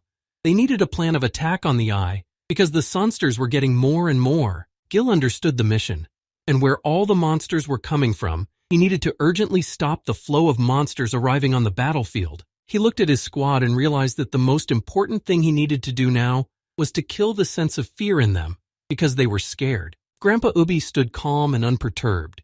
He was one of those who didn't have an ounce of fear of them. Sally asked him what they should do, for there were more and more of them. While everyone was standing around watching the monsters arrive and thinking about how they would not get killed, Jill like lightning jumped past them and started attacking the monsters. He was sure that by his actions he would push them to take decisive action and kill the sense of fear in them. They had to believe in their own strength. Gil shouted to them to gather their strength and that the monsters were coming out of the Oka. They just needed to cover him so he could destroy it, and that way they would be victorious. Grandpa Ubby pulled out his special sword and told the others that their job was to cover Jill, and they had to help him get close to the eye to launch an attack. Ubby and Gil succeeded in restoring faith in their powers to the rest of the squad. They all knew their tasks and knew all their abilities and what they were capable of. Gil wanted to let them know that they were not alone in this battle, and that he was someone they could rely on. He would try his best to protect them. Bobin was already geared up for battle. He didn't want to let Gil take all the glory for himself. He too was eager to prove himself in battle. Maybe then he would have a chance to face Sally. After a long attack on the monsters, suddenly something was wrong. Gil couldn't understand what had changed, but it was only making it harder for them to complete the task at hand. Gil tried to make another attack on the monster, but the attack seemed to pass through him, and he did not do a single damage to it, so he could not hurt it. More and more questions arose in Gil's mind. He didn't know how to counter them now. They were now unbeatable, but they didn't stop and began their ruthless attacks. The system notified Gil that the infernal draugrs had now taken the form of spirits. The Doogies were immune to physical damage. This made it very difficult for the entire squad. This was a problem for them. Now the monsters were immune to physical damage, but they were attacking and taking damage. Gil didn't understand what he had to do to defeat them. Bros tried his best to damage them with his attacks, but they were going through them. All their attacks were useless. They were trapped. The monsters tried to attack Sally more. She was the only one who didn't have any weapons. She was a threat to the monsters because of her abilities. Gil thought that normal weapons couldn't defeat the monsters. Magic skills were needed, but among them only Sally was a mage. But that wasn't enough. The whole squad stood in defense of Sally, who was being attacked mercilessly by the monsters. They defended themselves as best they could, but they had to attack the monsters. The monsters were getting bigger and bigger. They were doing damage without stopping. They needed to attack them immediately, so Sally used the Fire Dungeon magic ability. While Sally was using the Fire Dungeon ability, little Yaluka put up a protective barrier so that the monsters couldn't get close to them. At this time, Jill used the heal ability to recover the squad. Bobin was not happy that he healed him so slowly. He wanted to get back into the fight faster. Jill lightly tapped the Bobin on the shoulder to keep him quiet and not stop him from healing him. Now they needed to heal the team's wounds faster, while Sally held back the monsters. He noticed that if you used healing on other people, you had to cast the spell continuously for a minute. He still had a lot of rules of this game to figure out. Gil turned around and watched as Sally held back the monsters. He had to figure out how to destroy these monsters that were immune to physical damage. They couldn't just rely on Sally and Yaluka. They wouldn't last long that way. There were so many monsters, they needed another plan on how to damage them. He noticed that there were monsters constantly coming out of his eye. As soon as they dealt with one, another would appear, making the team feel down. Gil thought that if this continued, they would be doomed and the monsters would kill them.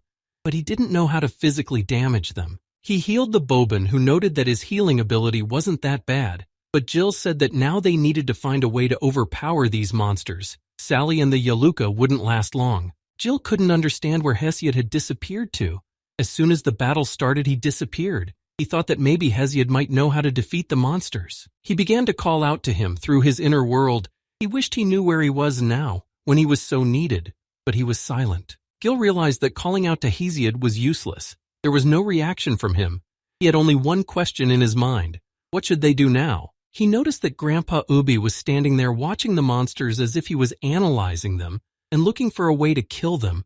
Jill wondered what he was doing. Jill headed over to his grandfather to get some information from him. As soon as he approached him, the old man asked if he was able to heal the Bobin's wounds. He replied that he was fine. Now they had to figure out what to do about these monsters. He asked the old man if he had ever encountered anything like this. The old man replied that to tell you the truth, he had seen something like this for the second time in his life. His answer surprised Jill. He wanted to know when was the first time, and assumed that the old man must have known how to kill the monsters. The old man remembered that during the war for Oblain he had traveled alone to the Dark Sea, and when he fought the troll Quink he used this ability too. The old man could not do any damage to him, he only had to defend himself. And when the troll tried to give him a fatal blow, the old man thought it was the end of him, but it wasn't. As Ubby held the troll's sword close to his heart, a blue sword intertwined with lightning appeared in front of him out of nowhere. The old man saw the sword and realized that it was the gods who had given it to him, so that he could defeat the troll. Only this weapon could kill him, even though he was immune to physical damage. And so it was. Not only was the sword able to pierce the Quink, but it also allowed the old man to deal massive damage to it, and then he finally killed it. The old man explained that he later learned that it was a legendary magic sword. It contained the inexhaustible power of the thunderstorm element. The sword itself could not hurt Quink. It would be more correct to say that he was killed by the thunderstorm magic that was imprisoned in the point of the sword. After Grandpa Ubba finished telling the story, Jill seemed to have come up with a new tactic to attack these monsters. He knew exactly what he needed to do now. Jill realized that in this game, magic and physical damage were strictly separated, that the attacks of Babin, Brood, Lucius, and Philology couldn't harm the monsters because the system defined them as physical attacks. Only Sally's attacks were considered magical. She belonged to the mage class, and it could be deduced that the character's class affected the type of attacks. Jill thought that total annihilation allowed him to harness the power of primordial chaos, and thus added to all attacks the power of the element, which made them magical, and the crescent moon's strike also the same power, and allowed weapons to deal magical damage. Grandpa Ubby added that he had yet to meet a mage who was able to enchant a weapon, but Jill already knew exactly what he needed to do to hit all the monsters. As he watched Sally burn the monsters, he analyzed the information he had received and thought that if he got it right, it would be easy to kill the monsters. The monsters did not give up and were already preparing to use a new type of attack. Their mouths began to form magical spheres. Now they were preparing to shoot from a distance. This was a new threat to the squad. They shot one after another at the protective barrier that Sally and Yaluka were holding with all their might. But after this attack, they had even less strength left. After this attack, Sally shouted to her grandfather that she couldn't hold them back anymore. They were too strong for her. She did everything she could. Now the monsters had nothing left to hold them back. Jill began to use the power of primordial chaos.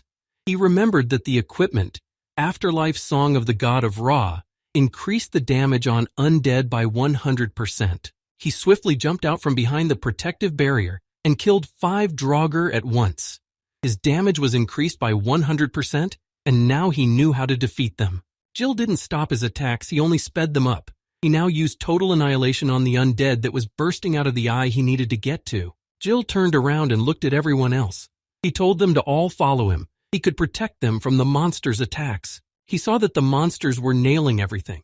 He needed to get to the eye before his ability time ran out, and then he would be unable to damage the monsters again. Jill was killing Draugr at a rapid pace. His experience was gradually growing.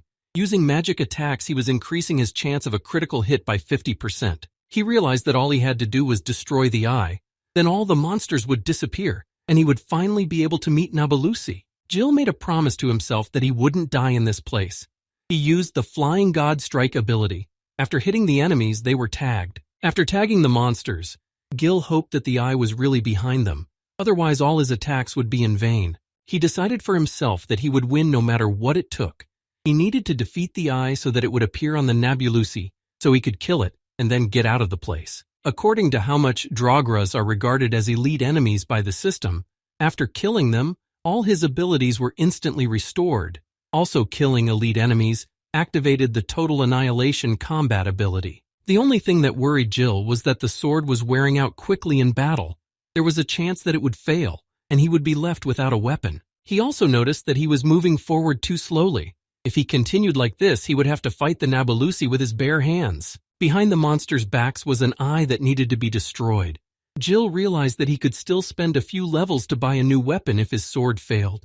But then, during the boss battle, he might not have enough levels to buy the cure. He plotted to perform one technique that would greatly reduce the durability of his sword, but he had no other choice. Gil gathered his strength and used the power of primal chaos, dealing a crescent moon strike to all the monsters in front of him. This blow helped Gil kill all the monsters in front of him. All his abilities were restored. Now he needed to destroy the eye before the new monsters reappeared. Brothers watched the force with which Gil attacked. He was shocked by his abilities and thought he was even stronger than he was when they first met. Philog wondered if there was a limit to his strength. He realized that he was superior to all of them in his fighting power, and no one could give him an equal fight. Boban was happy for Gil, but he still knew that one day he would surpass him, even if he had to train for ages. Grandpa Ubby also recognized that this kid was far superior to him in strength. He admired Gil's abilities. Everyone noticed that Gil was so strong that he involuntarily made them feel safe. They knew that in a difficult situation, he would have saved them. Everyone was shocked by Gil's strength and abilities.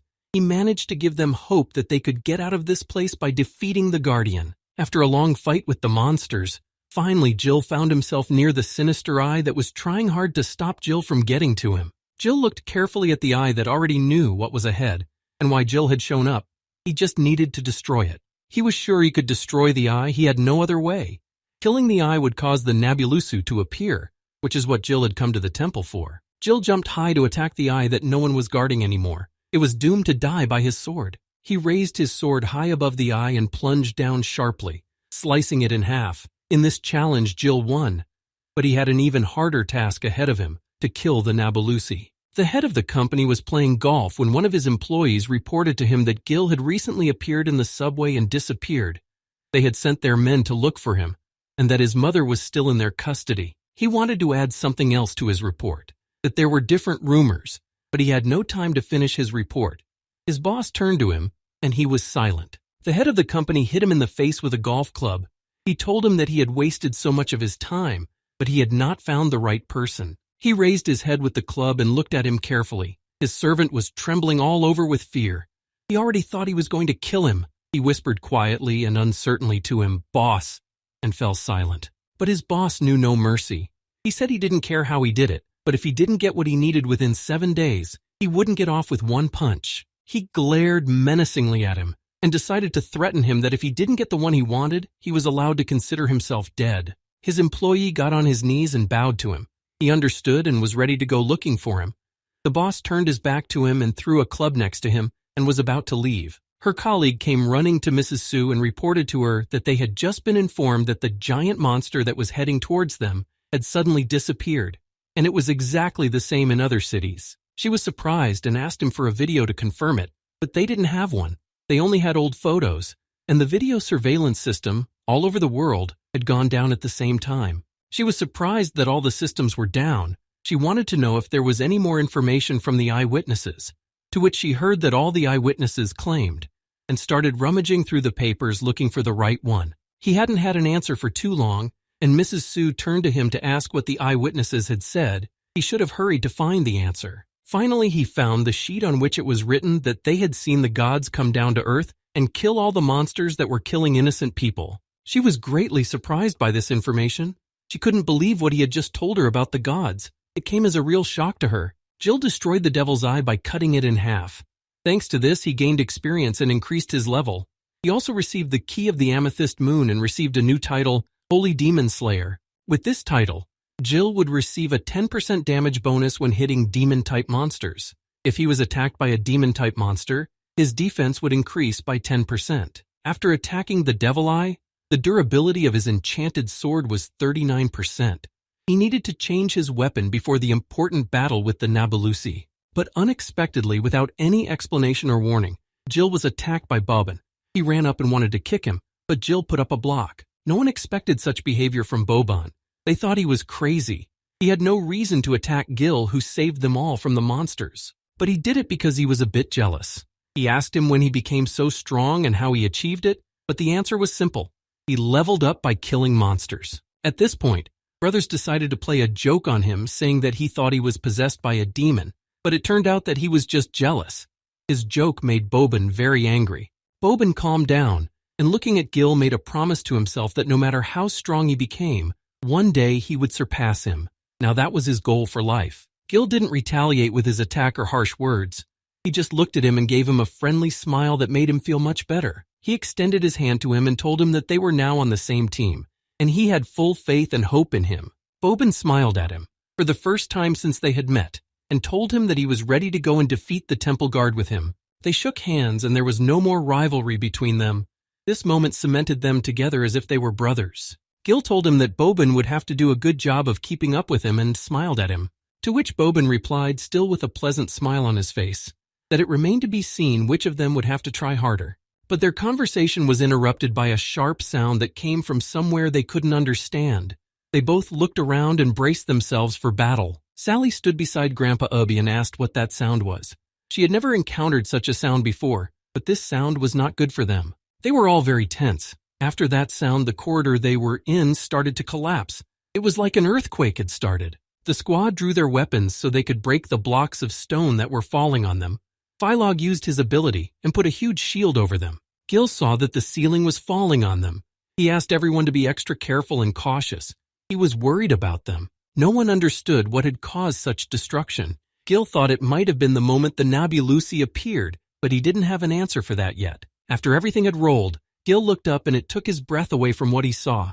He couldn't have expected to see this. There were two huge evil eyes looking at them. Looking at them, one could involuntarily feel a sense of fear, but it was not yet clear where they came from or who they belonged to. The girls passing by saw the man kneeling on his knees and saying that it was the end of the world, that they were all going to die, and that the gods were punishing them for their sins. He practically threw himself on them, shouting that the gates of hell were about to open and that a terrible judgment was waiting for them, and repeated that they were all going to die. Fortunately, there were two military men nearby who quickly twisted him, but he kept repeating that they were all going to die. The little girl clinging to her mother didn't understand who the gods were. She thought the gods were those horrible monsters that attacked them. Professor Miyatake thought that if a computer were to create a world identical to the real world, then the inhabitants of that virtual world would be like ordinary people. The professor's teacher, who was passing by, hastened to add to her thoughts that for the virtual world, people would be gods, would be their creators, and no one in that world could compare to them. She asked him that if it was true what he was saying, then their world could actually be a virtual world too. She wanted to know if there was any evidence for this hypothesis. The teacher answered her that it wasn't really hard to prove. If their world was real, then 3 conditions had to be met for it to be real. Firstly, people should not be interested in creating virtual worlds. Secondly, the scientific and technological part should not allow the creation of a virtual world. And thirdly, if a virtual world was created, then humanity should be destroyed. Summarizing, the man said that if these 3 conditions were met, then, no matter how strange the world seemed, it would be more than real. But the conditions were broken. There was a good chance that for the creatures living in the virtual world of that game, humans were also gods to them. Miyatake thought it was just a hypothesis before, but the appearance of these monsters confirmed Professor Shindai's guess. The world of humans was virtual, just like the world they had created. They were all just puppets, she thought, acting according to a script written by someone in advance. For Jill and the squad were beginning the final phase of their mission, Kepri's revenge. The reward for completing the task was the key of freedom, the Eye of the Nabulusi.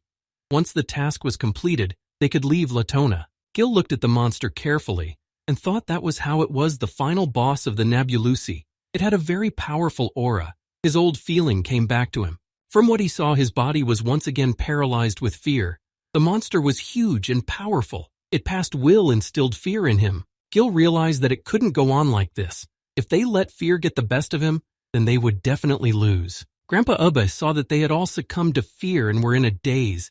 He needed to get their confidence back, or the fight was over before it even started. He told them that he understood that this was the first time they had met an enemy so superior in strength, but they had to remember that in any battle, no matter the opponent, they must not let fear take over. Ubby added that since they had come to the temple, they had 2 choices: die in the Lathon or kill the thing. They were obligated to give their best to defeat the monster. He turned to his squad and practically ordered them to overpower it and not let fear take control of them. All of them were now energized to fight and to fight. None of them felt fear anymore. They were ready to go into battle. Gil looked at them and realized that Grandpa Ubby had solved the problem they had in an instant and had been able to drive the fear out of them. Suddenly a strong wind blew on them. Sally noticed it and couldn't understand where it came from in this place. There was no wind in this place before. But Jill realized that it was not wind at all, and that it was Nabulusi. He created this wind flow, but from where he did it and for what purpose, Jill could not understand yet. The Nabulusi had already attacked the team behind him. They couldn't dodge it. They were too late to notice the danger looming over them. Despite the fact that the team was unprepared, Gil came to their aid and was able to cut off the tentacle that had almost reached its target and hit them. Grandpa Ubby picked up his sword and used his lightning elemental. He was ready for battle. He told them that this wind was caused by the temple guard's attack that they almost missed. He asked them to be more careful and try to dodge his dangerous tentacles. They didn't know what the guard was capable of yet. Ubby was already fighting off several of the monster's tentacles. He told Boban and Gil that while he would fend off his attacks, they needed to get as close to him as possible and attack him. Gil and Boban looked at each other and were ready to attack the monster together. They were now out of competition.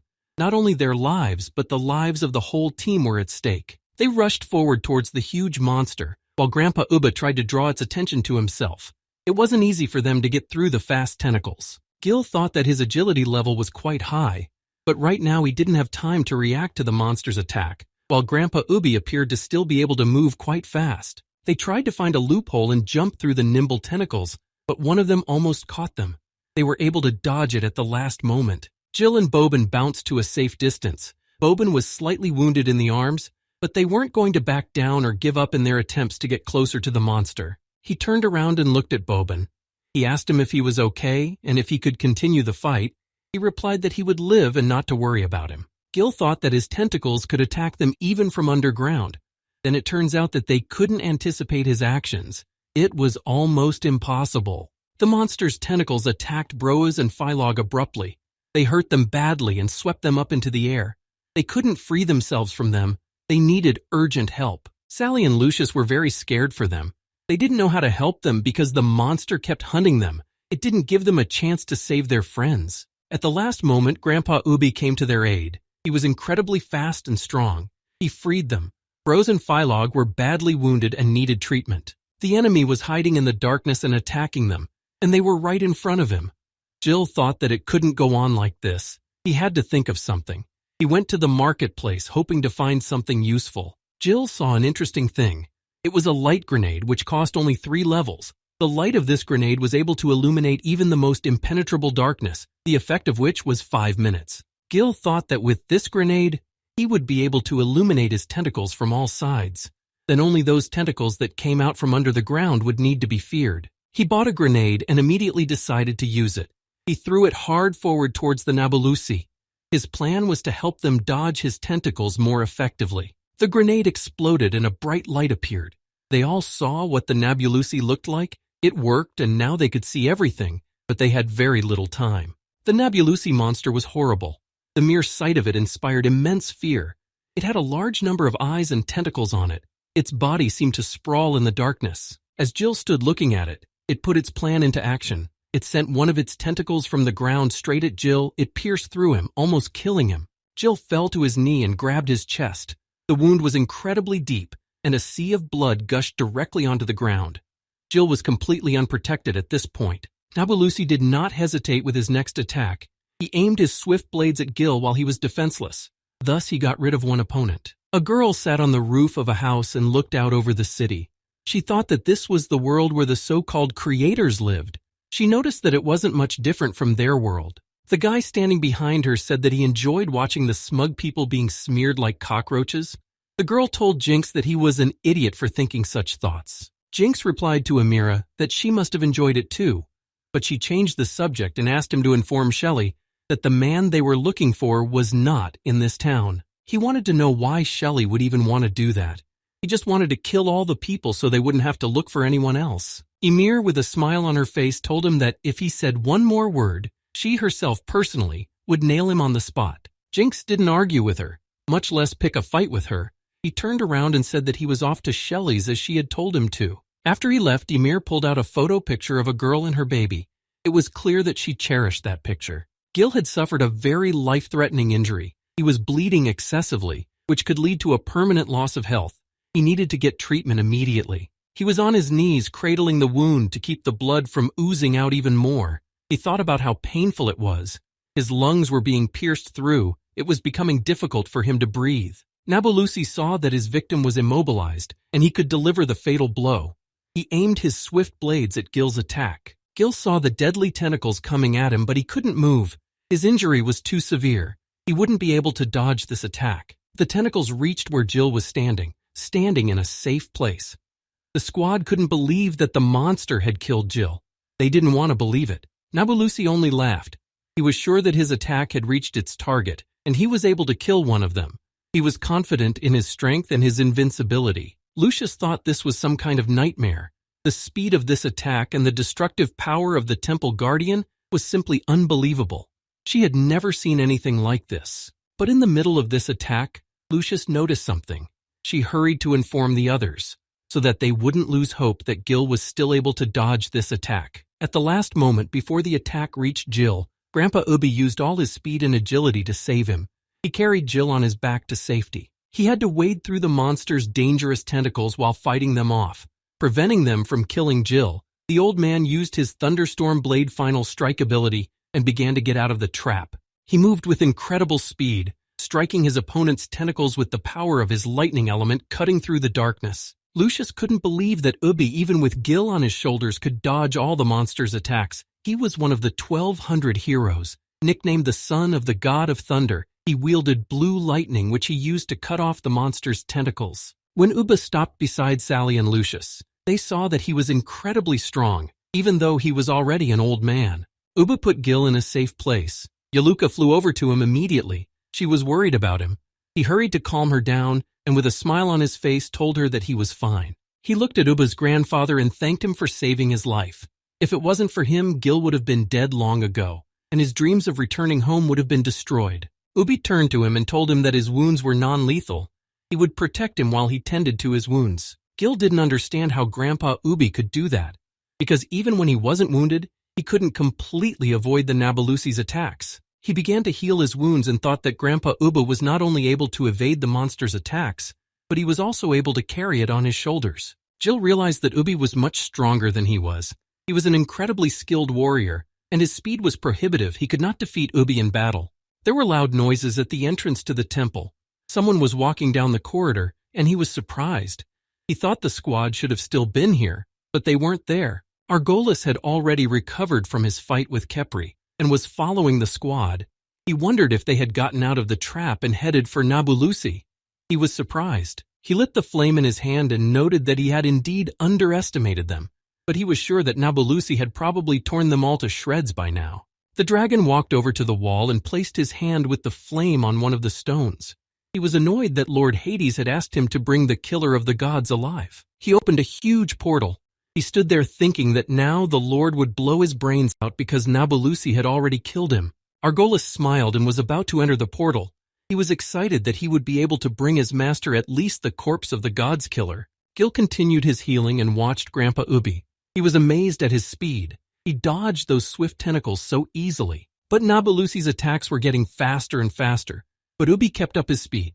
He had to protect everyone he cared about. He couldn't let the monster kill any of them. Gil thought that he was level 100 now, and even if he spent 2/3 of his skill points to pump up his agility, he still wouldn't be able to match the old man. It was unbelievable to him. He couldn't understand how Grandpa Ubba managed to achieve such results. He watched him carefully and tried to learn something from him. A long time ago, a village elder called out 3 names. Joel Ubby, Andrew Wiggins, Dominic Davis, and these 3 boys were not chosen at random. The elder solemnly announced that they had passed the test and were heroes of the first class. Even then, Ubby stood out among them. He was the youngest boy to be so honored. He continued that they were now members of the first-class combat unit number 27. He hoped that they could become loyal comrades and work hard to protect their homeland. His comrades were walking behind him and discussing him. This was the boy everyone was talking about. They couldn't think that they would be on the same team with him. Ubby was a first-class hero at the age of 10, There had never been such a case in the history of the academy. Andrew said that someone had said that a warrior who possessed the power of thunderstorm had passed the test in only 30 minutes, repeating the previous record. Dominic couldn't believe it. After all that was the speed of Chen Butong of the 12 heroes, it couldn't be true. They were shocked by Ubby's abilities and a little scared, because he was very strong and it scared people away. Almost no one wanted to be friends with him. Everyone thought he was not a human but just a monster. Ubby sat on the grass and thought that geniuses and fools were similar in some ways. The former caused envy in others and made them keep their distance. The latter were despised, ridiculed, and avoided as a rule. He sat alone. He thought that if you were different from ordinary people, then everyone else would consider you an outsider. That was the case with him. But then his loneliness was interrupted. He saw someone's hand extended in front of him to welcome him. Standing beside him was a couple. The guy's name was Morris, and he had heard that he had passed the exam. Next to him was his wife, Luna. She too had become a first-class hero this year. He told him that they had heard a lot about him, but didn't think he was so young. Ubby smiled back and said hello to them. He was pleased that he was finally not alone. Looking at them, he felt he could have friends now. Morris told him that he and Luna would like to apply and form a small squad of the three of them, and asked if he would agree to it. Luna in turn hoped that he would agree and be with them. Ubby thought that life knew how to surprise, and there would always be those who would accept you, no matter what. Whether you were a fool or a genius, there would always be a place for you in this world. They talked for a long time. The sun had long since set and it was almost dark. They shook hands and Ubby agreed to be in their squad. While Gil was healing his wound, the system informed him that in the illustrated guidebook, information about Ubby's character had been added. It had his whole life story. Gil, after learning the story of Ubby's grandfather, was upset. He understood his pain. They were something alike. He too was always different from ordinary people. Morris looked at Luna and said that she was just recovering from childbirth after all. This task wasn't that important. He asked her to let him and Ubby do it, without her. Ubby looked at him and said that it would be better for him to stay too. Sally needed their care. He and the boys could do the task themselves. Morris answered him that they had agreed that they would go on the mission together, and they could convince Luna to stay with Sally. He wondered why he had suddenly changed his mind. Luna overheard their conversation. She was furious. She turned around and told them that she couldn't believe that the two of them were conspiring behind her back. Morris kept telling her that this assignment was quite dangerous and that it was better for her to stay here, to which Ubby replied that it was better for him to stay home with her too. He didn't like that Ubby was trying to leave him at home. He wanted to go on the mission with him, but Ubby thought that he was right and that it was better for him to stay with his wife and child. Luna got fed up with all their talking and arguing. She turned around and used Fire Strike on them. That was her way of trying to calm them down. Ubby turned to his friends and told them that today's assignment had been quite difficult. All the members of the two second-class squads had been killed. Now they had Sally, and he didn't want them to take on such dangerous assignments. Luna was playing with her daughter and listening intently to what Ubby was saying.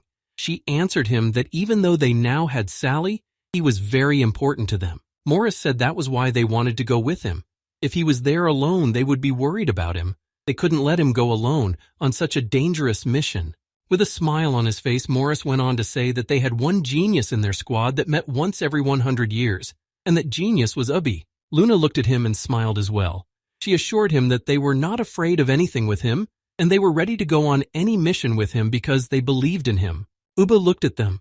Their words touched him very much. He was ready to give his life to save them all. They were very dear to him and he didn't want to lose them. Remembering the past, Ubby once again made a promise to his friends that this time he would definitely protect Sally and get her out of the Latona. It was his duty to them. He was ready to protect her. Even if he had to give his life to do so, he jumped to attack the monster with the lightning strike technique. He flew at the monster and all he could think about was that he would be able to protect Sally.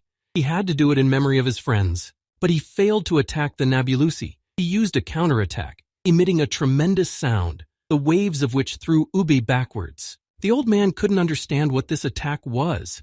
It was the first time he had encountered something like this. He didn't know how to dodge or defend himself from this attack. Gil covered his ears with his hands. The sound was driving him crazy. He didn't understand what happened. He started to feel dizzy. The system told him that the enemy had activated the Nabulusi Scream ability, which applied the negative effect dizziness to the enemies. The time of the effect was 30 seconds. Nabulusi used the opportunity to attack again after the effect was applied. He grabbed Boban, Brood, and Phylog with his tentacles, which he was about to devour. He lifted them high above the ground and dragged them into his huge mouth, which was ready to devour them.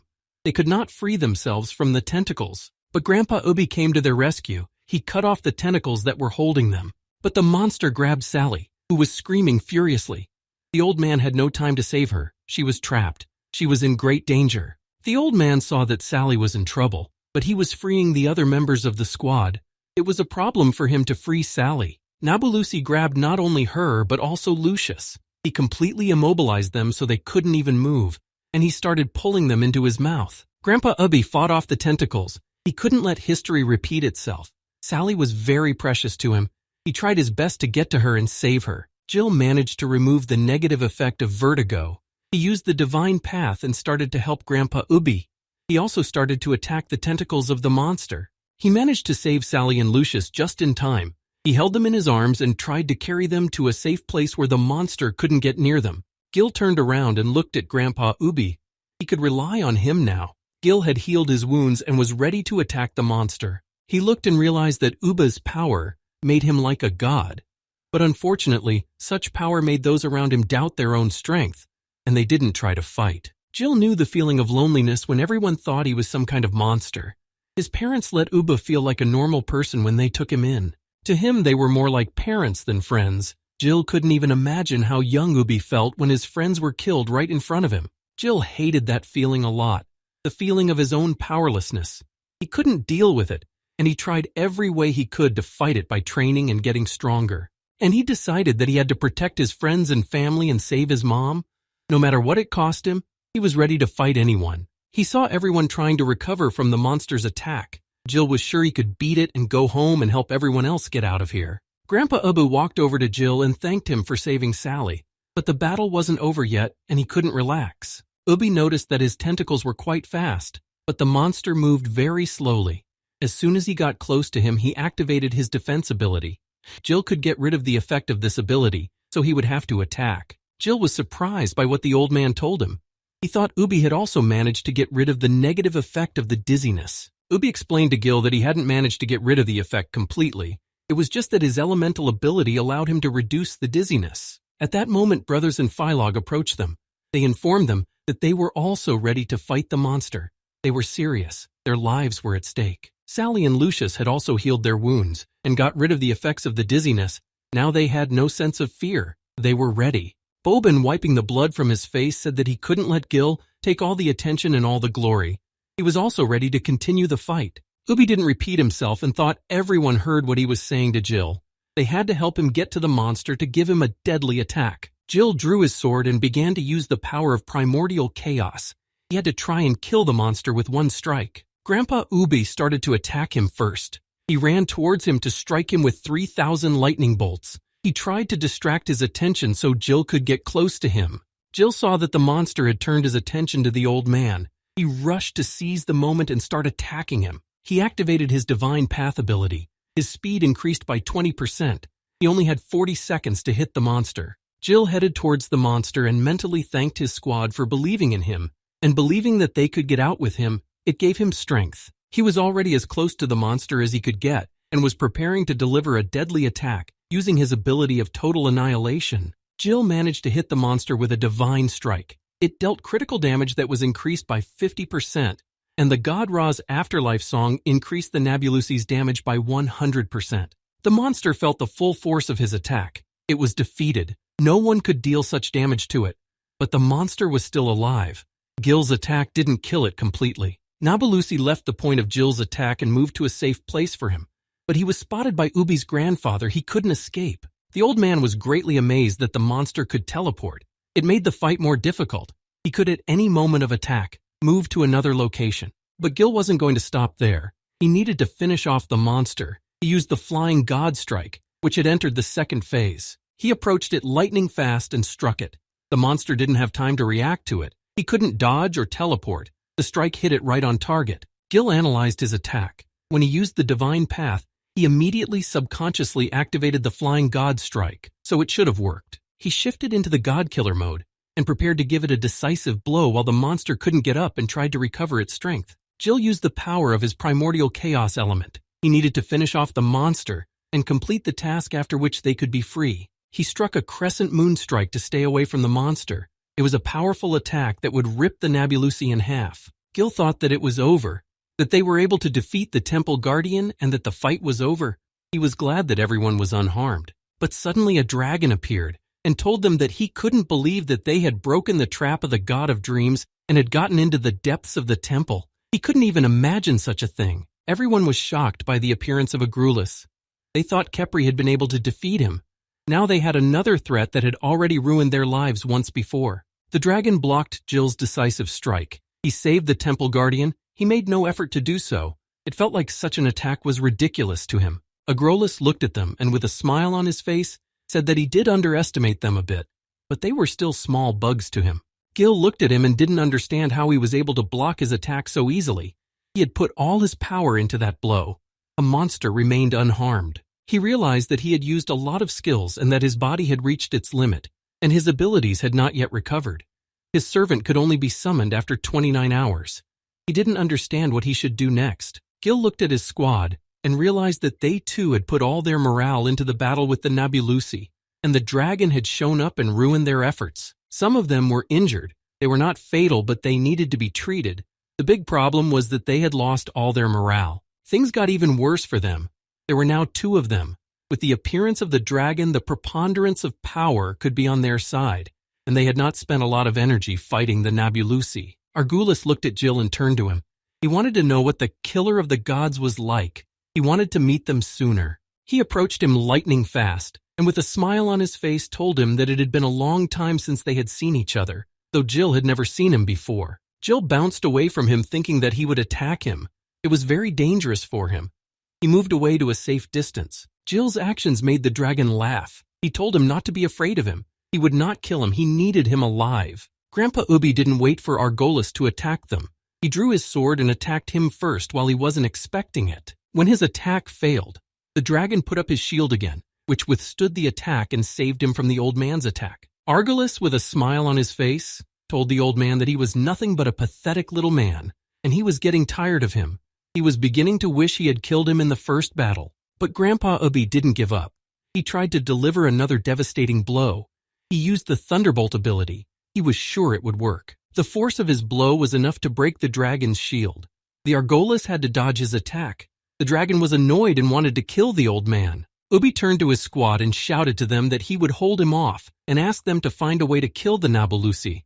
They needed to complete the mission and get out of this place. The old man realized that all they had to do was kill the temple guard, and then they would be free to leave Latona. Argulus was amused by the old man's attacks. He couldn't believe that these stupid bugs really thought they could escape from the Latona. The dragon looked at the Belusi and thought that the beast of Hades was very weak. Some pathetic humans could almost take him down. He thought that if he hadn't wasted time fighting with his ghostly lair, he would have grabbed the boy long ago and made his way to the vast sea with him. All this annoyed the dragon greatly. He was incredibly angry. His patience was already running out, and he wanted to deal with them as quickly as possible. A strange seal appeared from his chest. He turned to the guards and said that it was a gift to him from Hades that would help them kill all the enemies. He pointed the seal at the Nabulusi, which hit him right in the chest. Hades' gift turned out to be hellfire, which began to transform the monster into something else. No one understood what was beginning to happen to the temple guardian. They were seeing it for the first time. They didn't know how to stop it or what lay ahead. The system explained to Gil that the hellfire had activated the power of the underworld. The guard's power was increased. The dragon was pleased with what had happened to him. It was a masterpiece of Hades that would never let him down. After the transformation was complete, Argulus ordered Nabulusi to kill them, but asked him to leave the old man to him. He wanted to deal with him personally. Gil saw the final effect of the dragon's seal. He didn't understand what kind of creature had appeared in front of him and how it could be defeated. Now the guardian was even stronger. He saw that the monster was headed to attack the squad. He shouted to them to be extremely careful. He asked them to just defend themselves. They needed to conserve their strength. Suddenly Gil began to feel a strange feeling. He had never experienced this before. It was new to him. It confused him. He found himself in total darkness with only soft sounds coming from it. Like someone knocking on a door, Gil wanted to find out what it was. He looked at his hands. He looked around him, but he could not see anything. There was blackness all around him. He was a little scared and surprised. He did not know where he was and why. He tried to call out for Grandpa Ubby, Sally, Boban. He wanted to know if they were with him. In this place, he tried desperately to shout to them, but there was no result. After hearing only silence in response, he thought he was alone in this place. He wanted to know where everyone else was and how he could get out of this darkness. Gil heard someone coughing. He was a little scared. He couldn't see or hear anything. He didn't know how to dodge the attacks. He knew he was trapped. He pulled himself together. He stopped panicking. He remembered that he still had one light grenade that could illuminate where he was. Gil tossed the light grenade high, hoping it could illuminate where he was. He had no other ideas. He needed to figure out where he was. But using the light grenade had no effect. He continued to be in the dark. He was shocked that the grenade had no effect. Gil fell to the ground from the attacks made on him. He felt like a fish on a chopping board. He could not do anything to get out of the dungeon. Grandfather Ubby saw that Gil was not with them. His consciousness seemed to have fallen into oblivion. He could not understand what was happening to him. Argolis explained to the old man what had happened to Gil. He had been struck by the infernal eye that Hades had created to trap him. He said Gil's soul was trapped in a space filled with boundless darkness. Soon fear would consume him and he would die. He threatened them that soon it would be their turn too. Grandpa Ubby did not give in to his threats. He tried his best to cheer up his team. He asked them not to lose concentration and to be careful. Boban saw Sally undergo the same spell as Gil. She slowly began to fall. She was no longer conscious. Soon, the whole team was subjected to the spell of the infernal district. They all lay on the ground and slowly died. An agonizing death awaited them in this trap. Argolis watched them suffer, and it brought him joy. He asked Nabalusi to leave the old man to him. He would be happy to deal with him himself. But his joy was short-lived. Behind him, a powerful stream of energy in the form of lightning suddenly formed. He didn't immediately realize what was happening or who it could be. It was the old man Ubby, who had managed to escape from the trap of the Hell Eye. He looked like Zeus, who had just descended from the heavens. Argolis was stunned with surprise. His face no longer had a smile on it. He couldn't understand how the old man had gotten out of the trap of the Devil's Eye. Now he saw how strong he was. Getting out of the helicopter, the guy was telling Mrs. Sue that 30 years ago, a financial group suddenly bought a desert south of Cairo, 300 kilometers from the city of Karga, to make it a tourist spot. Soon after, the country's satellite discovered that a temple had appeared there, but such a huge temple just couldn't be built in a short time. It was amazing. Then the president of Country M began to invite the head of Giza almost every day for a month. In addition, Giza began to cooperate with Country M on many large projects. It seemed strange to them that the financial group Giza, which dealt with energy, suddenly created the game Cosmos, and all the programmers were recruited in secret. They assumed that the head of this project was the father of the missing boy Gila, but they had no information on him. When they searched his house, they found a picture of Jill and his mother. Mrs. Sue asked him if he knew where Jill's mom was, to which the guy replied that she was missing. Mrs. Sue rushed to the temple. She told her subordinates that they had only 3 days to find out all the information about Jill's family. At the entrance of the temple, she thought Jill, and was the key to solve this mystery. She couldn't understand what their family was hiding. Gil couldn't figure out what to do. He couldn't use his abilities. He couldn't even identify a target to attack. The feelings of loneliness and helplessness were driving him to despair, and the constant attacks on him were only making it worse. At that moment, it felt like he was several thousand kilometers underwater, just waiting to die very slowly. The system notified him that he only had 30% of his health left. He decided to get rid of the bad ones. He couldn't let despair take over his mind. He was sure that there was definitely a way out of this situation. He remembered that he used to be able to win kendo competitions, only because he kept calm. No matter what opponent he faced, he never lost his head and just fought. He figured that if his eyes couldn't see and his ears couldn't hear, he just needed to give up those two senses. He needed to feel his own breathing and heartbeat. He tried to relax and focus. He needed to rely on his reflexes to fend off the attacks that were keeping him awake. He completely immersed himself. He calmed down and tuned in to repel the attacks. He waited for his reflexes to sharpen, and now he was safe from the attacks. This plan worked. His skin and body hair felt the attack coming, and he managed to protect himself from the missed blow. But his invisible opponent attacked him too fast. He couldn't fully defend himself from the blow. He needed an incredibly fast reaction. But there was one more thing Jill didn't use. Jill was starting to get good at dodging the invisible attacks. Now he wasn't afraid of them. He needed to figure out how to leave this place. But a new trap was waiting for him. His foot began to sink. He was scared and didn't realize what it was. The ground he was standing on suddenly began to suck him in. He abruptly fell and began to sink. He was out of control and he was once again wrapped up in fear and a sense of his own defenselessness. Gil began to gasp for air. He had to get out or he would have drowned, but he was panicking and could not control himself. He felt danger approaching. Grandfather Ubby explained that the eye of hell did not create an illusion. It separated the soul from the body, sealing it into oblivion and causing him to suffer unbelievable suffering. Argolis was amazed that the old man had managed to escape the trap of Hades. Even high-level gods were not so easy to get out of that trap. He couldn't understand how he managed it. The old man wasn't as easy as the dragon thought. He was a worthy opponent who didn't give up without a fight. The dragon saw the old man begin his attacks against him. He deftly dodged and bounced to safety, away from his fast lightning bolts. He realized that now the old man was not to be underestimated. The Argolis thought he had remembered everything correctly about the source of his power. Grandpa Ubby didn't just start attacking the dragon. He hadn't forgotten that there was also a Nabulusi temple guardian on the battlefield that needed to be killed. Argolis remembered this power with horror.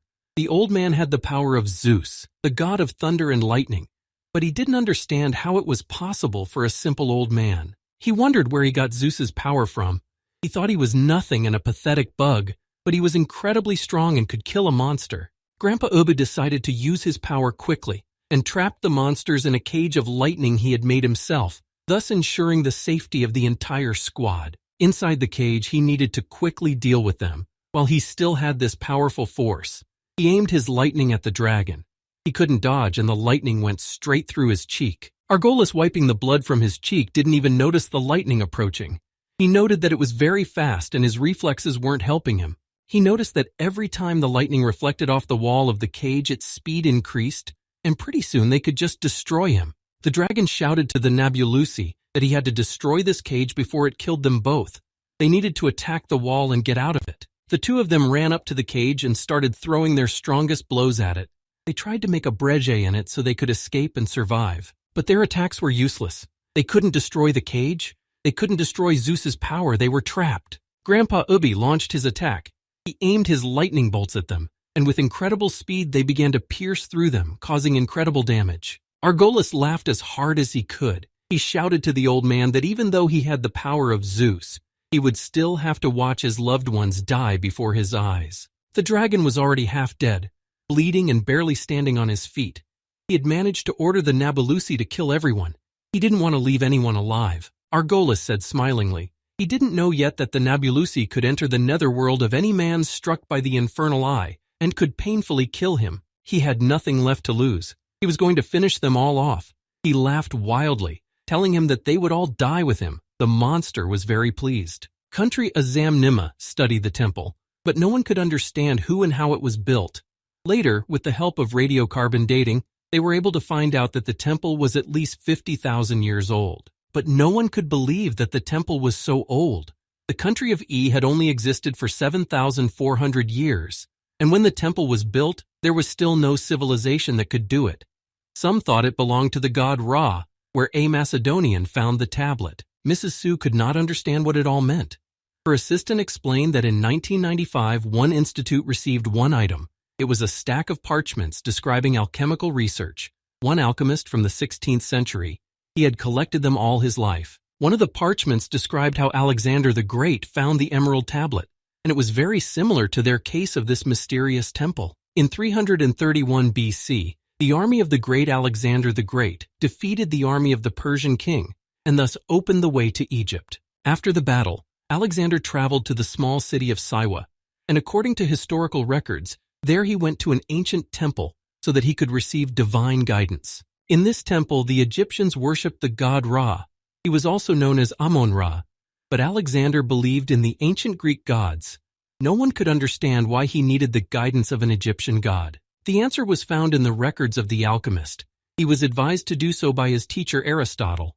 He told him that near the temple of the god Ra in Siva was the tomb of Hermes, in which was hidden the secret of becoming a god. And Hermes in ancient Greek mythology was the son of Zeus, the messenger of gods and the conductor of souls of the dead in an underground kingdom.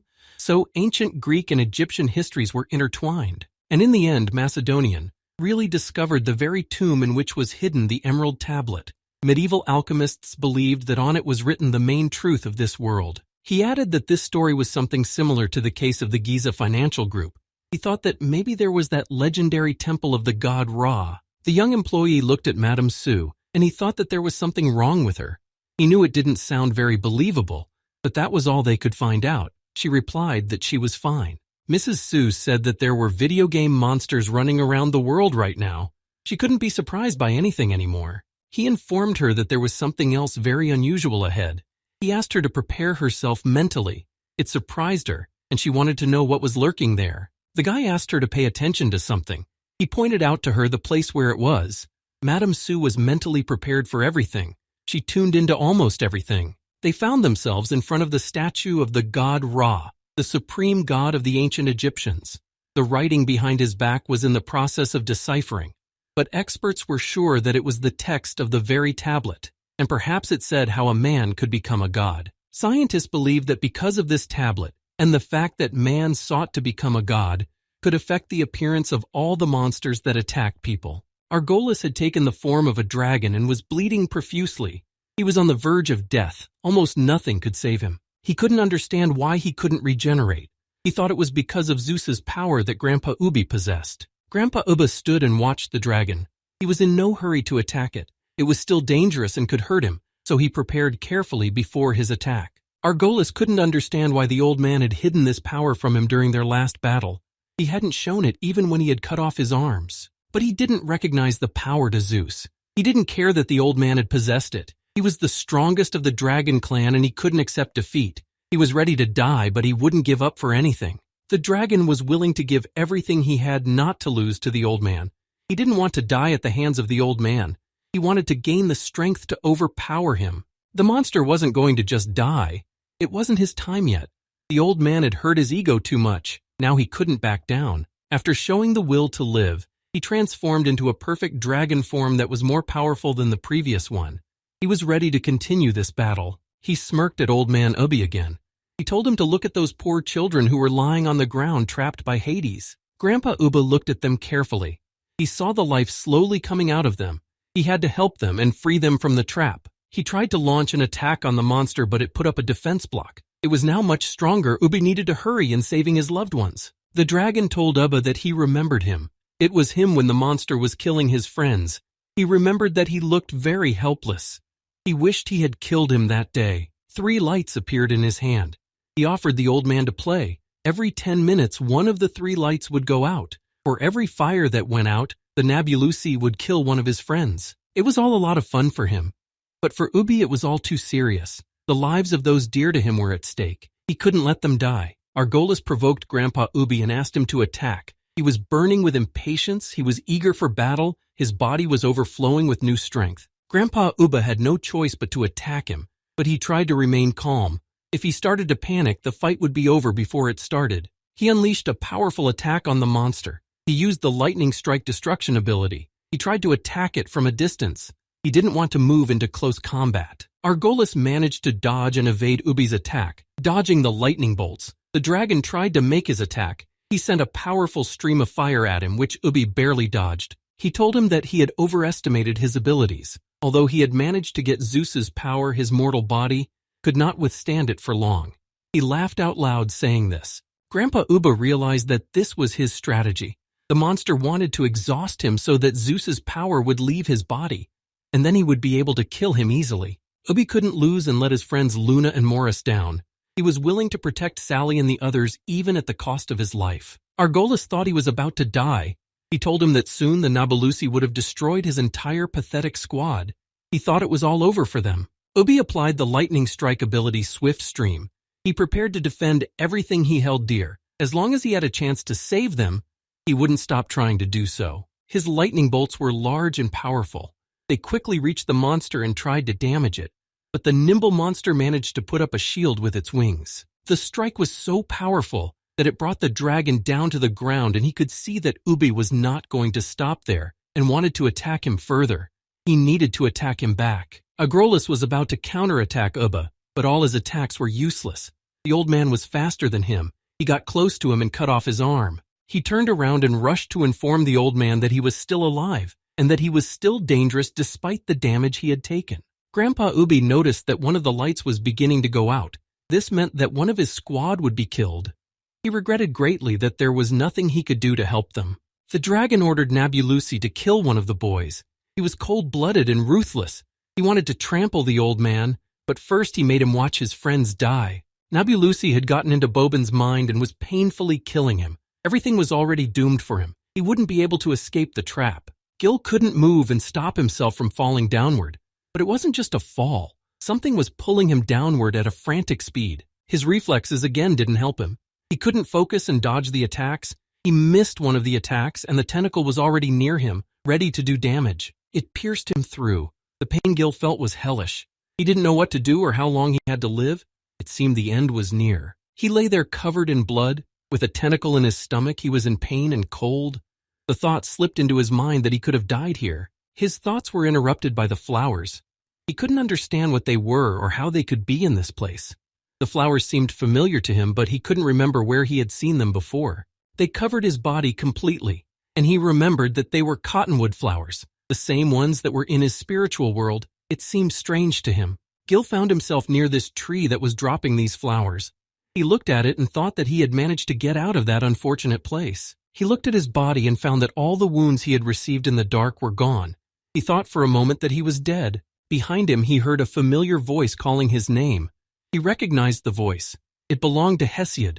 Gil had been looking for him for a long time and had come to him at the right moment. He was greatly relieved that he was not dead and that he had indeed managed to escape the trap of Hades. But he had not yet seen Hesiod himself. He was impatient to talk to him. Hesiod came up to him and said that he used to think that these flowers were in his spirit world, simply because they were important to Gil. He took the flower in his hand and said that he had no idea they had such power. It shocked him. Gil was surprised that the flowers were able to get him out of that horrible place where he was slowly dying.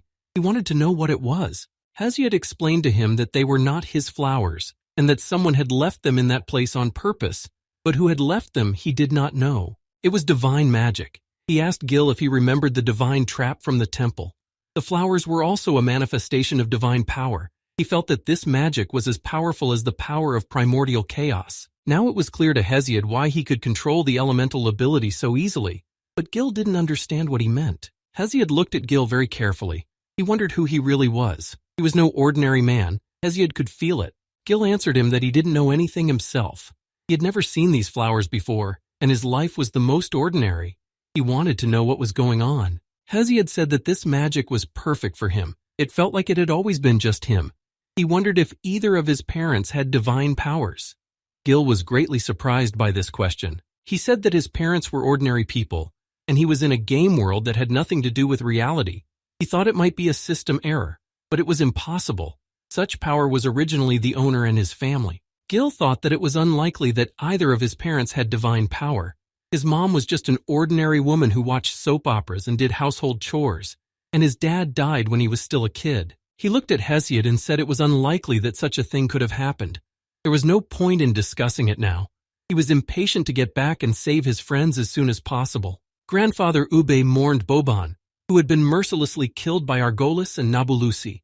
He was like his own son. The pain of loss was unbearable for the old man. Argolis laughed. He told him that from the fact that he had divine power, he would still have to watch all his friends die one by one, agonizing deaths, right before his eyes. Grandpa Ubby didn't pay attention to the dragon. In front of his eyes was a memory when Sally and Boban were still children. He couldn't stop crying. He felt the loss intensely. He also remembered how helpless he was when his friends were killed in front of him. Grandpa Ubby couldn't pull himself together. Boban's death had severely shaken his morale and hit him with painful memories. Argolis decided to take advantage of the situation and told him that he would give Ubby one chance. He had to get on his knees and beg him for mercy, and then he wouldn't kill Sally. With a serious expression on his face, he shouted at him to get on his knees and beg him. The dragon wanted to humiliate Ubba before he died. Ubba's grandfather was silent. He didn't say anything back to the monster. And then the monster gave orders to the Nabulusi on his command to kill Sally if the old man didn't start begging him. He started counting down, and the old man had less and less time to think. It looked like he had made a hard decision. The monster counted almost to the end, but he never heard any words from Ubba, who couldn't help Sally anymore. The dragon was glad that the old man was losing to him. But then, unexpectedly for Ubby's grandfather, Gil appeared and managed to get out of the trap. He gave the old man hope that they could defeat these monsters and avenge their troop. Gil was determined and serious. He got out that he would come to the aid of Grandpa Ubba, who had done more than he could for them. Argolis was incredibly shocked that Gil had managed to escape the trap of the Hell Eye as well. He couldn't believe it. The monster summoned the Nabalusi to him. He was going to order him to kill Sally before they released her from oblivion. They needed to hurry up and kill her. Gil looked at Grandpa Ubby, who was looking at him with sadness in his eyes. Gil told him that he had already pulled Sally out of oblivion and she was safe. The monster turned around and saw the injured Nabalusi sitting behind him. It looked like he had missed an attack while he was in nothingness. This put the dragon in a stupor. He turned around and, looking at Gil, asked him how he managed to do that and kick the Nabalusi out of oblivion. It was impossible. Gil didn't answer the monster. He was angry and ready to kill them both. For his comrades and for bullying them, he told the old man that he would deal with the Nabalusi. He wanted Grandpa Ubba to finish what he started and finish off this dragon. By killing him, he could get even for his friends and let go of his past. Grandpa Ubby gathered all his anger and regained his confidence. He was going to use the power of Zeus and kill the monster that had brought him so much grief. He rushed in lightning fast and struck at the dragon that could only defend itself with one hand. The attack was strong, and he barely broke through its defenses. Gil had seen the strength and power of Grandpa Ubby. He kept feeling that he was hiding something from him, and now he had shown all he was capable of. But he had unfinished business. He turned to the Nabalusi and said that finally they had met again, only now he would be able to kill him. After the old man's powerful attack, Agrolis tried to regain his strength and regenerate his wounds. He almost died after such a powerful attack. He was bleeding and seriously wounded, but he kept saying that the pathetic old man would never force him to admit defeat. The dragon rushed at Ubby and shouted at him that they would fight until one of them died. He wasn't going to run or hide from him. Agrolis tried to strike at the old man with his paw, but he easily stopped the attack. He was still full of energy and ready to continue the fight. Grandpa Ubby launched several attacks at him that knocked him to the ground, and as he recovered, he jumped up and prepared to deliver the final blow. A multitude of lightning bolts appeared in his hand. His final attack was incredible. All his lightning bolts were transformed into a huge Zeus made up of only lightning bolts. He had to hit the monster with this strike. The old man might not have another chance to kill it. The dragon raised his head and saw a huge sword flying at him that could kill him and end the battle. Ubba's attack was incredibly powerful. The sword hit the target. The power of the attack made the whole earth shake and the attack was over. It seemed that the dragon had no chance of survival and that the old man was able to defeat him. Ubby fell to the ground with absolutely no strength. His body was at its limit. The power of Zeus had left his body and he returned to his former form. He hoped that the dragon was finished. He sadly said that he was finally able to avenge the murder of his friends. The weight of the promise he had made to his dead friends was lifted from his shoulders. But suddenly his attention was drawn to someone else's words. Someone turned to him and he was clearly surprised to see the power of Zeus in his grandfather Ubba. Argolis stood before him, but it looked like he was not the one who possessed his body. The dragon was looking at Ubba carefully, who had the strength of his younger brother. The dragon didn't realize what he was doing. His body had regenerated, and there was hardly any trace of the old man's attacks on it. He didn't understand how the old man was able to inflict such attacks on him. He was just a human. He didn't consider him a rival for himself. Hades grabbed the old man by the throat and didn't understand how he managed to get the power of his younger brother. Why Zeus gave him his power, this question did not give him peace. He took a deep breath of the old man's scent and told him that he hadn't smelled that power in a long time. Finally, he could feel his own superiority again. Hades held the old man who had no strength left to resist and thrust his dragon arm into him, piercing him through, making sure the old man was dead. He threw the corpse on the ground. After killing Ubby, Hades held up the dragon hand and breathed in the scent once more. He licked the blood and felt the power of his brother. He looked at the old man's corpse and said it had been several thousand years, but he still remembered the taste clearly. But he couldn't imagine that Zeus would give his power to some lowlife, an ordinary man who wasn't worthy of it. Hades asked not to worry his brother. He would take care of everything himself instead of him. He knew they would meet in person soon. Gil continued to fight the Nabalusi. He used his primordial chaos ability and gave him a crescent moon strike. Nabalusi was barely on his feet after this attack. Gil managed to hurt him a little, but it wasn't enough. He was still alive. But Gil wasn't about to give Nabalusi a chance to catch his breath. He was preparing to deal him a flying god's water to increase the damage he received. He approached him with incredible speed. The Nabalusi was unprepared for this attack. He didn't have time to put up a defense or dodge to safety. He only watched Gil's actions. Gil drew his sword and prepared to strike the flying god. He knew that the Nabalusi would not be able to dodge this attack. Gil was confident that he could defeat him and complete the task. He was relentless in his attacks. The Nabalusi could not resist and missed his blows. It seemed he would not be able to survive these attacks. Gil threw his final blow and thought it was over. He didn't think the Guardian had a chance to recover. Suddenly, Gil noticed that someone was attacking him. He noticed the attack in time and was ready to dodge it. He didn't see who was attacking him. He didn't get confused or panic. He remained calm, and now he saw the attacker, and he counterstruck the monster. Gil was not let down by his reflexes and senses. He effectively delivered his lightning strike and severed Argolis' other arm. Argolis noticed the strange similarities between Gil and the man he had fought long ago. Gil used the same techniques as him. The monster knew that he was not a simple guy, and that he was not going to have an easy fight. He was a killer of the gods, and he should not be underestimated. Argolis regenerated his arm. It was a surprise and a complete surprise to him.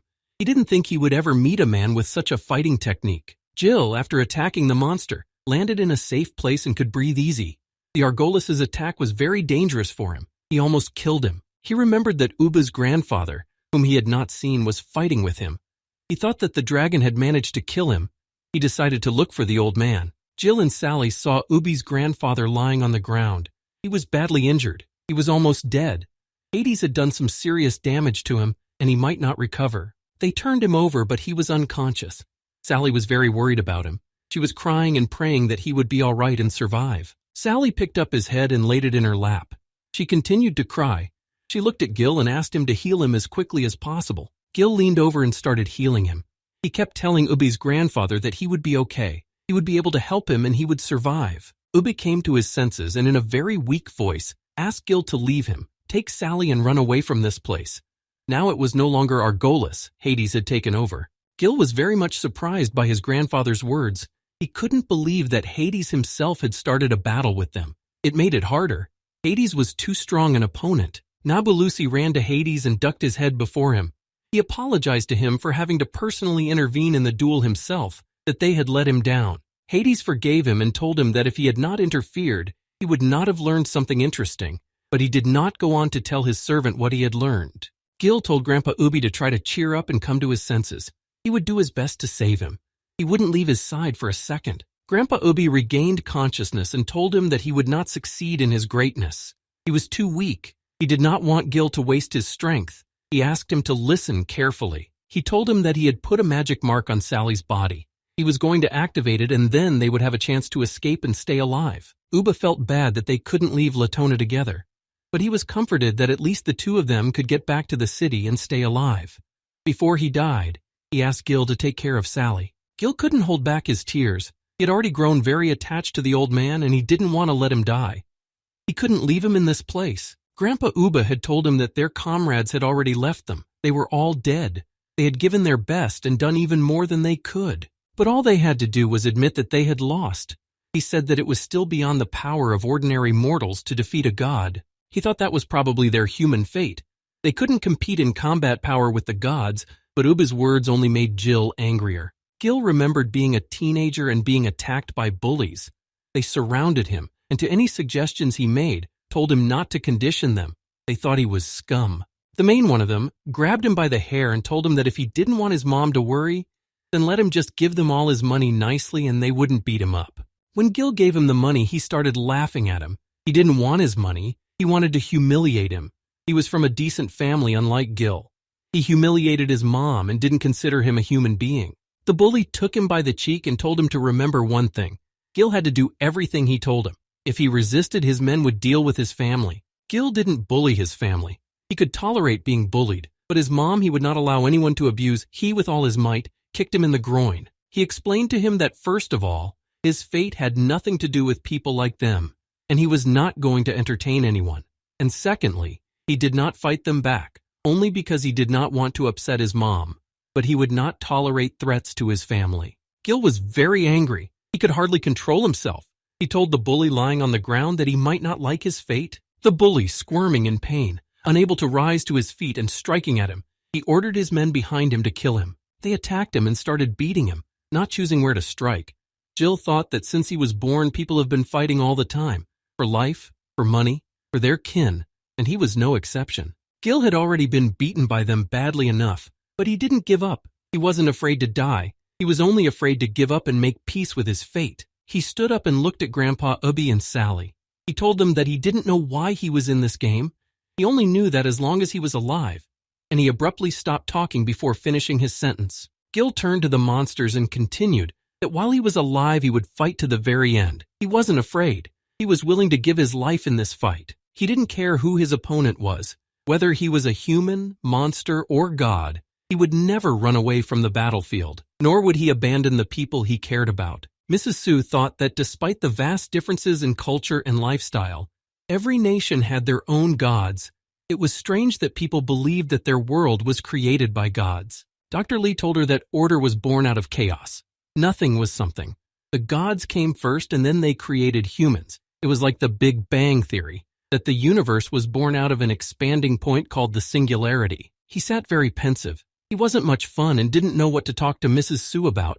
He asked her if she ever played computer games. He was curious to know. She replied that she had only played computer games as a child, but she wondered why the doctor was interested in this question. Dr. Lee looked at her and continued. Had she ever thought about the fact that until she started the game, the world inside her was like a singularity point?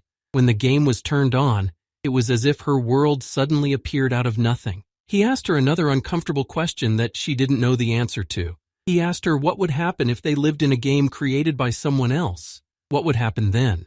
But she only shrugged. Dr. Lee went to the fridge to get a drink and said that science was advancing very rapidly, that creating a virtual world was only a matter of time. Passing by Miss Su, the doctor continued to ponder that in the eyes of the inhabitants of this virtual world, they would be considered gods, their creators. He handed her the bottles and said that in that case the question arose, if that was the case, then who had created their world was not clear to him. Dr. Lee thought that when the inhabitants of one virtual world created another, they became gods themselves. It reminded him of a Matryoshka doll, where inside one was another, and it could be like that indefinitely. Hades looked at Gil and laughed out loud. He took Gil's words that he was going to the very end as a funny joke, the funniest one he had ever heard. He looked at him and told him that even though he was a murderer of gods, he would have no trouble straightening him out. He thought it would be the easiest thing for him to do. But if he wanted to play so badly, the monster didn't mind. He asked him to show him how he was going to fight him, and continued laughing loudly. Hades raised his hand up to cast a spell. He used dark magic. He commanded the dead to rise up and play with Gil. He was going to kill him, not his own hands. Gil saw what was happening, but he couldn't understand what the monster was up to. He didn't know what to prepare for. He didn't know what kind of power was in the coffins that Hades had summoned. Hades smilingly told him that he hoped he would like his gift that would soon appear before him. He enjoyed playing with Gil. He had resurrected and subjugated his friends. They were all chained together and were no longer the people Jill knew them to be. The monster had used every technique to defeat him. What he saw gave Gil goosebumps. He was in a stupor and didn't know how he could fight against his friends. It was beyond his comprehension. The monster liked to watch humans kill each other so they could survive. He warned him that if he destroyed their souls, they could never be reborn again. Gil was furious. He thought he was a total asshole.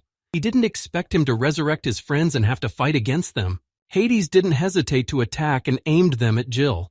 He wanted the show to start and they entertained him. He felt invulnerable. Jill told Yaluka not to let them get to them. She could put up a protective barrier. He didn't want to get into a fight with them, or he would have to kill them. Yaluka put up a strong protective barrier that they couldn't reach them and damage them. Gil had time to come up with a plan. He approached Yaluka to see how she was feeling, and to make sure she could hold the shield. She was still small and might not have enough power. Hades told him he was a stupid human. He reminded him that he was going to fight. He suggested he get rid of the shield that was in their way and fight for real. Gil told him that he was wrong. Maybe someone else would have sacrificed his friends for his own interests. But it wasn't him. He couldn't get over them. Hades thought he was a cocky fool.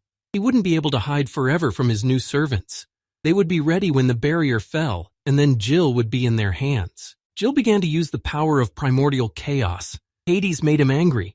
He dared him to use his friends, and this further inflamed his fighting spirit. He looked at him and told him that he was the lowliest godling his father had abandoned, and his own brothers had sent him to the underworld, and he could never understand Gil. Gil's words were quite painful to Hades. He wanted to silence him forever. He wanted to be destroyed. He would regret the words he said when his servants got to him. Hades no longer waited for the barrier to disappear. He quickly approached the shield and easily managed to break it, thus clearing a passage for his servants. He was the first to strike Gil with a blow that nearly broke his ribs. Gil had not seen the moment of the attack and could not dodge it, so now they were fighting each other. Hades was caught up in Gil's words. He threw blow after blow. He couldn't and wouldn't stop. With each attack he repeated that no one had abandoned him, but Gil's health was rapidly declining. Gil had less than 15% health left. He needed to regain his health as soon as possible, or he would just die. Hades couldn't throw away Gil's words. They were deeply embedded in his mind. He was sure that no one had abandoned him. It was very important to him. Gil was already on the verge of death, but he kept provoking him. He told him that there was no way he could accept the fact that everyone had abandoned him. Hades was no longer going to attack him himself. He ordered his friends to go and kill him. He had had enough of him. He didn't want to listen to any more of what he was telling him. He calmed down, and with a smile on his face, he told Gil that if he didn't want to leave his friends, then he needed to prepare to die at their hands. His dead friends began to attack him. They successfully thrust their swords into him, and with the help of magic, they immobilized him.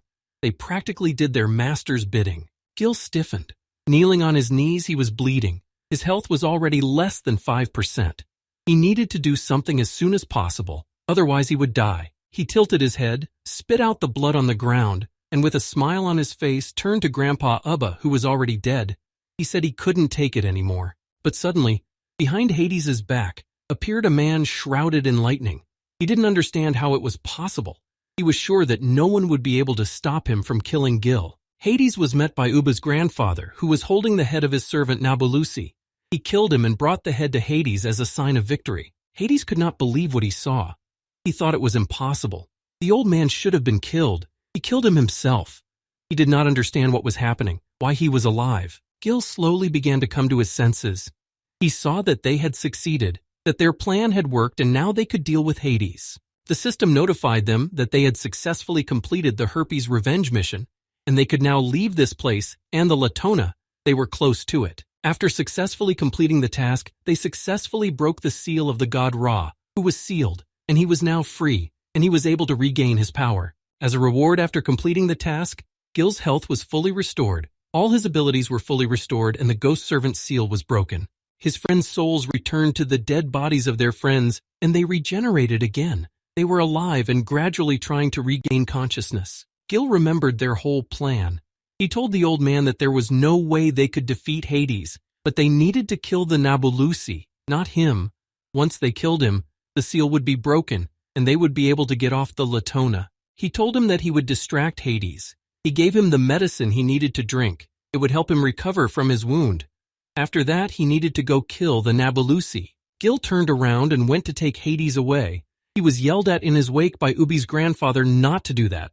He could kill him. He was sure this was their only chance to turn the situation in their favor. He was counting on it very much. The head of the company, approaching the elevator, turned to his assistant.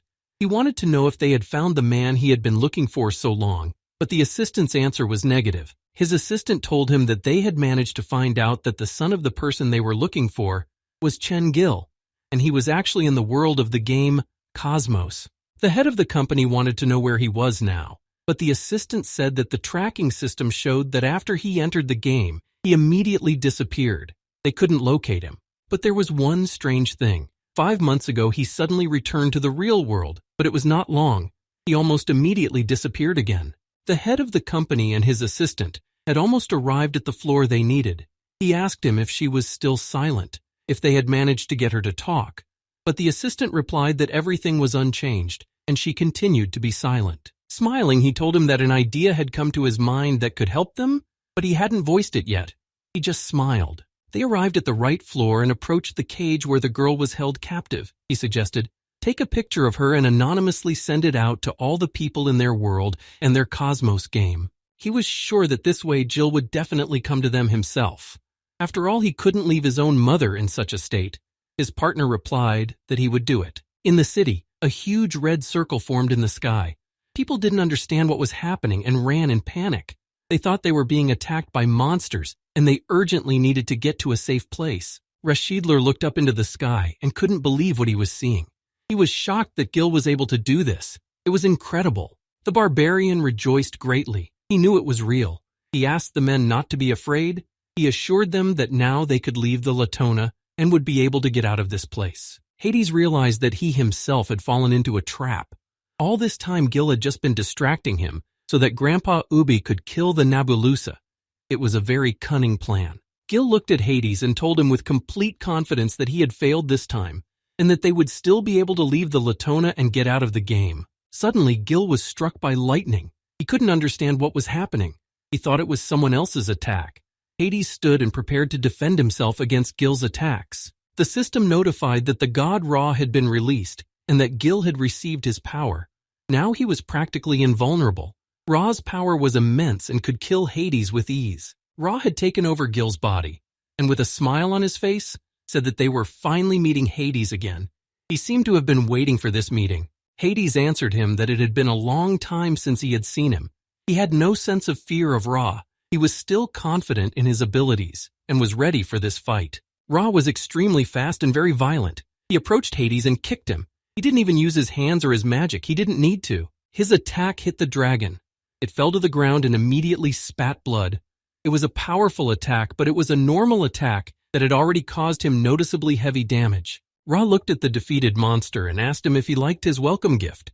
Ra was happy to have a duel after so many years of imprisonment. He gave the monster a few more attacks that made it collapse to the ground. He walked over to it and put his foot on its chest.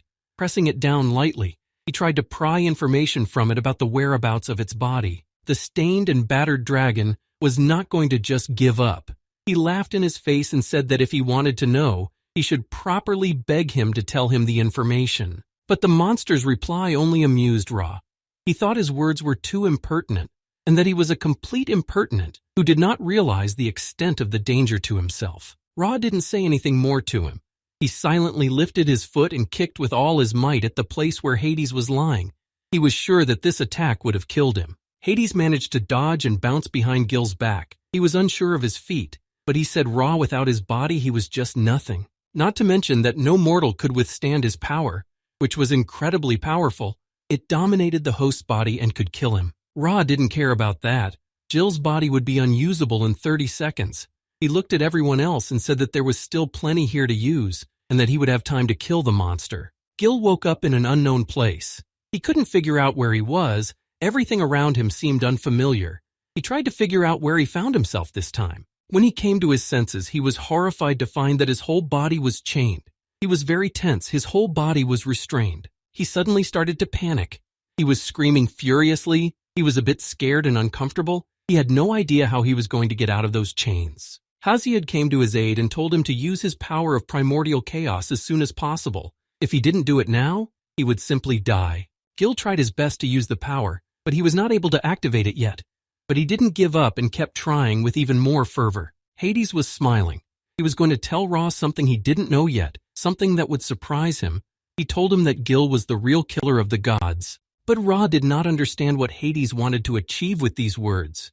He did not understand what was wrong with this nasotile of his power, that even Hades himself had a little fear in his eyes. After these words, Ra felt the power of the primordial chaos. Gil managed to break all the chains that bound his soul and controlled his body. Jalil returned to his body. He was breathing heavily and trying to come to his senses. Jalil regained control of his body and managed to kick Ra out. This surprised Hades. He didn't expect him to be able to break the chain and regain control. He recognized that Gil was very strong. After completing the task, there was a huge open gate with a portal that would allow him to leave Latona and gain his freedom. Hades saw the portal and could not understand what it was in front of him. He had never seen what a portal to leave Latona looked like. Freeing himself from the shackles of Ra, Gil saw the portal. He had to run to his comrades so they were ready to leave. Gil pointed it out to them and told them that they only had to enter that door, and they would be out of this place in no time. They could not delay. Grandpa Ubby ran up to him and asked him that he and the others go ahead to the portal. He would join them a little later. But in their path was a huge fire monster that was blocking their path to freedom. The more they had to try to overpower it to get into the portal. The monster told them with certainty that none of them would leave Latona. He couldn't let that happen, or it would mean loss for him, and that the humans had the upper hand over him. Gil was very angry with Hades. He kept putting obstacles in their way to freedom. He wanted to kill him very badly so that he would never get in his way again. But then the power of the god Ra returned to Gil's body. He wasn't ready for this, so he had to use the power of the primordial chaos again to free himself. Hades scoffed at the god Ra and said that he probably didn't expect this guy to be able to resist him and managed to get out of his shackles. While Gil and Ra were fighting over his body, Hades directed his attack at him. He wanted to kill both of them. He was glad that he would be able to kill the god Ra. But something went wrong. Something surprised Hades very much. The smile was gone from his face. Now there was surprise on his face at what he saw. Gil stopped his fiery attack with one hand, with almost no effort at all, thus disconcerting the surprised god Hades. Gil's blood was running down his arm. He had had enough of all the gods and told them that he would not let them defeat him. He would end their rule over the humans. They deserved to be killed. Hades looked at Gil and told him that his survivability annoyed him, that he didn't apply, and no matter how hard he attacked him, there was no way Gil wanted to die. He added that his pointless attempts to fight were only prolonging their agony. Gil's arm was badly burned after blocking Hades' attack and needed to be healed immediately. Gil could not stay in place with his injured arm. Hades could attack him at any moment. Boban came to Gil's aid. He attacked Hades with his shadow and managed to get him to safety. Boban was shouted down by the whole squad. Philog, with the help of his magic, started attacking Hades with a huge stone snake, which hunted him relentlessly and managed to grab him with its mouth. But that didn't help Philog. His snake Hades was easily able to smash the snake inside its mouth, but it helped Boban and Gil to be in a safe place. Grandpa Ubby did not give Hades a chance to regain his strength and struck him with 9 thunder strikes using the ability of total destruction. It was an incredibly powerful attack. The attack reached him and did some damage, but the god did not give up. He stopped the thunderbolt sword right next to his head. He tried his best not to miss this dangerous attack. Boban looked at Gil and asked him to pull himself together. They needed him, but he was confused and was easy prey for the monster. If he didn't pull himself together, they would all be in danger. Grandpa Ubby was holding Hades back as best he could. He wouldn't give him a chance to attack his loved ones. He asked Boban to get everyone away from this place. They needed to move towards the portal before Hades could attack them. Boban didn't understand what the old man was saying. He wanted them all to leave the Latona together. He couldn't leave him alone to fight against Hades. He had a chance to defeat him. Hades was already running out of patience. He was intensely angry. He told them that he was fed up with them and that the games were over. Now he would attack them in earnest. He started to free himself from the chains Grandpa Ubby had wrapped around him. He was going to dodge the old man's attack and throw off the huge sword he had been holding back for a long time, preventing him from killing himself. Grandpa Ubby turned to Lucius and brothers. He asked them to listen to him and get the others away from the battlefield. If they stayed, no one would be able to leave this place. They would all die. Sally heard her grandfather's words, but she didn't want to leave him alone with the god Hades. She couldn't leave him. They had been through a lot together and she loved him very much. The old man was already running out of strength. He couldn't hold it back for very long. He turned to them once more and ordered them to quickly take Sally and Boban away. They were the most precious thing he had. Sally couldn't leave him. She was going to help him and started running to his aid. She felt strongly for Grandpa Ubby and couldn't let him sacrifice himself. Philog obeyed the old man's orders and with the help of earth magic placed Boban in a cocoon. He restrained him so he wouldn't fight back. Boban didn't realize what they were doing and why they were obeying the old man. Lucius immobilized Sally and took her on his shoulder. Bros carried the injured Gil on his back and ordered Philog to get Boban. They were going to lead them away, and then they would have a chance to escape Hades' grasp. Bros stopped with Gil and told the others to go ahead. They were to carry Sally and Boban out first so they wouldn't tear back to help Grandpa Ubba.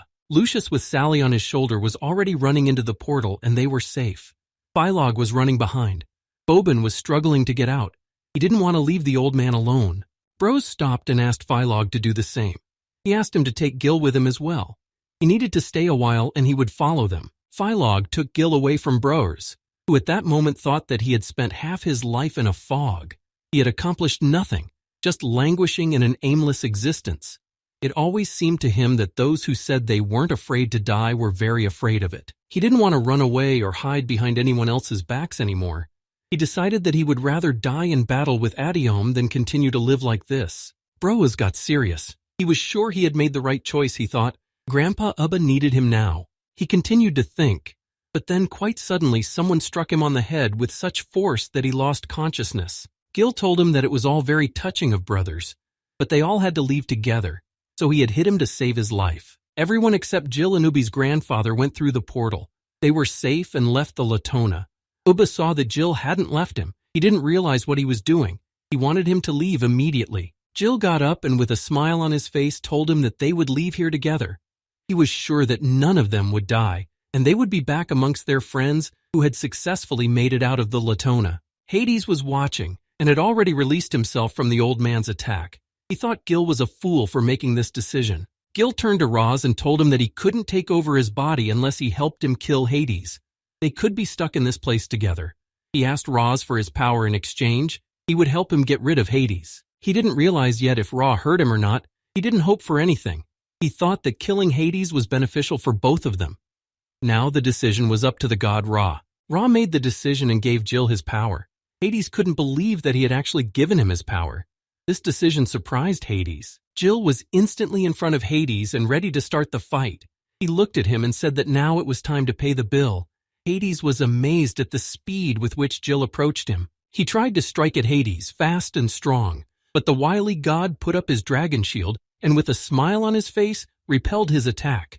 It was not hard for him, but the smile quickly disappeared from his face because Gil did not stop at one attack. He continued to attack him, and now his blow reached the target, and he was able to bleed the god. Jill, with the power of Ra, became even more powerful. He hit Hades with a heavy blow that even his shield didn't save him from. Jill literally drove him into the ground with his attack. He wasn't going to stop and didn't give Hades a chance to get up and recover from the missed blows. He was preparing another big attack on him.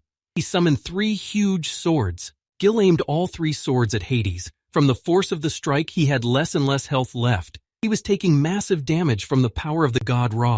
The system notified him that Argolis had been killed. Jill had leveled up after defeating him. Now the monster was finished, and he no longer needed Ra's power. Jill was glad that he was able to defeat the monster.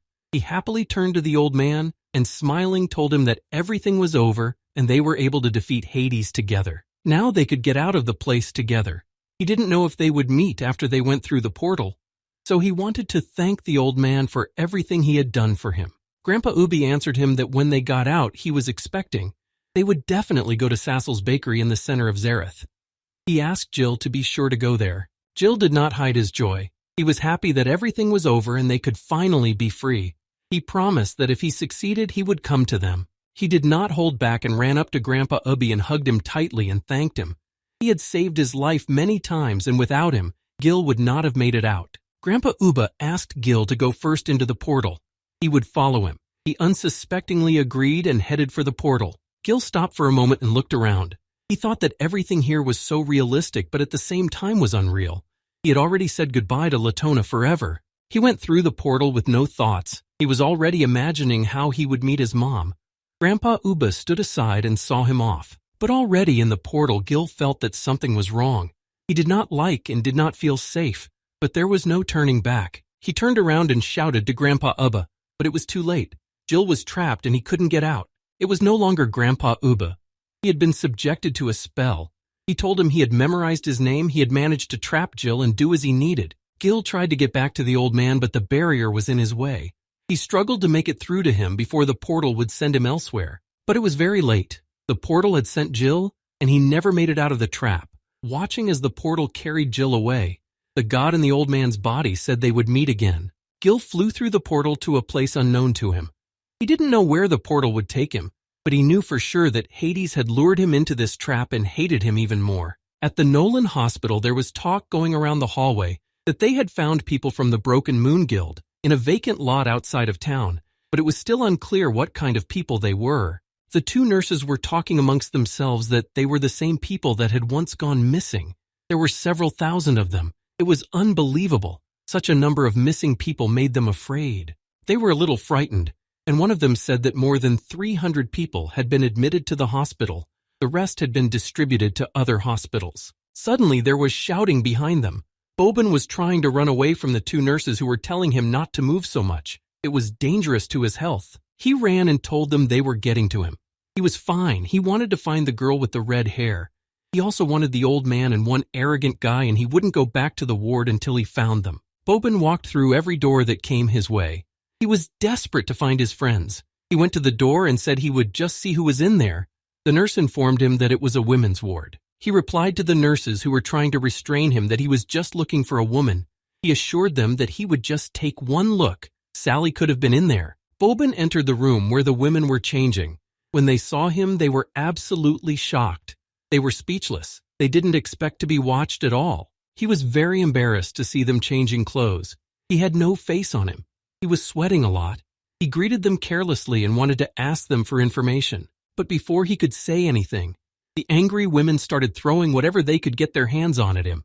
He stood there, unable to dodge anything that came at him. Sally heard a familiar voice outside the door. She saw Bobin burst into the room. She was surprised to see him in the women's room. Bobin deftly caught the bottle flying at him and noticed Sally coming out of the door. He had finally found her. It was their first meeting since they got out of the Latona. The two of them went to the front desk to see if any of their friends were in the hospital and were told not to worry. All the patients they found had been assigned to different hospitals. The information would be uploaded into the system after they woke up. The nurse informed them that Brose and Lucius were among those they were looking for. Brose and Lucius had woken up. They were at the Phoenix Hospital, but there was no information on Philog, Gil, or Ubba. Sally and Bobin went out into the yard to get some fresh air. Bobin told her not to worry.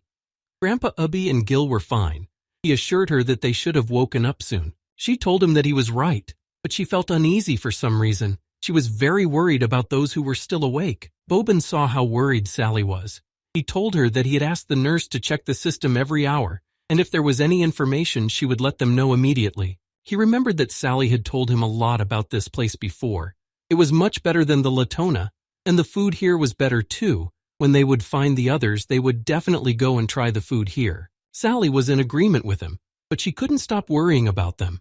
She wanted to find them all as soon as possible. They were very close to her. They sat there and didn't talk anymore. They were too sad that not all their friends were with them. But then suddenly 2 cars drove up to them. They couldn't see who was in them. The windows were tinted. They didn't understand what was going on and who they were. The guard got out of the car, opened the door and opened the umbrella. A red-haired girl who looked like Sally came out of the car. She went towards Bobin and Sally sitting on the bench. Bobin noticed the resemblance between them and asked her if it was a friend or acquaintance, but Sally said it was the first time she had seen her. The nurses outside the window saw who had come to them. It was the head of the Broken Moon Guild. She was the only S-class hero in the city of Porsa. They wondered why she had come to them. The girl walked up to them, and taking off her glasses told them that her name was Qin Xiaomei, and she was the head of the Broken Moon Guild. She looked at them and said that she was saddened to inform them that Chen Gil and Ubby, whom they were desperately searching for, had not left the Latona and were still there. Gil was lying in the middle of the desert where the portal had taken him. He was unconscious, and Yaluka was sitting on him, trying her best to wake him up. He barely opened his eyes. As Yaluka had already bent to him with hugs, he coughed a little, saw the frightened girl, but did not understand what was happening and where he was. Jill came to his senses, and Yaluka was very happy about it, and she cried very hard. The system notified him that the penalty test was starting and started the countdown. He was not ready for the test. He was scared and asked Yaluka to wait. He asked her to calm down and not to cry. He informed her that he was fine. Gil hugged her and apologized to her for scaring her. She snuggled up to him and the penalty trial was canceled. Gil had calmed Yaluka down in time. He looked around and couldn't believe he was in the desert. He thought they must have left the Latona. He thought it was already a different desert from the one he had been in the first time. Gil put that question aside for later. It didn't matter now. He needed to get out of this place and find his mom. He thought maybe she was already waiting for him at home. He logged in and selected the game item to try and leave the game. After all, he had completed all the tasks and could leave the game. Jill selected the item that allowed him to leave Latona. Gil told Yaluka that he needed to leave the game for a while and go. He asked her to wait for him in the desert. He would leave her food and water, but now he had to go save his mom. He was determined to leave the game. He needed to find his mom. Then he would go back and find all of his friends that were already very dear to him. Gil remembered the last time he had seen Grandpa Ubby. He clearly remembered the look on his face. He was sad to realize that he was no longer alive. His memories were interrupted by a system notification that told him he couldn't leave the game at the moment. The system asked him to try again later. Gil was surprised to see the message. He didn't understand what was going on, why he still couldn't leave the game. He had completed all the quests so he could leave the game. He pressed the quit button again and again, but it was all useless. He didn't understand why it wasn't working. He had freed Ra. He wondered what was wrong. Gil opened the map and wanted to know where he was. He thought he couldn't stay in the Latona. The area where he was still undiscovered, and he realized it wasn't the Latona. He tried to contact support, but that was also impossible. It was unavailable to him once he got into the game. Gil logged into his characteristics section and couldn't understand what the hell was in there. From what he saw, he was confused. There was no way he expected that this could have happened to him. His level had dropped from 132 to 1, and all his characteristics were reset. He had to start all over again. He felt like everything was repeating itself. But he noticed that all the skill points he had gained earlier were still there, but all his experience was gone. He didn't understand at all how it happened or why. He had kept the skill points for all 132 levels, but the level and experience itself was back to its original state. He decided to look at his abilities, and he wondered what was wrong with his power of primordial chaos. He didn't realize if Hesiod and Ra were still with him. Gil entered the gear and medicine section. They were all in place, but his primordial chaos power and all his other abilities that he had mined hard in battles were gone. He was puzzled as to why he still had this strange assignment hanging around. It should have disappeared as soon as he completed the mission in Latona, but he still had it. Gil noticed that he had unread messages. He thought they were from his beloved Xiao Mei, but he wasn't sure. In one of the messages, he saw a picture that horrified him. He saw his beloved mother, the one he wanted so badly to find and fought for. She was being held captive. The man holding her head was addressing Tao. He knew he was seeing this, and if he wanted to save her, he had to come to City A. He called himself Li Mingyu, but Gil didn't know him. Gil was angry at what he saw. He told his mom to wait not much longer. He would surely find a way to come back and save her. Deputy Li asked her if they had found that guy named Gil. He was curious what his companions had told her. She told him that they only said he was their friend. She couldn't find out anything else. He sat and used magic to play with a cube. He suggested she go with her and make them tell them everything. He was able to get them talking. Mrs. Li got up from her chair and went to the window. He did not express any emotion. She thanked the aide for his concern but refused his offer. She stood at the window and told him that in the northeast of Zareth, portals were appearing where the Hades army was coming out of. They had sent some level 100 heroes there.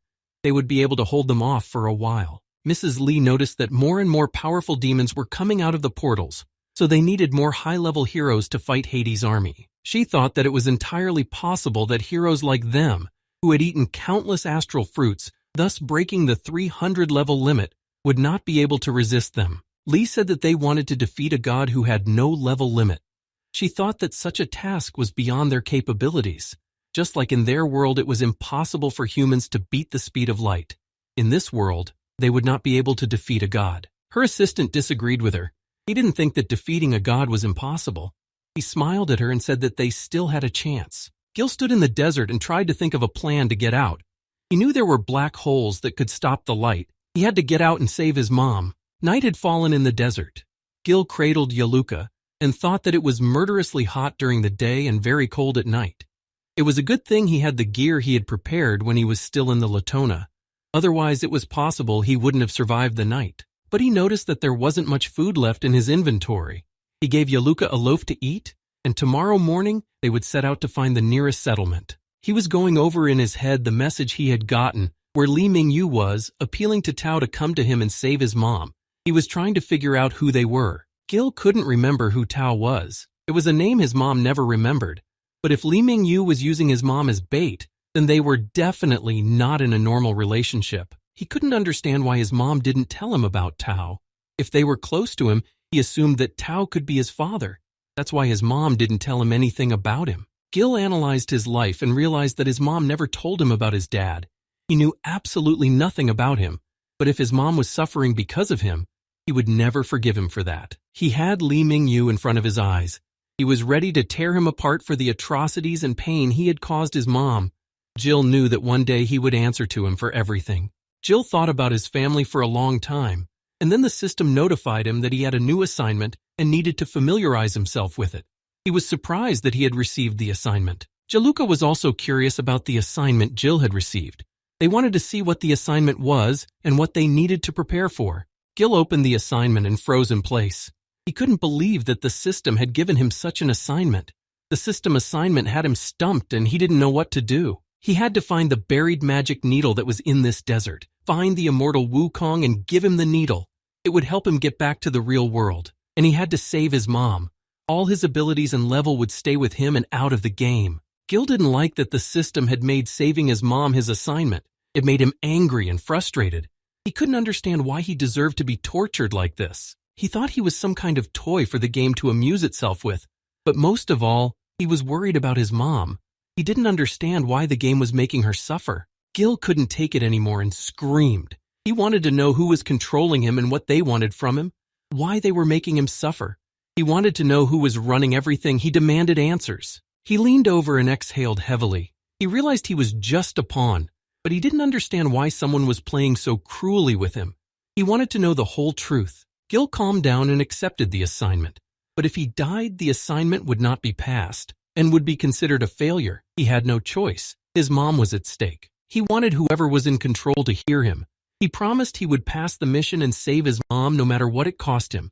He was ready for anything. Mrs. Lee was studying and listened to the news on TV that 3,726 people were recently found in the suburbs who were reported missing, who had been searched for a long time. According to the victims, they had been mysteriously transported to a legendary lost land called Latone, where they needed to survive by any means necessary. The Broken Moon Guild announced that they were starting to investigate the case. No one knew if it was a mass kidnapping or if they were really in the game. That was the main question. To find out, you had to keep following the news. She received a notification that her mom's birthday was in 10 days. Lee had been in the game for 209,145 days, which was 573 years. But in the real world, it had only been 285 days. She calculated that if 10 days had passed in the real world, then 20 years would have passed in the game. So a 600-year-old woman would be celebrating her mom's birthday. It was funny to her. Lee finished her workout, took a cup of coffee and went to the window.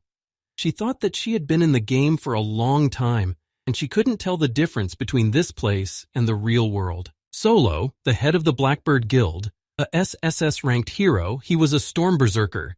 He looked around Miss Lee's apartment and noticed that it was quite beautiful. Her assistant threw a robe over her. She wasn't happy to see him and got straight to the point. She wondered why he had come to see her, and she furrowed her eyebrows. She clearly didn't like him. He sat down on the couch and said that he had been told that all the humans had returned from Latona, and their guild hadn't said anything to anyone, but had already announced that they would sort it out themselves. He wondered why they had hidden the return of the humans. Solo leaned over to her and told her that what they had done was completely out of line. He thought it was foul play and asked her to answer for these events. She explained to him that the humans had shown up in a territory that was under their jurisdiction.